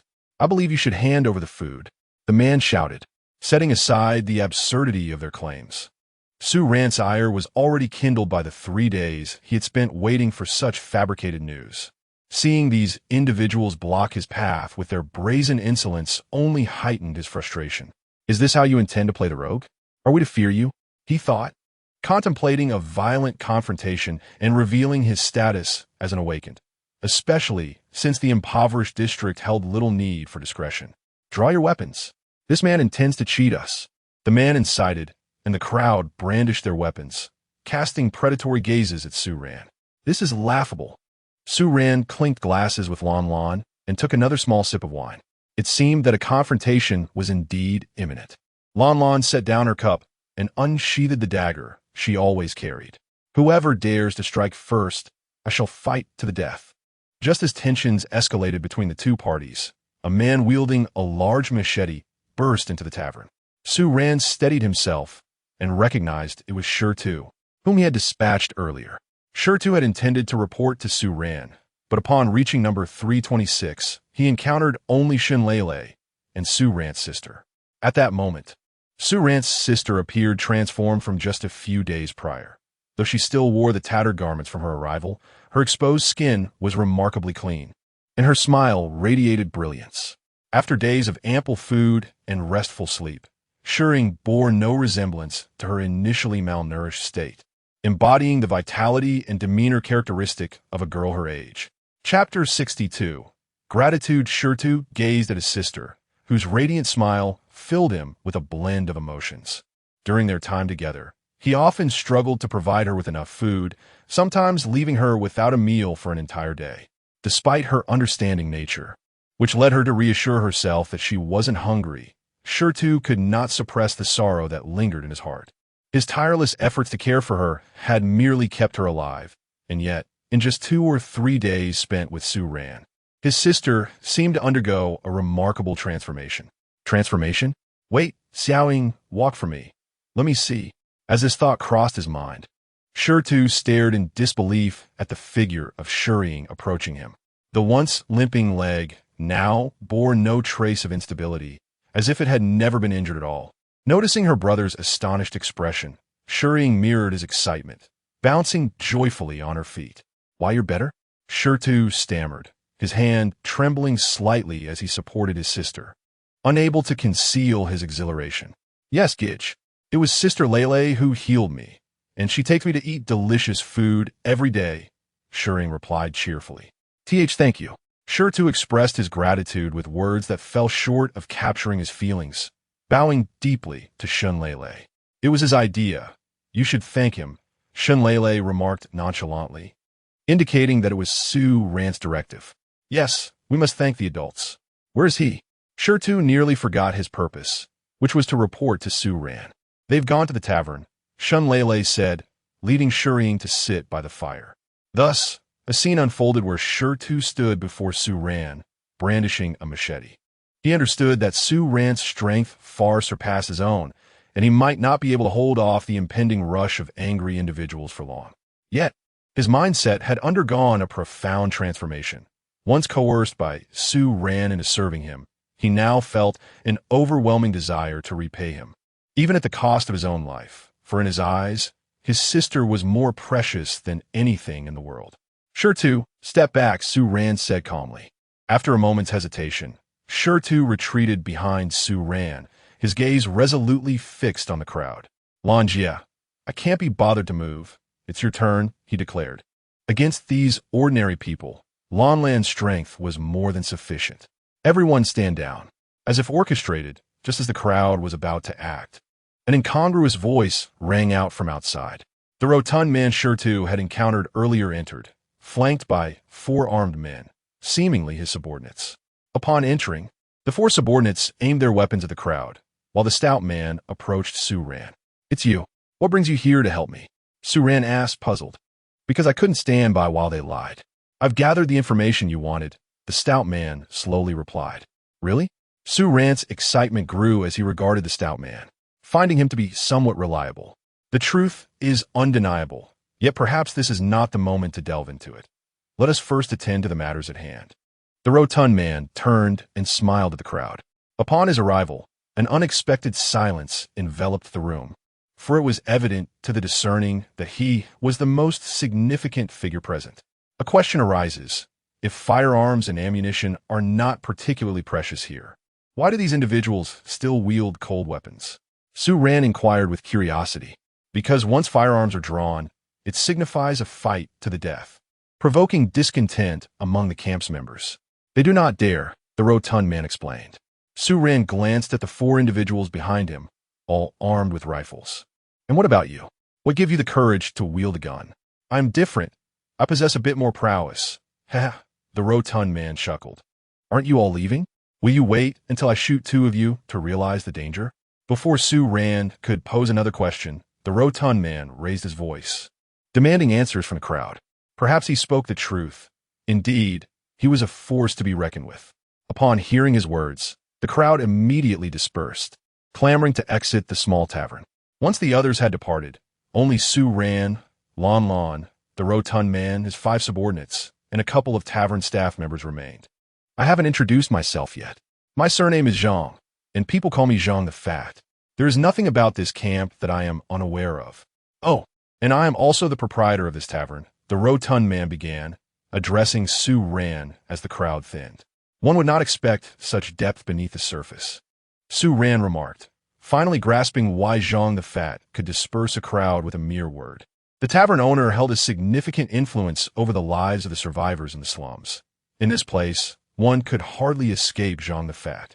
It is merely the kindness of the people, Zhang the Fat replied with a perpetual smile, his expression remaining incongruous even when he had just sternly questioned the crowd. Now, to the matter at hand. You mentioned you possess information I desire?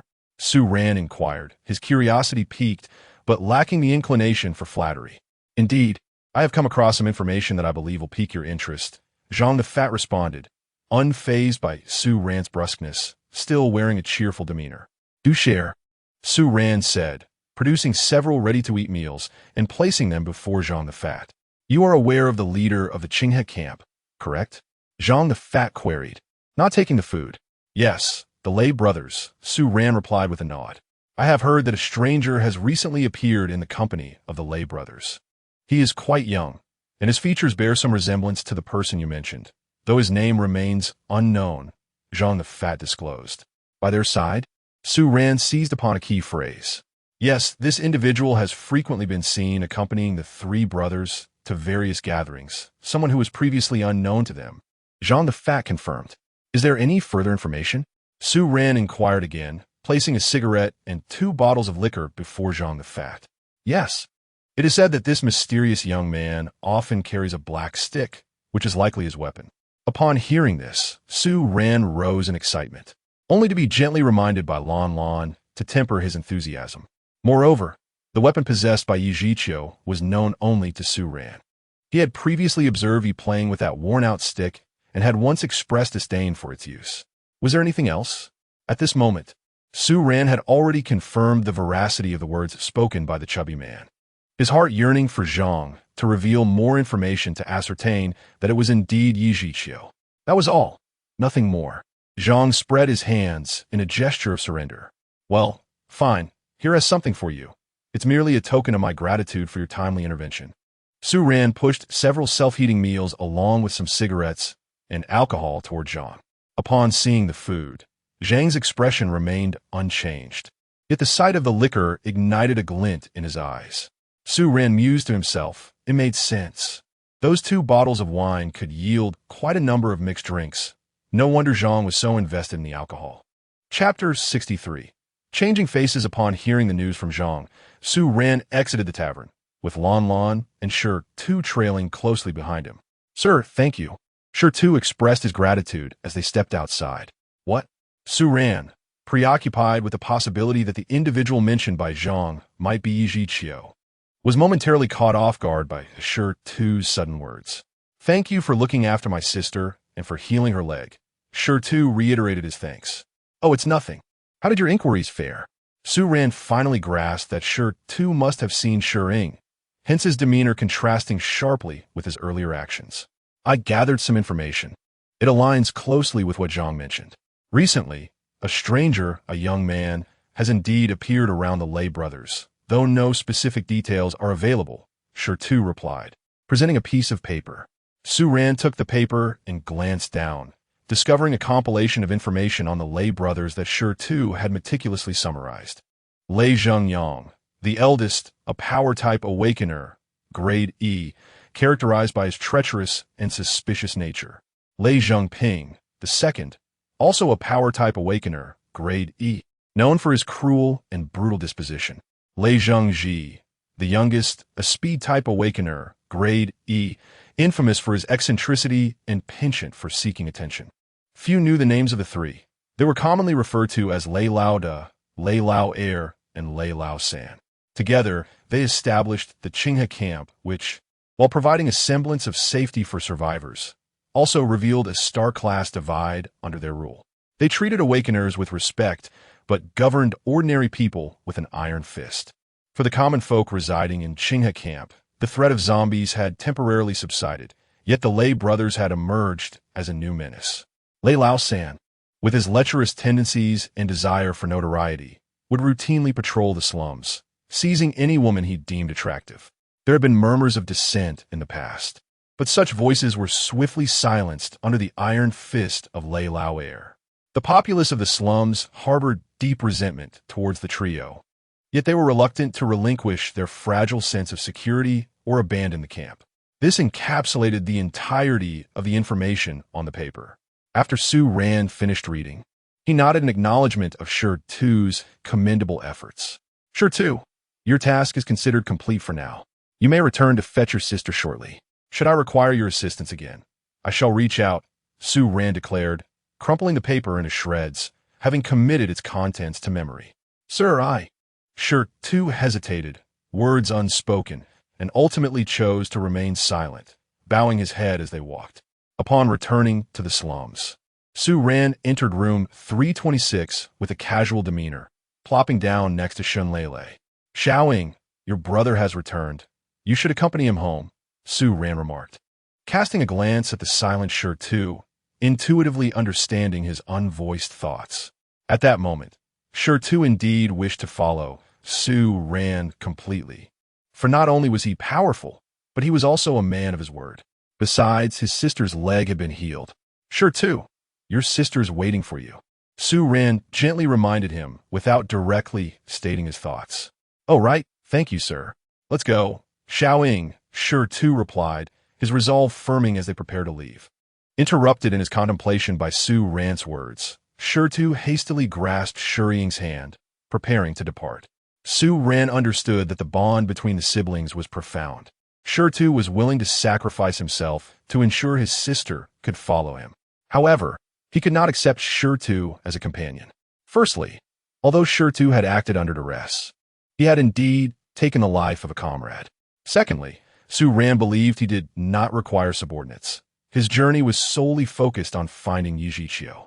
The more individuals he had accompanying him, the more cumbersome the journey would become. It was evident that he felt gratitude towards Shurtu. Acquiring a subordinate at that moment would have been fortuitous. Lan Lan also discerned his intentions. Not necessary, Su Ran stated succinctly before lapsing into silence, contemplating how to ascertain the identity of the unfamiliar young man beside the lay brothers. Even a distant glance could confirm Yichio's presence. Unfortunately, despite having been at the Qinghe camp for several days, he had yet to encounter any high-ranking officials, highlighting the stark stratification within the camp. "What are you thinking?" Shun Lele inquired, observing Su Ran deep in thought. "I am pondering how to meet the camp leader," Su Ran replied, still absorbed in his musings. Throughout the day, he remained engulfed in contemplation, not returning to his quarters until late at night, when he finally drifted into a slow slumber. Shun Lele kept him company until the late hours, ultimately succumbing to fatigue and dozing off against him. The following morning, as the trio gathered around the campfire for breakfast, Su Ran abruptly stood, startling both women. "What are you doing?" Shun Lele nearly dropped her food. "I have a plan. We'll leave the city, disguise ourselves, and return as awakened individuals. This way, we can seamlessly acquire a new identity, which should facilitate our access to the higher-ups," Su Ran exclaimed, enlightenment dawning upon him. It was a straightforward solution he had overlooked, fixating solely on how to approach the camp's higher echelons while neglecting the preferential treatment accorded to awakened individuals. "Well, I thought of that long ago," Lan Lan remarked quietly from the side. "Why didn't you say so earlier? I barely slept last night, mulling over this." Su Ran retorted in exasperation. After finishing their meal, the trio swiftly gathered their belongings, preparing to exit the camp and register under a new identity. The passage was unobstructed. The guards, lazily inquiring, soon returned to their slumber, indifferent to their current identities.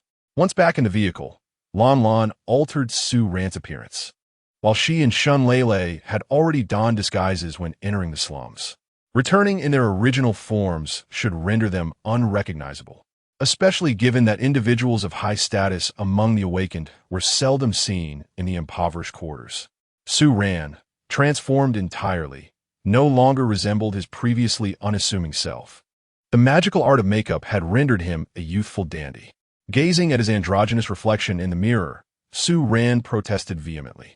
However, his objections were met with 2 votes against him, leaving him to bear the burden of an unearned beauty for someone of his age.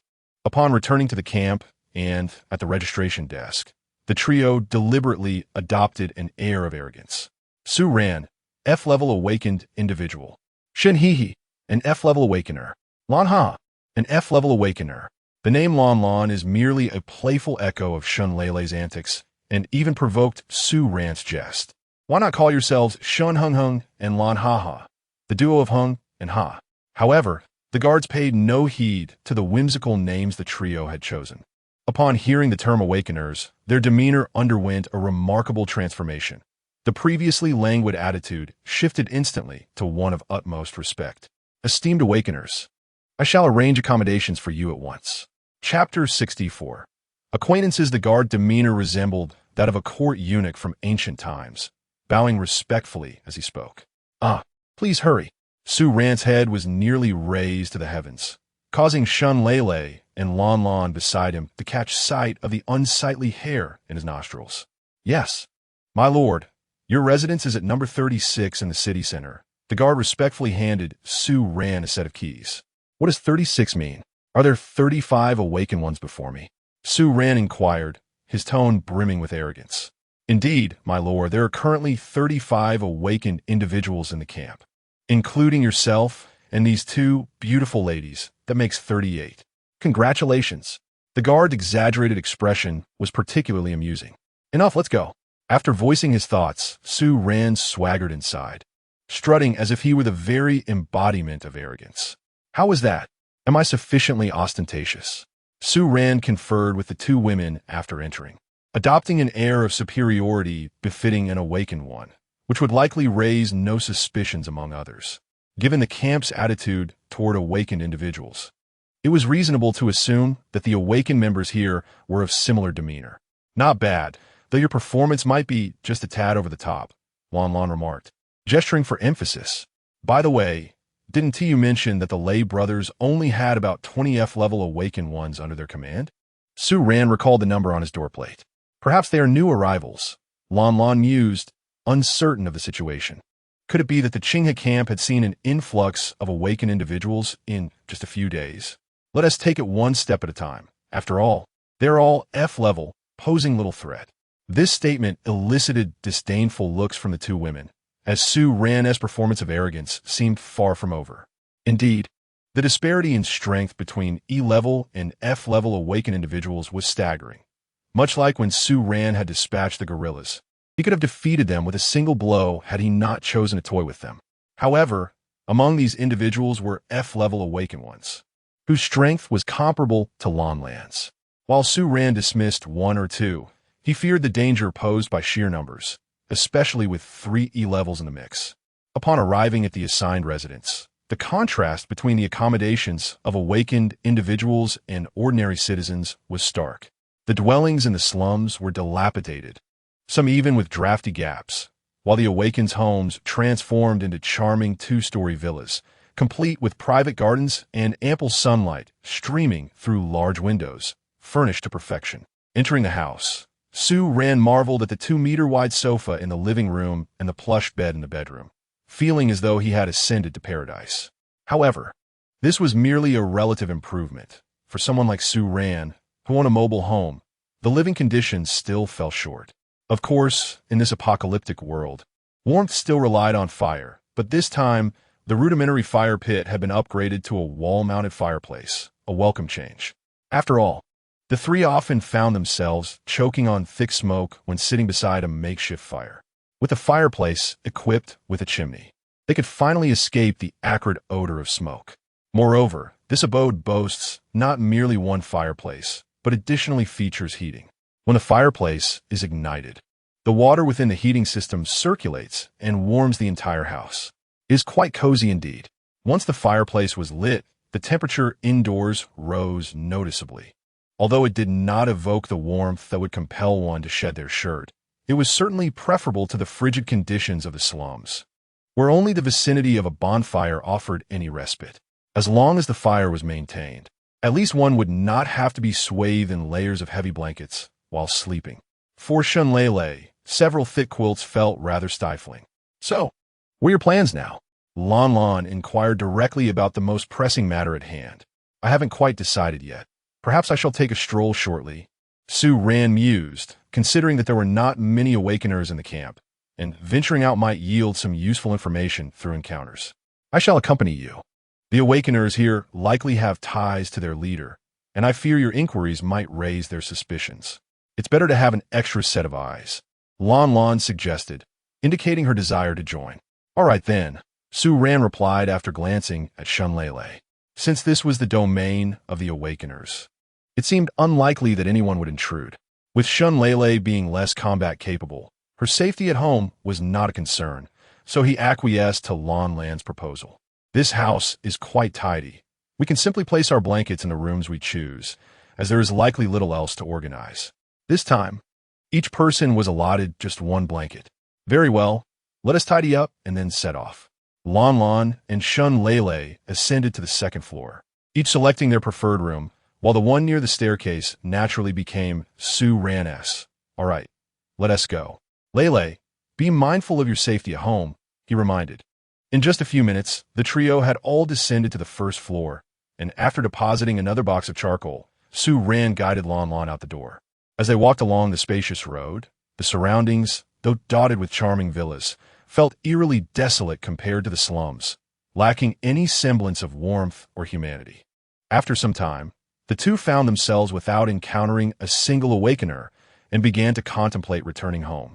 However, just as they decided to retrace their steps, a familiar figure emerged from one of the villas by the roadside.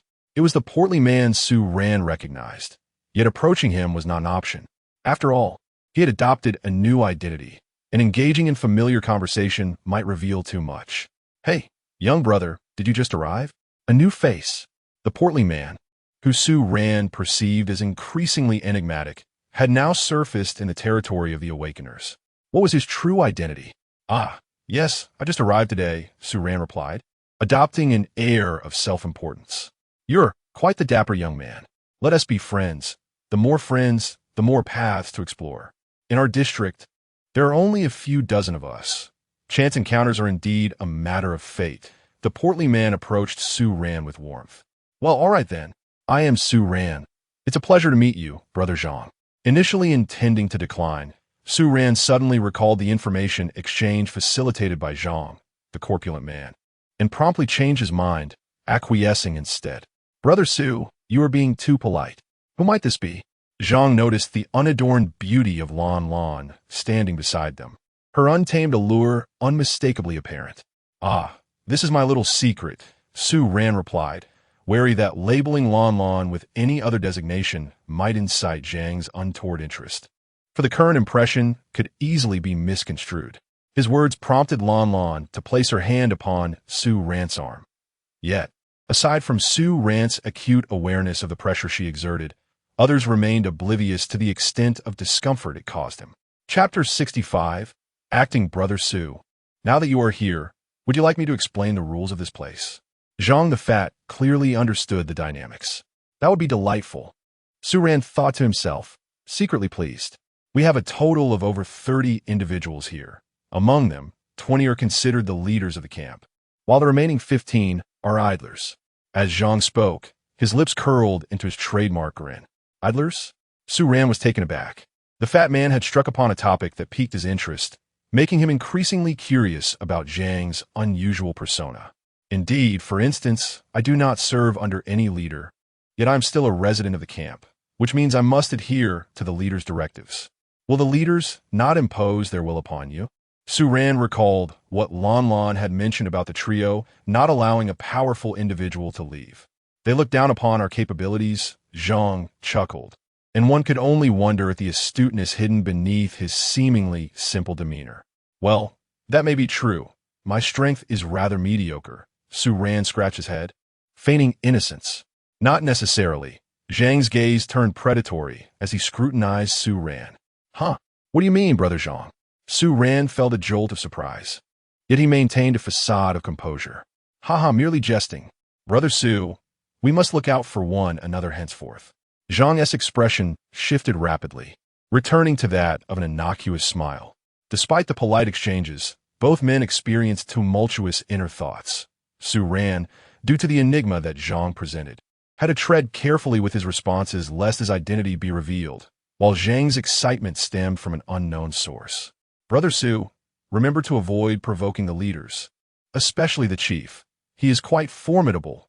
Zhang's tone shifted abruptly. Of course. We are all honest individuals. How could we offend such a prominent figure?" Su Ran hurriedly feigned fear. "Haha, true indeed, but your little companion is quite attractive. It would be wise to refrain from bringing her out too often." Zhang gestured with his fingers, indicating the third person, a reference to Lei Lao San. "Haha, understood. It is merely that this lady insisted on accompanying me today. I shall discipline her upon our return." Su Ran exclaimed, playfully patting Lan Lan's back. In response, Lan Lan's grip tightened, and even the formidable Wu Ran winced in discomfort. "Haha, you are indeed fortunate, brother. I have some matters to attend to. Let us converse again soon." Zhang, perceptive as he was, took his leave. "Certainly, Brother Zhang. Until we meet again." Su Ran finally felt a wave of relief wash over him, free from the pretense. Yet, just as he began to relax, Zhang's next words sent him spiraling back into tension. "Brother Su, the wine you gifted was delightful. I thoroughly enjoyed it." Zhang's voice echoed from a distance, and Su Ran's body tensed up once more, realizing that Zhang had discerned his true identity. "Let us hurry," Su Ran urged Lan Lan as they briskly returned home. Once inside, he locked the door and ascended to the second floor, gazing out through the expansive floor-to-ceiling window for an extended period. As the sky gradually darkened, I finally exhaled, descended the stairs, and settled beside Shun Lele and Lon Lon. Did that plump fellow recognize you? Lon Lon seemed to grasp the situation clearly. Yes. You witnessed me offering him a drink at the tavern last time, Su Ran replied, furrowing his brow. Then why didn't he bring it up? Shun Lele inquired, perplexed. I don't know. I just feel there's more to his words than meets the eye, yet I can't decipher his meaning, Su Ran mused, finding Zhang the fatty quite vexing. Could he possibly inform the Lei brothers? Lon Lon expressed her concern. I was worried about that too, which is why I observed for a long while without any movement. Perhaps he hasn't betrayed us. We'll see what tomorrow brings. Su Ran sighed, feeling quite uncomfortable. He was merely searching for someone, yet it had devolved into a performance filled with deception. If only he were stronger, a single tier above the Lei brothers, he wouldn't have to fret so much. He'd simply act. The disparity between tiers for awakeners is monumental. If he were a D tier, those 3 E tiers would appear as mere watermelons, easily sliced through. Later that night, Su Ran lay in bed, unable to find slumber. System, is there any method for rapid advancement? At this moment, Su Ran was merely seeking solace from his discontent, knowing the system always responded promptly.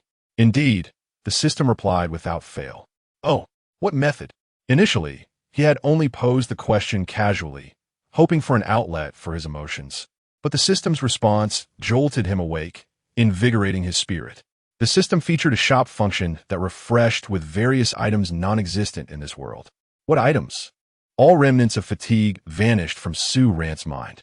Enhancement potions, the system stated, its tone unwavering. Show me the shop, Su Ran exclaimed eagerly. Due to the host's low level, the shop function cannot be activated at this time. Are you jesting with me? Su Ran's expression twisted in frustration, akin to a person with a stomach ache who has been holding it all day only to find themselves suddenly constipated. Absurd, utterly absurd. All system functions are contingent upon the host level. Cursing me won't change that. The system surprisingly seemed to comprehend his expletives, adding to the absurdity. Is this some kind of joke? If I reach the level to activate it, I wouldn't be in such a hurry. Am I not facing a tricky predicament right now? Su Ran struggled to suppress his anger, reminding himself to remain calm. This was his system, and he had to endure it. However, after every upgrade, the system gives a basic enhancement potion. Where is it? I haven't received anything. Su Ran was bewildered. You never asked for it. The system's remark was genuinely infuriating. Had it possessed a physical form, Su Ran would have lunged at it like a mad dog. I, at this moment, feel as though I am on the brink of a myocardial infarction. The system is currently under review. The host has received a total of 3 primary enhancement potion rewards, accounting for 1 awakening and 2 upgrades. These rewards are now being simultaneously granted to the host. Please take note. As the system's voice faded, 3 remarkably small black vials unexpectedly appeared in Su Ran's hand. The vials bore no inscriptions, and upon shaking one, Su Ran discovered that the vials themselves were not black, but rather the liquid contained within was of that hue. How does one utilize this? Pray, do not tell me it is meant to be ingested. The appearance of this black liquid certainly does not suggest it is something one could consume. Chapter 66, Advancement. The oral potion, being of a lower grade, was effective only below level D. Indeed, what one fears most often manifests. Are there restrictions? If I consume it all, will I not be able to reach level D? Yes. After the system provided a single-word response, it fell silent, leaving Su Ran staring blankly at the dark liquid. If I must perish, then so be it. Su Ran mused that the system likely would not cause him harm. Consuming it should not lead to his demise, perhaps just a few days of discomfort. He casually opened a bottle, pinching his nose before gulping it down. The potion had no discernible taste, which offered Su Ran a modicum of relief. As he swallowed the potion, he quietly attuned himself to the sensations it invoked, waiting patiently as a warm surge enveloped him. This warmth persisted only for a few minutes, causing minimal discomfort before dissipating entirely. System, is this potion expired? The potion's effects felt so insipid that Su Ran questioned their authenticity. Assess your body, the system replied nonchalantly. Su Ran focused intently, seeking to perceive his awakening abilities. The distinction between E and D was merely a minor tier, yet the growth in his strength was palpably evident. At that moment, Su Ran sensed that his abilities were now tantalizingly close to level D. Just a step away, perhaps requiring the elimination of a few zombies or, conversely, a summit that might elude him for a lifetime. Not wishing to dwell on such thoughts, Su Ran gazed at the 2 remaining bottles of potion in his hands. System, can others also consume this potion to break through? Yes, as long as their level does not exceed D. Enlightened, Su Ran began to contemplate how to utilize these 2 bottles. Lost in thought, he eventually succumbed to slumber. The following morning, Su Ran eagerly made his way to the living room, where he found Shinlele and Lon Lon gathered around the fireplace, as usual. What has to rush? Shinlele inquired, noticing Su Ran approaching briskly. Do you both trust me?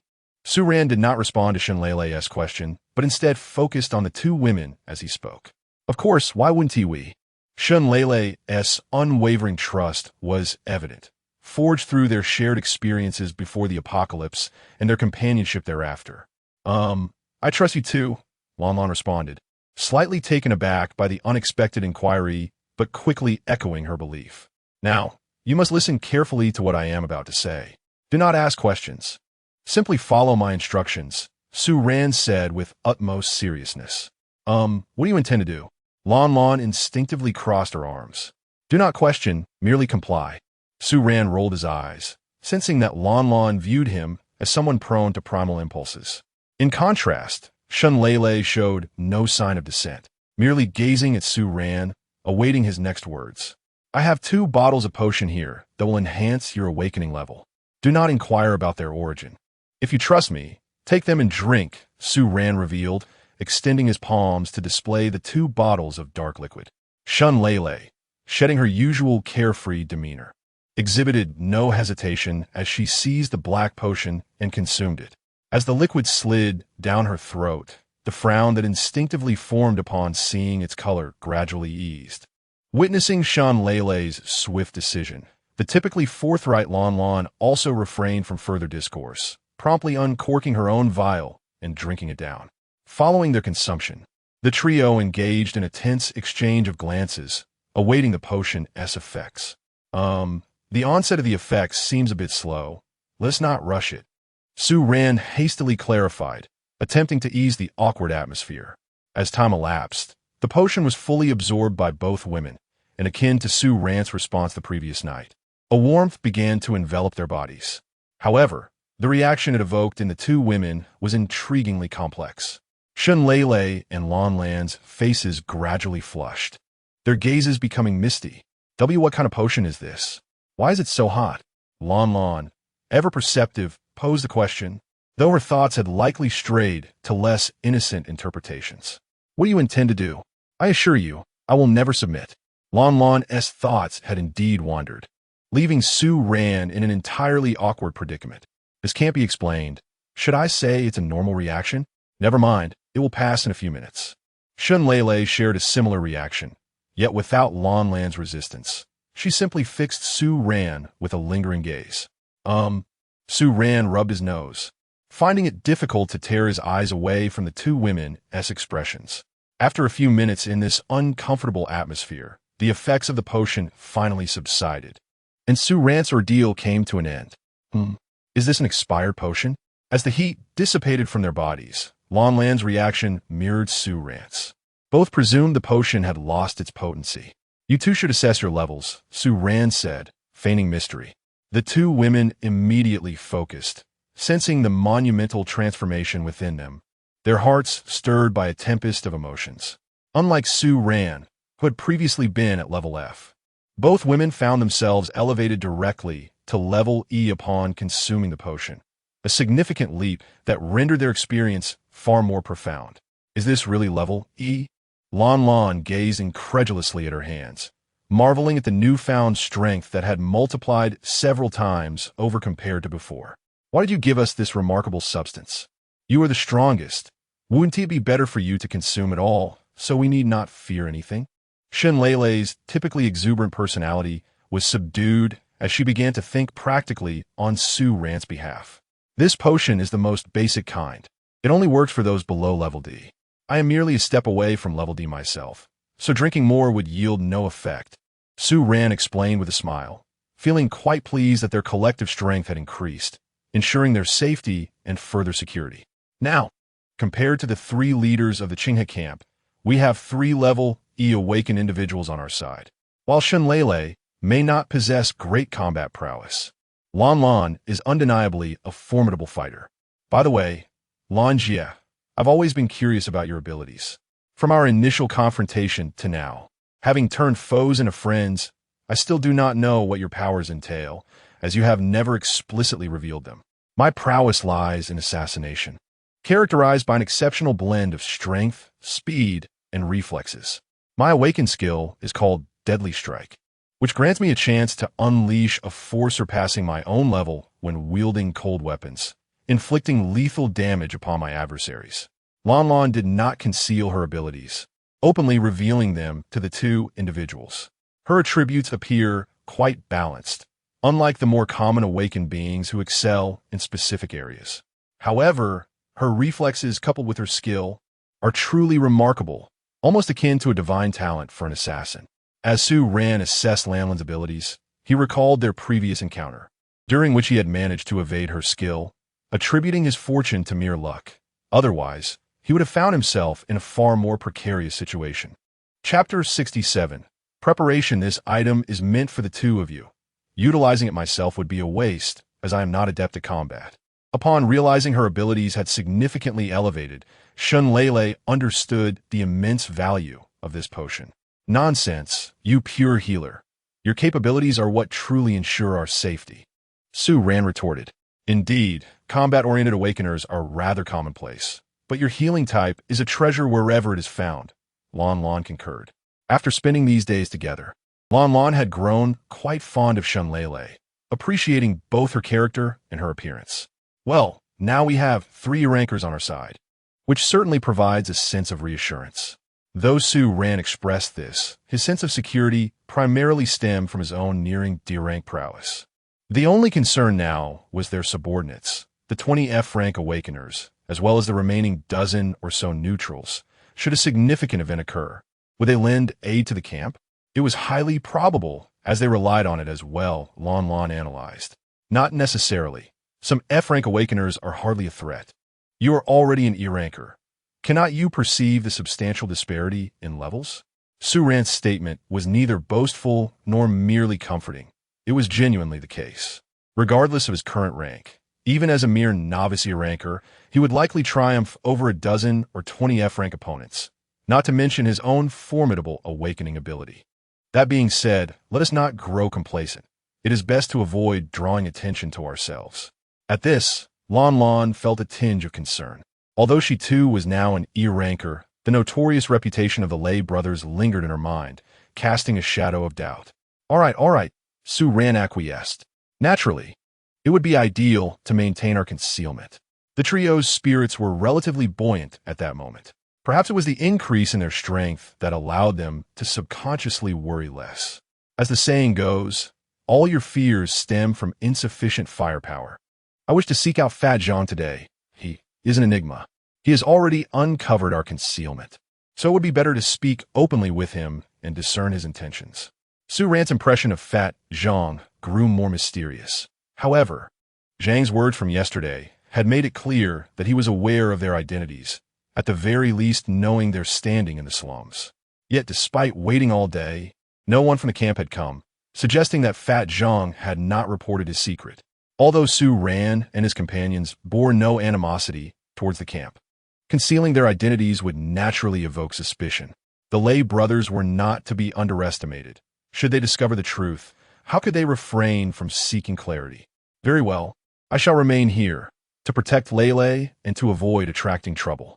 Having heard Fat Zhang's words from yesterday, Lan Lan recognized that her unadorned appearance was indeed somewhat conspicuous.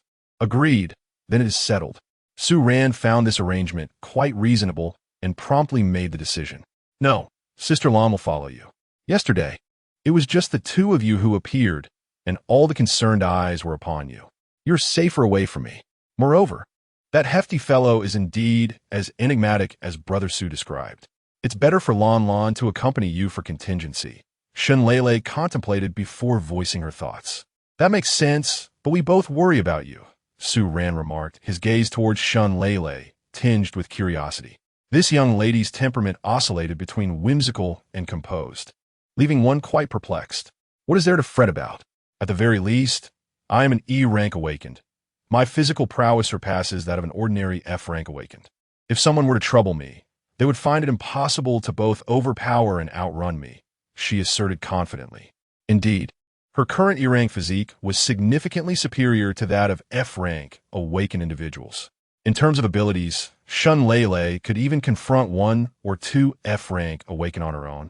And if she exerted all her strength to escape, aside from speed-oriented F rankers, none could hope to pursue her. Stop dawdling. Hurry up. I truly am fine, Shunlele exclaimed, feigning annoyance at their indecision. All right, where's the gun I initially gave you, Lele? Su Ran pondered, recognizing the validity of her statement, but still desiring her to have an added layer of safety. It's in the RV. I couldn't bring it in, Shunlele recalled, feeling a bit guilty about the rifle she had left untouched for quite a while. Here, take this instead. Keep it within easy reach, Su Ran said, retrieving another rifle from his storage space and handing it to Shunlele. This time, he did not conceal it, and after completing the exchange, he glanced at Lon Lon. However, Lon Lon seemed indifferent to the provenance of Su Ran's items. The three had spent their days together, sharing meals and lodging. Perhaps Lon Lon had long since discerned Su Ran's secrets, but had never broached the subject. After all, everyone harbors their own mysteries, not just Su Ran, but Lon Lon too. Was she not a mysterious heiress? A fierce woman with a wild appearance and a generous spirit? Or perhaps the leader of 6 women? Although these identities are not mutually exclusive, she too possessed many inscrutable facets. After handing the rifle to Shunlele, Su Ran pondered for a moment before producing a spherical object and presenting it to her. Shunlele's eyes widened in astonishment. She had never encountered such an item in her life. A grenade, discovered among the belongings of the guerrillas. I had intended to keep it hidden until now, but given the potential dangers posed by Zhang, I felt it necessary to bring out this area effect weapon, Su Ran explained. How do you use this? Shunlele inquired hesitantly, a genuine fear evident in her demeanor. She feared that if mishandled, it could lead to catastrophic consequences. Su Ran meticulously explained the operational procedures to Shunlele, having learned the method from television. This is a fine tool. If Zhang harbors ill intentions towards us, tossing in a couple of these would obliterate him. Awakened or not, Lon Lon exclaimed, her initial reaction to the grenade not one of fear, but rather of exhilaration. Uffed. Sister Lon, you are quite fierce. Shunlele couldn't help but chuckle, her apprehension towards the grenade significantly alleviated. After listening to Su Ran's explanation on its usage, Shunlele cautiously placed the grenade beneath the sofa in the living room. Make sure to remember, when using this device, you must ensure that you are outside the blast radius. Otherwise, you might end up being the one who is tragically taken down by your own enemy. Su Ran hastily advised the 2 women upon hearing Lon Lan's words. Chapter 68. The enigma. Su Ran left a grenade behind and stepped out of the house with Lon Lon. The last time he had seen Fatty Zhang, he had exited through this very door. Lon Lon reminisced about their encounter with Fatty Zhang yesterday. Very well. Su Ran was about to suggest they go in when Fatty Zhang emerged from within. Ah, Su brother, what a pleasant surprise to see you again. Fatty Zhang greeted them enthusiastically upon spotting Su Ran and Lon Lon standing at his doorstep. Greetings, Zhang brother. Su Ran replied with a smile that barely concealed his lack of enthusiasm. Out for a stroll again today, Su brother? Fatty Zhang inquired, seemingly unfazed by Su Ran's demeanor. I specifically came to find you today. May I enter to converse? Su Ran gestured towards the house with his chin. Of course, come in. Fatty Zhang ushered them inside with warmth. Once inside, Su Ran made himself comfortable, settling onto the sofa in the living room. Su brother, you mentioned coming here specifically to see me? Fatty Zhang took a seat beside Su Ran, pouring drinks from a cup on the coffee table for both Su Ran and Lon Lon. It was evident that this jovial fellow had a penchant for alcohol.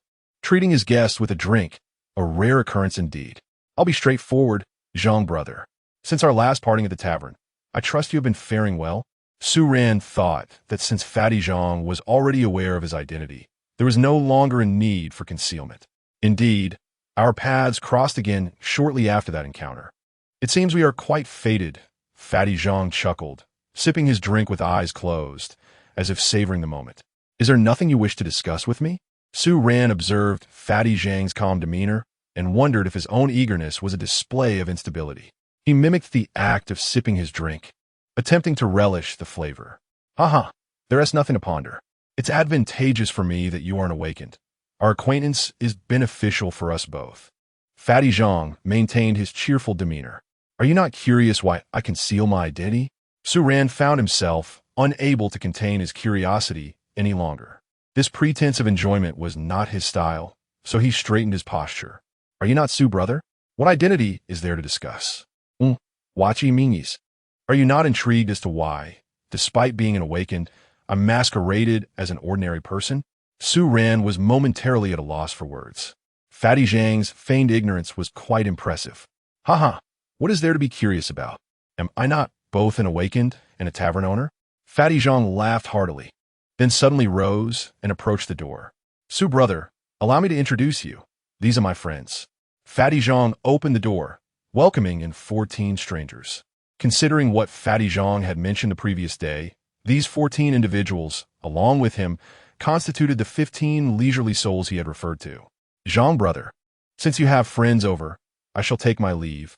Su Ran was puzzled as to why Fatty Zhang had summoned over a dozen people to introduce to him and lacked the inclination to meet them, thus preparing to depart.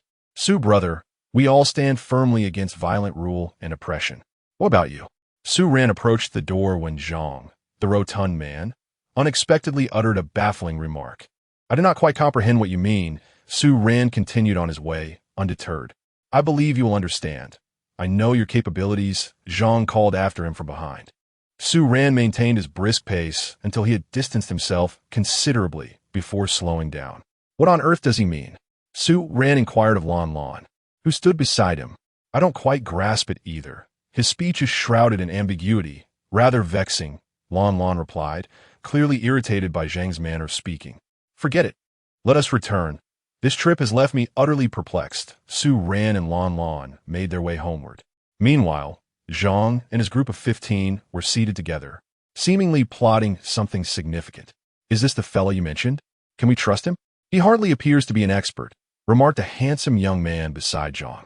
I assure you, I am not mistaken, Zhang replied, his demeanor shifting from jovial to stern. Even if you are not mistaken, will this fellow truly assist us? Another man among the 14 questioned. You need not worry about that. I have my methods. My concern lies with the arrangements outside. I fear there may be a flaw. Zhang gestured for them to drop the subject of Su Ran, shifting the conversation's focus. You doubt my ability to handle matters? The young man from England confidently asserted. Very well. To ensure all arrangements are meticulously prepared, let us set the time for 4 o'clock tomorrow afternoon. We shall commence our operation now. Upon hearing this, the remaining 14 members straightened, their expressions turning serious. Returning to the house, Su Ran and Lan Lan were engaged in a discussion with Shun Lele about their conversation with Zhang, yet despite their fervent dialogue, clarity eluded them. Just as their debate intensified, a knock echoed at the door, plunging the room into silence. It's nothing. I shall go check, Su Ran reassured the two women. Once more, he retrieved the watermelon knife and approached the door, but alas, there was no peephole, rendering him unable to see who stood outside. He could only inquire. Who is it? It is I, Zhang, Brother Su. I need to speak with you. Zhang's voice suddenly resonated from outside. Hearing this, Su Ran glanced back at Shun Lele and Lan Lan, noticing both women had assumed defensive stances, Shun Lele gripping her rifle anxiously, while Lan Lan brandished her dagger, poised for confrontation. Having just encountered Zhang earlier that morning, his sudden reappearance was indeed perplexing, and all three were wary of exposing their identities, which could attract the attention of the leader of Qinghe camp, catching them unawares. Brother Su, if you don't open the door, I might freeze to death out here. It's quite cold, Zhang's voice called again. Su Ran gestured for Shun Lele and Lon Lon to lower their weapons. Once he saw them comply and sit back together, he opened the door. "Oh, Brother Su, why did you take so long to open the door? I'm freezing." Without any preamble, Zhang dashed toward the fireplace. "What brings you here?" Su Ran asked directly. "I am Su, my dear brother, is indeed fortunate. How impressive." Just as Zhang, the portly fellow, was about to speak, he noticed the enchanting Lon Lon and Shun Lele seated together, a glimmer of understanding flashing in his eyes, an understanding that only men possess. Naturally, anyone who beheld Su Ran's home, graced by two strikingly distinct yet undeniably beautiful young women, would have such thoughts. Well, men are men, after all. "Zhang, my friend, what brings you here this time?" Su Ran deftly sidestepped the topic and inquired once more about Zhang's purpose for visiting. Chapter 69 narrates, "Is that not Brother Su just arriving? I was just thinking of inviting Brother Su for a meal and a drink to welcome you. You left in such haste today that I missed the chance to say so," Fatty Zhang remarked. "Invite me for a meal?" Su Ran responded, taken aback, increasingly perplexed by Zhang Fatty's intentions. "Indeed, I have 2 fine bottles of wine I wish to share with you," Zhang Fatty continued. "I lack the inclination to drink." "Brother Zhang," Su Ran decisively declined the invitation, unable to decipher Zhang Fatty's motives. "Wine is not of utmost importance. What matters is that you have been searching for someone. Have you not? Tomorrow morning, I shall summon him. What say you?" Zhang Fatty seemed determined not to let Su Ran off the hook. You can contact him?" Su Ran's mind echoed with the unfamiliar young man Zhang Fatty had mentioned previously. "Yes, my purpose for coming this time is indeed to find Yichio. And this stranger is likely Yichio. It seems I have no reason to decline. Of course, Brother Su, will you be coming tomorrow?" Zhang Fatty was clearly keen on Su Ran's response. "All right, what time and where?" Su Ran acquiesced.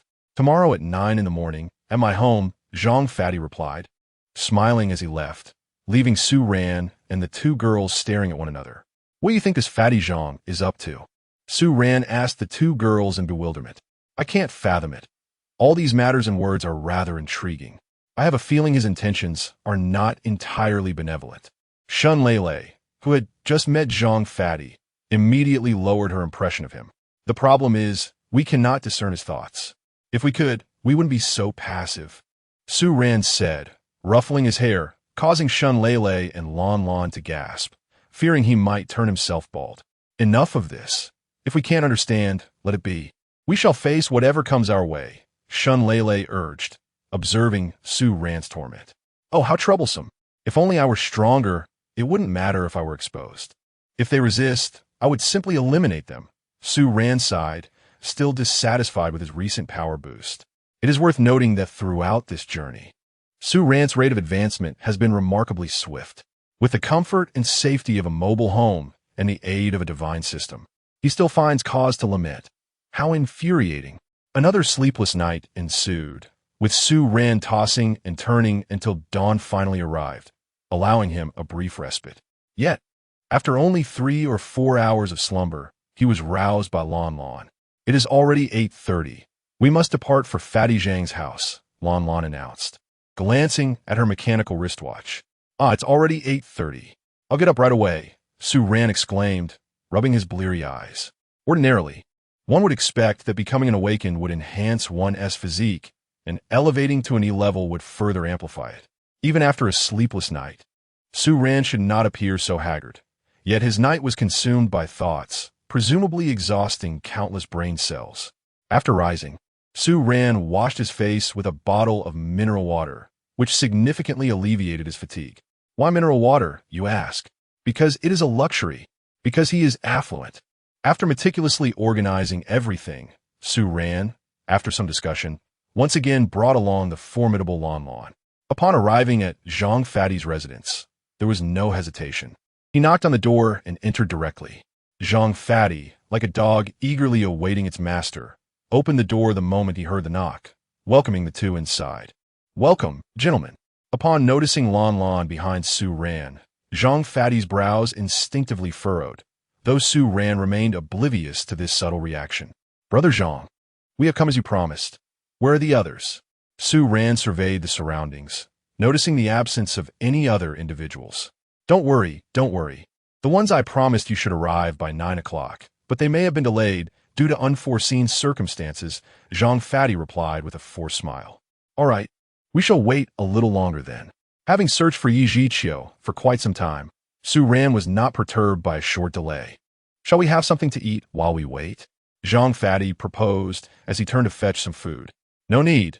Let's wait until everyone arrives. I'm not hungry yet, Su Ran interjected, halting Zhang Fati's movement. His sole desire was to ascertain whether the so-called unfamiliar young man was indeed Yichio, rendering the prospect of dining inconsequential. Brother Su, I actually have another matter to discuss with you today, Zhang Fati began, noticing Su Ran's stillness. What is it? Su Ran, his mind preoccupied with visions of meeting Yichio, was abruptly drawn back to reality. Well, this is a rather lengthy tale. Since we have some time to kill, allow me to indulge in a bit of storytelling. Zhang Fati's smile faded as he spoke. Go ahead, Su Ran replied, feeling it would be impolite to discourage him after such an invitation. You are aware of the organizational structure of the Qinghe camp, correct? I have a general idea. The leaders are the Lei brothers, notorious figures indeed. Su Ran, uncertain of Zhang Fati's stance, responded vaguely. Well, the establishment of Qinghe camp was not solely thanks to those three. The 14 individuals you met yesterday also played a significant role. The Lei brothers evolved from their initial trio, gradually recruiting us and ultimately founding the camp, transforming into individuals that are almost unrecognizable now. Perhaps it is not entirely fair to say that. Maybe they were always like this, and it was only upon achieving their goals that their true nature was revealed. Zhang Fati continued. Oh, by the way, you might not be aware of their past deeds. He chuckled self-deprecatingly at this juncture. Initially, we were not the only ones who followed them. Several others have already fallen victim to their hands. Among them, 2 were killed for refusing to offer their wives to Lei Lao San. Isn't that absurd? Even so, Lei Lao San's brothers supported him. 2 others went to confront Lei Lao in protest, but only returned as corpses. Another 2 met their end for offending Lei Lao Heir's newly recruited subordinates. Torn apart by Lei Lao Heir himself. This is the true face of the Qinghe camp, built upon the bones of the fallen. And these few awakened ones are merely the tip of the iceberg. Countless ordinary people have perished under their tyrannical rule, and while there were those who dared to resist, they were met with overwhelming strength, resulting only in failure. The mere 15 of us remaining have been scheming to overthrow the reign of the Lei family. Yet our endeavors have remained mere theoretical discussions, lacking the courage and strength to bring them to fruition. Suddenly, Zhang, the stout fellow, fixed his gaze with a newfound intensity. It was not until our second encounter at the tavern that you reignited my belief in the possibility of executing this plan. Zhang's eyes were firmly locked on his Su Ran. Encountering me? What do you mean? Su Ran was perplexed by Zhang's insinuation. Chapter 70. Hostage situation indeed. It was upon encountering you that my awakening ability revealed itself. It is an intuitive sense, allowing me to perceive the inherent benevolence or malevolence within a person's heart. My awakened skill enables me to gauge the level of my target, albeit in a vague manner. Nevertheless, I sense the pressure you exert upon me, even more formidable than that of the Lei brothers. Zhang, the corpulent figure, caused Su Ran to pause in astonishment, as it was the first time he had heard of such an intuitive ability. So, you are certain that I surpassed the 3 of them? Su Ran surmised Zhang's forthcoming statement. Indeed, I am quite confident. My ability is infallible, Zhang asserted with unwavering conviction in both tone and gaze. And then, Su Ran inquired, do you wish for me to assist you in vanquishing the Lei brothers? He had already deduced Zhang's intentions. Yes, your arrival has heralded a new dawn for our 15 members. Zhang nodded vigorously, causing the flesh upon his face to tremble. Why did you not mention this sooner? Su Ran pressed. I was waiting for the opportune moment, Zhang replied cryptically, falling silent thereafter. What makes you so certain that I will aid you? Su Ran found the situation rather absurd, realizing that Zhang had been scheming all along. Upon voicing this thought, he received no response. Zhang merely glanced at the watch on his plump arm. Time is running out. You have no choice but to assist us, Zhang suddenly donned his signature grin and raised 3 fingers. Su Ran was momentarily taken aback, recalling that this gesture had accompanied Zhang's prior warning regarding Lei Lao-san. What do you mean by that? An unsettling premonition gripped Su Ran. Hee, you must help us. Zhang chuckled even as Su Ran seized his collar. I will kill you. Suddenly reminded of Shun Lei back home, Su Ran turned to Zhang's outstretched fingers and comprehended the gravity of the situation.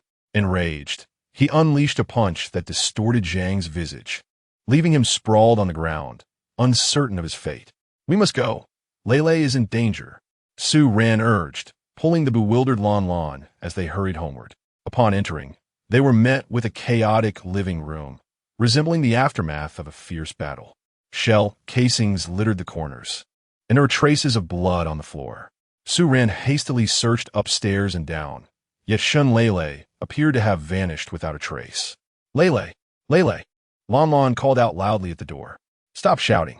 Zhang betrayed us to Lei Lao-san in order to kidnap us, knowing Lei Lao-san's temperament. He would not spare Lei upon seeing her. Su Ran seethed with fury. Suddenly, a thought crossed Su Ran's mind, and he rushed to check beneath the sofa. The hand grenade remained, but Shun Lei was still nowhere to be found. Let us find Lei Lao-san. It is time to confront him directly.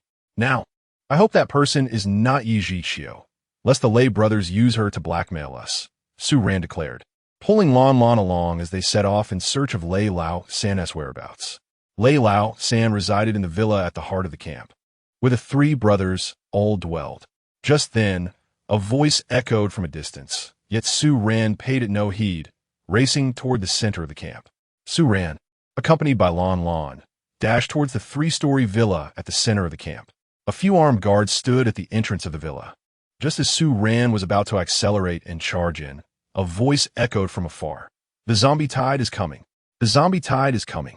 As the words faded, a burly man with a bushy beard burst out from the villa, clad in camouflage attire, his muscular physique straining against the fabric.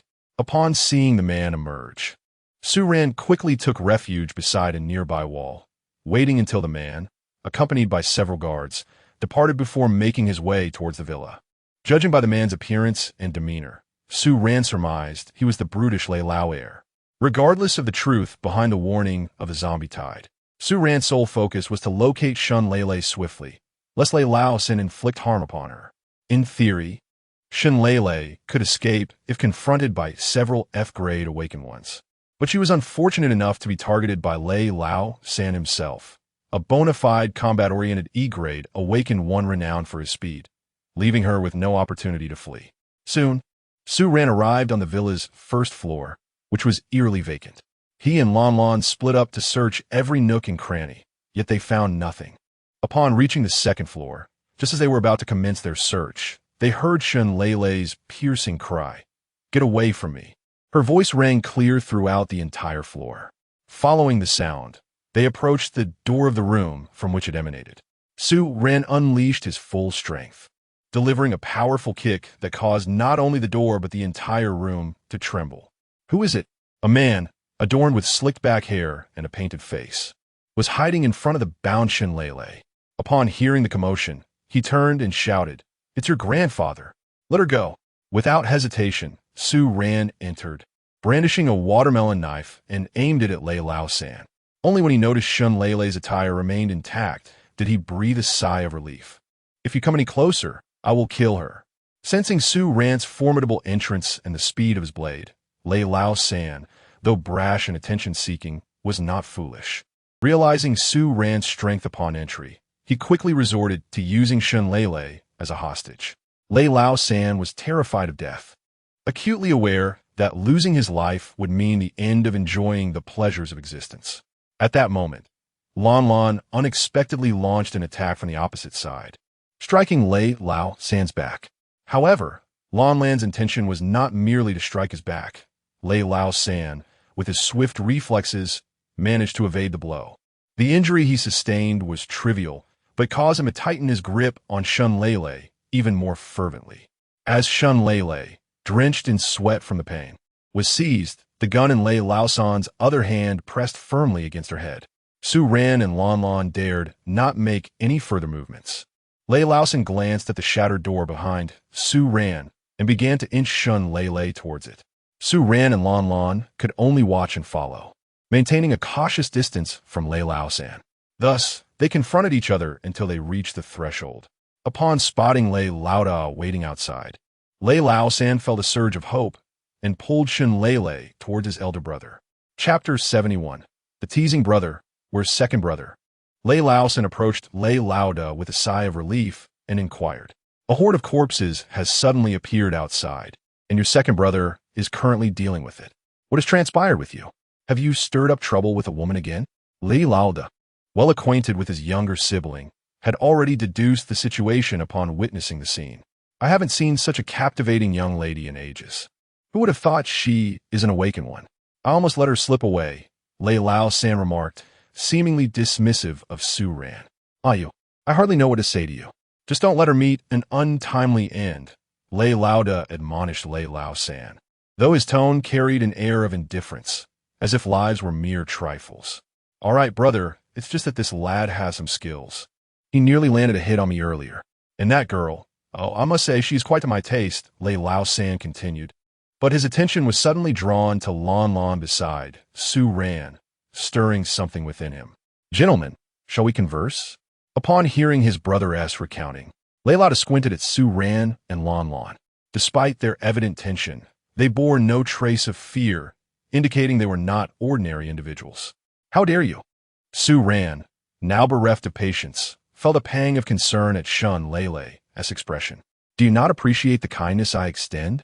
Lei Laoda had not heard anyone from Qinghe camp speak to him in such a manner for quite some time. Although inherently cunning and suspicious, he found it hard to suppress his rising fury. At that moment, a stranger emerged from behind Lei Laoda, whispering something into his ear. The expression on Lei Laoda's face abruptly shifted. The stranger then stepped back, clearly distinct from the rest of the subordinates. And it seemed he was indeed the individual referred to as Yichio by the portly man. Su Ran noticed the stranger brandishing a pitch-black baton at his waist and inwardly cursed Zhang Fatty. This is clearly a police baton. The rumors are getting out of hand. I mentioned Yichio was quite handsome, yet this stranger's face resembles the surface of the moon with all those pimples. While Su Ran inwardly grumbled, he also felt a sense of relief. If this person was not Yichio, it was not necessarily a bad outcome. For one, he feared Yichio might be coerced. For another, if Yichio truly turned out to be a villain, how would he confront such a transformation? Boy, are you one of Zhang Fatty's people? Lei Laoda glared at Su Ran menacingly after listening to the stranger's whisper, realizing that Zhang Fatty's scheme had been exposed, leading Lei Laoda to mistakenly believe Su Ran was affiliated with him. I am a mere novice, Su Ran replied, feeling unburdened aside from Shun Lei, eager to unleash his frustrations. Look at you, a fresh face. What benefits has Zhang Fatty promised you? Speak, and I shall reward you double. Lei Laoda, known for his insidious nature, had managed to suppress his anger, choosing instead to endure Su Ran's torrent of foul language. Brother, that shouldn't be the case. Zhang Fatty informed me that this lad's home boasts beautiful women. Lei Laosan felt a bit bewildered. Zhang Pongzi had just informed him of some news, and now his elder brother claimed that this young man was in cahoots with Zhang Pongzi. You've been sold out without even realizing it. Zhang Pongzi is merely using your hand to offend this person. In an instant, Lei Laoda grasped the situation. That Zhang Pongzi is playing me? Upon hearing his brother's words, Lei Laosan erupted in curses directed at Zhang Pongzi, clearly realizing that both parties had fallen victim to his schemes. I should never have spared his life out of respect for the past. Had I known, I would have eliminated that group without hesitation. The glint in Lei Laoda's eyes resembled that of a venomous serpent. Enough of the idle talk. Hand him over, and I shall leave you both intact. In truth, Su Ran's words were mere deceit. He harbored no intention of allowing the Lei brothers to remain whole. Thus, brother, if you help me eliminate Zhang Pongzi, I will return your woman. Lei Laoda, observing Su Ran's audacity, realized this individual possessed significant capabilities and contemplated turning the situation to his advantage. No, I haven't had my fun yet, brother. Let me finish my amusement, and then I shall return him. This statement earned Lei Lao-san a look of disappointment from his elder brother. Noticing the disapproving gaze, Lei Lao-san quickly fell silent, though he did not loosen his grip on Shun Leilei's hand. You hand him over, and I will assist you in dealing with him. Su Ran was no fool. He understood that once he aided Lei Lao, the promise of returning the person would be unfulfilled. Thus, both sides found themselves at an impasse. Lei Lao-san unwilling to relinquish Shun Leilei, and Su Ran eyeing the situation warily. However, Lei Laoda's calm facade belied his inner turmoil, as his newly acquired strategist had just informed him that a horde of zombies was approaching. While Lei Lao was currently engaged in combat, he was ambushed by Zhang Pengzi and his cohorts. Although Lei Lao was of a higher level than them, the simultaneous zombie onslaught rendered him vulnerable, raising concerns. At that moment, a glance exchange between Lei Lao and Lei Lao-san prompted a silent understanding, and the brothers executed a coordinated maneuver. Lei Lao-san suddenly exerted force on Shun Leilei's hand, causing her to instinctively cry out, which captured the attention of Su Ran and Lon Lon. Seizing the opportunity, Lei Lao launched a surprise attack aimed directly at Su Ran's face. Yet, in the midst of his assault, he noticed Su Ran's composed demeanor, which signaled impending danger. Just as he attempted to retract his strike, a wild-looking woman charged at him, her strength rivaling his own. It turns out you are the formidable one, Lei Lao thought, startled as he struggled to fend off Lon Lan's relentless onslaught. Disappointed? He is the strongest, Lon Lon declared amidst her frenzied attacks. Upon hearing her words, Lei Lao shifted his gaze, only to witness a scene that was agonizingly unbearable. Su Ran, unperturbed by Lei Laoda's assault, remained calm, for he had observed that someone unexpected had emerged behind Lei Lao-san. It was Shurtu, the man who had killed for survival, the one who lived solely for his sister, suddenly springing forth from the shadows. Holding a pistol, Shurtu aimed at the arm of Lei Lao-san that grasped Shun Leilei and pulled the trigger.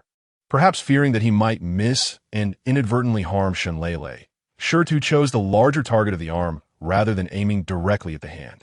This sudden turn of events caught even Lei Lao-san, a speed-type awakener, off guard. Feeling the sharp pain in his arm, he instinctively loosened his grip, while his other hand, now wielding the gun, began to spray bullets in the direction of the gunfire. Chapter 72. Arrogance. At this moment, Su Ran seized the opportunity, activating all enhancement states, and charged forward with an astonishing speed. With one hand, he grasped the dazed Shun Leilei, while his right foot lifted, aimed directly at the head of Lei Lao-san. However, despite Su Ran's rapidity, it was insufficient to render Lei Lao-san defenseless before he could fire. The gunshots rang out, and the exuberant Shurtu, who had just struck Lei Lao-san, was met with a violent explosion of blood across his chest. At that instant, Su Ran's leg descended upon the now recovering Lei Lao-san's head. Lei Lao-san was propelled sideways, blood spurting from his mouth, indicating that Su Ran's kick had landed with unmitigated force, fully directed at Lei Lao-san's head. Lei Lao, witnessing his brother being flung into the air with an uncertain fate, swiftly withdrew from his battle with Lon Lon, rushing frantically towards Lei Lao-san. Leilei, are you all right? Su Ran, having rescued Shun Leilei, looked at her anxiously. I am fine. Shun Leilei appeared merely startled, with no visible injuries upon her. Wake up! Wake up! Upon reaching Lei Lao-san, he cradled his brother's unresponsive body, calling out with a hint of madness. Cough, cough, cough. Brother, it hurts. Lei Lao-san, whether awakened by his brother's calls or a fleeting glimpse of life, responded weakly with eyes still closed. Do not be afraid. Do not be afraid. Your brother is here. You need not fear. Seeing his brother regain consciousness, Lei Lao-san hurried to offer comfort, observing the profound brotherly bond before him. Su Ran felt no sympathy, even contemplating another strike. I will kill you. Lei Lao suddenly raised his head, glaring fiercely at the fallen Shurtu, and with a wrathful roar, he set down his brother's body and charged toward Shurtu. He understood that since Su Ran could inflict such damage upon his brother with a single kick, his own level was certainly not inferior. Whether he could prevail was uncertain. Thus, he redirected his hatred toward the ordinary Shurtu. Seeing Shurtu incapacitated on the ground, Lei Laoda's mind was consumed by thoughts of dismemberment. Yet once again, he was nearly driven to bloodshed by rage. His attack almost landed upon Tu. If he could have just approached a fraction closer, this ordinary person, whom he usually wouldn't even deign to glance at, would surely meet his end. Yet, it was this very fraction that Lei Laoda could not breach. For at the moment he uttered those words, Su Ran had already anticipated his next move. Rather than assume a defensive stance, he dashed towards Tu, obstructing Lei Laoda. Lei Laoda exerted all his strength, his muscles and veins appearing as though they might burst from the strain. However, he clearly underestimated Su Ran's strength. That seemingly frail hand held firmly onto his wrist, rendering his efforts futile. Lei Laoda decisively abandoned his attack on Tu, redirecting his other hand to strike Su Ran from an unconventional angle. The wind from the fist brushed against Su Ran's face, and a surge of joy filled Lei Laoda's heart. If his strike landed, despite the opponent's higher level, it would surely inflict severe injury. However, in the next instant, Lei Laoda's eyes were suddenly blinded by a dazzling light, and he felt a chilling sensation wash over the arm that had launched the attack. Instinctively, he found this coolness rather pleasant. Yet, pleasure quickly gave way to excruciating pain as his arm was severed from his body. A pained roar escaped his lips. Yet Lei Laoda astonishingly found the strength to retreat from the fray and return to Lei Lao San, gasping heavily for breath. Standing beside a stone, Su Ran held a gleaming watermelon knife, blood dripping from its tip, and turned to gaze at Lei Laoda. These events transpired in swift succession. To Lei Laoda's subordinates, it appeared as if their leader had lost an arm in the blink of an eye. A fresh scream erupted, but this time, it was not just one voice. All 6 of Lei Laoda's subordinates had met their demise beneath the azure daggers, leaving only the young man wielding a baton. "And master, I did well, didn't I?" Tu stammered, feeling weak, having witnessed Su Ran protect him. "Tu, you were remarkable. You single-handedly defeated 2 E-level awakeners from the Lei family," Su Ran replied, looking down at Tu. He spoke the truth.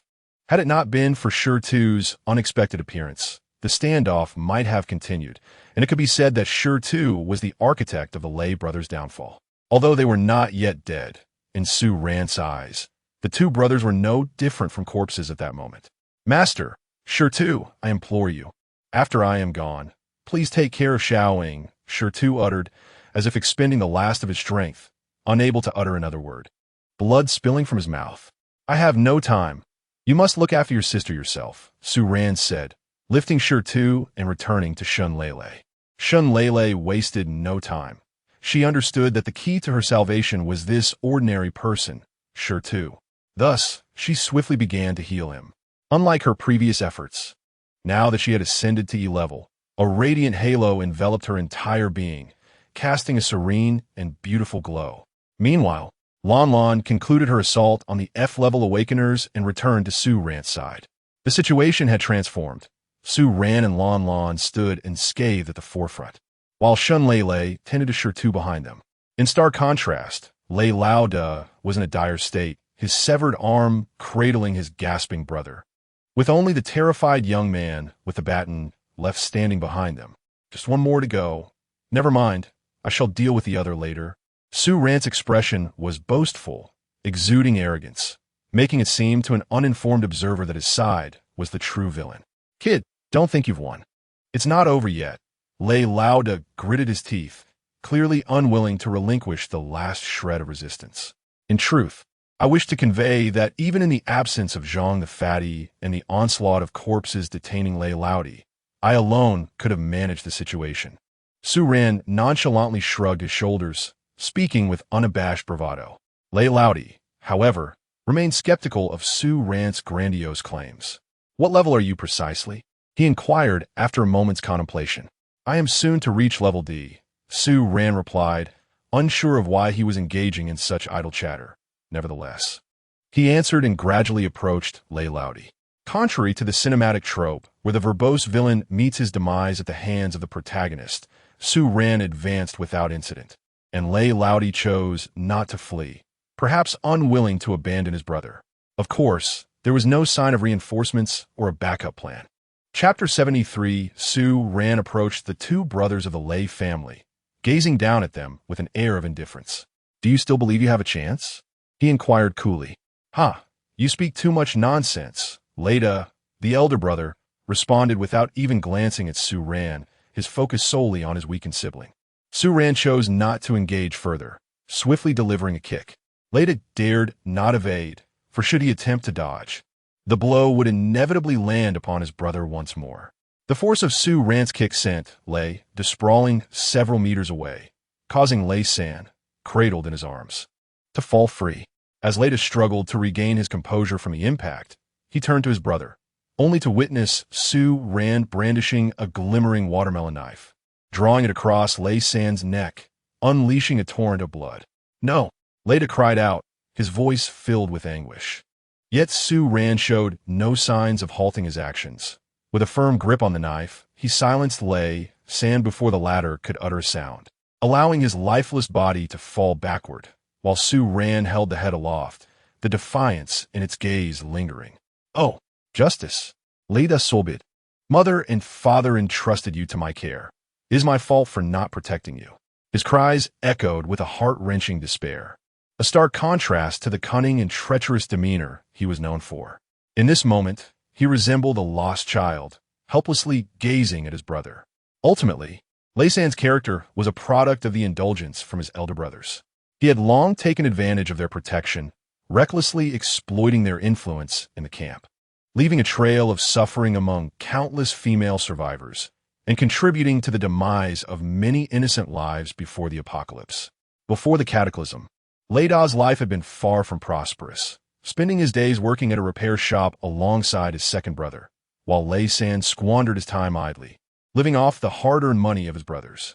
Yet, Lei San never felt remorse. He often spent their earnings in bars and nightclubs, reveling in a lifestyle devoid of responsibility. He believed with unwavering certainty that his elder brothers would never fault him, a notion that perpetuated his reckless spending and mistakes. This indulgence stemmed from the tragic loss of their parents, who had entrusted their youngest son to the care of his brothers, leading them to shower Lei San with affection, even at the cost of their own well-being, subsisting on meager meals just to provide for him, regardless of how he chose to spend the money. On one occasion, upon seeing his peers flaunting a pair of designer shoes, Lei San returned home in tears, demanding that his brothers buy him the same pair. His threats of starvation if they refused fell on deaf ears, as the shoes cost over 10,000 yuan, an amount that far exceeded the monthly earnings of both brothers. Even if they abstained from food, Leda, deeply pained by his brother's plight and unwilling to see him suffer, sought extra work. Rising at 4 each morning, he toiled repairing vehicles, followed by laboring in various menial jobs until the early hours of the next day. After 2 weeks of relentless effort, he finally managed to save enough for the shoes, ensuring that his brothers would not go hungry that month. When big brother Lei presented the precious yet flawed shoes to third brother Lei, the latter had nearly forgotten the events of half a month prior. His affection for the shoes had significantly waned, and thus, after accepting them, he refrained from inquiring about how his brother had acquired the money.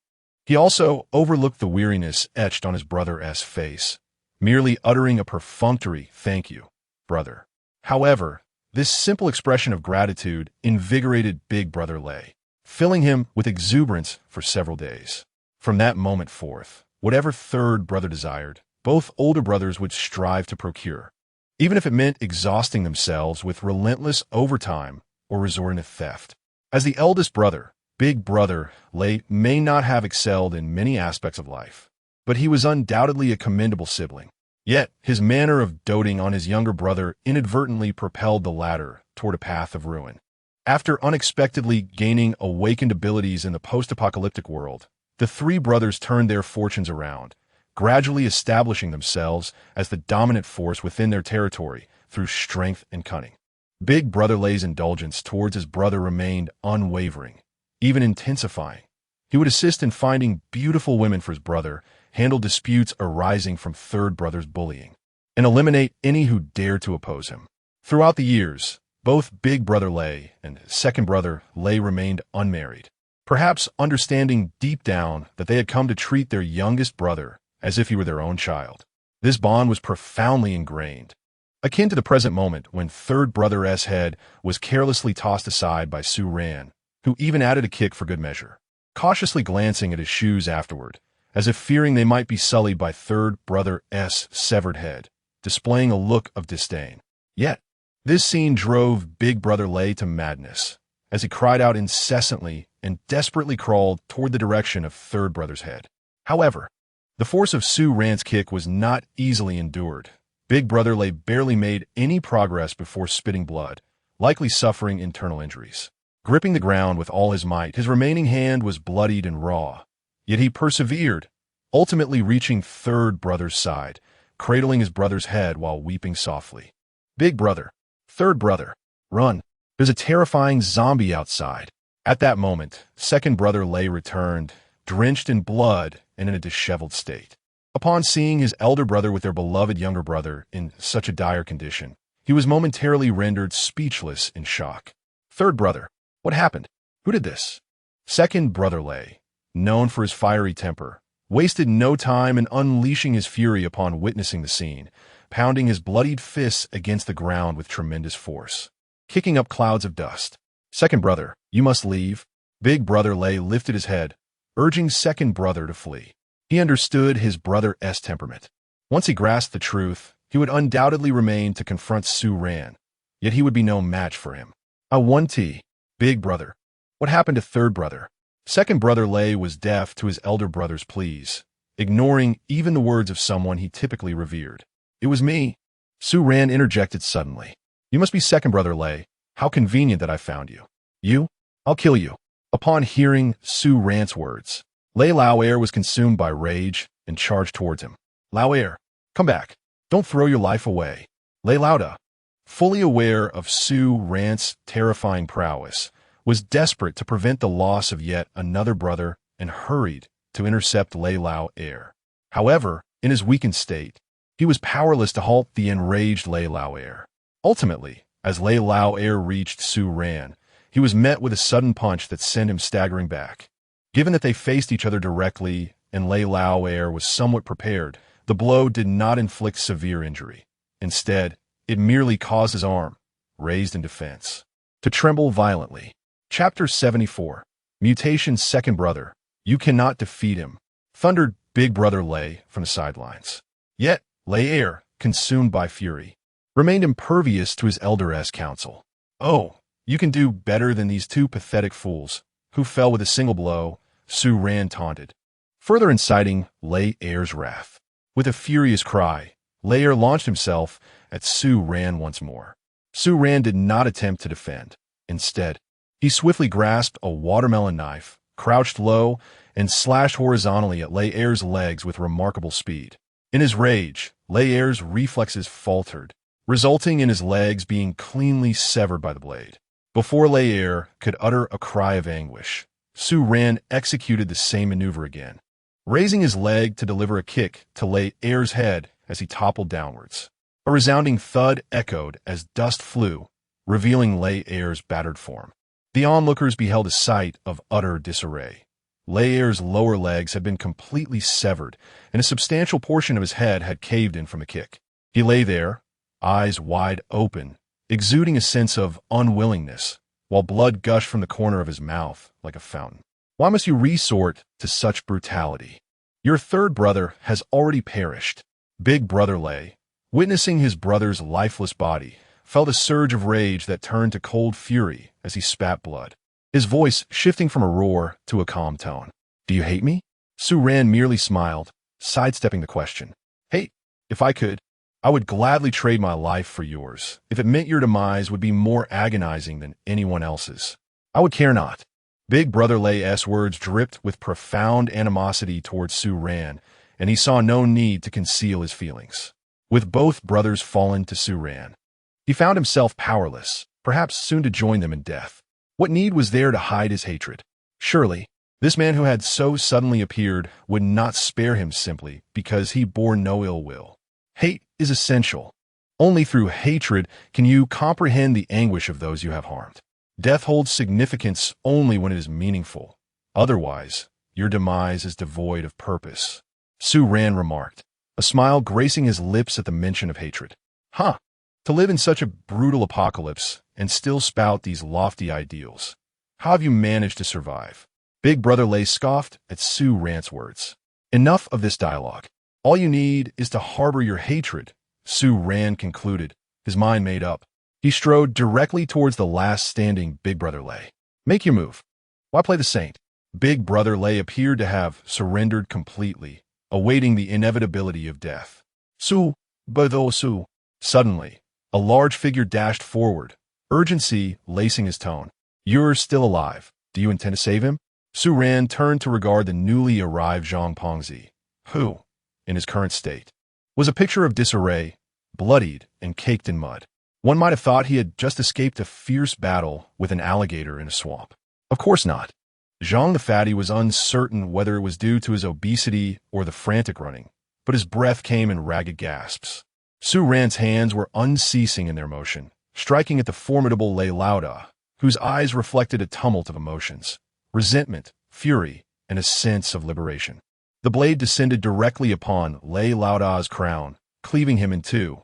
For Zhang the Fatty, the scene was visually staggering, rendering him momentarily dazed as he beheld the fate of the Lei brothers. Was he mourning for his former comrades? Su Ran's tone toward Zhang was devoid of any kindness. How could anyone be gracious to someone who so shamelessly betrayed and schemed against them? No, Su brother, I can see that this was all part of my plan. If you wish to slay me for your vindication, I hold no grievances. However, my perilous arrival was solely to urge you to flee. Zhang the Fatty hastily explained once he regained his composure. Flee? Su Ran queried, puzzled, suspecting yet another of Zhang's cunning ploys. His impression of Zhang had sunk to an all-time low, and he was wary of him at every turn. We initially devised a dual strategy. The first was to have you confront Lei Lauda and Lei Laosan, while we lured the Horde to deal with Lei Laudi. But who could have foreseen the emergence of mutated zombies? Lei Laudi could not withstand a single blow from them and fled. Zhang gestured towards the lifeless form of Lei Laudi. Mutated zombies? Su Ran inquired, astonished. Indeed, that particular zombie bore a distinct appearance. Unlike ordinary ones which exhibit signs of decay, this mutated zombie's flesh remained intact, albeit tattered in places. Were it not for a closer inspection, one might not recognize it as a zombie at all. Zhang described the creature with a tremor of fear in his voice. The strength of that zombie was immense, and its speed was formidable.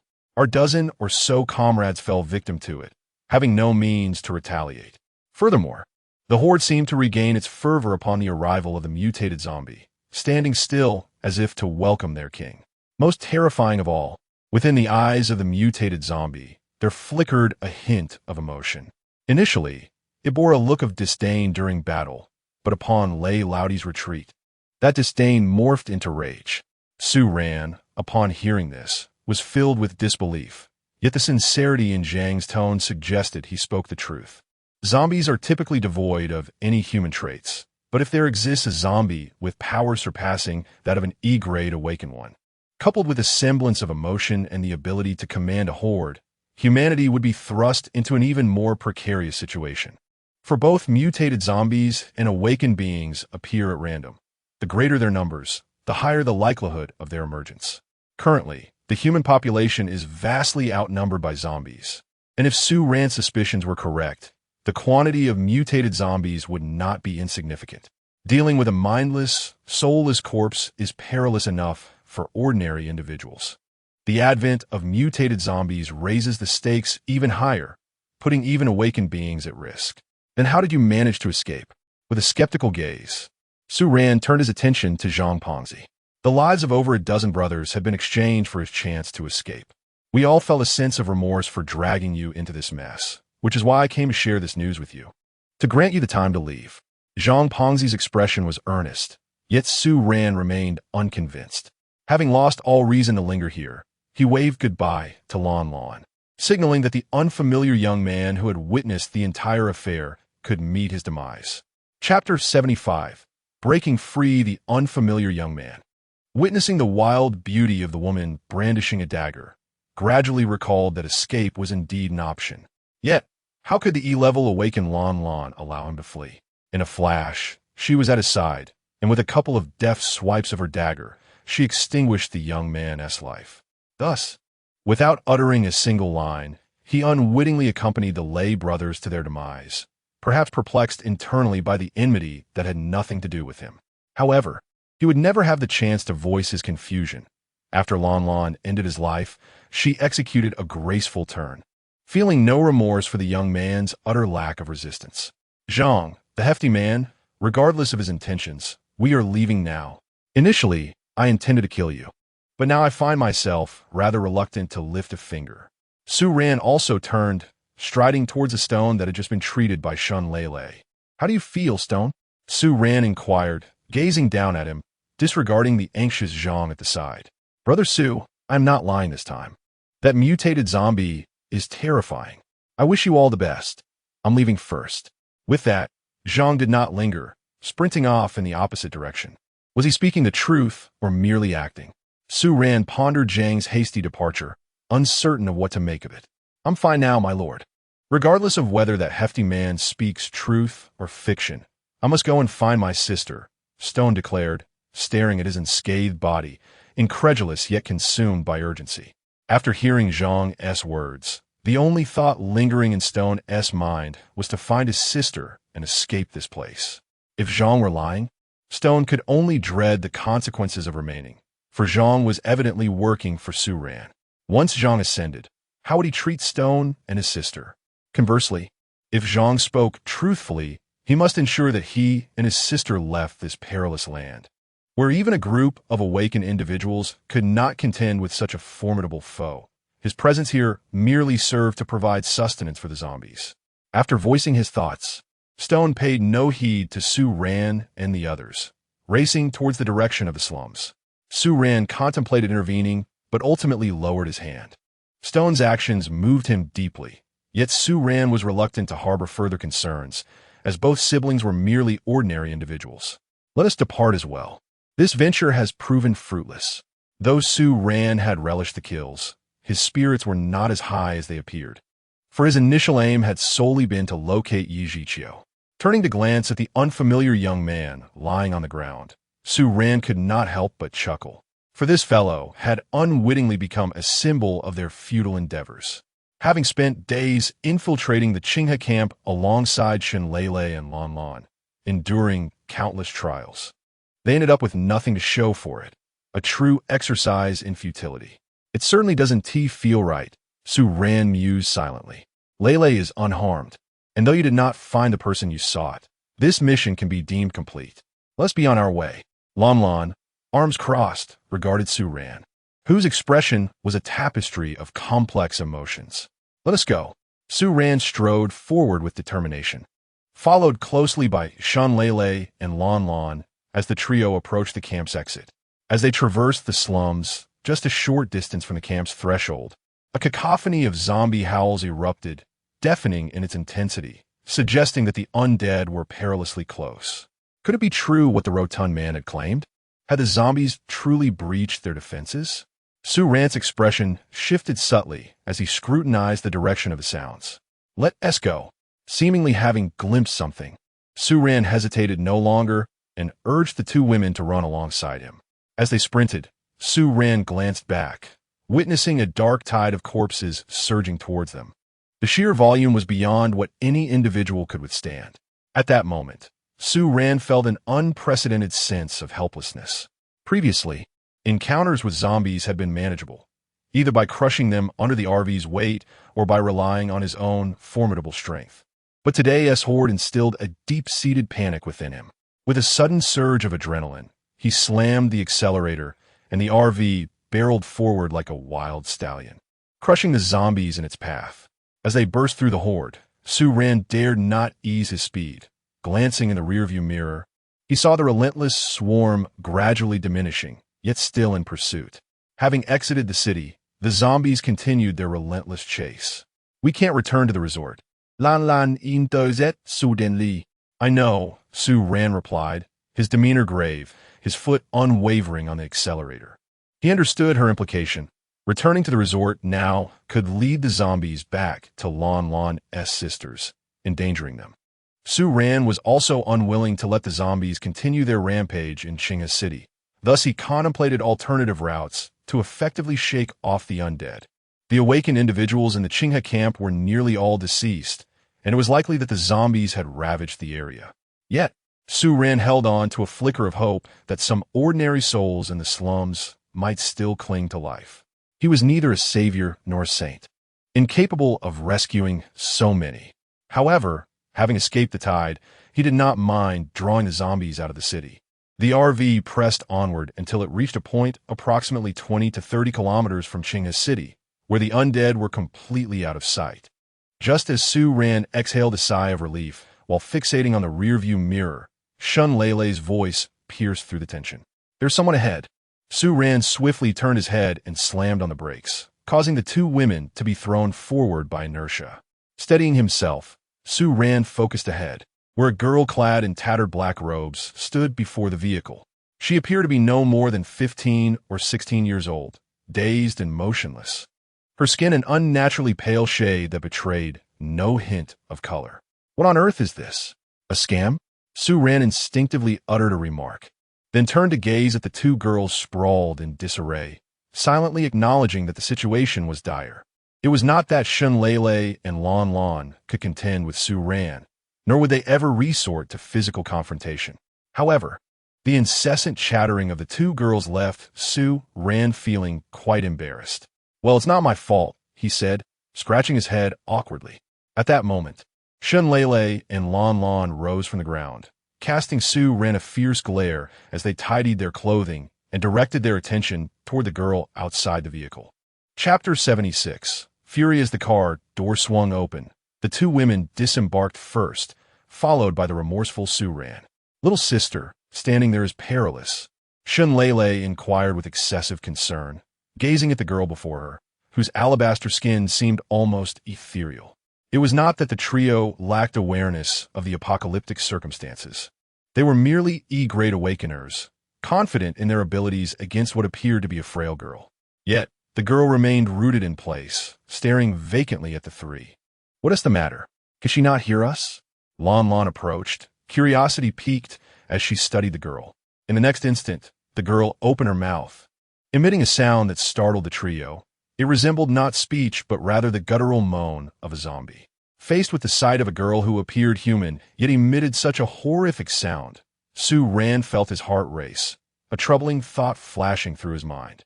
He recalled what the plump Zhang had said, that the mutated zombies bore an outward resemblance to humans, albeit clad in tattered clothing. Su Ran gaped at the little girl, observing that beneath her reflective white skin, she was producing a sound that concealed a terrifying secret: the distinctive black teeth of a zombie. Due to her small mouth, the teeth were not prominently visible, yet Su Ran felt an instinctive wariness, prompting him to scrutinize her intently. "Leilei Lon, come back!" Su Ran suddenly shouted, rushing towards the two women. "Huh?" Shun Leilei and Lon Lon were taken aback by his unexpected outburst. However, trusting Su Ran, they instinctively took a step back, a mere inch that ultimately spared their lives. The pale girl, who had been quietly uttering sounds, abruptly raised her hands, the dark veins on her small arms bulging as they lunged toward the two women. Though they had retreated, they had not fully escaped the reach of the zombie girl, and her hands struck them both. The impact sent Shun Leilei and Lon Lon flying several meters away. At that moment, Su Ran reached their previous position and aimed a powerful punch at the zombie girl.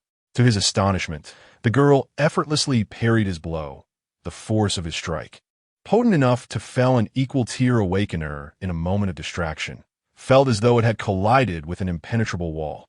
The zombie girl did not budge an inch, while Su Ran was forced back a step by the recoil. The disparity in their strengths became painfully evident, leaving Su Ran's fist tingling with numbness. Worried for the safety of the two women, Su Ran quickly retreated to their side, seeing that they had been knocked down but were not seriously injured, merely disheveled as they scrambled to their feet. He felt a sense of relief. "What on earth just happened?" Shun Leilei exclaimed, surprised and inadvertently tasting snow as she landed, quickly spitting it out. "Mutated zombie," Su Ran stated, positioning himself protectively in front of the two women, ready to confront the threat posed by the zombie girl. Is this what a mutated zombie looks like? How could it have reached here so quickly from within the city? Lanlan's face was a portrait of disbelief, yet she hesitated not for a moment, drawing her dagger and positioning herself beside Su Ran. Lele, get in the vehicle. Su Ran urged Shun Lele, whose combat abilities were comparatively weak, to swiftly return to the RV. Aware of her limitations, Shun Lele did not linger unnecessarily. She retreated behind Su Ran and Lanlan and made her way back to the RV. Once inside, Shun Lele rummaged through the compartments until she unearthed the rifle Su Ran had previously given her. Cradling the weapon, she fixated intently on the unfolding situation outside.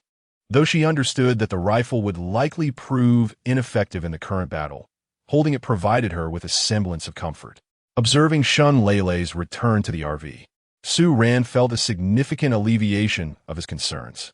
He exchanged a glance with Lanlan, and together they launched an assault on the zombie girl. This marked the first occasion Su Ran and Lanlan had coordinated an attack on a singular target since their encounter. And although their synergy was yet to be fully established, their focus on one objective ensured they would not stray off course. Su Ran unleashed the same kick that had claimed the lives of the Lei brothers, while Lanlan aimed her dagger at the lower half of the zombie girl. Their combined attacks were relentless. However, even under such intense pressure, the zombie girl contorted her body into an astonishing angle, evading their strikes. Then, turning back, she launched an assault with her small hands against Su Ran and Lanlan. The two were forced to retreat several steps. Despite Lanlan's superior speed and Su Ran's augmented attributes during his invincible state, they were still struck by the unassuming yet powerful hands of the creature. Su Ran staggered backward, feeling a sharp pain in his abdomen, and turned to glance at Lanlan. Her condition appeared even worse, as a single blow had caused her to break into a sweat. "She can dodge," Lanlan exclaimed through gritted teeth, incredulous. Typically, the zombies they encountered were akin to lifeless corpses to awakened beings, devoid of evasion and solely focused on attack, making them relatively easy to handle. Yet this mutated zombie not only resembled a human in form, but also possessed the cognitive ability to evade. Could it still be classified as a zombie? Doubt gnawed at their minds. Be careful not to get hit. Her strength is formidable, Su Ran cautioned Lanlan as he unsheathed a watermelon knife. Without hesitation, Lanlan mirrored Su Ran's action, initiating their second assault. Su Ran struck again with his left fist at the zombie girl, while Lanlan attempted the same maneuver, aiming another horizontal slash at her lower half. Yet again, the zombie girl deftly avoided their attacks, just as she raised her hands to strike at them once more. Su Ran's premeditated move was set in motion. His right hand, wielding the watermelon knife, swung directly toward the zombie girl's small hands. The blow landed solidly, but despite the knife's past efficacy in severing the limbs of eranked awakened ones, this time it met unexpected resistance, failing to penetrate deeply. This was no ordinary strike. Su Ran exerted all his strength, enhanced by the ability to shatter armor, and brought the blade down upon the arm of the zombie girl. The blade embedded itself deep into her flesh, dark blood oozing forth. At that moment, Su Ran and his companion finally reclaimed a measure of their dominance over the zombie girl. With a forceful tug, Su Ran withdrew the watermelon knife, and as the blade was extracted, the black blood gushed forth with even greater ferocity. The zombie girl emitted a piercing shriek, clearly infuriated by the blow she had just endured. Chapter 77. Escape. As the anguished screams of the zombie girl echoed through the air, Su Ran felt a sudden jolt of fear. "Sister Lan, we must act swiftly," he urged, realizing that she might possess the ability to command the horde of undead. With urgency, he brandished his machete once more, aiming it at the zombie girl. Perhaps due to her injuries, her movements became increasingly rapid, and Su Ran and Lanlan found themselves struggling to keep pace. Just as they retreated once more, confronting the enraged zombie girl, a thunderous roar of the undead reverberated from a distance. Panic seized Su Ran. If they could not vanquish the mutated zombie before them, the tide of corpses behind them would soon engulf them, and their lives could very well be extinguished in this forsaken place. Thus, they launched another fierce assault, exerting every ounce of their strength. Su Ran's grip on the machete trembled, yet he swung it with all his might. The zombie girl, unflinching, faced Su Ran's blade and Lan Lan's dagger head-on. This time, her hand struck Su Ran's chest with palpable force, while Lan Lan's dagger pierced her abdomen. However, the exhausted Lan Lan was unable to penetrate the zombie girl's skin. After repelling Su Ran, she redirected her assault towards Lan Lan. "Are you all right?" Su Ran inquired, his voice quavering as he noticed Lan Lan collapse beside him. "I'm fine," Lan Lan replied, mustering the strength to rise. In truth, her injuries were not as severe as Su Ran's. It seemed the zombie girl had recognized Su Ran's prowess, making him her primary target. Yet, Lan Lan, lacking Su Ran's strength, found herself drained from their coordinated attacks. "I have an idea. You need to hurry back to the vehicle while I create a diversion." Su Ran thought frantically, his gaze darting to the approaching horde in the distance, intensifying his anxiety. During his retreat, he recalled an item he had set aside, never having the chance to utilize it, and a flicker of hope ignited within him. After a moment of hesitation, Lan Lan, noticing the furrowed brow of Su Ran begin to ease slightly, chose to return to the vehicle. The zombie girl, fixated on Su Ran, made no effort to thwart the weary Lan Lan. Su Ran could no longer count how many times he had charged forward, with his machete glinting ominously. He fixated on the zombie girl. He swung once more, but the zombie girl deflected his blow, sending his hand flying aside. In a moment of vulnerability, she struck him directly, and pain surged through his chest as if he had been crushed by a train, forcing him to stagger back towards the RV. Summoning his remaining strength, Su Ran turned and dashed into the RV, where two grenades glimmered ominously at the zombie girl's feet. With unparalleled speed, he rushed to the driver's seat, yanked the steering wheel to the left, and the RV barreled through the roadside barriers, accelerating to its utmost limits. He quickly distanced himself from the zombie girl. Without daring to glance back, Su Ran pressed forward, determined to create as much space as possible between them. The zombie girl, witnessing Su Ran's frantic escape maneuvers, was consumed by rage and immediately set off in pursuit, only to inadvertently step on two round objects beneath her feet. The sound of two explosions resonated, and the shockwave from the blast collided with the RV that had already distanced itself by several meters. The three occupants within the vehicle were abruptly thrown into disarray, tumbling from their seats. Only Su Ran, having anticipated such chaos and fastened his seatbelt, remained upright. After a few jolts, the RV stabilized once more. Su Ran dared not to halt. If he did, the horde trailing behind could swiftly envelop the vehicle. Even the most formidable RV would falter against such a vast multitude of zombies, and Su Ran was uncertain whether two grenades could vanquish the mutated undead. "Do we shake them off?" Shun Lei, who was tending to Lan Lan's injuries, inquired urgently as the RV continued its journey.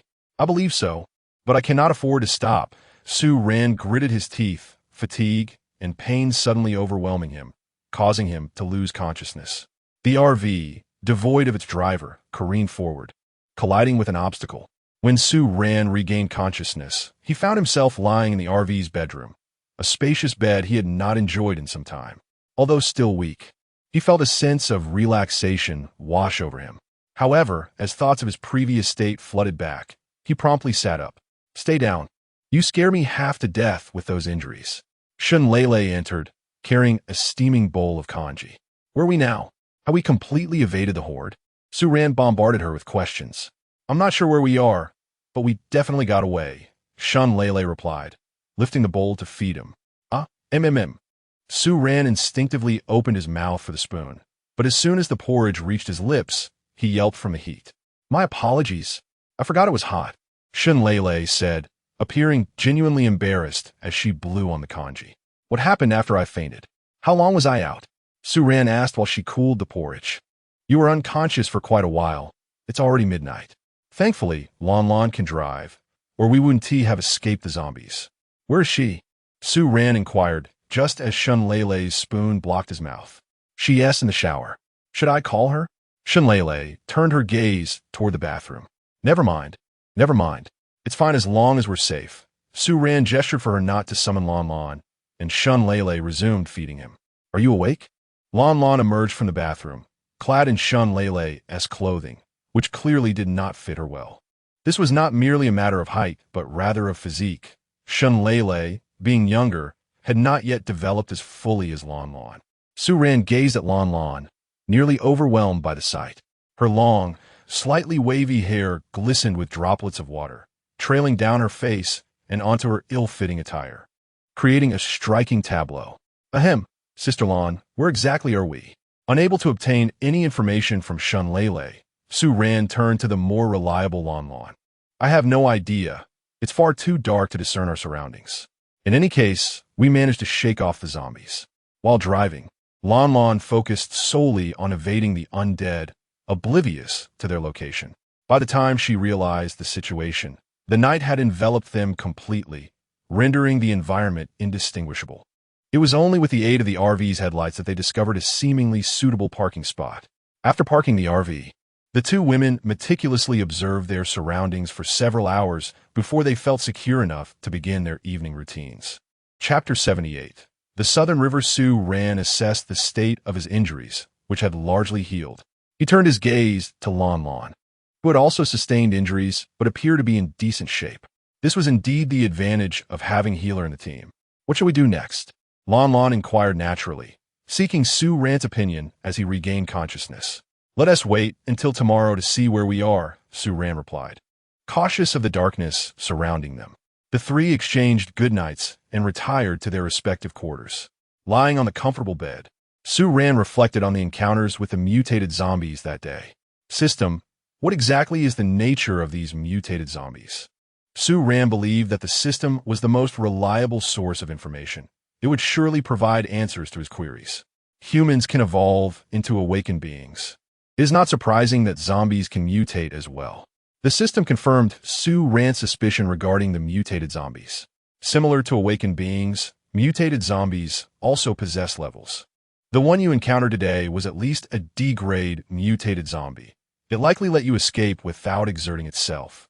The system, devoid of any bias regarding Su Ran's identity, delivered this information bluntly. A D-grade mutated zombie, no wonder. Su Ran comprehended the dreadfulness of that particular zombie. How prevalent are such mutated zombies? He found it difficult to fathom the implications if their numbers were akin to those of human awakened beings, particularly if they could command hordes of zombies, leading humanity toward its potential doom. There shouldn't be many. The conditions for the formation of mutated zombies are likely extremely stringent. Otherwise, you wouldn't have encountered just one after such a long time. Su Ran felt a sense of relief wash over him as his anxiety subsided. Time swiftly passed, and morning arrived. Su Ran stood outside the vehicle, surveying the surroundings of their camper. This vehicle is remarkably sturdy. It shows no signs of damage despite the impact. Lon Lan's voice suddenly chimed from behind him. Good morning. I just checked the map. Can you guess where we are? Su Ran deliberately sidestepped the topic of the vehicle's resilience. Where? Did we leave the country? Lon Lon observed the desolate landscape around them. Not quite. We are currently within the borders of Nan City, Su Ran replied, rolling his eyes at Lon Lan's exaggeration. Our land is vast. Traversing in one direction for several days may not yield an exit, let alone the brief time we've spent. Ah, so we stumbled upon it by accident. Lon Lon understood that Su Ran's primary objective was to locate his friends in the nearby camp. Yes, but my original plan was to return you to the resort as we departed from QNGH City. You've been assisting me throughout, so you owe me nothing. Our initial arrangement was merely a transaction, devoid of any debts. Su Ran spoke sincerely, intending to escort Lon Lon back to her companions after leaving QNGH. He felt no need to involve her in further peril, given their lack of close ties. Once you start, you don't stop halfway. Your sister Lon has no such habits, Lon Lon replied with a bold demeanor, resembling a leader. What's the matter? You no longer desire the company of your beautiful sisters? Su Ran teased her, intrigued by her boldness. Of course not. They are quite safe with me, so there is nothing to worry about. Lon Lon harbored an unwavering confidence in her resort, and indeed, it was justified. The resort was so secluded that, even on the eve of the apocalypse, only a handful of individuals were aware of its existence. Furthermore, their residence in the basement only heightened their sense of security. Very impressive, Su Ran remarked after surveying the surroundings of the RV before returning inside. Shall we head directly to Nana City? Lanlan inquired, following suit. Su Ran felt a sense of unease about the camp, lacking a comprehensive understanding of its intricacies. It was disconcerting, reminiscent of the clarity he had regarding Qinghe Camp. Knowing the terrain, there had offered a semblance of preparedness for any eventuality. His apprehension was not born of cowardice, but rather from the harrowing experiences at Qinghe Camp. He genuinely feared that he might not endure until the day he reunited with Yichio and Linya. Then let us first gather information within the city. We need not enter the camp just yet, Lanlan suggested. It appears we have no choice. If I cannot locate that rascal Yichio this time, I truly do not know which path to take next. Su Ran's singular objective in this post-apocalyptic world had always been to find his friend, yet now, he was left with only the final lead to Nana Camp. He dreaded the possibility that, even there, he might find no trace of Yichio. Regardless of who we are, once we have a goal, it fuels our motivation in all endeavors. However, the loss of that goal plunges one into a state of disorientation. Su Ran felt this deeply. He was hesitant to place all his hopes on Nana Camp, fearing the disappointment that might ensue. Yet he had no choice but to cling to the hope that this was the last place where Yichio might be found. Yet, to refrain from searching would yield no results. Resolving to set forth, he gathered his thoughts and consulted the map. The RV glided forward, reflecting the soft glow of the rising sun. This should be Nana City, Su Ran remarked, noting the stark contrast to Qinghe City. The population here was significantly larger, the density far exceeding that of Qinghe City, thus necessitating heightened vigilance. As they approached the outskirts of Nana City, Su Ran shared insights about its characteristics with the two women. Wherever there are people, there exists a community, he quipped, albeit with a hint of irony. Wherever there are people, there are also zombies.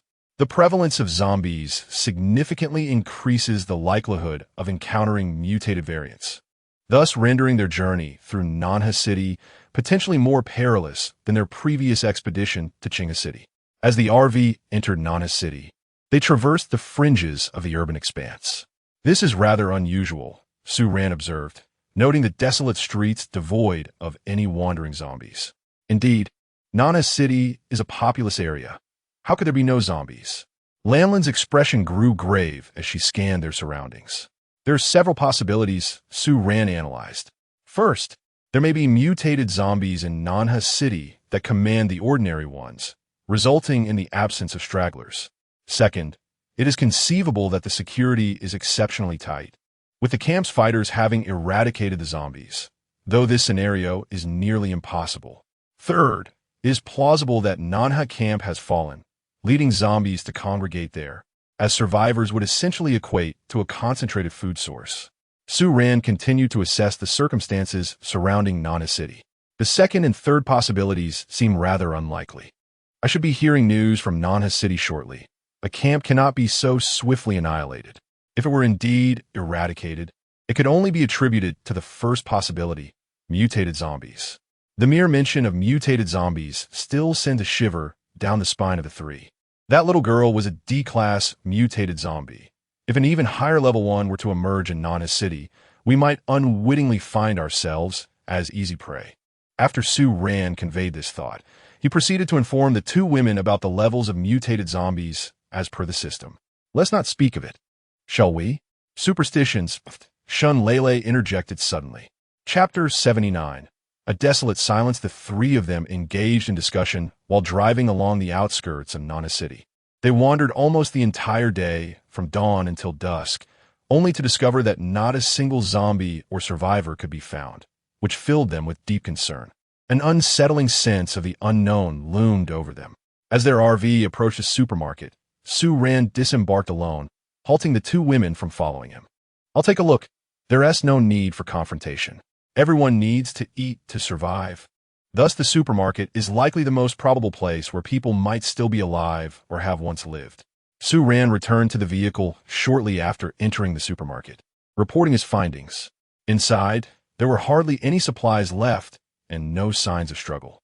This indicates that the survivors in Nana City searched the supermarket's resources under conditions of absolute safety. It is highly probable that by the time they searched this supermarket, There are no zombies left on the streets of Nana City. Upon hearing this, the three of them at least ruled out the third and most undesirable possibility. Since we cannot find anyone and there are no zombies, let us proceed inside. If nothing is found, we shall head directly to the camp. Sue Ran, without hesitation, decided that if they were to search for survivors, they must make the journey, even if it meant witnessing the camp as destruction with their own eyes to finally find closure. He promptly turned the steering wheel towards the heart of Nana City. The road remained eerily silent, with remnants of dried blood in certain areas, yet they encountered no signs of life, be it human or undead. Is this truly the Nana camp? It is far more grand than the Qinghe camp. Sue Ran ultimately parked the vehicle outside the Nana camp. The gates, towering and formidable, stood securely closed. Shall we knock? Lon Lon inquired, gazing at the gate. Sue Ran nodded, but did not stop immediately. Instead, he maneuvered the RV around and parked it nearby the camp entrance. The reason for his caution was the eerie atmosphere surrounding the Nana camp. He needed to be prepared to escape at a moment's notice. Ever since he learned that Lon Lon could drive and possessed decent skills, he had been eager for someone to share the burden, and now seemed to be the perfect moment. Sue Ran stepped out to knock on the seemingly sturdy iron gate, while Lon Lon remained in the driver's seat, ready to take action. Shenlele, meanwhile, merely observed. This was their clear division of roles. He rapped on the gate, producing two crisp sounds that echoed. After waiting for a moment, just as Sue Ran began to think the door would not open and turned to return to the RV, the gate shifted slightly. Hearing the noise, Sue Ran quickly turned back to see a head cautiously poking through the gate, revealing only a pair of eyes that scrutinized the surroundings. "Who are you?" Sue Ran asked, maintaining a vigilant distance from the RV. "Why do you come to my home to inquire about my identity?" The figure at the door finally revealed his entire face, that of a youthful boy with cherubic cheeks. "Ah, you must be from the Nana camp," Sue Ran inquired. However, as soon as the words left his lips, the boy swiftly retreated behind the door. Just as Sue Ran pondered the oddity of the situation, a chorus of reprimands emanated from within. "Xiao Dong, you've opened the door again without permission. Just wait until your brother Tian finds out. I wonder if he will give you a beating." A steady voice of a middle-aged man resonated. "Uncle, there is someone outside. A living person." The boy's tender voice chimed in. "Didn't brother Tian say that the mutated zombies look just like humans? You can't tell the difference unless you look closely." The middle-aged man evidently dismissed the boy's claim. "But that person can talk. Zombies can't speak," Xiao Dong retorted defiantly. After his words lingered in the air, silence enveloped the scene, and after a moment, the door creaked open slightly once more. This time, it was not just Xiao Dong's head that appeared, but also that of a disheveled middle-aged man, both gazing curiously at Sue Ran. The previously tense atmosphere dissipated as Sue Ran caught sight of the two, prompting an involuntary laugh. "Ha ha ha, your appearances are simply hilarious," Sue Ran exclaimed, observing the comical duo. "So you are indeed alive. Young man, are you here to seek refuge at the camp?" The scruffy man, seemingly unfazed by Sue Ran's jest, responded with a friendly tone. "Yes, hello there, sir." Sue Ran managed to suppress his laughter and greeted the scruffy man. "Wait a moment. Young lad, I'll go consult the leader." The scruffy man's head then withdrew, leaving only Xiao Dong, whose small head was filled with large questions. Sue Ran turned his gaze back to the RV and then glanced at Xiao Dong, making his way back to the vehicle. "What's going on?" Upon Sue Ran's return, Shenlele immediately approached him. "I'm not quite sure yet, but those two at the door are quite intriguing." Sue Ran indicated toward Xiao Dong peering through the door. "It seems there's no hiding the RV this time." Lon Lan's voice floated from the driver's seat. "Let us take it step by step. They've gone to consult the leader. For now, let us try to blend in before considering our next move," Sue Ran declared before stepping down from the RV. However, just as he reached the door, he turned back again. "Sister Lon, please be cautious. If anything seems amiss, just drive away. I'll return as swiftly as possible." With a hint of unease in his voice, Sue Ran cautioned before descending. Upon returning to the vicinity of the door, he found himself quite close to Xiao Dong. The boy appeared to be around 15, with dark eyes and prominent brows, resembling a character from a childhood cartoon. "Is your name Xiao Dong?" Sue Ran asked, pulling out a bag of spicy snacks he had retrieved earlier. "Amachum," the boy nodded, his gaze instantly captivated by the enticing bag of snacks. "Here, have some," Su Ran offered with a smile, extending the spicy treats toward Xiao Dong. Yet, the boy merely stared at the snacks, swallowing hard, unwilling to accept them. Brother Tian said not to take things from others without permission. The boy resisted, battling his inner craving. "Who is Brother Tian?" Su Ran had just overheard a scruffy man mention the name Tian Ge, which piqued his curiosity. Tian Ge is indeed Tian Ge, the leader of the camp. It was evident that Xiao Dong's sense of caution was still rather lacking. "Let's be friends, Xiao Dong," Su Ran said with a light chuckle. "Sure. Now I have one more friend," Xiao Dong replied. The world of children is so uncomplicated. Thus, they verbally became friends. "Since we are friends now, this spicy strip is no longer from a stranger," Su Ran said, handing over the snack once more. "All right, I have decided to accept you as a friend." Xiao Dong hesitated for a moment, but ultimately accepted the spicy strip, his demeanor towards Su Ran growing considerably warmer. Chapter 80. Allocation Before Long. The voice of the disheveled man resonated once again from within the camp. "Xiao Dong, open the door." Surprisingly, Xiao Dong managed to push open the heavy iron gate, leaving Su Ran momentarily astonished. Was Xiao Dong an awakened? Su Ran discerned that the strength possessed by this youth was far beyond that of an ordinary person. "Yes. From now on, I will protect you," Xiao Dong declared boldly, patting his chest. The big brother before him was handsome and had given him spicy strips. He was now a friend in Xiao Dong's eyes. "All right, then I shall offer you another bag."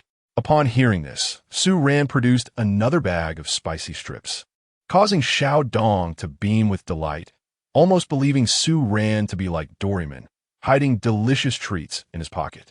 Su Ran took the lead, following Xiao Dong and the disheveled man into the South River camp, while Lon Lon cautiously maneuvered the RV into the camp. Upon entering, Su Ran noticed that the South River camp boasted 2 gates. They had merely passed through the first outer gate. A few meters further lay the second gate, beyond which was the true South River camp. As they stepped through the second gate, Su Ran observed the heavily armed guards. Realizing that this camp was indeed significantly more affluent than the Clear River camp, the guards stood at attention, their demeanor exuding the discipline of a formal military unit. Once inside the second gate, Su Ran halted Xiao Dong and the disheveled man, signaling them to wait for Shun Lele and Lon Lon. Given the events that transpired at the Clear River camp, Lon Lon had learned from Su Ran to park the vehicle in a space nestled between the first and second gates for ease of retreat. Naturally, in someone else's camp, Su Ran sought the opinions of the disheveled man and Xiao Dong. Both were indifferent, allowing the vehicle to rest there. "Xiao Dong, what sort of person is the leader?" Su Ran inquired softly as they walked, eager to glean information. "Brother Tian is also a friend of Xiao Dong. He often brings him tasty treats." Well, to a child, food seemed to hold paramount importance. Moreover, Brother Tian is quite impressive, always leading everyone to fight zombies, Xiao Dong added. Noticing the disheveled man turning around, Su Ran ceased his inquiries. While Xiao Dong's innocent mind could be navigated, he was less inclined to trust the disheveled man. The group continued their journey, ultimately halting in front of the tallest building within the camp. "Please register here," the disheveled man instructed before departing. "Hello, are you new members of the camp?" A polite young woman at the registration desk inquired, her gaze lingering on Shun Lele and Lon Lon, likely captivated by their striking appearances. Su Ran, awakened E-grade. Shun Lele, awakened E-grade. Lon Lon, awakened E-grade. The three presented their information simultaneously, with Su Ran deliberately concealing his true grade, having deliberated this decision for quite some time. Revealing his identity as an awakened would provide him with greater opportunities to approach the camp's higher echelons. This is also an experience gleaned from the Chinga camp. Upon entering the impoverished districts, where information is tightly sealed, there exist no channels to inquire about Yichio. "Wow, they're all high-level awakened ones," the young woman exclaimed, her astonishment evident. Yet she did not exhibit the humility one might expect upon encountering such remarkable individuals. Where do we stay?" Su Ran inquired, contemplating the fact that he truly wished to avoid residing in such a squalid and cold environment. For someone accustomed to the comforts of a motorhome, it would be a torment, And one could say that both Su Ran and Shun Lele have been rather pampered in this post-apocalyptic world. We'll stay nearby. There's a house available here, the young woman replied casually. Is the awakened zone so vast here? Su Ran, unable to suppress his curiosity, remarked upon observing her nonchalant demeanor. What is the awakened zone? The young woman questioned, slightly puzzled by Su Ran's words. It refers to the area designated for awakened individuals as opposed to ordinary people. Su Ran assumed that his explanation was unclear, leading the young woman to misunderstand. There is no distinction. Both awakened ones and ordinary people reside together here. Upon hearing this, the young woman felt a flicker of disdain, thinking to herself that this person epitomized the condescension often directed at the common folk. This is the first time I have heard of such a system, Su Ran admitted, slightly bewildered by the notion of a society where everyone is deemed equal, yet he felt no aversion to it. Our leader has established rules that treat everyone equally. Awakened ones are still humans, and they receive a slight advantage in food distribution due to their greater contributions. The young woman explained patiently, despite her underlying discomfort. Your leader is indeed quite intriguing. No wonder this camp is thriving, Su Ran remarked, having observed the bustling life in the streets of the Nanha camp, which, in comparison to the Qinghe camp, seemed like a veritable paradise for ordinary folk. Allow me to take you to your residence, the young woman said, retrieving a key from a drawer and standing up. All right, Su Ran replied, following closely behind her. Additionally, Xiaodong had indeed fulfilled his promise, staying close to Su Ran, though he busied himself munching on spicy strips, leaving little room for conversation. The trio followed the young woman to a two-story house, which bore a resemblance to their previous dwelling in the Qinghe camp. What criteria do you use for assigning houses? Su Ran asked curiously, noting that while the young woman claimed there was no distinction between awakened ones and ordinary people, he had seen some dilapidated houses along the way. It's all random. Those who arrive first are assigned houses starting from the outskirts of the camp, arranged in sequence.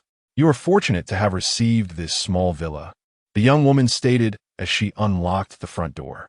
I have one more question. Su Ran felt he was being a bit too inquisitive, but was genuinely curious. Go ahead, the young woman replied, not turning back as she stepped inside the house. It's nothing substantial. I was just wondering if the awakened individuals have any objections to this method of allocation. This is not Su Ran casting aspersions on the awakened, for he himself is one of them. However, he has observed that the majority of awakened individuals he has encountered enjoy living conditions and sustenance far superior to those of ordinary people, which piques his curiosity about this matter. Typically exalted, the awakened here share the same accommodations and meals as the common folk, and there's a noticeable lack of reverence towards them. One might wonder if they would not rebel, considering the insurrection that ultimately transpired at the Qinghe camp. Yet, it seems improbable, for each day they unite in a collective endeavor to vanquish zombies and gather resources, fostering bonds akin to that of siblings. How could dissent arise? After uttering this thought, the young woman turned and departed. Chapter 81. Vegetables. Subsequently, Su Ran and his companions began to tidy up the house. As was customary, each person occupied one of the 3 available bedrooms. The living room retained its age-old charm, featuring a traditional heating method. However, this time it was neither a fireplace nor a rudimentary fire pit. Instead, the house was equipped with a vintage iron stove from the 1990s, complemented by an extensive network of pipes. Su Ran was somewhat familiar with such stoves, as a child at home had one. He reminisced about the times when Yichio and Lin would visit him, and the 3 of them would often roast sweet potatoes and regular potatoes atop the stove. Those were indeed carefree days, and Su Ran hesitated to dwell on them, fearing the memories of his long-separated friends might overwhelm him. Though he had been tirelessly searching for them and was aware that Yichio was still alive, he had yet to find either of his companions, which brought him sorrow but also served as his greatest motivation in this post-apocalyptic world. After igniting the iron stove, Xiaodong joined Su Ran, munching on spicy strips. I still don't know your name, he remarked, his mouth full. I mentioned it during registration. I am Su Ran, Su Ran replied. Oh, I wasn't paying attention, Xiaodong said, though in reality, he had been preoccupied with his snack, oblivious to the exchange between Su Ran and the young woman. Well then, tell me about your leader, Tiangu, since he will be my superior in the future. Su Ran continued to extract information about the leader of the Nanha camp from Xiaodong. Tiangu is just Tiangu. Sometimes he can be quite childish. Despite being an adult, he often acts immaturely, Xiaodong said, wrinkling his nose. Does he have any particular preferences? I've heard that some camp leaders have a penchant for taking others' wives or indulging in violence, Su Ran inquired, not intending to frighten the child, but rather to reveal a stark reality, as he had recently witnessed such tendencies firsthand. He wouldn't dare, and Tiangu treats everyone well. How could he behave like that? Xiaodong promptly dismissed Su Ran's words. The world of children is refreshingly innocent. They speak only what they see and understand, which piqued Su Ran's interest in this leader, Tiangu. A leader who treats awakened individuals and ordinary folk alike with fairness. A leader who is kind to the camp residents, and one who is deemed childish by a child. Such contradictions were indeed intriguing. Is there anything else? Su Ran pressed on, unwilling to let go of this opportunity to gather intel. While he could resort to brute force to compel someone for answers, that would likely disturb the camp leader and might not yield the truth. Moreover, if Xiaodong's portrayal of Tiangu was accurate, the camp inhabitants would be unlikely to betray him. Nothing much. Tiangu just goes around bumming meals off others every day, Xiaodong remarked, which genuinely astonished Su Ran. The idea of a camp leader relying on the hospitality of others was rather absurd. Here, have some, Xiaodong offered, handing Su Ran his snack.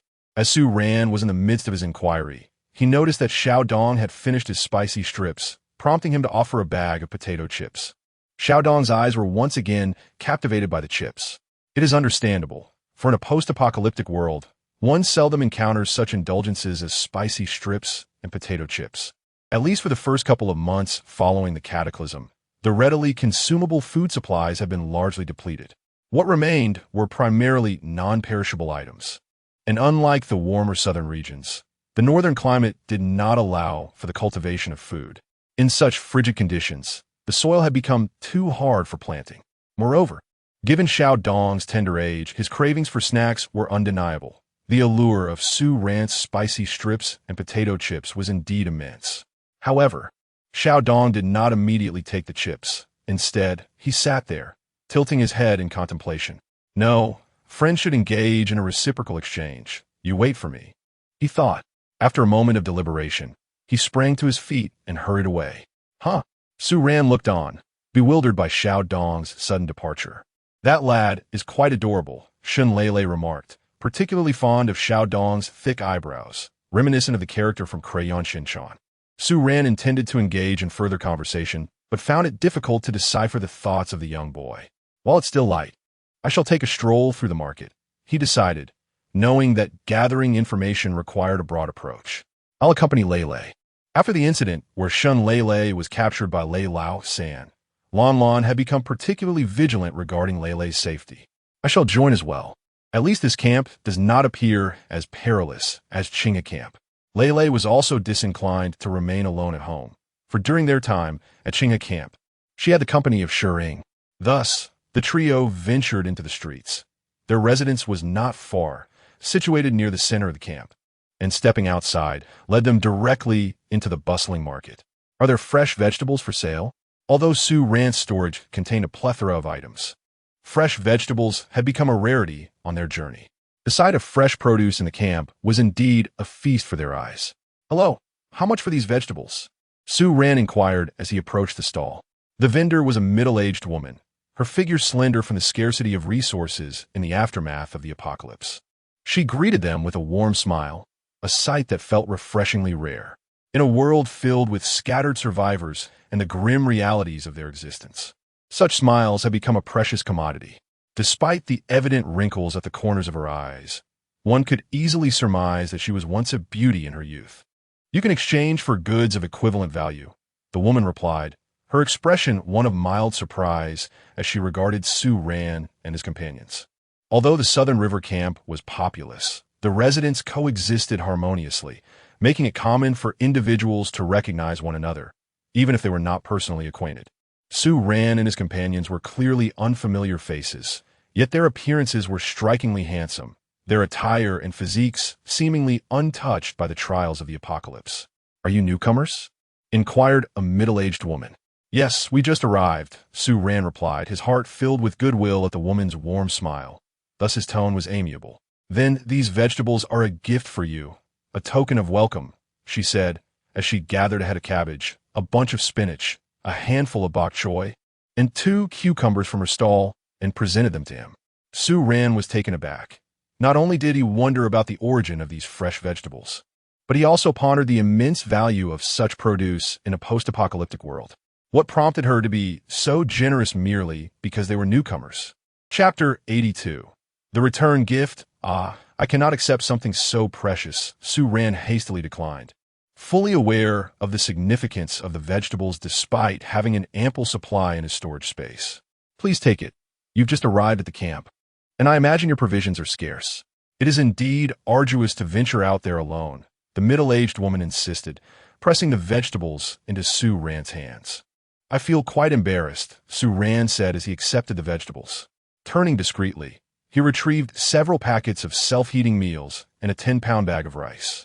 "Your gift of vegetables is a gesture of welcome, and our return gift serves as a token of our first meeting. We are merely exchanging gifts, not engaging in a transaction, so you must accept it," Su Ran stated, offering the self-heating meals and rice. The woman initially intended to refuse, but Su Ran's words left her at a loss for a retort, and she stood there, momentarily dazed as she accepted the items. "May I inquire about the source of these vegetables?" Su Ran asked, curiosity piqued. The outbreak of zombies had surely disrupted transportation, and considering the harsh winter in the north, he could not fathom how fresh vegetables could be obtained. "Of course, these are grown in our greenhouse. We managed to find quite a few seeds while foraging outside, and decided to try our hand at a vegetable greenhouse. To our surprise, it has been quite successful. Many people in the camp have since established their own greenhouses," the woman revealed candidly, perceiving it as trivial information. "Is that truly feasible?" Su Ran exclaimed, taken aback. Although his family had not been well off, his parents had always engaged in business, leaving him entirely ignorant of agricultural practices. Certainly, even before the apocalypse, such greenhouses were widely utilized. The only concern was that heavy snowfall might collapse them. Now, however, if a greenhouse is covered in snow, the entire camp rushes to assist in clearing it, the woman remarked, finally noticing the return gift Su Ran had offered. Upon closer inspection, she was astonished. While she recognized the self-heating meals and understood their value, it was the small bag of rice that truly captivated her attention. The residents of the camp had previously attempted to cultivate rice in greenhouses, but those efforts had ultimately ended in disappointment. The conditions for growing were excessively stringent. Thus, they had resorted to hardier staples like potatoes and sweet potatoes, which, although not particularly rewarding, at least provided sustenance sufficient to stave off starvation. The policies within the camp were humane, whether one was an awakened individual or an ordinary person. As long as they contributed to the camp or were simply too hungry, they could apply for food assistance. Of course, the rations were limited, as many greenhouses were tended by survivors themselves, and the camp did not impose taxes on them. Most food resources were acquired through the labor of the leader alongside some staff and guards. Thus the supply was not overly abundant. "This gift is far too extravagant. Those few vegetables I offered are hardly comparable," the middle-aged woman exclaimed, visibly taken aback. She had not anticipated such generosity from the 3 newcomers. "I have already stated it is not a transaction. Why concern ourselves with value?" Su Ran observed that Shun Lele had gathered several cucumbers along with some potatoes and sweet potatoes. He quickly retrieved a few portions of self-heating meals, intending to offer them. However, the middle-aged woman resolutely refused to accept them this time. After much back and forth, they ultimately could not persuade her to accept the provisions. "You can keep the vegetables. I certainly cannot accept these items. If you continue to insist, I shall return this rice to you," she said, bending down to lift the rice she had just set down. Seeing this, Su Ran promptly ceased his objections and took the vegetables. In truth, this situation had little to do with the apocalypse. Despite the perils inherent to such a world and the unpredictable nature of humanity, the principle remained: if you treat me kindly, I shall respond in kind. If you act maliciously, I shall ensure your suffering is even greater. This mentality cannot merely be labeled as benevolence. Moreover, humans are not mere plants. We possess emotions. And there is no fault in treating the good with kindness and the wicked with disdain. I recall a saying that asserts the inherent goodness of our people. Across millennia of cultural heritage, even as the apocalypse looms and the world crumbles, faith and culture may fade, yet we shall never devolve into beasts. At the very least, the benevolent remain the majority, while the wicked are but a handful. Benevolent individuals are consistently gentle. Even in dire times, the malevolent harbor evil within. But as the apocalypse erupts, the restraints on their wickedness diminish, allowing them to act without scruples. Furthermore, within this camp, the leader significantly shapes the atmosphere. The darkness and injustice prevalent in the Qinghe camp largely stem from the lay brothers. In contrast, the South River camp appears to embody a simpler, more wholesome spirit, largely attributable to the leader referred to as Brother Tian by Xiaodong. Of course, this simplicity stands in stark contrast to the harsh realities of the apocalypse. What are you up to? As Su Ran picked up the vegetables, the middle-aged woman addressed the direction behind him. Ah, Chunjie, I'm going to find my friend. Xiaodong replied, halting his run. It was evident that the two were acquaintances. Why are you carrying so many potatoes? The middle-aged woman, whom Xiaodong referred to as Chunjie, inquired. I'm taking them to my friend. I just made a new friend, and they're really nice, Xiaodong responded earnestly. Upon noticing Su Ran and the others watching him with smiles, he added, Oh, you are here too. Perfect. I was too lazy to run over. Here, take these. Xiaodong, resembling a little adult, handed a bag of potatoes to Su Ran. Did you run out just to fetch these potatoes? Su Ran chuckled, finding amusement in the child's notion of reciprocity. Yes, you gave me so many delicious things. I must return the favor. This is what Brother Tian taught me. These potatoes are what I've saved up, and they're all for you, Xiaodong declared grandly, gesturing to his bag, which indeed contained a substantial amount. Very well. When I return, I shall treat you to more delicacies, Su Ran replied, not wishing to decline Xiaodong's generosity. He figured that since Xiaodong could part with such an abundance of potatoes, his family must have ample provisions. Taking his potatoes would simply mean he could later replenish them with snacks. I shall not go for the moment, as Brother Tian has just summoned me for a matter of urgency. I am anxious to deliver something to you, urging him to wait. Should I delay further? Melancholy shall ensue. Young Dong can truly be described as a fleeting youth, and without awaiting Su Ran's response, he dashed off once more. This lad, Su Ran muttered under his breath. Although Xiaodong is an awakened one, he is indeed quite pitiable. His parents were transformed into zombies during this calamity, leaving him utterly destitute. Subsequently, upon encountering the leader, he has remained by their side ever since. Sister Chun gazed at Xiaodong's departing figure and spoke up. Chapter 83. Agriculture. This young man appears quite lively, yet his background is undeniably tragic. Su Ran reflects on the calamity that has caused countless individuals to lose their loved ones and friends. Indeed, it is fortunate for the leader. Although this child is an awakened one, his thoughts remain exceedingly naive. The perils of the outside world cannot be surmounted merely by possessing great strength. Sister Chin also voiced her sentiments before returning to her usual demeanor.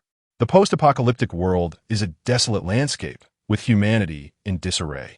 The emergence of awakened individuals is both a blessing and a curse for ordinary people.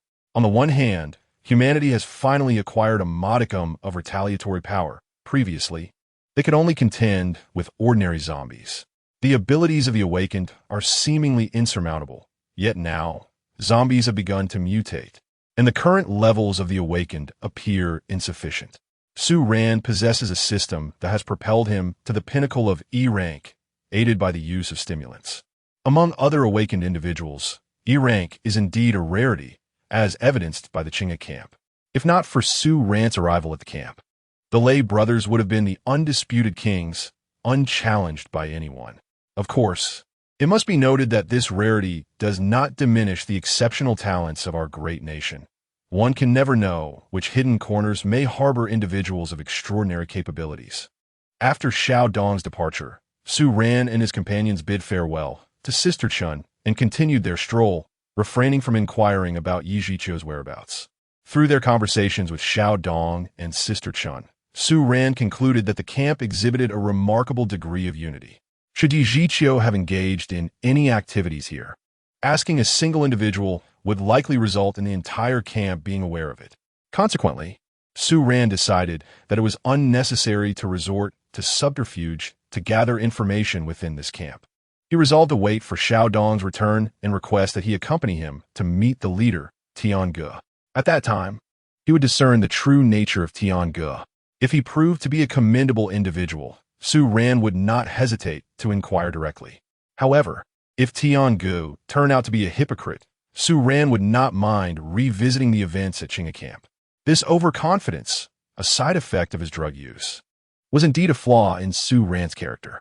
Though he might suffer greatly at the hands of mutated zombies, such setbacks would not deter his inflated self-esteem. As the trio continued their wandering, they encountered numerous vegetable stalls. Perhaps the variety of produce grown by the residents necessitated some form of exchange. They roamed until dusk, returning home at last. The atmosphere within the camp was genuinely pleasant, which accounted for their prolonged outing. Once inside, the three gathered around the iron stove for warmth. As the outside air remained frigid, despite their robust constitutions, a full day of wandering had begun to take its toll. The limited food offerings at the stalls were also attributable to the cold weather, while vegetables could remain fresh for some time. Prolonged exposure would result in them becoming mere frozen produce. What manner of person is this Tiange, who has managed to run the camp in such a manner? Upon learning of Su Ran's plans and experiencing the camp's unique culture, Lanlan's curiosity about the camp's leader significantly intensified. Indeed, from the accounts of the locals, Tiange seemed to be an utterly ordinary individual, lacking any semblance of a leader's demeanor, as noted by Shenlele. Who can truly know? It is only through personal experience that one can ascertain the truth.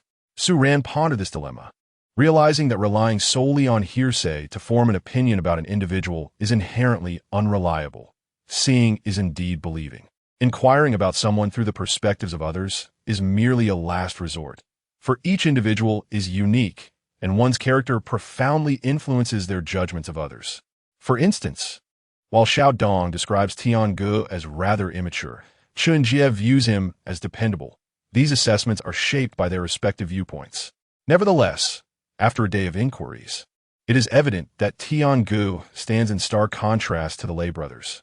While the lay brothers appear preoccupied with pleasure and dominion after establishing their camp, Tiange, on the other hand, has chosen to cultivate agriculture post-establishment, a decision that has indeed spared the camp's inhabitants from starvation. After a lengthy discussion, the three retreated to their respective chambers for rest. After a day of wandering, even the awakened require respite. As Su Ran lay in bed, unable to drift into slumber, he summoned the system to pose a question that had long been overdue. The system, however, could not provide a concrete explanation, asserting that, according to human understanding, the criteria for leveling up are intertwined with potential, the number of zombies slain, and emotional states. The system's response was decidedly vague. Well, I suppose my inquiry was in vain, Su Ran muttered, before swiftly following up with another query. Do you have any enhancement potions available? He was apprehensive that the system might, as before, conceal the potions, remaining silent unless prompted. There are none available. Further enhancement of your level is required to unlock the system store's functionalities. The mere mention of the system store stirred an unsettling sensation within Su Ran, akin to a cat scratching at his insides. He was acutely aware of the store's immense potential, yet found himself perpetually just out of reach of the requisite level. It felt torturous, like a starving individual with a piece of braised meat tantalizingly suspended just above their head, with no means to grasp it, forced to rely on gradual growth to attain it. What level must one achieve to unlock it? Su Ran lamented, overwhelmed by the agony of proximity without access, compounded by his recent encounters with mutated zombies, which left him feeling powerless and desperate for strength. It will naturally unlock at a certain level. Su Ran found this statement utterly futile. Damn it, he silently cursed the system. Host must refrain from insulting the system. Failure to do so will result in punitive measures. The system's voice echoed suddenly. You understand this? Although he recognized that his thoughts could not escape the system's awareness. He took solace in the fact that the system could only comprehend conventional language, failing to grasp sarcasm or insults. Yet, the fact that it comprehended his mental gesture, an international sign, was astonishing. The system continuously updated its knowledge of this world, synchronizing with the host's perceptions. Absurd, truly absurd. The possession of such a system is an extraordinary phenomenon, and the very nature of the system itself is equally unfathomable. Well, I shall take heed. Su Ran, with no other recourse, could only concede. He was unable to confront the system, and he would still need to rely on it in the future. He could not afford to offend it. After exchanging a few words with the system, Su Ran succumbed to slumber. At that moment, within the confines of his storage space, he had inadvertently accumulated a considerable number of books.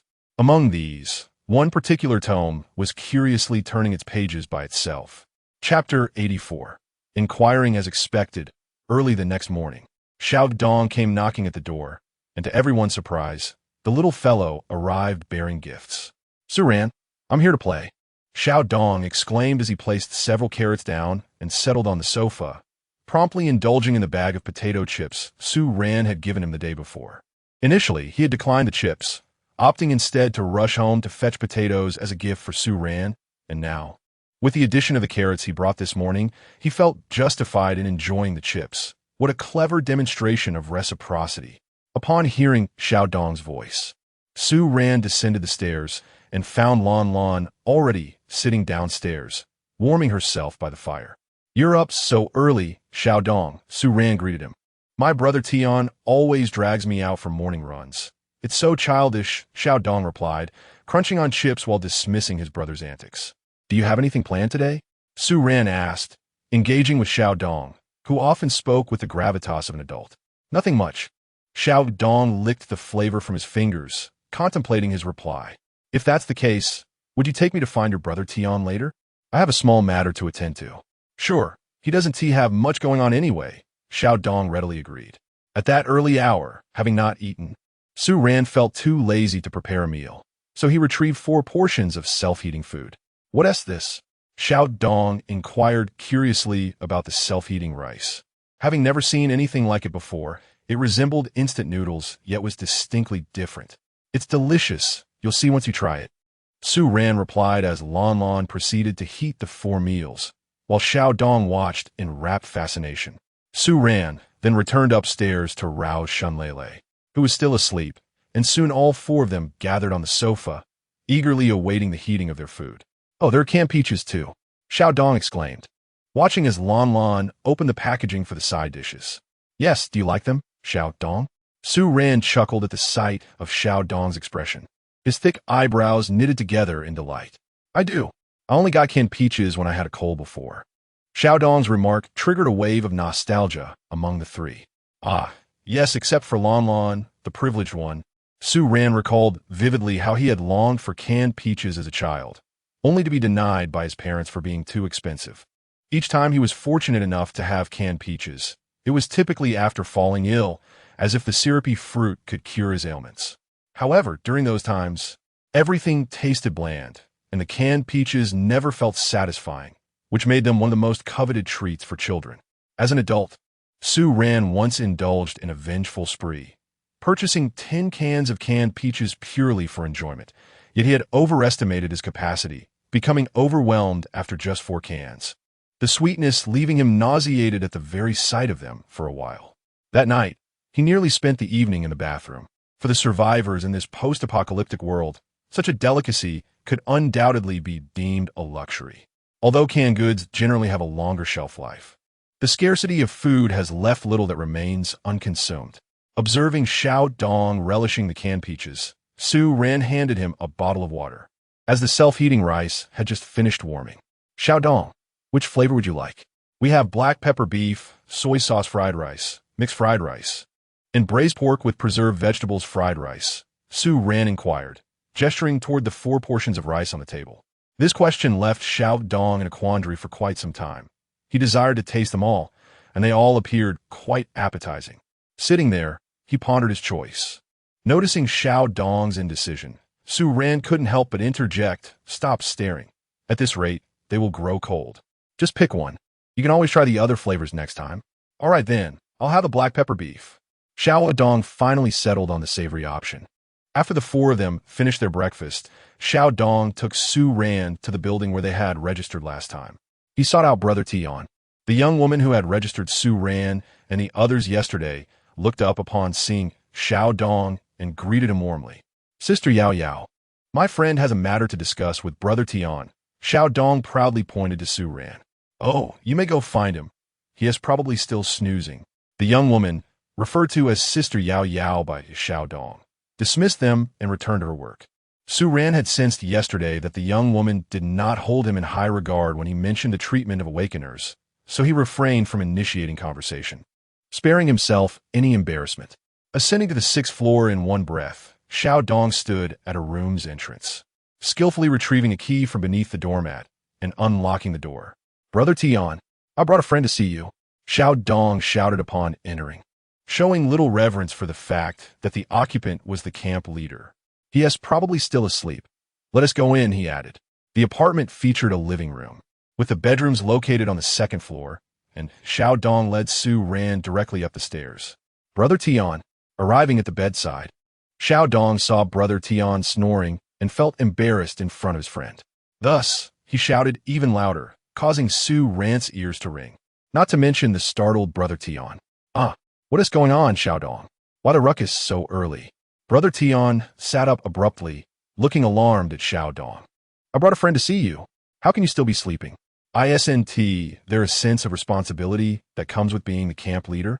Xiao Dong scolded him angrily, but Brother Tian merely responded with a playful grimace. "See, I told you he is quite childish." Xiao Dong remarked in disappointment to Su Ran as he turned back. Ignoring Xiao Dong's pretense of maturity, Su Ran finally made eye contact with Brother Tian. The latter appeared to be a similar age to Su Ran, looking rather disheveled, with hair resembling a bird's nest and an earring adorning one ear. If not for his decent looks, he could easily be mistaken for a nonconformist. "Who are you?" Brother Tian scrutinized Su Ran. "I'm new here, Su Ran," he replied. Su Ran responded succinctly, continuing to gaze at the leader of the camp. "Is there something you wish to discuss with me?" Tian Ge fiddled with his hair, striving to adopt a more serious demeanor, yet to no avail. He still appeared distinctly unconventional. "I wish to inquire about someone." Su Ran did not hesitate. These words had long been contemplated, so he felt no inner turmoil. "Who are you inquiring about? If you seek information about individuals, you may find Chun Yao downstairs. She handles registrations."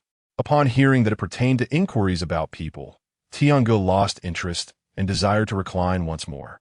Chapter 85. A test of limits. "Could you just share a little information with me? Are you really going to disregard my feelings?" Xiao Dong mimicked the mannerisms of adults as he spoke, feeling that Tianji's attitude had caused him embarrassment in front of his new acquaintances, which left him in a sour mood. All right. You ask, and I shall certainly respond to what I know." Xiao Dong hurried to the bedside as he noticed Tian Ge attempting to lie down, pushing him upright instead. With no choice but to acquiesce, Tian Ge complied. "Has Yichio ever been to this camp?" Su Ran inquired directly, having pondered the matter beforehand. Given Yichio's remarkable appearance and abilities, he would not remain inconspicuous unless he wished to, but he was also on a quest for self-discovery, necessitating no excessive concealment. "Who are you referring to?" Tian Ge abruptly stood up, as if the name struck a sensitive chord within him. Yichio. Upon observing Tianji's reaction, Su Ran sensed that he undoubtedly knew Yichio, stirring a flicker of intrigue within him. "What is your relationship?" Tianji's emotions appeared to be in tumult as he countered Su Ran's question. "Friends, brothers, childhood companions." Su Ran provided 3 answers in succession, regardless of whether the relationship between Tian Ge and Yichio was favorable or otherwise. He could not deny the connection, even if it was possible that Tian Ge held animosity towards Yichio. Tian Ge regarded Su Ran with suspicion and, in a sudden motion, threw a punch at him. Su Ran, upon witnessing the strike, merely laughed instead of becoming angry. He could clearly discern from the force of the punch that Tianji's strength was inferior to his own, leaving him unperturbed and ready to engage. Upon entering a state of invincibility, Su Ran evaded the blow with an inhuman swiftness and retaliated with a punch aimed at Tianji's abdomen. Despite Tiangu being an E-class awakened, Su Ran's speed was such that he could not evade in time. However, his defensive reflexes were still intact. Tiangu crossed his arms to block Su Ran's punch, managing to shield himself. Yet the pain radiating from his arms and the shock within him were sensations only he could comprehend. Su Ran wasted no time, launching another punch with even greater force. With his arms still stinging, Tiangu found himself lacking the strength to defend against the next blow and reluctantly activated his awakening ability, petrification. In an instant, every inch of Tianji's skin transformed into hard stone, granting him the ability to move freely. Petrification, he thought, a defensive skill with remarkable mobility. Su Ran, witnessing Tianji's ability, could not suppress a smile. His shattering armor skill was the bane of defensive abilities. Tiangu was indeed having an unfortunate day. A sharp watermelon knife suddenly appeared in Su Ran's hand, poised to strike at Tiangu, initially brimming with confidence that he could withstand Su Ran's onslaught. Tiangu felt a chilling premonition as the knife approached. His heart raced. He sensed that in the next moment, the blade would surely meet him, regardless of his defensive nature. Thus, he called out urgently, "Stop! I consider Yichio a friend." Tiangu spoke at a rapid pace. Upon hearing this declaration, Su Ran halted his movement, the watermelon knife hovering ominously before Tiangu. At this moment, Tiangu was utterly terrified, gazing at the watermelon knife that had breached his defenses, now a mere 2 centimeters from his face. He reckoned that had he delayed his words any longer, he would have met a grim fate. "What are you saying?" Su Ran hastily inquired, yet the watermelon knife remained ominously poised. "Please move the knife away." "How can I speak like this?" Tiangu was drenched in cold sweat from fear. It was only then that Su Ran remembered the knife still hovered above Tianji's head, prompting him to sheath the blade and fix his gaze upon Tiangu. "You nearly scare me to death." Tianji's expression resembled that of a great wronged soul at that moment. Su Ran remained silent, merely lifting the watermelon knife once more, signaling that should the banter continue, his patience with the blade would not last. At that moment, Xiao Dong hurried over to check on Tiangu and then Su Ran. Sighing in relief upon confirming both were unharmed, Xiao Dong, an F-class power-type awakener, realized he had been unable to react to the skirmish between the 2 E-class awakeners, arriving only after their altercation had concluded. "I'll tell you, Yichio resided in this camp for a while and left just a few days ago, appearing quite anxious to reach some destination. Though he didn't disclose anything to me," Tiangu admitted, forced to comply under the pressure of Su Ran's presence. Once again, he has left. Su Ran's emotions were a tangled web. It felt as though he and Yichio were engaged in a game of hide-and-seek, perpetually just missing each other. Not long ago, while we were clearing zombies outside, we encountered Yichio. Upon learning we were from the manhua camp, he joined us here for a time. Just days ago, a mutated zombie led a horde to assault us. I was no match for that mutated beast. And just when we believed the camp was doomed, Yichio intervened, driving the mutated zombie away, and the horde followed suit. Surely you have seen the current state of Nana's city. There isn't a single zombie on the streets, which is why we secured the gates tightly. Who knows if that mutated zombie will return? The dangers that are visible are not as daunting as those that lurk in the shadows. Sai, where has Yichio gone? If only he were here, he might help fend off that mutated zombie once more. Tiangu sighed, recounting the events of Yichio's arrival at the manhua camp to Su Ran. Upon hearing this, Su Ran fell into silence, grappling with yet another missed opportunity to connect with Yichio, which left his mind in turmoil. What was even more exasperating was the repeated near encounters that always slipped away, testing the limits of his patience. "I was merely testing you. Don't take it to heart. After all, Yichio is so formidable. Surely his companions must be equally impressive." Tianji's reasoning baffled the crowd, as there seemed little correlation between Yichio's prowess and that of his friends. "Did he ever share anything with you?" Su Ran was reluctant to concede defeat. pondering if perhaps Yichio had left behind some clues akin to the last time. No, from the moment we met until his departure, he hardly spoke at all. Maintaining an air of aloofness, Tiangu recalled, recognizing the scant words Yichio had uttered during his stay at the Nana camp. Where did he reside before? Su Ran recalled that diary once more. I shall take you there. It is not far from here. Tiangu volunteered to accompany Su Ran, and naturally, Xiao Dong followed suit. The three descended the stairs and encountered Chen Yao once again on the first floor. Chen Yao's demeanor towards Tiangu once more reshaped Su Ran's perception of the camp leader. Indeed, Tiangu was remarkably distinct from the lay brothers, exhibiting a vastly different attitude towards individuals and employing divergent methods in the management of the camp. Chapter 86. Missed opportunities. Su Ran followed Brother Tian and Xiao Dong to the exterior of an aged house. Brother Tian produced a key and unlocked the door. Upon entering, Su Ran was pleasantly surprised to find the interior remarkably tidy, as if it had never been inhabited, at least in the living room. He proceeded to the sole bedroom, where the bedding was meticulously arranged. With no bedside table in sight, Su Ran disturbed the neatly made bed, searching for any trace of life, yet found nothing. Are you deceiving me? Su Ran's emotions surged uncontrollably as he turned to seize Brother Tian by the collar, demanding answers. I am not. He did live here. Xiao Dong knows, and so does Chen Yao. If you don't believe me, ask them, Brother Tian replied calmly. Recognizing Su Ran's distress and empathizing with the pain of being separated from loved ones in a post-apocalyptic world. Then why did he leave no message for me? Yichio, you wretched scoundrel. Su Ran released Brother Tian's collar and unleashed a torrent of curses directed at the bed. Do you have any idea how long I've been searching for you? Each time I discover a lead, it's always just after you've departed. Are you toying with me? Su Ran vented his frustrations unabashedly. You might as well be dead. Then I would have to worry about you every single day.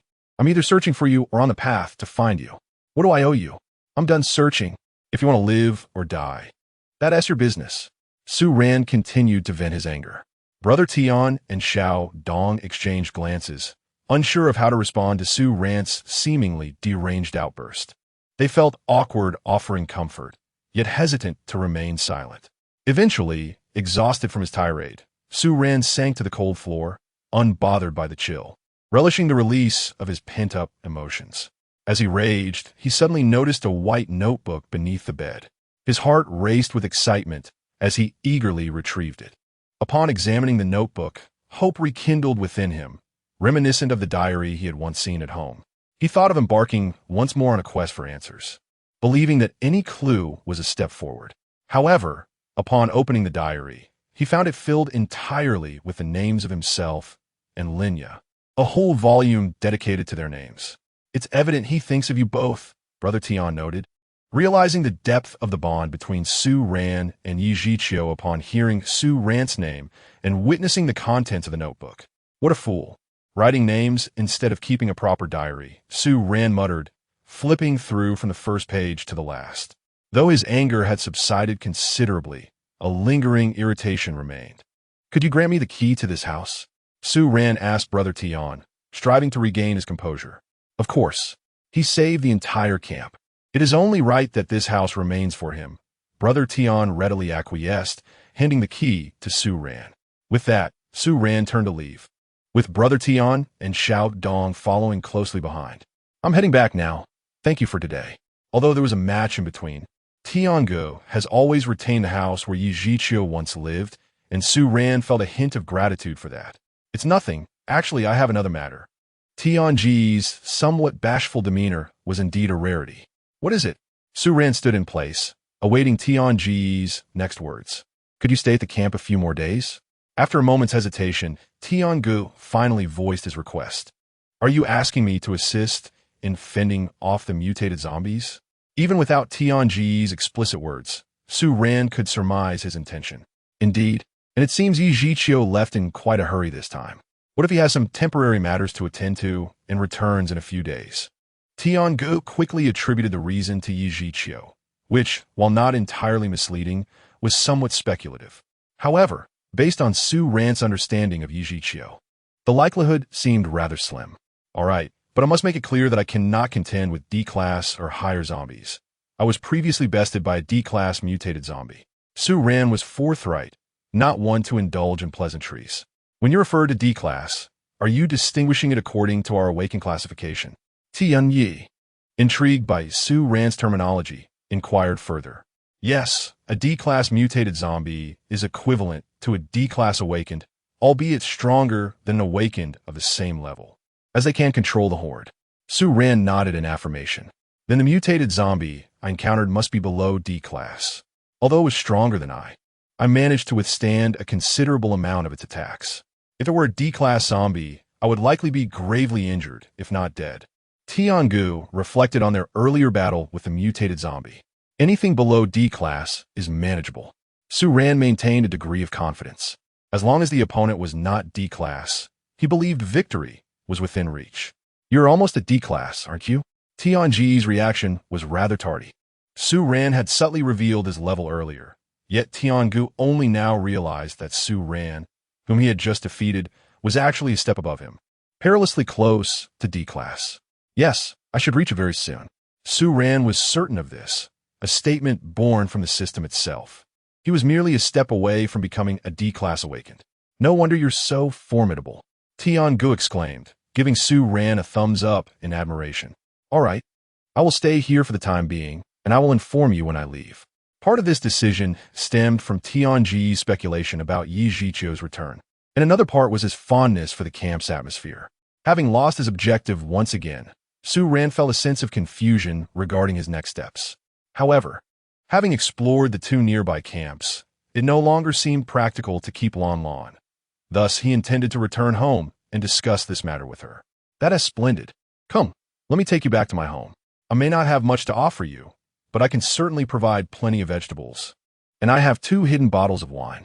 Let us enjoy them today. Tiangu, elated by Su Ran's agreement, immediately sought to lead him back to his residence. Never mind. I shall postpone that for another day. I have some matters to attend to. This is not merely Su Ran's pretense. He is genuinely preoccupied with the matter of Lan Lan's future. Very well, whenever you find the time, do come and visit me. You have already been to my home. Tiangu no longer insisted on keeping Su Ran there and departed with Xiaodong. Su Ran, on the other hand, made his way home, his mind consumed by thoughts of what path to take moving forward. The sensation of having lost one's purpose is undeniably distressing. Confusion is indeed a demon that dwells within the human heart. It can extinguish one's passion for life and obscure one's aspirations, trapping individuals within their own confines. However, having endured numerous trials in this post-apocalyptic world, Su Ran is not so fragile. While uncertainty is certainly present, it is not as grave as it may seem. Chapter 87. Fate. Upon returning home, Su Ran sat expressionlessly on the sofa. Lan Lan and Shun Lele exchanged puzzled glances, contemplating Su Ran's earlier encounter with Tiangu. What is the matter? Why return with such a grim countenance? Shun Lele inquired. As usual, Yichio had left first, and this time, he departed without leaving any information behind. The thought of this made Su Ran want to curse Yichio. You too, are you fated yet not meant to be? That description seems inadequate. Shun Lele struggled to articulate the peculiar journey of mutual searching that Su Ran and Yichio had undertaken. What are your plans moving forward? Lan Lan asked, hitting the crux of the matter. I promised the leader of the Manhua camp that I would stay here for a while. And I also wish to wait for him to see if he returns, Su Ran replied, looking at Lan Lan. What's wrong? Lan Lan sensed that Su Ran had something more to say and prompted him to continue. Sister Lan, you've accompanied us throughout this journey, and we have essentially completed our search of both camps.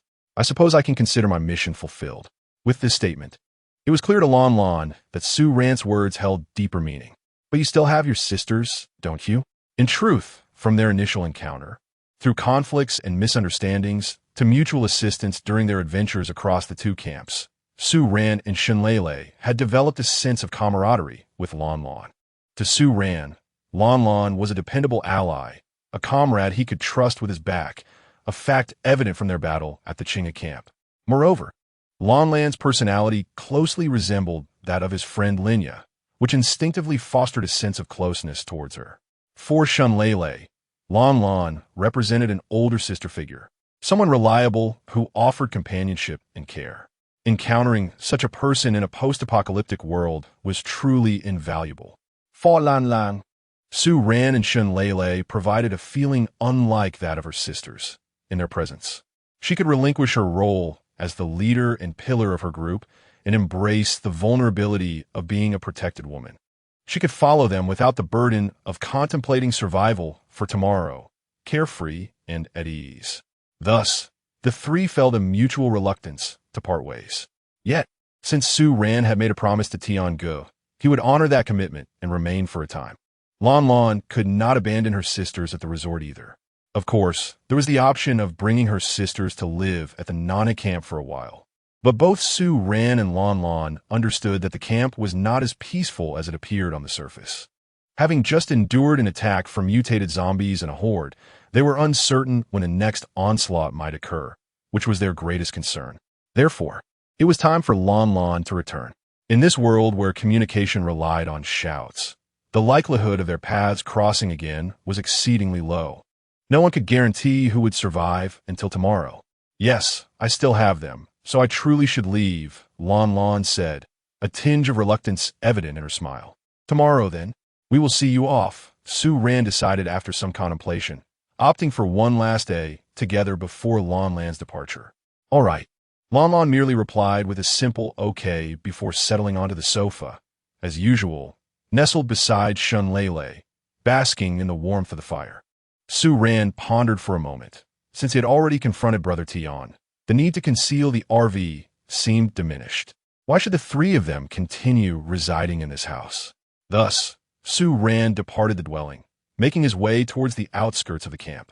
Approaching the vicinity of the camp's entrance, he encountered the disheveled middle-aged man he had seen with Xiao Dong the other day, who promptly recognized Su Ran. What brings you here? The unkempt man inquired as he approached Su Ran. I intend to drive the vehicle in, Su Ran replied candidly. Very well, open the gate.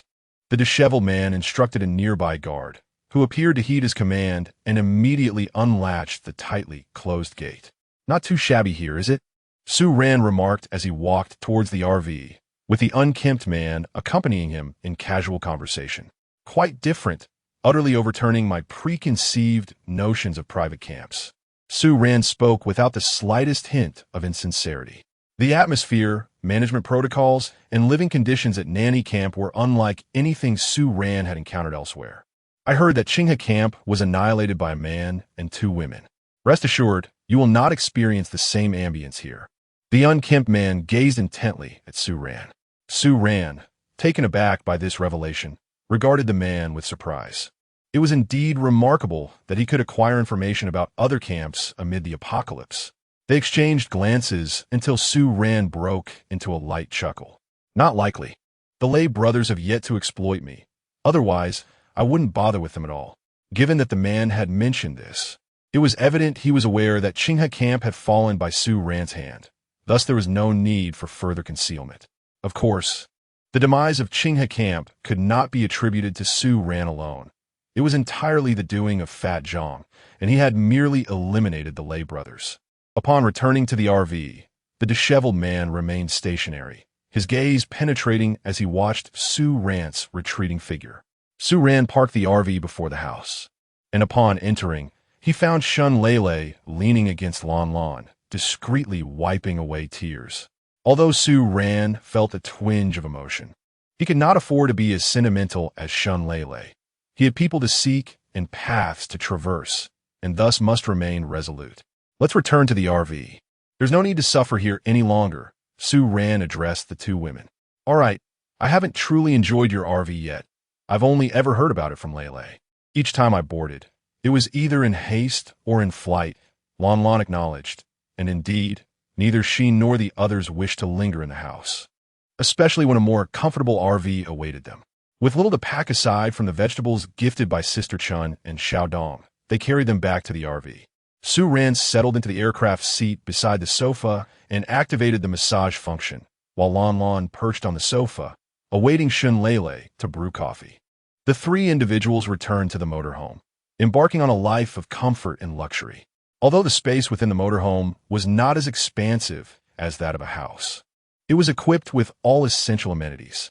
While the house required a fire for warmth, the motorhome maintained a constant embrace of air conditioning, filling the atmosphere with a cozy warmth, occasionally necessitating the opening of the sunroof to release excess heat. Most importantly, all electrical appliances within the motorhome were fully operational, including cooking devices, a water heater, a toilet, and a television for entertainment. This indeed represented a rather lavish indulgence.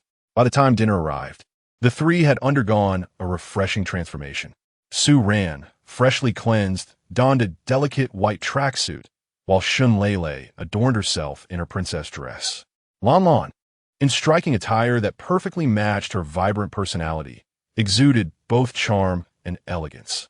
Chapter 88. Returned recently, the trio had been subsisting on convenient self-heating meals, both for their ease and their surprisingly delightful flavors and generous portions. However, this evening, after a long hiatus from the comforts of their caravan life, they decided to prepare a sumptuous feast from scratch, relishing the joy of a homemade dinner. Su Ran, of course, provided an array of ingredients, allowing the two women to unleash their culinary talents in the kitchen. This scene sparked in Su Ran a rare thought. Perhaps it would be nice to simply pause for a moment and savor the experience. He watched the figures of Shun Lele and Lan Lan, one vibrant and youthful, the other fiery and exuberant. The notion of marrying both seemed to elevate him to new heights. Yet, the system, sensing Su Ran's whimsical fantasies, shattered this daydream mercilessly. Su Ran reprimanded himself. Such thoughts were frivolous. This was the first time in a long while that romantic feelings had crossed his mind. However, it was merely a fleeting thought. His mission remained unfinished, and the road ahead was laden with challenges, leaving little room for romantic entanglements. Furthermore, despite the world having crumbled, the concept of monogamy was deeply rooted in the hearts of many. Setting aside these chaotic musings, Su Ran chose not to dwell on them. To him, Shun Lele and Lan Lan were simply good friends. Even the playful banter he shared with Shun Lele had not yet blossomed into love. Su Ran was pragmatic, devoid of romantic notions, which, in a way, spared him from unnecessary worries. Dinner is ready. Just as Su Ran was clearing away his jumbled thoughts, Shun Lele joyfully placed 2 plates on the table and turned back to the kitchen for more dishes. The two women did not hold back on their culinary skills this time, presenting an impressive spread of 7 dishes and a soup before the 3 of them. What a feast! Su Ran marveled at the array of food before him. After a prolonged diet of self-heating meals, which initially felt fresh and exciting, he had grown weary of them. Nothing could compare to a meal prepared with care. Let's enjoy some drinks tonight. Who knows when we'll next share a meal like this? Lan Lan suggested, her tone tinged with a sense of longing. Without hesitation, Su Ran produced several bottles of liquor, white wine, red wine, and beer, arraying them on the table. Lan Lan couldn't help but think that at times, Su Ran resembled the blue, rotund character who always had an assortment of items tucked away. Yet, she refrained from prying, respecting Su Ran's secrets. The trio dined for an extended period, and eventually, even Su Ran, with his robust constitution, succumbed to the effects of the alcohol, sprawled out on the sofa in slumber. Upon waking the next day, Su Ran was greeted by the sight of a disarrayed table, the two women nowhere to be found. He pressed his temples, hoping to alleviate the lingering headache from his drunken stupor. As he stood up, he inadvertently kicked something soft.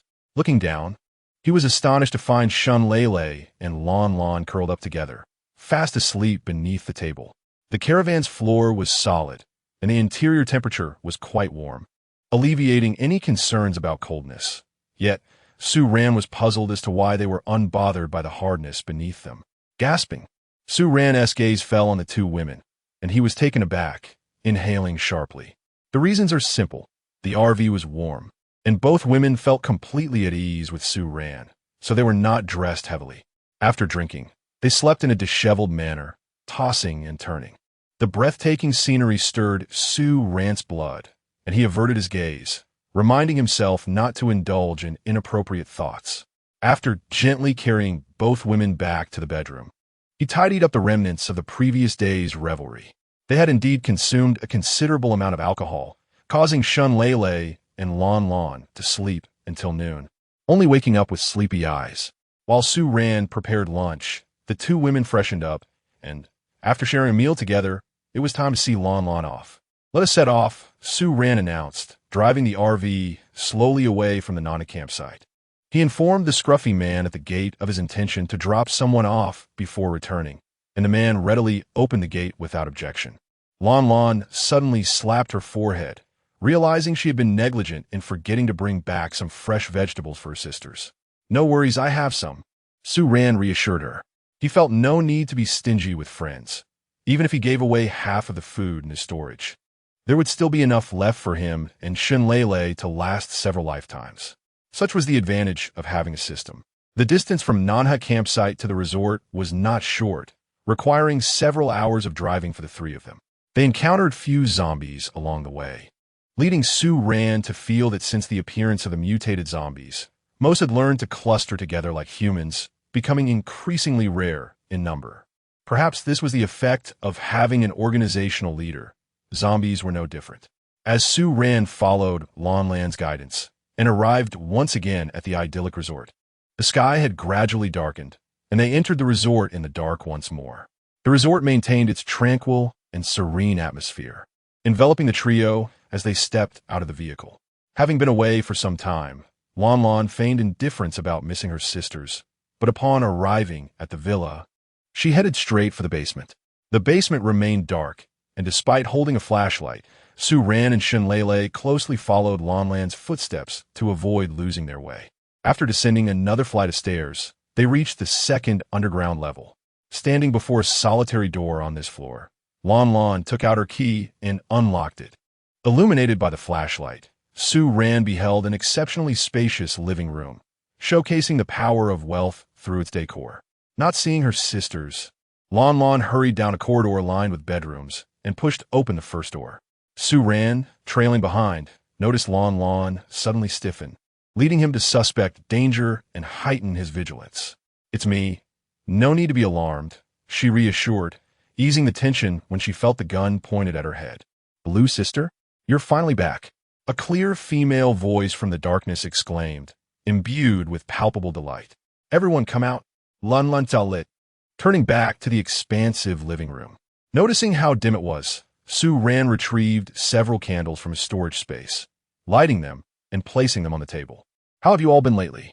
Upon seeing all her sisters gathering together, the initial worries of Lon Lon were completely dispelled. "Life here is quite pleasant. There are no zombies, no people, and no need to fear the dangers that lurk around every corner." The first to speak was the woman with black-rimmed glasses. "It's just that without you, we didn't dare to approach. We miss the sun and the fresh vegetables, which has left us feeling a bit weak, but it's not a significant issue," she stated in a calm voice. Chapter 89. Familiar grounds. All is well now that I have returned. Starting tomorrow, we shall ascend during the day and descend at night to rest. Lon Lon's words instilled a profound sense of security in the six women. "I have brought a considerable supply of vegetables for you. Please find a cool place to store them tomorrow, but be cautious not to freeze them, for once frozen, they become ineatable," Su Ran interjected. Upon hearing Su Ran's words, Lon Lon felt an overwhelming sense of gratitude, fully aware that the vegetables were a generous offering from Su Ran, not something procured from the southern camp. Despite the deep bond they had forged over these past days, vegetables remained a precious commodity. "You two should not rush back before dark. It is too perilous. Stay the night and depart tomorrow," Lon Lon advised Su Ran and Shunlele. This was indeed prudent. Although they had encountered few zombies on their journey, the unseen ones were far more terrifying.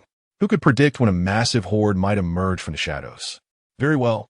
We shall retreat to the caravan for the night. Sister Lon, please spend some time with the ladies. After all, it has been many days since you last met," Su Ran said as he turned to leave with Shunlele. Lon Lon understood that the two had much to discuss after their time apart, and it would be best not to intrude. As she watched them walk away, Lon Lon felt a yearning to accompany them back to the caravan. Though the villa was a pinnacle of safety and luxury, the confined space of the caravan offered her an unexpected sense of comfort. Yet, she could not leave. As the leader of this group, she bore responsibilities. Thus, she merely watched Su Ran and Shun Lele disappear into the darkness, her gaze lingering on the several bags of candles, likely left on the table, as she fell into silence. Upon returning to the caravan, Su Ran and Shun Lele found their spirits somewhat subdued, retreating to their respective bedrooms for a well-deserved rest. The night passed without a word, and having gone to bed early the previous night, Su Ran awoke at dawn, stepping outside to once again admire the beauty of the resort. Every time he beheld the landscape, it felt as though he were submerged in a dream. Despite the lingering chill in the air, he found himself relishing the sensation of standing on the resort streets, eyes closed and arms outstretched, absorbing the tranquility. Upon reopening his eyes, he often experienced a fleeting illusion of having returned to ancient Jiangnan. Of course, Jiangnan was not this cold, nor did it experience such heavy snowfall as the north. After meandering about the resort for a while, Su Ran returned to the villa. He noticed that Lan Lan had gathered the 6 women on the first floor, with Shun Lele joining them, as they appeared to be engaged in some sort of discussion. As Su Ran approached, he realized that this group of undeniably beautiful women was engaged in a candid discussion about the structure and usage of rifles, completely devoid of any pretensions. Shun Lele, who had once shown little interest in firearms, despite Su Ran's persistent encouragement, had taken to practicing with a gun since the incident with the mutated zombies. This development genuinely surprised Su Ran. "Good morning, ladies," he greeted them. As Su Ran called out from behind the group of women, several nearly drew their weapons in alarm, only to breathe a sigh of relief upon recognizing him. "No need to be so tense," Su Ran quickly gestured dismissively. "Let's have a meal before we depart." Lan Lan opened her mouth, hinting at a desire for him to stay. "I won't be staying. I've suddenly decided to return to Beicheng for a visit. What if Yichio has gone back? If not, I'll take a quick look in Qinghe City before heading back to Nana City." This was a decision Su Ran had made while enjoying the scenery of the resort. He truly wished to leave promptly, for he dreaded the thought of spending another night away from home. Furthermore, Su Ran was averse to the feeling of separation. He disliked that atmosphere, which compelled him to leave hastily whenever bidding farewell, sometimes even slipping away quietly. "Such haste," Lan Lan replied with resignation. Though reluctant, she found no reason to persuade him to stay and acquiesced. Gripping the already reddened eyes of Shun Lele, they returned to the RV, departing like shadows with no trace of lingering sentiment. Standing within the resort, Lan Lan quietly watched the RV's retreating figure for a long while. Even after it had vanished from sight, "Why not say a proper goodbye? Perhaps this is the last chance we'll have to meet again," Shun Lele lamented. Resting her chin in her hands on the passenger seat, her brow furrowed in worry. "Are you familiar with Murphy's Law? The more one fears something, the more likely it is to occur. That is why I dislike farewells. They tend to evoke nostalgia. Perhaps leaving discreetly might lead to a better reunion." Su Ran exhaled deeply, sharing his thoughts with Shun Lele. "That makes sense. Then I won't dwell on it. I don't want to part from Lanjia either. We can always meet again later." Shun Lele responded cheerfully, her carefree nature sometimes evoking envy in Su Ran. The RV rolled towards Beicheng, a place Su Ran had not visited in a long time, returning once more to his hometown. They made no stops along the way, encountering scattered zombies that posed no obstacle to the relentless advance of their steel beast. Upon arriving at the supermarket, which had served as a refuge during the apocalypse, Su Ran noted Shun Lele's deep attachment to it as well. They parked the vehicle without a care, entering the supermarket. The gaping hole at the back entrance reminded Su Ran of the first time he had been deceived after the end of the world. He wondered whether Zhang Xiaowen had become one of the wandering dead, or if she still lived, or perhaps had met a more tragic fate.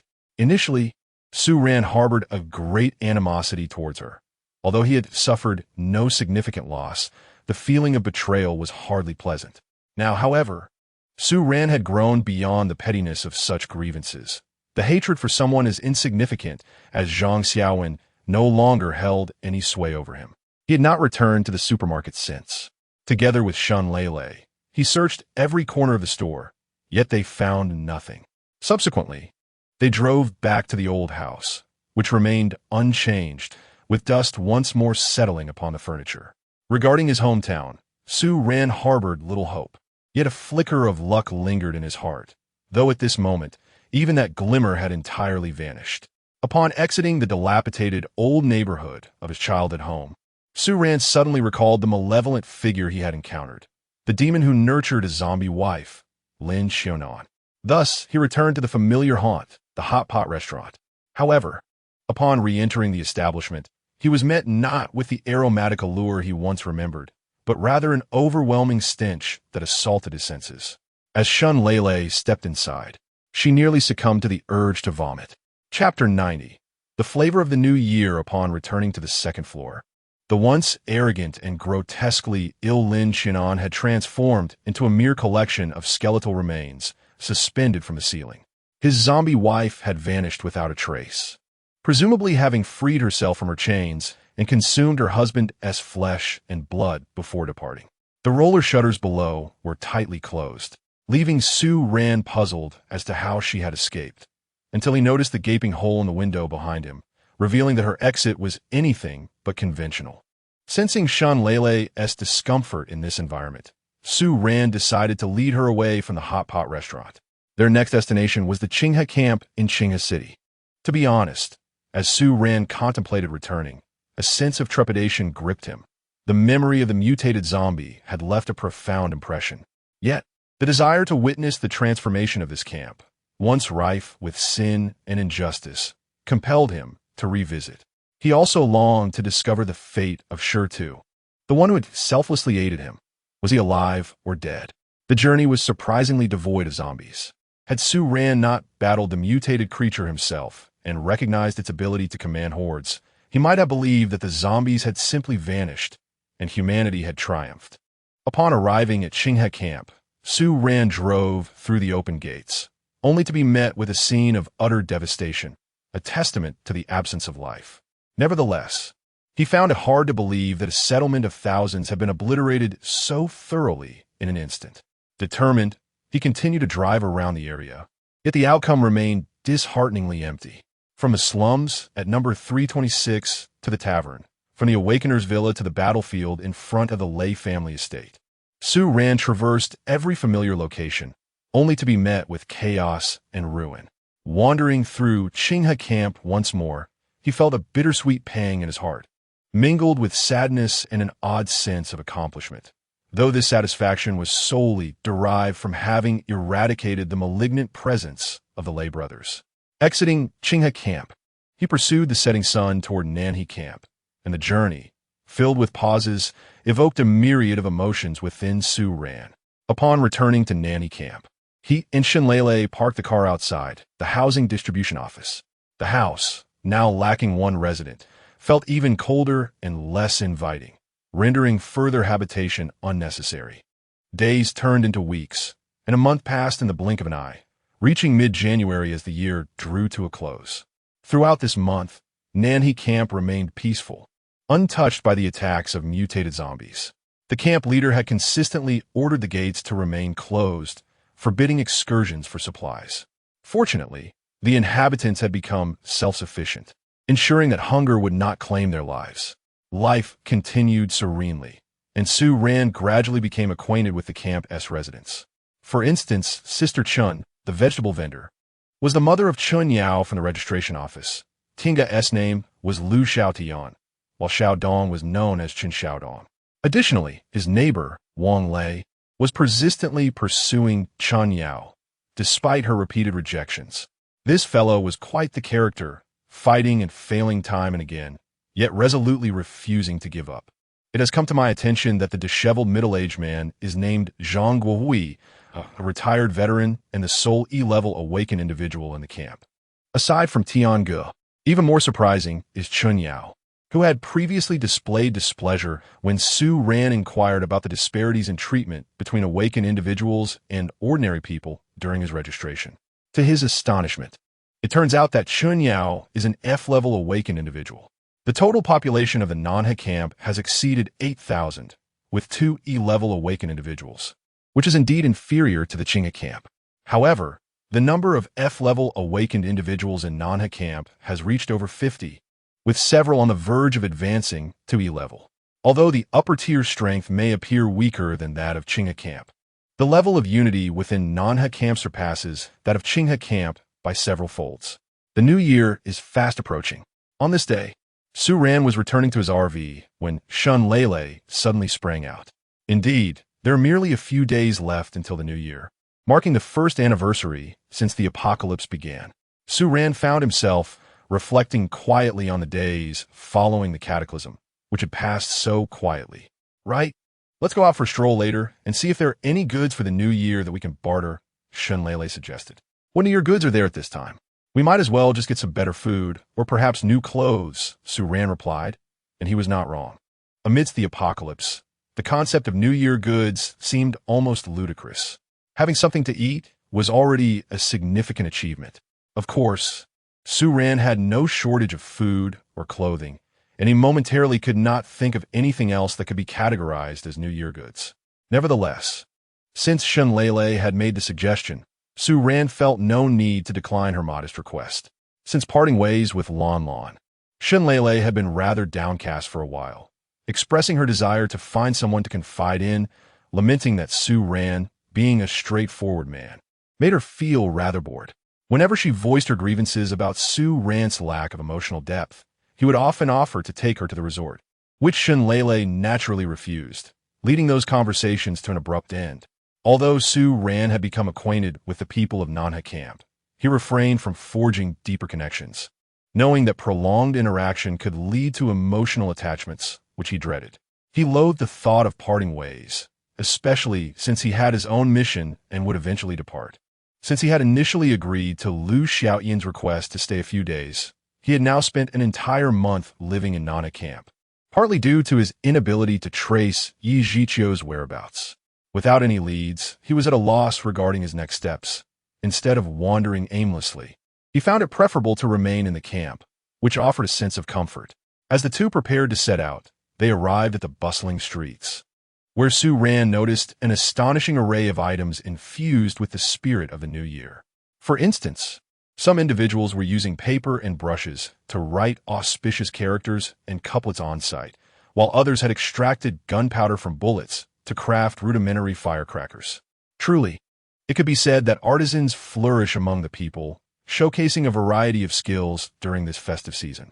The prices for these items are quite reasonable. A pair of spring couplets and a few character stickers can be exchanged for merely a cucumber, a stalk of green onion, or a potato.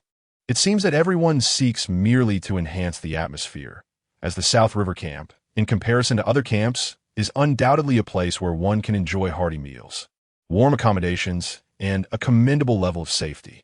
Shun Lele took it a step further by directly exchanging several pairs of spring couplets and character stickers, adorning her RV with them in every conceivable spot. As she put it, this creates a more festive appearance, embodying the spirit of the new year. The poor RV, once a formidable steel beast, is now transformed into a veritable display of spring couplets. Chapter 91.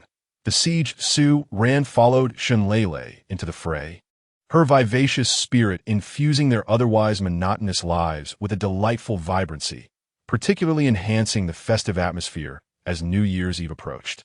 A week slipped by unnoticed, the anticipation of the new year growing ever more palpable within the camp. True to his routine, Su Ran occasionally treated Xiao Dong to delectable morsels or strolled through the bustling streets with Shun Lele. However, the tranquility they had enjoyed was abruptly shattered with the arrival of the disheveled Zhang Guohui, rekindling the dormant killing intent within Su Ran. The chief requests your presence, Zhang Guohui announced bluntly after knocking on the door of the RV. What is the rush? Su Ran inquired, his impression of Zhang Guohui consistently marred by the man's unkempt appearance and lax demeanor. Although he was aware that Zhang held the position of security officer in the camp, he could not reconcile this current image with that of a once formidable soldier. We have scouts monitoring the perimeter daily. Word just came in that mutated zombies have launched another attack, and the chief has sent me to fetch you for a strategy discussion, Zhang Guohui explained before swiftly departing, pressed for time and unable to elaborate further. This was sufficient for Su Ran, who promptly advised Shun Lele to prepare for a hasty retreat and await his updates in the RV. It was not that he wished to abandon his post. Rather, he was uncertain of the mutated zombies' threat level and dared not take unnecessary risks. opting instead to prepare for every possible contingency. Be careful. If things go awry, I'll come to your aid, Shun Lele replied, having diligently practiced her marksmanship and driving skills, now capable of navigating a vehicle to assist Su Ran if needed. Nodding, Su Ran refrained from further conversation and exited the vehicle, making his way to Lu Xiaoyan's abode. Upon reaching the tallest building in the camp, he strode confidently inside, as Lu Xiaotian never stationed guards at his residence, allowing Su Ran unimpeded access. Inside, he found Lu Xiaotian and Zhang Guohui seated in an office on the ground floor, along with Chun Yao. What is going on? Su Ran inquired immediately upon entering. The scouts report that a horde of zombies has appeared around Nana's city, including the mutated zombies that previously assaulted our camp. They are likely to breach our defenses soon, Lu Xiaotian informed Su Ran directly upon his arrival. Are we certain it's that particular one? Su Ran felt a slight easing of tension at Lu Xiaotian's words, recalling the chief's description of the mutated zombie, which was believed to possess a threat level below grade D, potentially matching his own capabilities. Yet, the pressing concern remained the sheer number of zombies. Su Ran was confident in his ability to handle the mutated zombie, while the others would focus on eliminating the remaining horde. Considering the number of awakened individuals in the Nana camp, he believed they could manage as long as the horde did not exceed overwhelming proportions. This time, it seems the task of dealing with the mutated zombie falls to you. If possible, Hui Gu and I will assist you in an effort to eliminate it and prevent future threats. Lu Xiaotian was evidently apprehensive, fearing a repeat of the previous onslaught, as the horde was alarmingly vast. Should Yichio eliminate the mutated zombies, the remaining undead would lose their command and linger around the South River camp, posing an even greater headache than the mutated ones. Very well, we shall gauge our response by the size of the horde.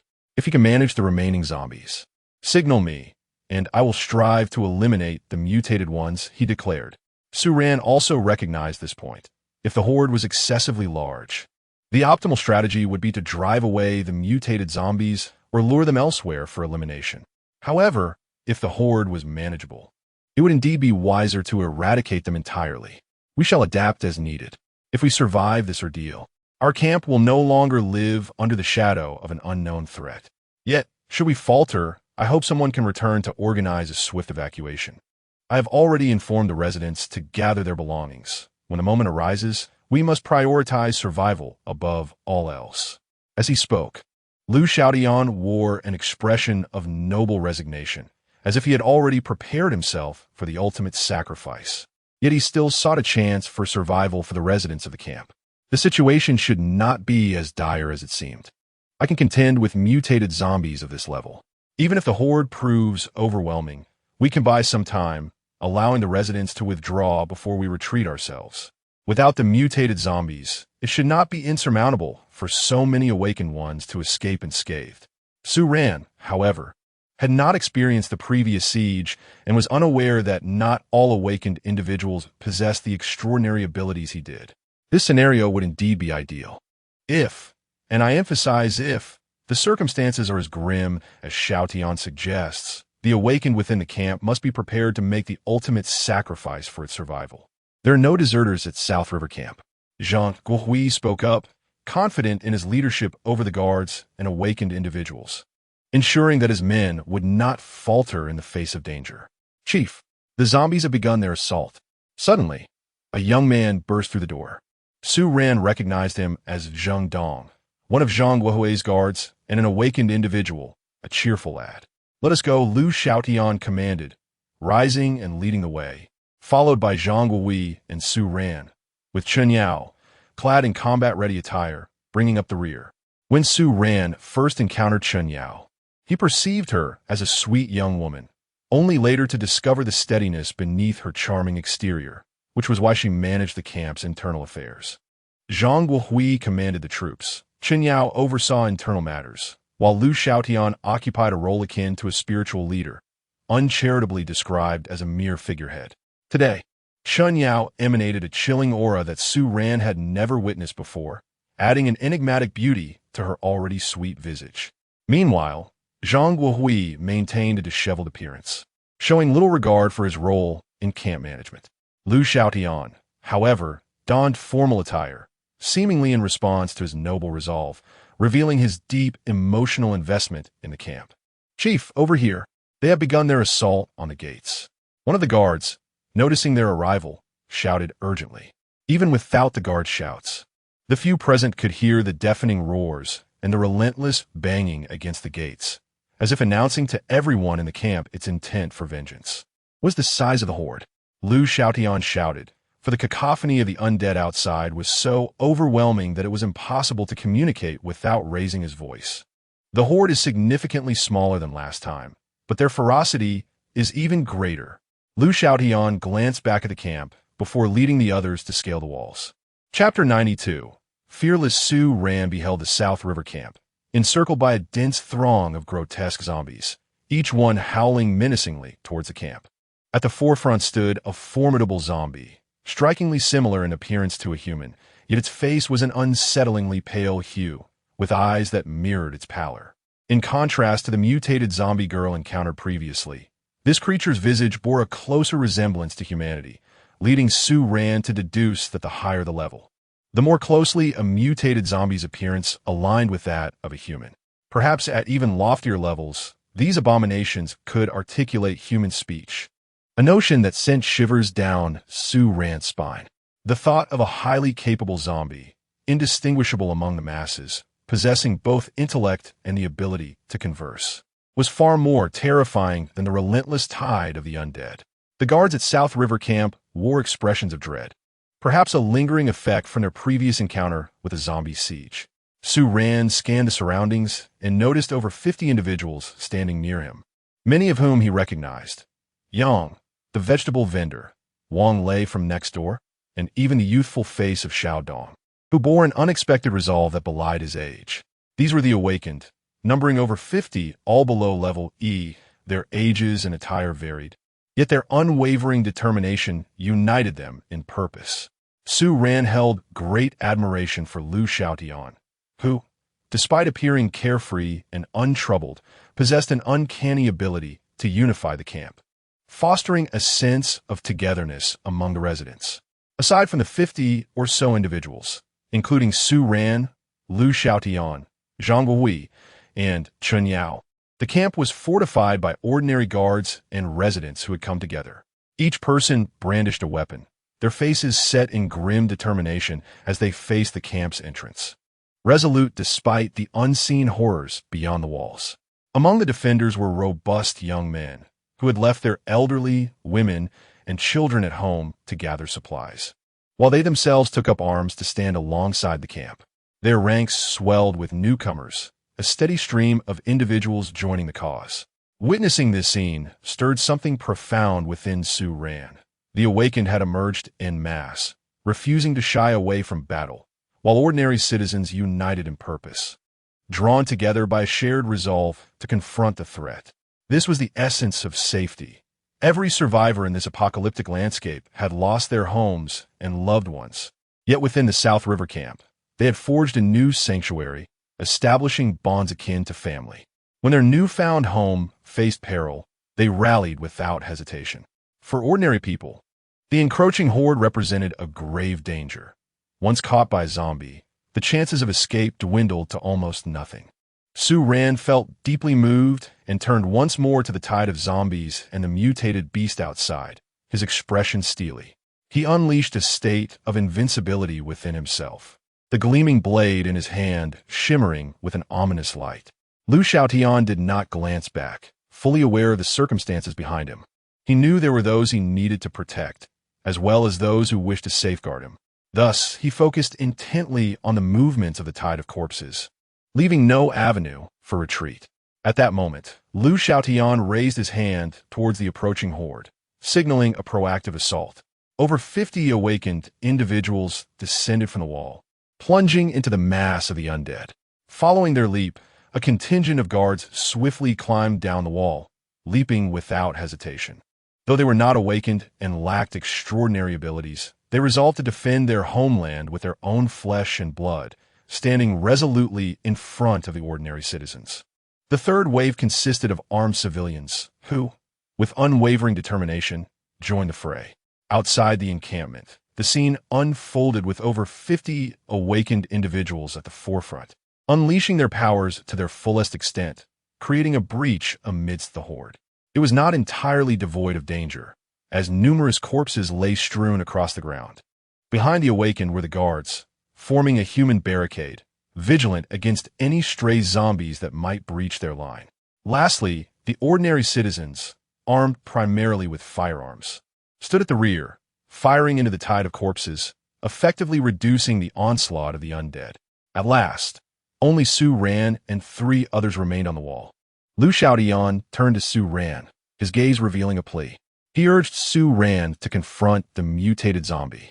Having witnessed awakened individuals sustaining injuries and making sacrifices at the front lines, the human wall had begun to be stained with blood, and he felt compelled to join the battle, knowing that only Su Ran could assist him. Su Ran nodded, prompting a smile to grace Lu Xiaotian's lips as he descended with his companions. Lu Xiaotian, Zhang Wuhui, and Chun Yao were the most formidable forces within the encampment, and upon entering the battlefield, they immediately altered the tide of combat. The trio surged to the forefront, once again tearing a gap in the horde. Pushing outward step by step, the awakened and civilians alike, witnessing their leader's entry into the fray, were filled with renewed vigor, fighting with greater fervor and fearlessness in the face of death. Su Ran, observing this shift, ceased to focus on the battlefield and instead sought the imposing figure within the sea of corpses. The mutated zombie had retreated to the rear of the horde, akin to a commander, guarding its position while occasionally seizing opportunities to ambush the awakened before retreating once more. Su Ran vowed that among all the zombies he had encountered, this one was the most cautious and timid, a testament to its power and proximity to humanity. Recognizing the mutated zombie's careful maneuvers, Su Ran hesitated no longer. Grasping his watermelon knife, he leaped down, charging towards the direction of the mutated zombie, determined to confront it head-on. At this moment, Su Ran could be described, without exaggeration, as the most valiant warrior on the battlefield. Armed with a single blade, he moved through the fray as if traversing uncharted territory. Perhaps influenced by the unwavering resolve of the troops at the South River camp, Su Ran's attacks radiated an unprecedented blend of carefree exhilaration and unparalleled ferocity. A surge of boldness swelled within him, and as his comrades engaged in battle, many cast their gazes towards Su Ran, their minds conjuring images of a character from a renowned classic.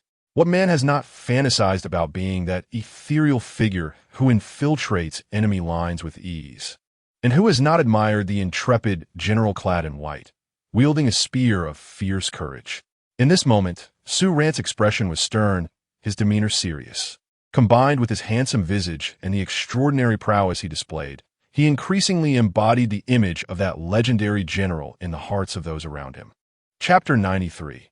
Fearless Su Ran wielded his sword with a single hand, moving through the throngs of zombies like a fish gliding effortlessly through the sea. Wherever he passed, a multitude of zombies fell, silenced in their relentless growls. Meanwhile, Lu Xiaotian led his companions forward, having pushed the tide of corpses back several meters from the edge of the camp.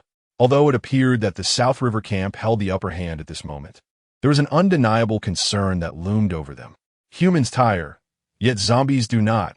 Injuries can dull a person's reflexes, but aside from decapitation, a zombie remains undeterred by wounds. Thus, Lu Xiaotian felt an underlying urgency as the number of awakened individuals dwindled to around 50.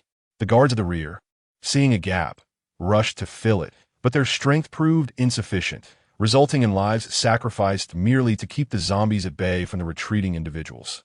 It was evident that in this battle, everyone was exerting their utmost effort, each risking their life to protect their homeland. Zhang Wuhui, shedding his once slovenly and languid persona, fought with valor, each strike toppling a line of zombies. His powers, though seemingly of the brute strength variety, were enhanced by his professional training. With impeccable technique and formidable strength that surpassed even Lu Xiaotian's. Beside him, Chen Yao darted through the battlefield like a nimble cat, evading all contact with the zombies. Those splatters of blood marred her once sweet visage, rendering it grotesque and macabre. As the battle raged on with fervent intensity, Su Ran too joined the fray. carving a path through the relentless horde, his sights set on the mutated zombie. The towering mutant seemed to sense Su Ran's intent, repeatedly retreating into the depths of the zombie tide, while Su Ran persistently cleared the obstacles in his path. Eventually, the mutated zombie found itself with no retreat left, fully emerging from the horde, standing defiantly to issue commands, with Su Ran now merely a step away. Just as Su Ran finally broke through to confront the mutant, a gap in the defensive line of the South River camp emerged. The first echelon of awakened individuals fell, and the guards struggled to reinforce the breach, allowing zombies to surge into the rear ranks of the crowd. Though the last line consisted of ordinary people, their firearms were no mere toys, and they staunchly defended their position with bullets, reinforcing the line once more. Upon reaching the mutant zombie, Su Ran wasted no time, raising his blade to strike. The mutant, though formidable in stature, was not slow. It evaded the initial blow aimed at its head with a deft sidestep. Su Ran's subsequent strike, however, landed true, slicing into the creature's shoulder, provoking a furious roar in retaliation as the mutant swung a powerful fist at Su Ran.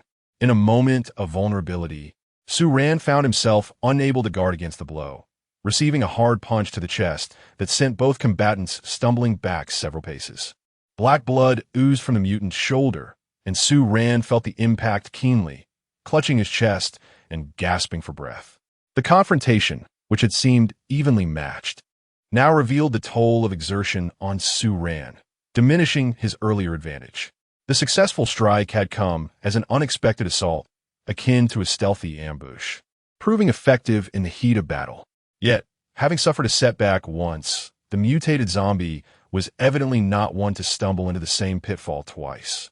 At that moment, a resounding roar emanated from afar as Lu Xiaotian activated his petrification mode, augmenting his combat prowess once more. Zhang Wuhui had already surged into the very heart of the zombie tide, but amidst the chaos of battle, he caught sight of one of his awakened subordinates being gruesomely torn to shreds by several zombies. He swiftly returned to the site of his comrade's demise, delivering devastating blows to the heads of those zombies with his bare hands. Chen Yao began to rapidly advance through the horde of corpses, yet by now, her speed had noticeably diminished, perhaps due to the onset of fatigue. Back in Su Ran's battlefield, the two sides faced off for a brief moment, and Su Ran, unwilling to delay, once more took the initiative, charging forward with his blade in hand. The mutated zombie, infuriated by the injury inflicted upon it, let out a roar and lunged from the opposite side. At the point of their collision, a burst of flames erupted, momentarily blinding Su Ran, who then found himself seized by the mutated zombie's grasp on his arm.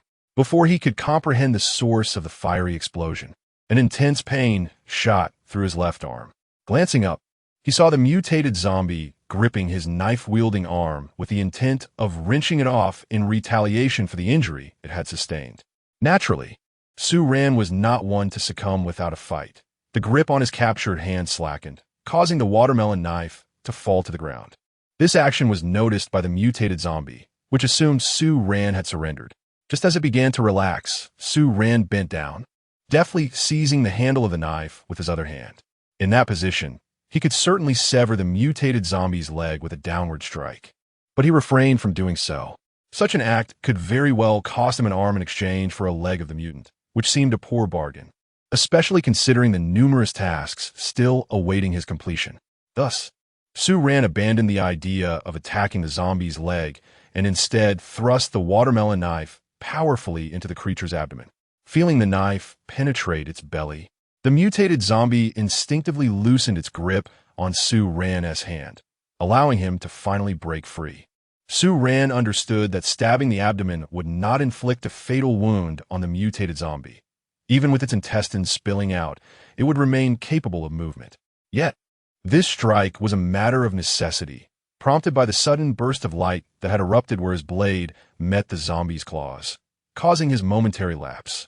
As Su Ran pondered the circumstances, he examined his knife, which remained astonishingly sharp, seemingly unscathed despite the brutal encounter. He recalled the point of collision and turned his gaze to the mutated zombie's hands. Noticing that its left hand was slightly larger than the right and appeared exceptionally sturdy, resembling the jaws of a crocodile, hanging limply at its side. Recognizing the disparity between the mutated zombie's hands, Sue ran resolved to launch an attack on the creature's left hand. The mutated zombie raised its hand in defiance, and the blade of the knife once again shimmered with light upon striking its left hand. Prepared this time, Sue retreated, and discerned the source of the brilliance.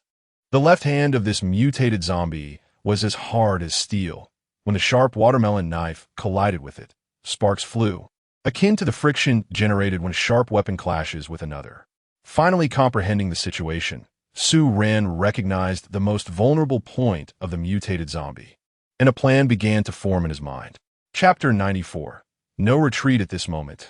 Liu Xiaotian and Zhang Wei remained relatively unscathed amidst the tide of corpses, their stamina still holding up.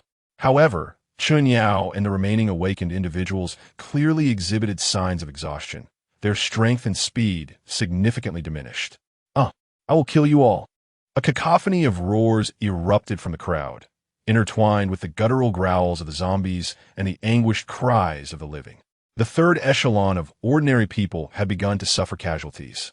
Unlike the awakened, who could fight on despite injuries, a mere scratch could prove fatal for an ordinary person. Not to mention the risk of being bitten by a zombie amidst the chaos. Ordinary folk dreaded such bites, and while the awakened also feared them, they were far less likely to be caught. Ordinary zombies relied on their dark, gnashing teeth to attack, whereas the mutated ones had evolved new forms of weaponry. The one battling Sue for instance, possessed a left hand as hard as steel, no matter how sharp one's weapon. As long as it was met with that hand, it would cause no harm whatsoever. Of course, should it encounter an awakened individual with a level advantage, even the toughest hand would be rendered as fragile as paper. Watching more and more of those behind him succumb to wounds and eventually death, Liu Xiaotian's heart ached with each loss. He regarded these people as his family, and now his kin were perishing. Despite being an E-grade awakened, he found himself powerless to render timely assistance amidst the onslaught. Chun Yao finally reached her limit.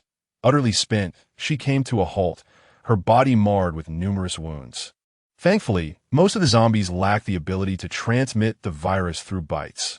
Otherwise, she would likely have become one of the undead. Stopping, Chun Yao continued to swing her weapon with unwavering resolve, though her true ability lay in her speed. Unable to run, she could no longer inflict significant damage on the zombies with her awakened physical prowess. Gradually, several zombies closed in around Chun Yao, leaving her with no escape. A flicker of determination crossed her face as she raised her weapon, preparing to take her own life to avoid becoming a zombie and attacking her own kind. Yao Yao, Wang Lei, who lived next door to Su Ran, had once embodied the image of a sunny young man. But now he was drenched in blood, his own or that of the zombies. It was unclear, as if he had been submerged in a pool of blood. Wang Lei had harbored feelings for Chun Yao and had been pursuing her relentlessly, a fact known throughout the camp. Yet, Chun Yao had consistently rejected his advances with unwavering resolve. Seeing his beloved surrounded by zombies ignited a frantic urgency within Wang Lei. He could no longer concern himself with his own safety and dashed into the encirclement, seizing the hand with which Chun Yao intended to end her life. "What are you doing, you fool?" Chun Yao, who typically maintained an air of composure, finally broke down in tears upon seeing Wang Lei standing before her, deeply moved. Though touched, Chun Yao was acutely aware that her feelings did not mirror Wang Lei's. She felt his efforts were unwarranted, and thus she desperately sought to push him away from the throng of zombies. Exhausted, she found it difficult to muster the strength to move a man, particularly one so resolutely intent on staying to protect her. As the relentless horde of zombies inched closer, Chun Yao, engulfed in despair, once again grasped the weapon of self-destruction. Yet at that very moment, Liu Xiaotian transformed into a stone-like figure, pulling several zombies from the front and dispatching them with swift punches. He then rapidly maneuvered to eliminate the remaining zombies, encircling Chun Yao and Wang Lei. Afterward, he merely cast a glance at the two before plunging back into the fray, scarcely pausing to inquire about their well-being. The expressions of Chun Yao and Wang Lei remained frozen in time, reflecting the fierce battle they had just endured. Chun Yao's resolute determination and Wang Lei's unwavering fortitude epitomized the brutality of their struggle. Indeed, at this juncture, over 10 awakened individuals had already perished, and the casualties among the guards and residents numbered countless. Many ordinary citizens had succumbed to the bites of the undead, only to rise again and continue the fight against their former comrades. Despite the drastic reduction in the number of zombies, now less than 1/5 of their original count, the death toll of the Nana camp had reached approximately 1/3 of its population. Humanity's forces only needed to endure a little longer, and victory would soon be within reach. However, fatigue weighed heavily on the survivors. Even the formidable Liu Xiaotian and Zhang Wuhui exhibited signs of exhaustion, while others were in an even worse state. Their attacks lacked strength, and their reactions were sluggish. Once mighty, awakened warriors now struck with the force of an average adult male. Yet, even in their weakened state, the fighters did not abandon their resistance, remaining steadfast on the front lines. Wang Lei and Chun Yao, despite having been rescued once, found themselves still under the watchful gaze of the zombies. Although the undead had diminished in number, they still vastly outnumbered the humans, and as one wave receded, another quickly closed in. Just as the two were on the brink of despair, a pair of hands suddenly grasped their arms, yanking them backward and pulling them several meters away. The unexpected action startled them. Chun Yao, summoning her last ounce of strength, turned to strike, only to be met with a youthful, innocent smile. It was Xiao Dong. Though his level was merely the most basic F rank, he could easily handle a few ordinary zombies. Furthermore, he still possessed ample stamina, making it effortless for him to lead the two away from the encirclement. One might wonder why Xiao Dong remained so vigorous while others fought valiantly. The answer lay in his youth. Despite being an awakened individual, everyone regarded him as a child. Originally part of the first wave, he had been forcibly pushed to the back. Even as he desperately sought to advance, no one made way for him. Now, with many fallen or injured, the crowd had inadvertently allowed him to reach Chun Yao and Wang Lei, providing them a chance at escape. Yao Yao Jia, Lei Go, I will lead you out, Xiao Dong declared, beginning to pull them backward once more. Xiao Dong, let go of me. I want to fight alongside everyone until the very end. In a moment of evident despair, Chun Yao resolutely rejected Xiao Dong's offer of aid, choosing instead to share the fate of the camp and stand alongside her comrades in battle. However, Xiao Dong understood that, given their current circumstances, remaining would only lead to futile sacrifice. Ignoring Chun Yao's insistence, he continued to pull her back. Yet, after retreating a mere 10 meters, the relentless horde of zombies surged forward once more, forcing Xiao Dong to release both individuals and confront the undead. Unbeknownst to him, the number of zombies was escalating, and he soon found himself overwhelmed. Amidst the chaos, Wang Lei, still possessing a flicker of strength, rose once again to his feet. Chapter 95. Victory. Wang Lei's awakening ability was rather rare. He transformed into a werewolf, albeit at a rather low level. At that moment, his werewolf transformation merely manifested as claws emerging from his hands. He approached two zombies and aimed for their necks, but due to his dwindling strength, his attack failed to completely dispatch them. It was evident that he had misjudged the remnants of his power. Had he been uninjured and retained his full strength, he could have easily twisted off the heads of the zombies, but he was incapable of such a feat now. His claws merely grasped the two zombies, failing to fully restrain their movements. One of the zombies, with its neck contorted at an unnatural angle, managed to bite down on Wang Lei's hand. In an instant, Wang Lei's werewolf transformation dissipated, reverting him to his human form as he slumped to the ground. Xiao Dong finally freed his hands to deal with the zombie that had bitten Wang Lei. Brother Wang. Xiao Dong witnessed the moment when Wang Lei's hand was bitten but was unable to intervene in time.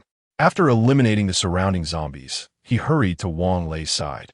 At this moment, Wang Lei's complexion was an alarming shade of pale as he sat on the ground, his face etched with despair. Why? Why must I die before I can pursue the one I love? Why must I leave before witnessing the victory of our camp? I am not done living. I wish to see all of you again. I want to see Yao Yao once more. The zombie virus spread with alarming rapidity, and Wang Lei's vision began to blur. Chen Yao stood before him, calling out to him, but he could neither hear her nor see her clearly. Wang Lei, can you hear me? Chen Yao shouted his name, but it was clear that he was lost in his own thoughts. Never mind, it matters not. In death, I may reunite with my loved ones. Who is beside me?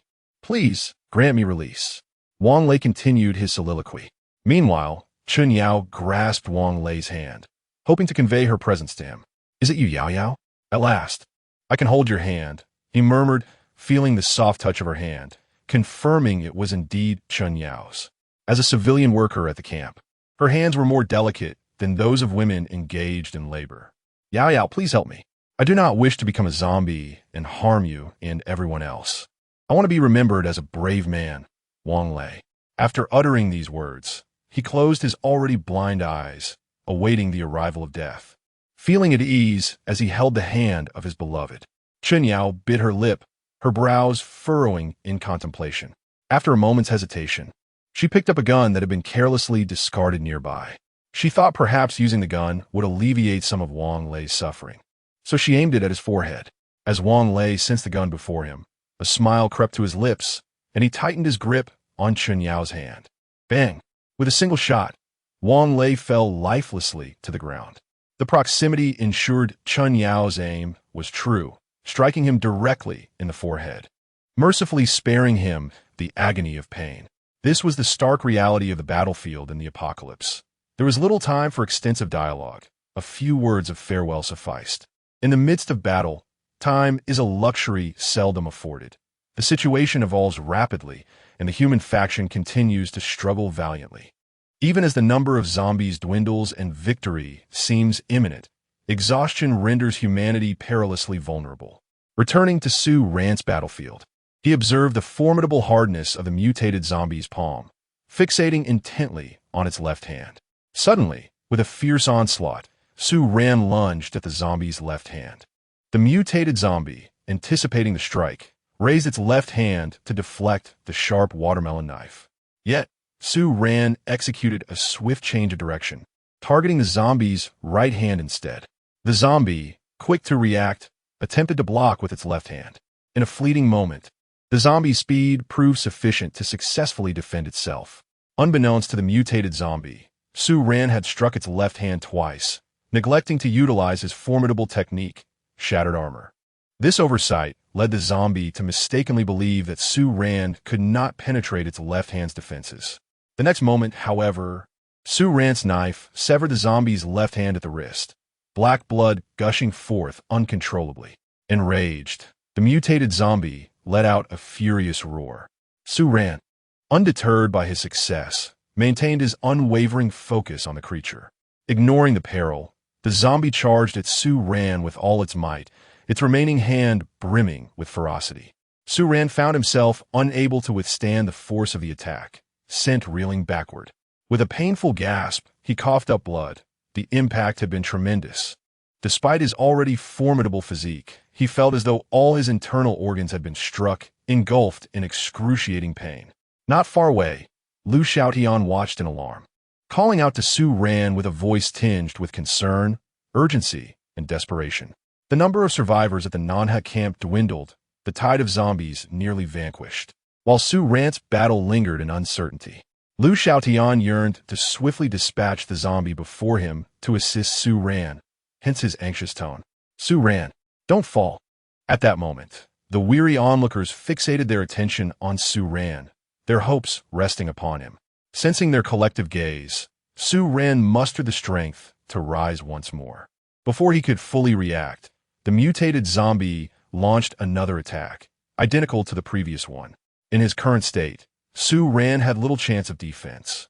So he resolutely abandoned any pretense of protection, extending his body and gripping the watermelon knife tightly as he aimed for the zombie's head.